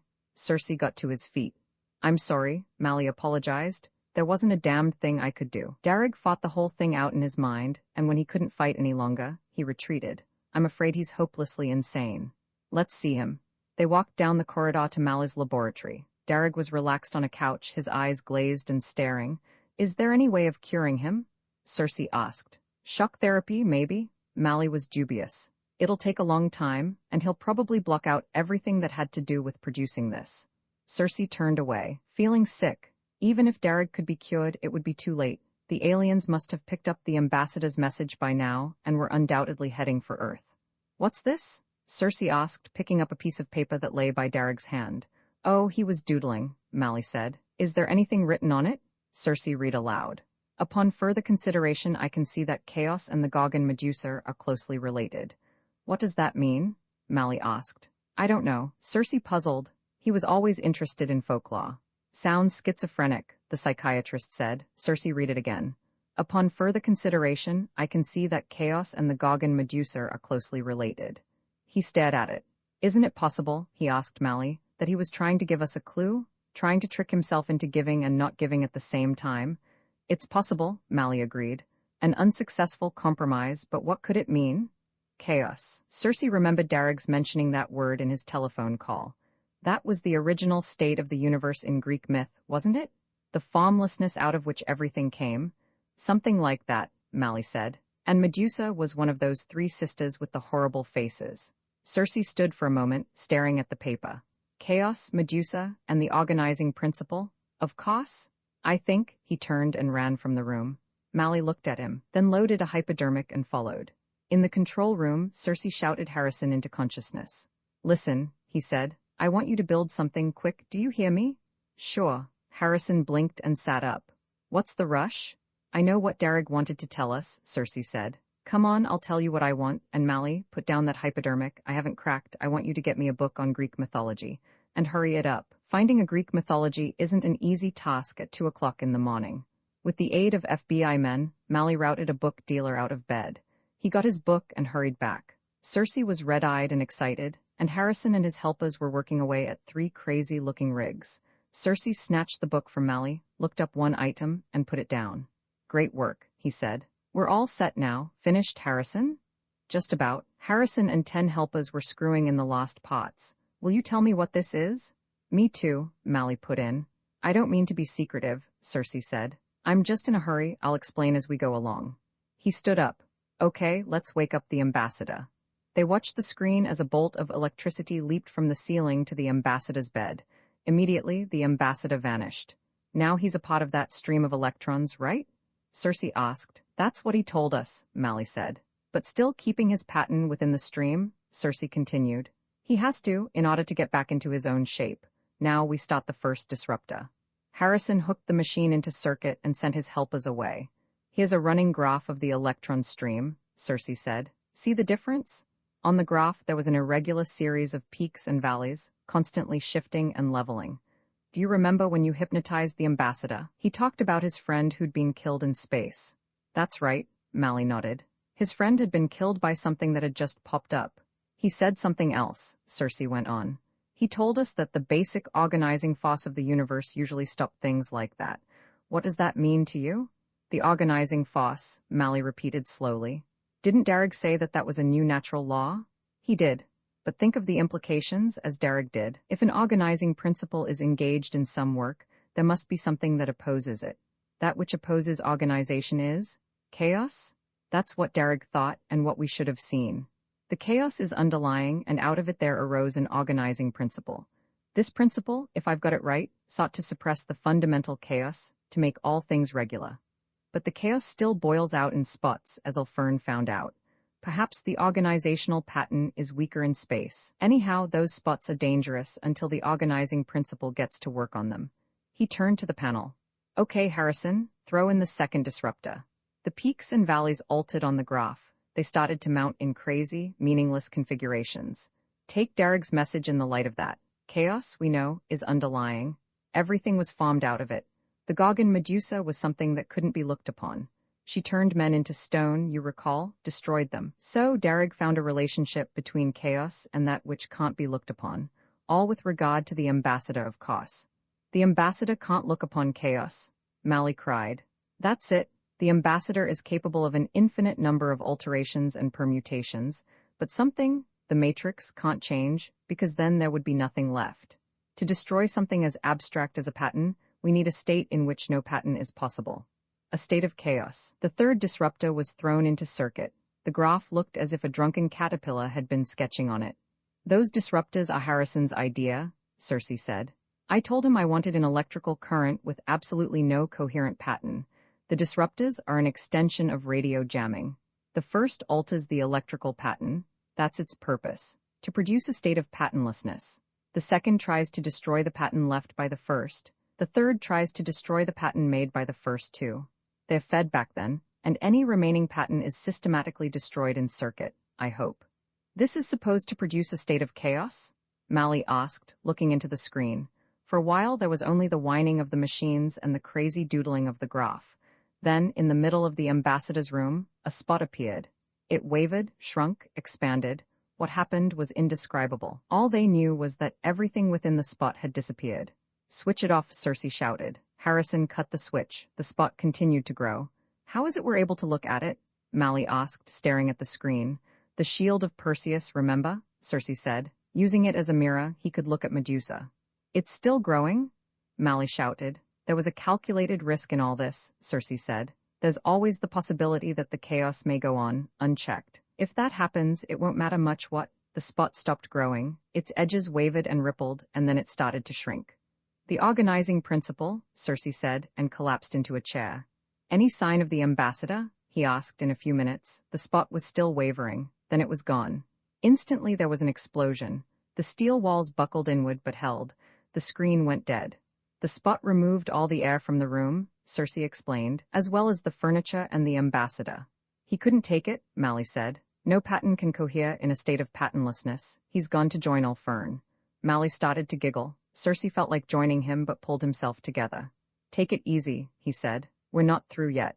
Sure we are, the ambassador is out of the way, but there's still an alien fleet homing in on this region of space. A fleet so strong we couldn't scratch it with an H-bomb. They'll be looking for us. He stood up. Go home and get some sleep. Something tells me that tomorrow we're going to have to start figuring out some way of camouflaging a planet.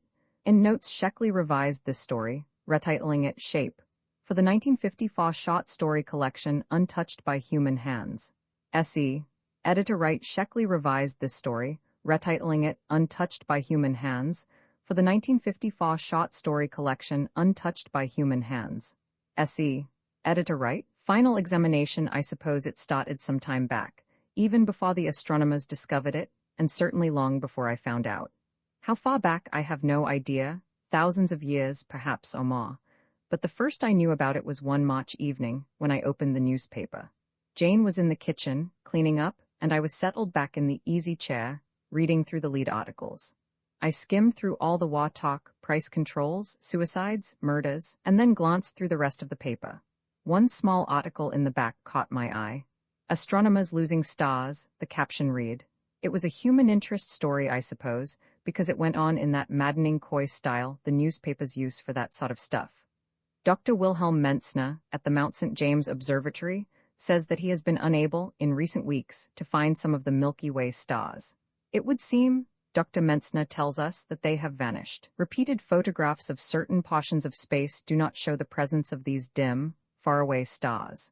They were in place and intact in photographs made as recently as April 1942, and the article gave the names of some of the stars. They didn't mean a thing to me, and chided the scientists on their absent-mindedness. Imagine, it went on, losing something as big as a star, although, the writer summed up, it doesn't really matter. They have a few 100 billion left to play around with. I thought it was sort of cute at the time, although in questionable taste. I don't know a thing about science, I'm in the dress line, but I've always looked upon it with the greatest respect. The way I see it, You start laughing at scientists and they come up with something like the atom bomb. Better to treat them with a little respect. I can't remember if I showed the article to my wife. If I did, she didn't say anything in particular. Life went along as usual. I went to work in Manhattan and came home to Queens. In a few days, there was another article. This one was written by a PhD, and it had dropped the kidding style. It said that stars appeared to be disappearing from our Milky Way galaxy at a tremendous rate. Observatories in both hemispheres had estimated that a few million of the farthest stars had vanished in the past 5 weeks. I stepped out the back door to have a look. Everything seemed in order to me. The Milky Way was still up there, smeared across the sky as thick as ever. The Big Dipper was shining away, and the North Star was still pointing toward Westchester. No difference. The ground was frozen under my feet, but the air was almost warm. Spring would be coming along soon, and spring fashions. In the distance, I could see the red glow of Manhattan across the 59th Street Bridge. That seemed to settle it. The only problem I had was dresses, and I went back inside to worry about them. In a few more days, the star story had reached the front page. Stars disappearing, the headlines read. What next? It seemed that millions of stars were vanishing from the Milky Way every day and night. The other galaxies seemed to be unaffected, although it was hard to tell, but they were definitely dropping out of ours.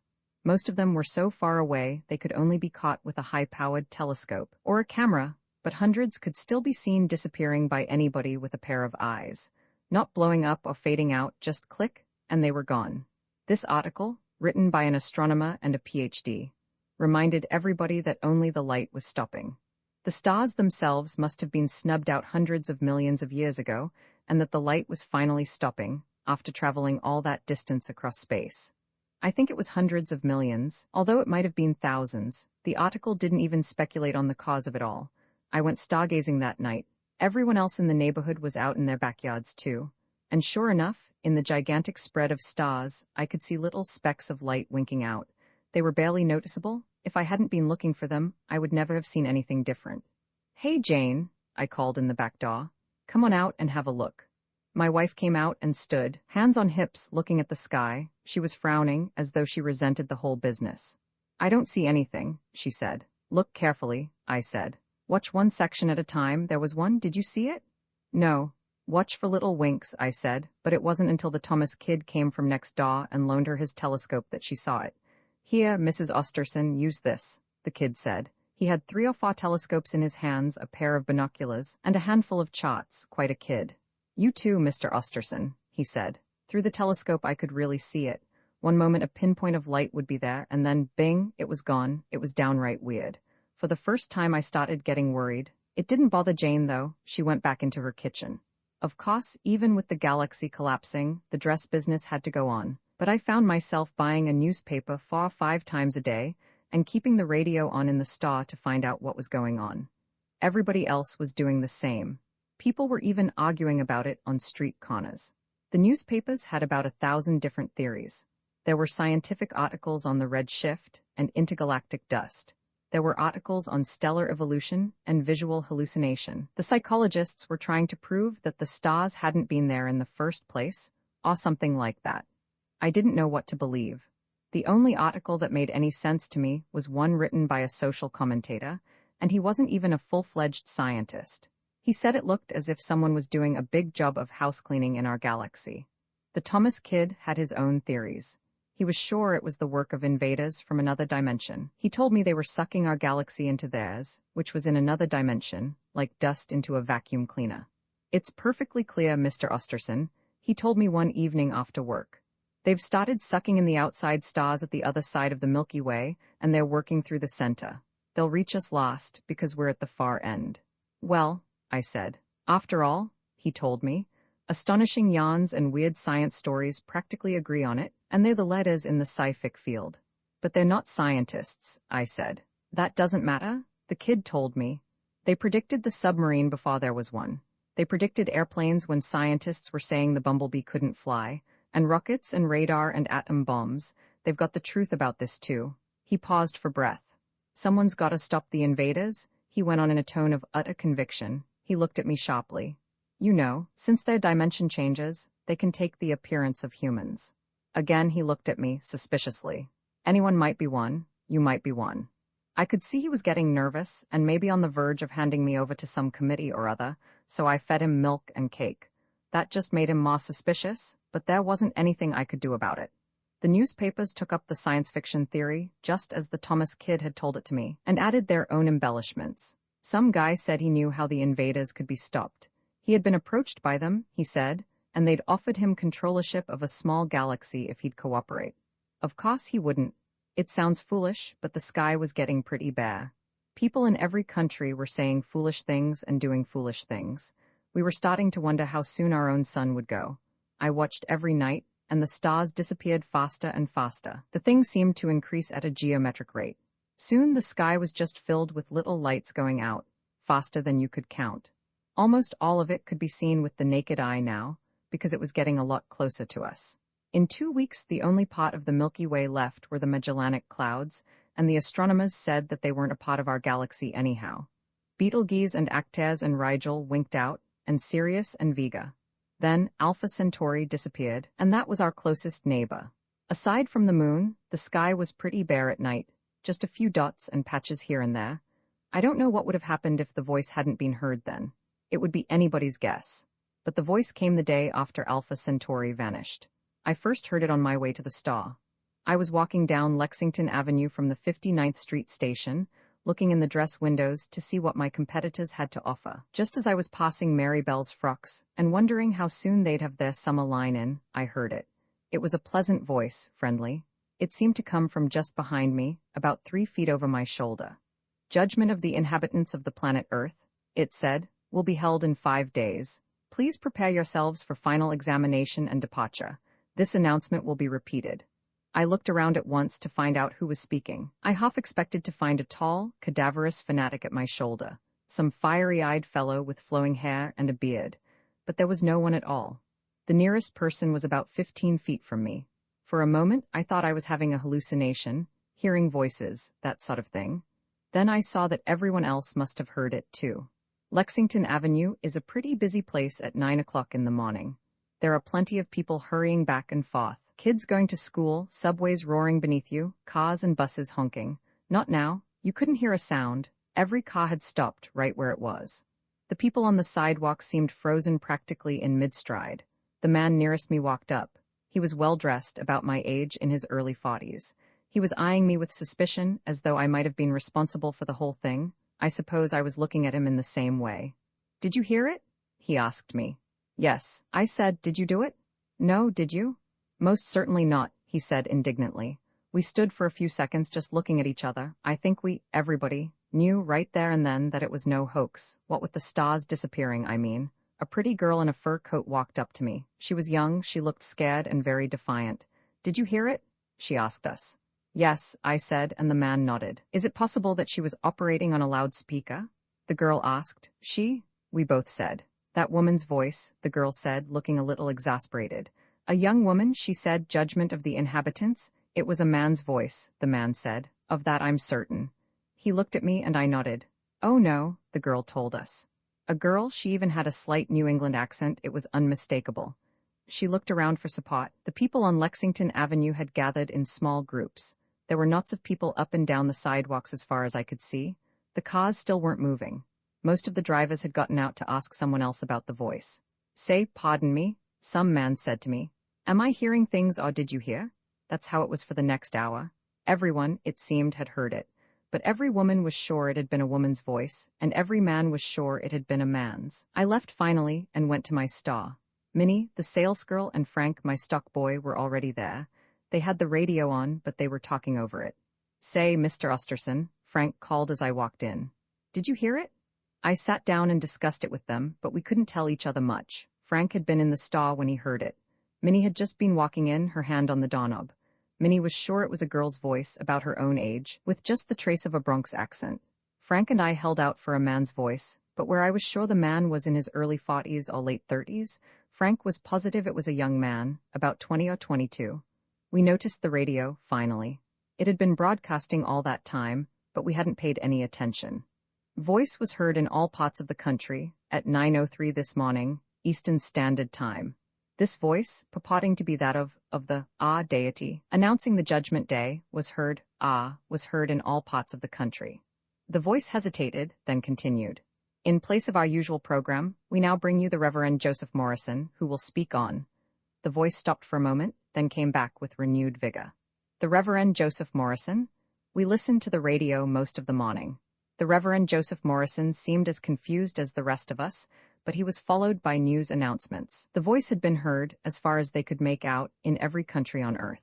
It had spoken in every language, every dialect and subdialect. Minnie looked dazed as the reports piled in, and Frank looked shocked. I suppose I looked as startled as my normal deadpan would show. At 11:45, I decided to call my wife. No use. I couldn't even get the operator. Possibilities that this is a hoax. A voice was saying from the radio, in an unconvincing tone. Mass hallucinations are far from unknown, and the chance must be considered.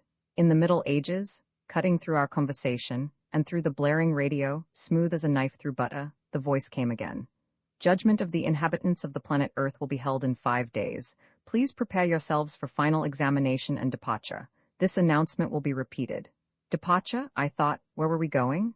There, Frank shouted. You see, it was a young man. You're crazy. Minnie screamed at him. Her hair had fallen over her eyes. She looked like an impassioned cocker spaniel. You're crazy? Frank shouted back. They stood glaring at each other. Minnie seemed about ready to throw the cash register at him. Easy now, I said. It seems like the voice speaks in everybody's language and sounds like the sort of voice everybody would know. But how's that possible? Frank asked me. I don't know, but it's certainly logical. If the voice spoke just in Latin or Hebrew or English, none of the Arabs would understand, or the Armenians. So, while it's speaking everybody's language, it might as well speak everybody's dialect at the same time. Should we call it? Frank asked in a whisper. He glanced over his shoulder as though he expected to find an avenging angel there. Shouldn't we refer to it as him? She, you mean, Minnie said. The old masculine idea that God must be a man is just so much ego wash. Why, the feminine principle is evident all through the universe. Why, you just can't say him when Minnie had never been too strong on ideas. She ran out of breath and stood, panting and pushing back her hair. After a while we talked about it calmly, and listened to the radio. There were more speakers and another survey of the countries that had heard the second announcement. At 2 o'clock I told them to go home. It was no use trying to get any work done that day.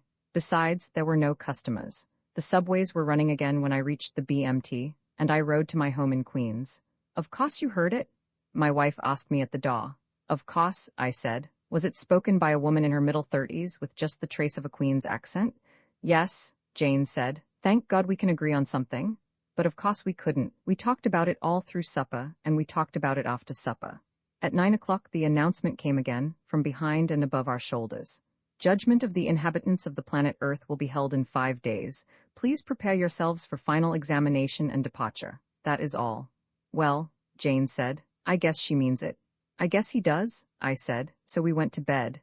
The next day I went into work, although I don't know why. I knew that this was it, and everyone else knew it too. But it seemed right to go back to work, end of the world or not. Most of my adult life had been bound up in that store, and I wanted a day more with it. I had some idea of getting my affairs in order, although I knew it couldn't matter. The subway ride was murderous. New York is always a crowded city, but it seemed as though the whole United States had moved in. The subways were so tightly jammed, the doors couldn't even close. When I finally got out, the streets were filled from one curb to the other. Traffic had given up, and people were piling out of cars and buses anywhere they were stopped, adding to the jam in the streets. In the store, Frank and Minnie were already there. I guess they had the same idea, about gathering up loose ends. Gee, Mr. Osterson, Frank said. What do you think he'll do about our sins, I mean? Frank was 21, and I couldn't see how he could have committed an unusual number of sins. But he was worried about them. The way he frowned and paced around, he might have been the devil himself. Minnie didn't have any sins on her mind, as far as I could see. She was wearing what must have been her best dress, she hadn't bought it in my store, and her hair was a lighter brown than it had been yesterday. I suspected she wanted to look her best in front of the Almighty, be he man or woman. We talked about sins most of the morning and listened to the radio. The radio had a lot to say about sins, but no two speakers agreed. Around lunchtime, Ollie Bernstein dropped in. Hiya, ex-competitor, he said, standing in the doorway. How's business? I sold 5 dozen halos, I told him. How's with you? What's it matter? He asked, coming sideways through the doorway. 4 days before judgment, who cares, come have lunch with me, ex-competitor. Ollie and I had never been on really friendly terms. We sold the same price line, and our stars were too close for mutual comfort. Also, he was fat, and I've always been suspicious of fat men. But suddenly, I found myself liking him. It seemed a shame I hadn't recognized his solid qualities years ago. We went to Lotto's, a classy place on East 73rd Street. We had hoped to avoid some of the crowd by going uptown, but there wasn't a chance of it. Lotto's was packed, and we stood 3/4 of an hour for a table. Seated, we ordered roast duck, but had to settle for hamburger steak. The waiter told us people had been walking in and ordering roast duck all morning. Lotto's had a radio, probably for the first time in its existence, and a minister or rabbi was speaking. He was interrupted by a news announcement. "The war in Indochina is over," the announcer said. Peace was declared at 7:30 this morning. Also, a general truce has been called in Mongolia and in Tanganyika. There was a lot of that. In Indochina, it seemed that the rebels had given up the country to the French, declaring that all men should live in peace.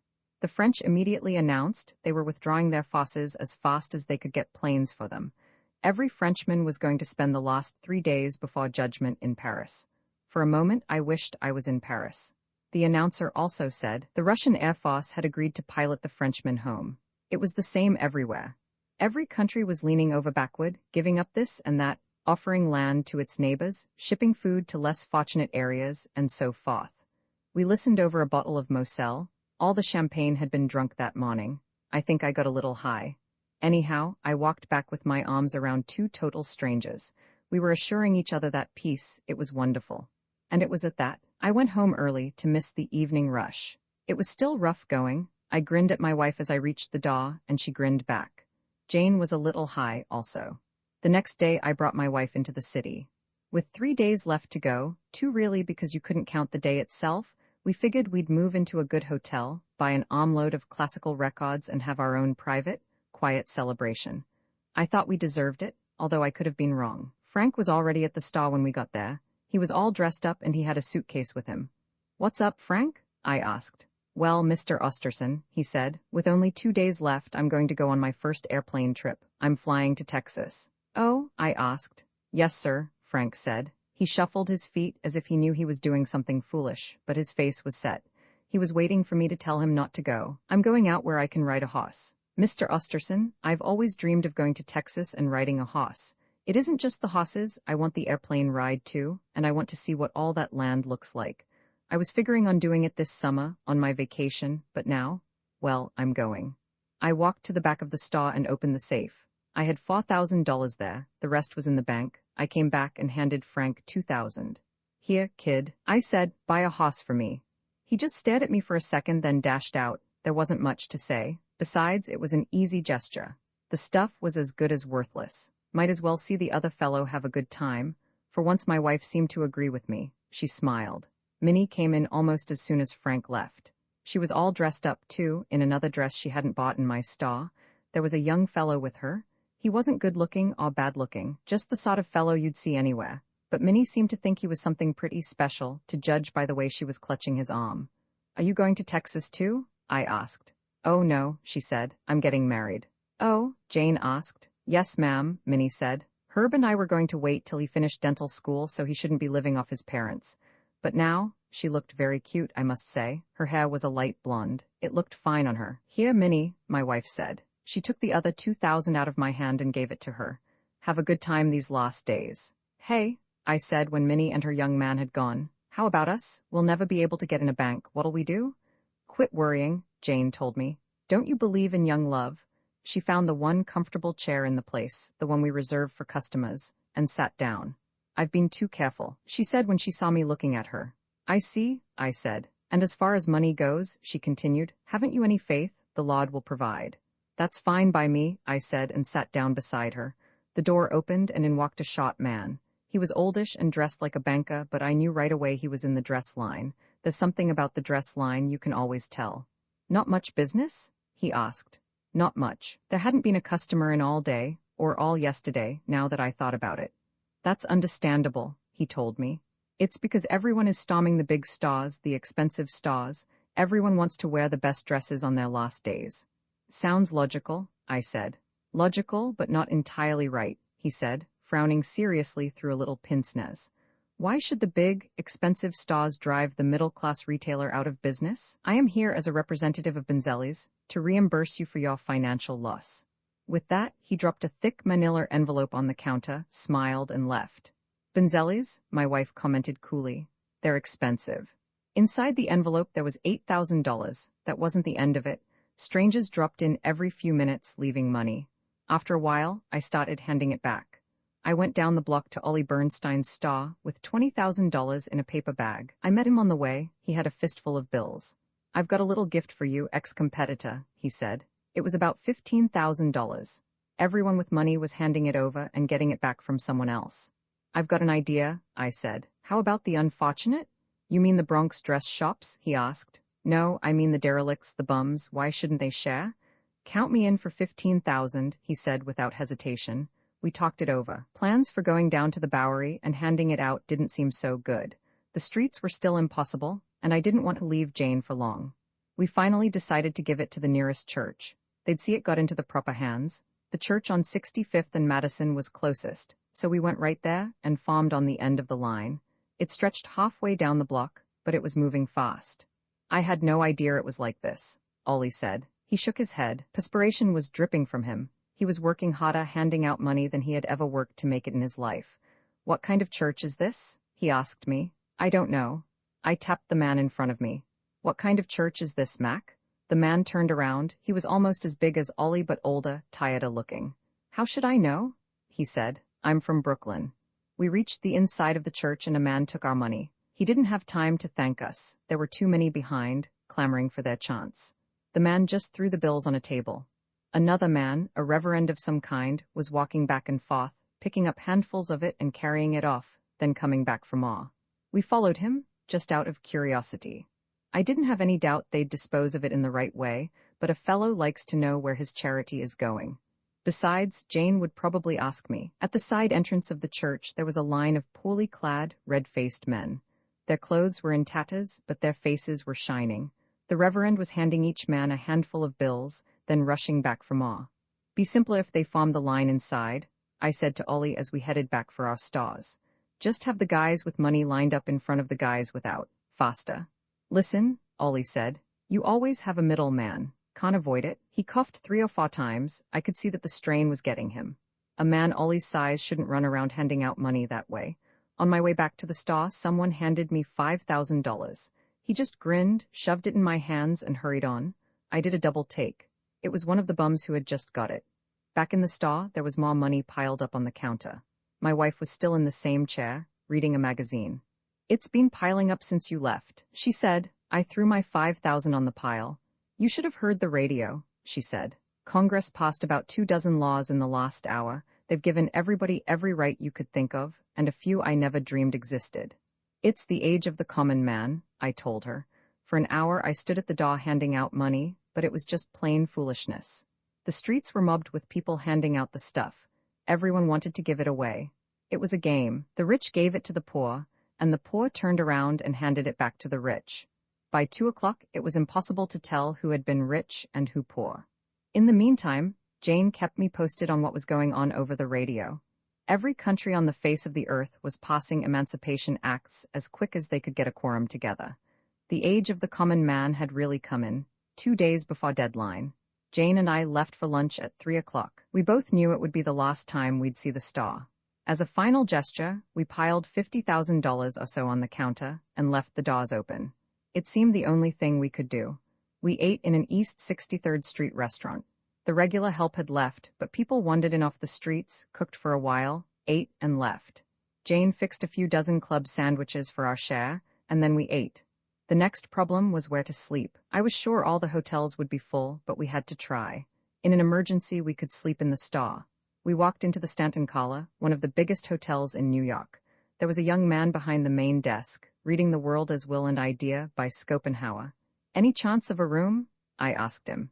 Here's a pass key, he said. Take any vacant room you can find. How much? I asked, fanning a few $1,000 bills. Are you kidding? He said, and returned to his book. He looked like a very serious young man. We found a vacant room on the 15th floor and sat down as soon as we were inside. Immediately, Jane jumped up again. Records, she said. I want to spend the day before judgment listening to good music. I was dog-tired, but I wanted the same thing. Jane and I had never had enough time to listen to all the music we wanted to hear. Somehow, we had never gotten around to it. Jane wanted to go with me, but I thought, what with the jam New York was in, it would be easier if I went alone. Lock the door until I get back, I told her. It may be the day before judgment, but not everyone's an angel yet. She winked at me. She hadn't winked in years. I scrambled through the crowd to a music store. It was deserted. I picked up a long-playing recorder and all the records I could carry. Then I came back. I had to walk to the 15th floor because some guy was zooming up and down in one elevator, and the rest were out of order. Put on the Debussy, I told Jane when I got back, throwing myself in an armchair. It was a joy and a pleasure to be off my feet. That's how we spent the rest of the day and the evening. We played records. I had gotten some Bach, Debussy, Mozart, Haydn, and a few others I never heard of. I listened to more music in that day than I'd heard in 5 years previously. We woke up late the next day, about 1:30 in the afternoon. I felt guilty. It didn't seem right to sleep away the day before judgment. Seems as good as any other way, Jane said. Perhaps she was right. Anyhow, we were both ravenously hungry. Jane's feet were blistered because she hadn't moved around so much since we were courting. Stay put, I said. Your shining knight will bring you lunch, my last good deed. You're first, she told me, smiling. Lock that door, I said and left. I just don't trust people very much, I don't know why. Even on the day before judgment, I couldn't trust everyone. The streets were empty when I finally got down. A few people were walking around, peering nervously over their shoulders. A few more had joyous smiles on their faces, but the streets were very bare. Cars, taxis, and buses had been left haphazardly all over the street. The traffic lights were still clicking red and green, but there was no traffic to regulate.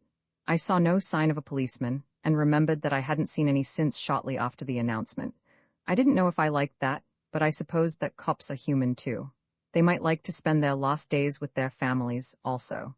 And who was going to steal anything? It might be a good idea, I thought, to drop into a church and offer up a prayer. Not that it would make any difference, or even that I especially wanted to, but I thought Jane would like me to. I tried 3 churches, but they were all packed with hundreds waiting outside. Now I knew where everybody was. I think I might have waited too, but Jane was expecting her lunch. I went on to a restaurant. On my way back with a bundle of food, 5 people stopped me and tried to give me money. They seemed desperate. They explained that they had to get rid of it, and they had no idea how to. After working for it all their lives, it didn't seem right just to throw it away, and no one would take it now. They were really perplexed. One man in particular struck me. Please take it, old man, he said. I've been unfortunate. I've accumulated so much of it, it's almost impossible to dispose of it all, and I don't want it on my hands, I really don't. Won't you accept a portion of it? I recognized him. He was an actor, and a well-known one. I had always enjoyed watching him, so I took a pile of bills off his hands, leaving it on the desk of the hotel. The young man who had been reading Schopenhauer was no longer there. Jane and I ate and listened to some more music. We listened to it the rest of the day, and didn't talk much. Towards evening, Jane's eyes were soft. I knew she was thinking back over our life. I thought back too. It didn't seem so bad. Not really. I had made a few mistakes, but still not so bad. Night came, and we made supper out of leftovers. We didn't want to go out for anything, and we didn't want to go to sleep. It'll come just at dawn, Jane said. I tried to tell her you can't predict the ways of the Almighty, but she wasn't going to sell out her woman's intuition for anything. She was sure. That was a long night, and not a very good one. I felt as though I were a prisoner at the bar. It wasn't a very good way to feel, but I was frightened. I suppose everybody was. Standing at the window, I saw the first light of the false dawn. It was going to be a beautiful day over New York. There were no visible stars, but every light in the city was on, making stars of its own. It was as though the city was burning candles to the unknown. Goodbye, Jane, I said. I knew she was right. The announcement would come just at dawn. I hoped Minnie was in her husband's arms, and Frank? I felt he was probably on a horse, standing up in the unfamiliar saddle and looking toward the east. I hoped he was. Goodbye, dear, Jane said, and kissed me. There was a cool breeze from the open window and darkness in the sky. It was beautiful at that moment. It should have ended just like that. There will be a slight delay, the voice said from behind my shoulder, as pleasant as ever, and as distant, in settling the affairs of the inhabitants of the planet Earth. The final examination and departure will be held 10 years from this date. I stood at the window, my arm around Jane. We couldn't say anything for perhaps 10 minutes. Well, I said to her finally. Well.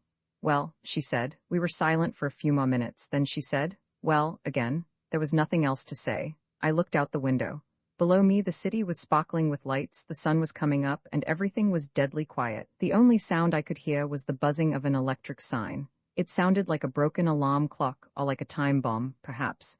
You'll have to go back to work, Jane said. She started to cry. Although I suppose 10 years is only a second in eternity, only a second to her. Less, I said. A fraction of a second, less. But not to us, Jane said. It certainly should have ended there. Judgment Day should have come, bringing with it whatever it brought. We were ready. All the worldly goods were disposed of, in New York and I suppose in the rest of the world. But 10 years was too long, too much a strain on goodness. We should have been able to carry on. There was no reason why not. We could have gone back to our jobs. The farmers were still on the farms, the grocers and clocks were still around. We could have done such a bang-up job of it. We could have pointed to that 10 years with pride and said, you see, our recorded history of thousands of years of avarice, cruelty and hate isn't the whole story. For 10 years we were good and clean and noble. For 10 years we were brothers. Unfortunately, it wasn't that way. The farmers didn't want to go back to their farms and the grocers didn't want to return to their groceries. Oh, some did. Many did for a while. But not for long.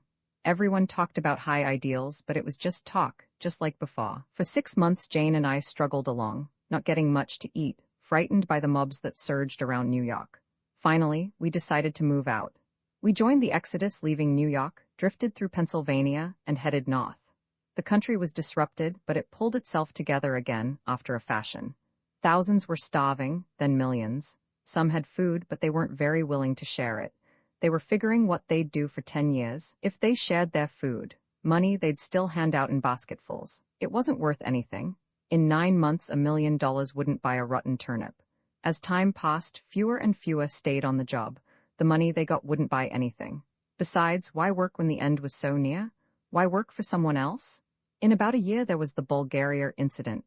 An American in Sofia disappeared. He just vanished.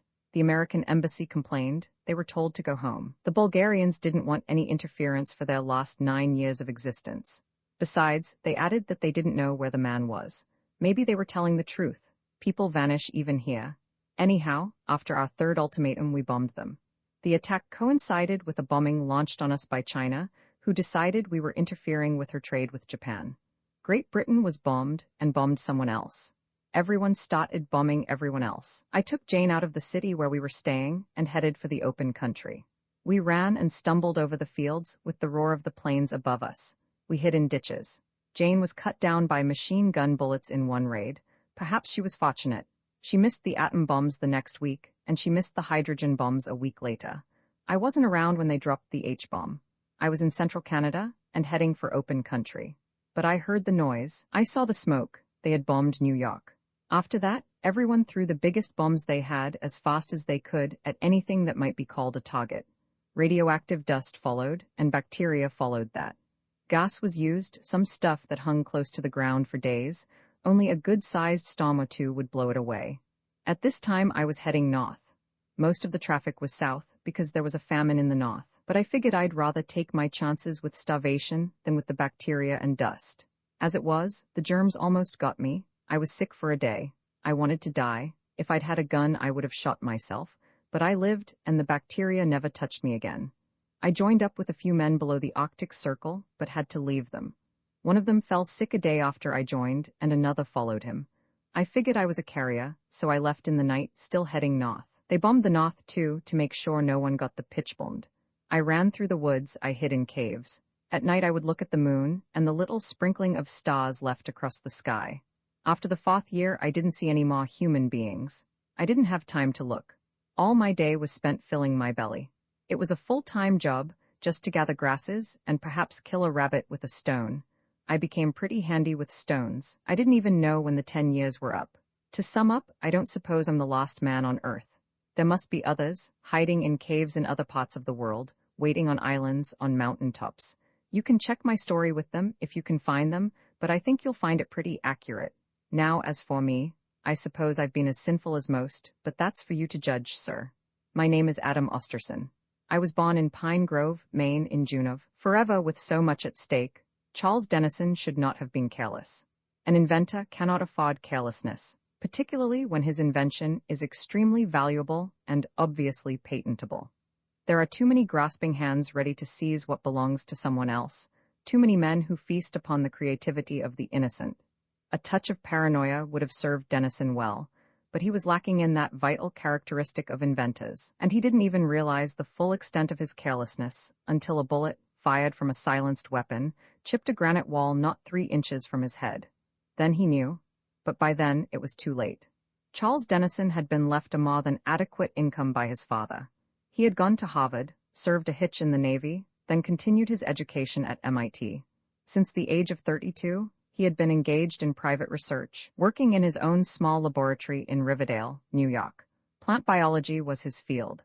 He published several noteworthy papers and sold a new insecticide to a development corporation. The royalties helped him to expand his facilities. Dennison enjoyed working alone. It suited his temperament, which was austere but not unfriendly. 2 or 3 times a year, he would come to New York, see some plays and movies, and do a little serious drinking. He would then return gratefully to his seclusion. He was a bachelor and seemed destined to remain that way. Not long after his 40th birthday, Dennison stumbled across an intriguing clue which led him into a different branch of biology. He pursued his clue, developed it, extended it slowly into a hypothesis. After 3 more years, a lucky accident put the final proofs into his hands. He had invented a most effective longevity drug.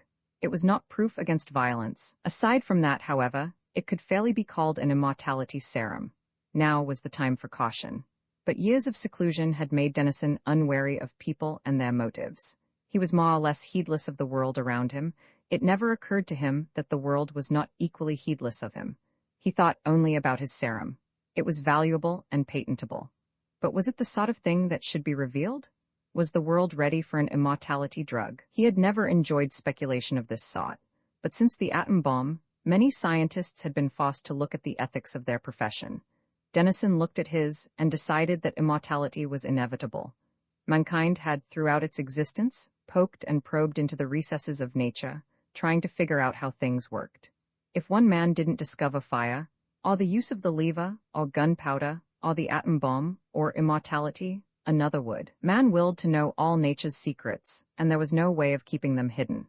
Armed with this bleak but comforting philosophy, Dennison packed his formulas and proofs into a briefcase, slipped a 2-ounce bottle of the product into a jacket pocket, and left his Riverdale laboratory.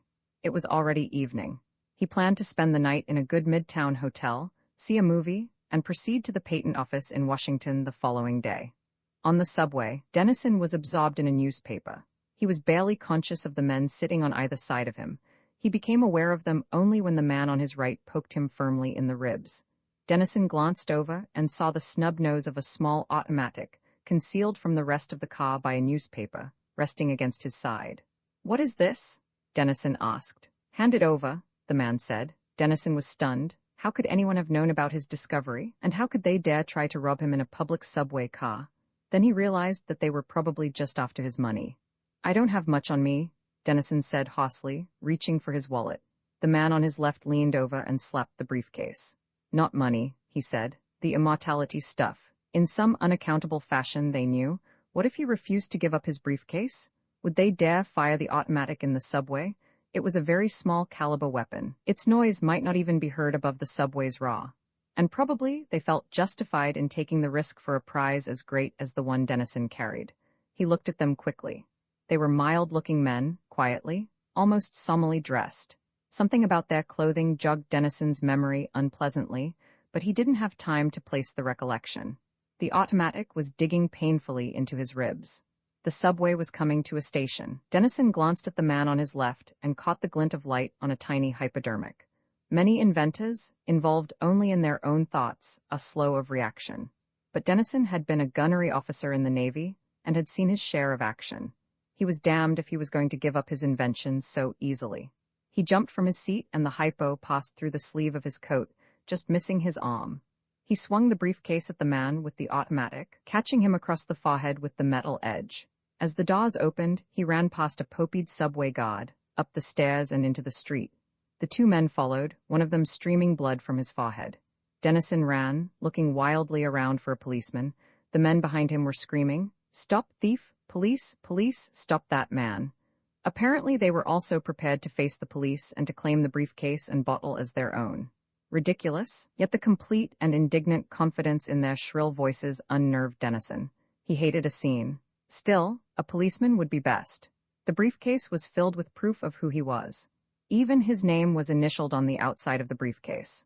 One glance would tell anyone. He caught a flash of metal from his briefcase and, still running, looked at it. He was shocked to see a metal plate fixed to the cowhide, over the place where his initials had been. The man on his left must have done that when he slapped the briefcase. Dennison dug at the plate with his fingertips, but it would not come off. It read, "Property of Edward James Flaherty, Smithfield Institute." Perhaps a policeman wouldn't be so much help after all, but the problem was academic, for Dennison saw no policeman along the crowded Bronx street. People stood aside as he ran past, staring open-mouthed, offering neither assistance nor interference. But the men behind him were still screaming, "Stop the thief! Stop the thief!" The entire long block was alerted. The people, like some sluggish beast goaded reluctantly into action, began to make tentative movements toward Dennison, impelled by the outraged cries of his pursuers. Unless he balanced the scales of public opinion, some do-gooder was going to interfere soon. Dennison conquered his shyness and pride and called out, "Help me! They're trying to rob me, stop them." But his voice lacked the moral indignation, the absolute conviction of his two shrill-voiced pursuers. A burly young man stepped forward to block Dennison's way, but at the last moment, a woman pulled him back. "Don't get into trouble, Charlie. Why don't someone call a cop?" "Yeah, where are the cops?" "Over at a big fire on 178th Street, I hear. We ought to stop that guy. I'm willing if you're willing." Dennison's way was suddenly blocked by four grinning youths, teenagers in black motorcycle jackets and boots, excited by the chance for a little action, delighted at the opportunity to hit someone in the name of law and order. Dennison saw them, swerved suddenly, and sprinted across the street. A bus loomed in front of him. He hurled himself out of its way, fell, got up again, and ran on. His pursuers were delayed by the dense flow of traffic. Their high-pitched cries faded as Dennison turned into a side street, ran down its length, then down another. He was in a section of massive apartment buildings. His lungs felt like a blast furnace, and his left side seemed to be sewed together with red-hot wire. There was no help for it. He had to rest. It was then that the first bullet, fired from a silenced weapon, chipped a granite wall not 3 inches from his head. That was when Dennison realized the full extent of his carelessness. He pulled the bottle out of his pocket. He had hoped to carry out more experiments on the serum before trying it on human beings. Now there was no choice. Dennison yanked out the stopper and drained the contents. Immediately he was running again, as a second bullet scarred the granite wall. The great blocks of apartments loomed endlessly ahead of him, silent and alien. There were no walkers upon the streets.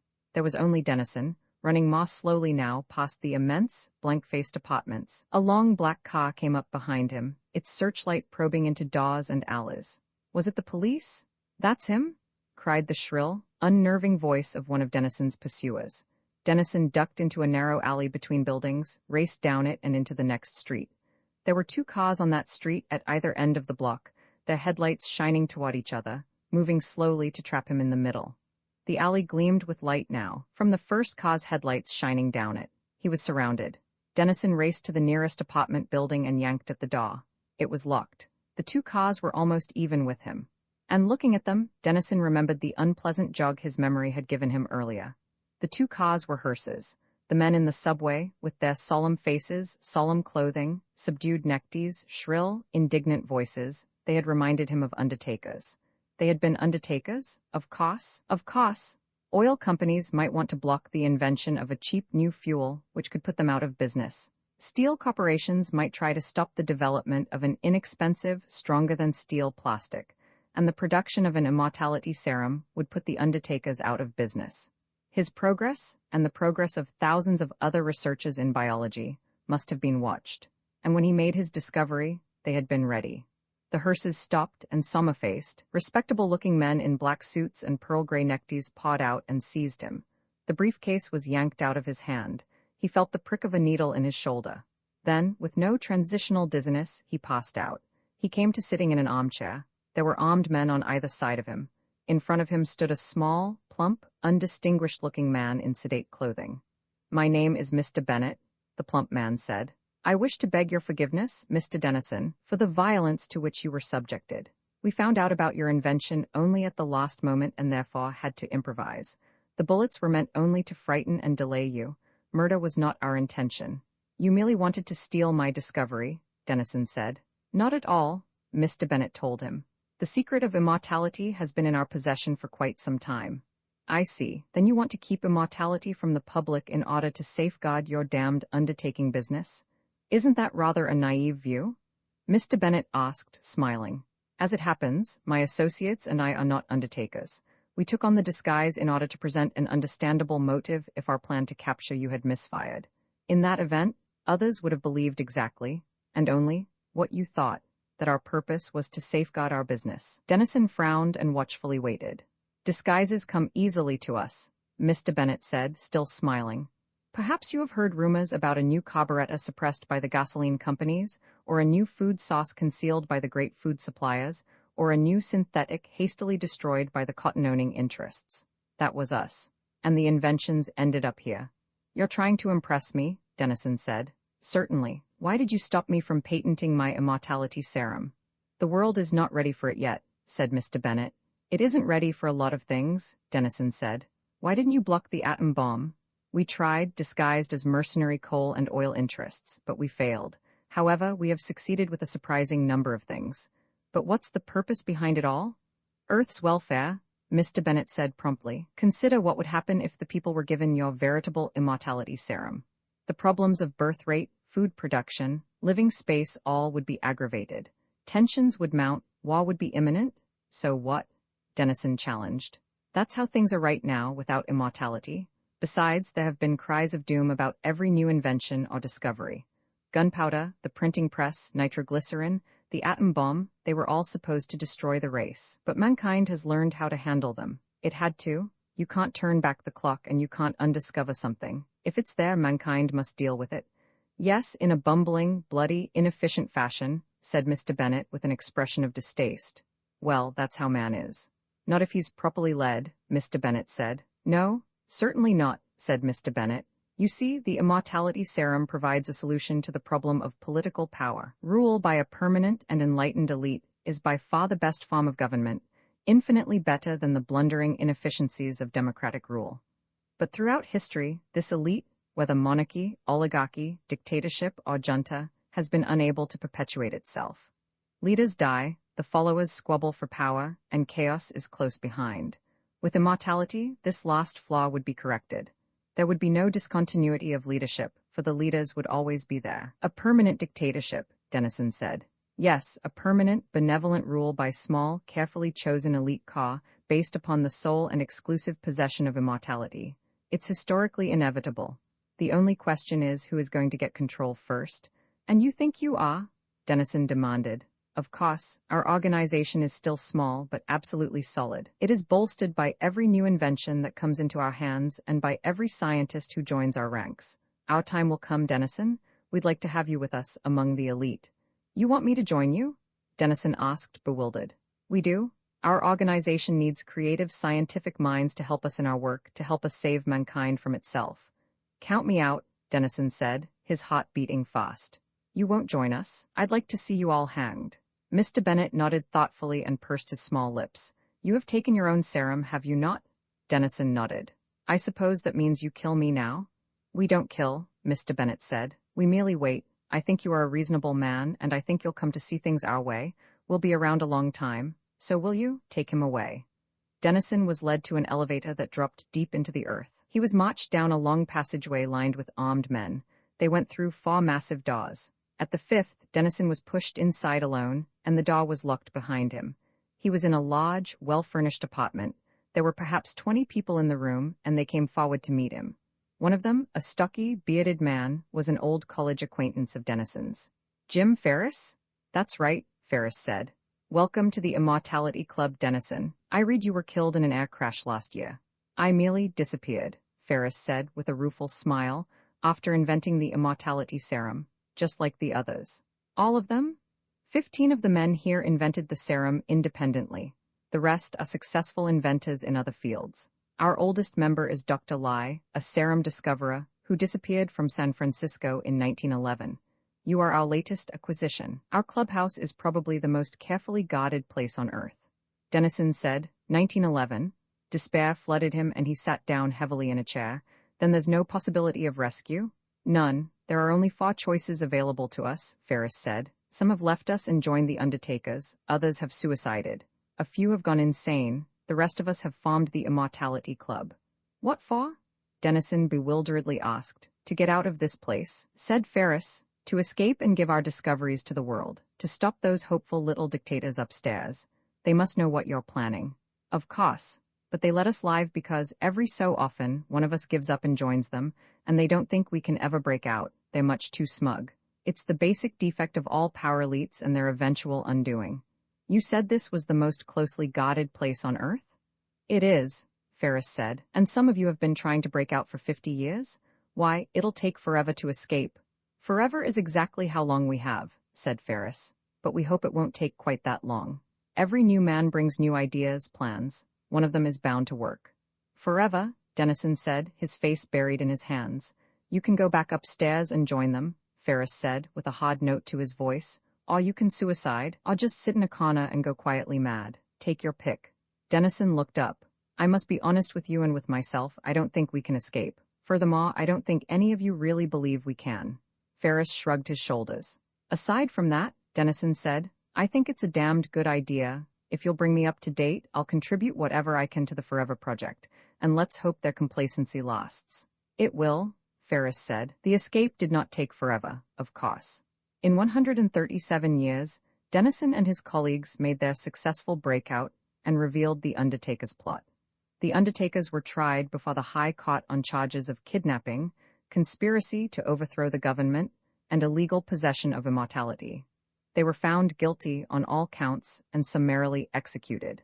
Dennison and his colleagues were also in illegal possession of immortality, which is the privilege only of our governmental elite. But the death penalty was waived in view of the Immortality Club's service to the state. This mercy was premature, however. After some months, the members of the Immortality Club went into hiding, with the avowed purpose of overthrowing the elite rule and disseminating immortality among the masses. Project Forever, as they termed it, has received some support from dissidents who have not yet been apprehended. It cannot be considered a serious threat. But this deviationist action in no way detracts from the glory of the club's escape from the Undertakers. The ingenious way in which Dennison and his colleagues broke out of their seemingly impregnable prison, using only a steel belt buckle, a tungsten filament, 3 hen's eggs, and 12 chemicals that can be readily obtained from the human body, is too well known to be repeated here.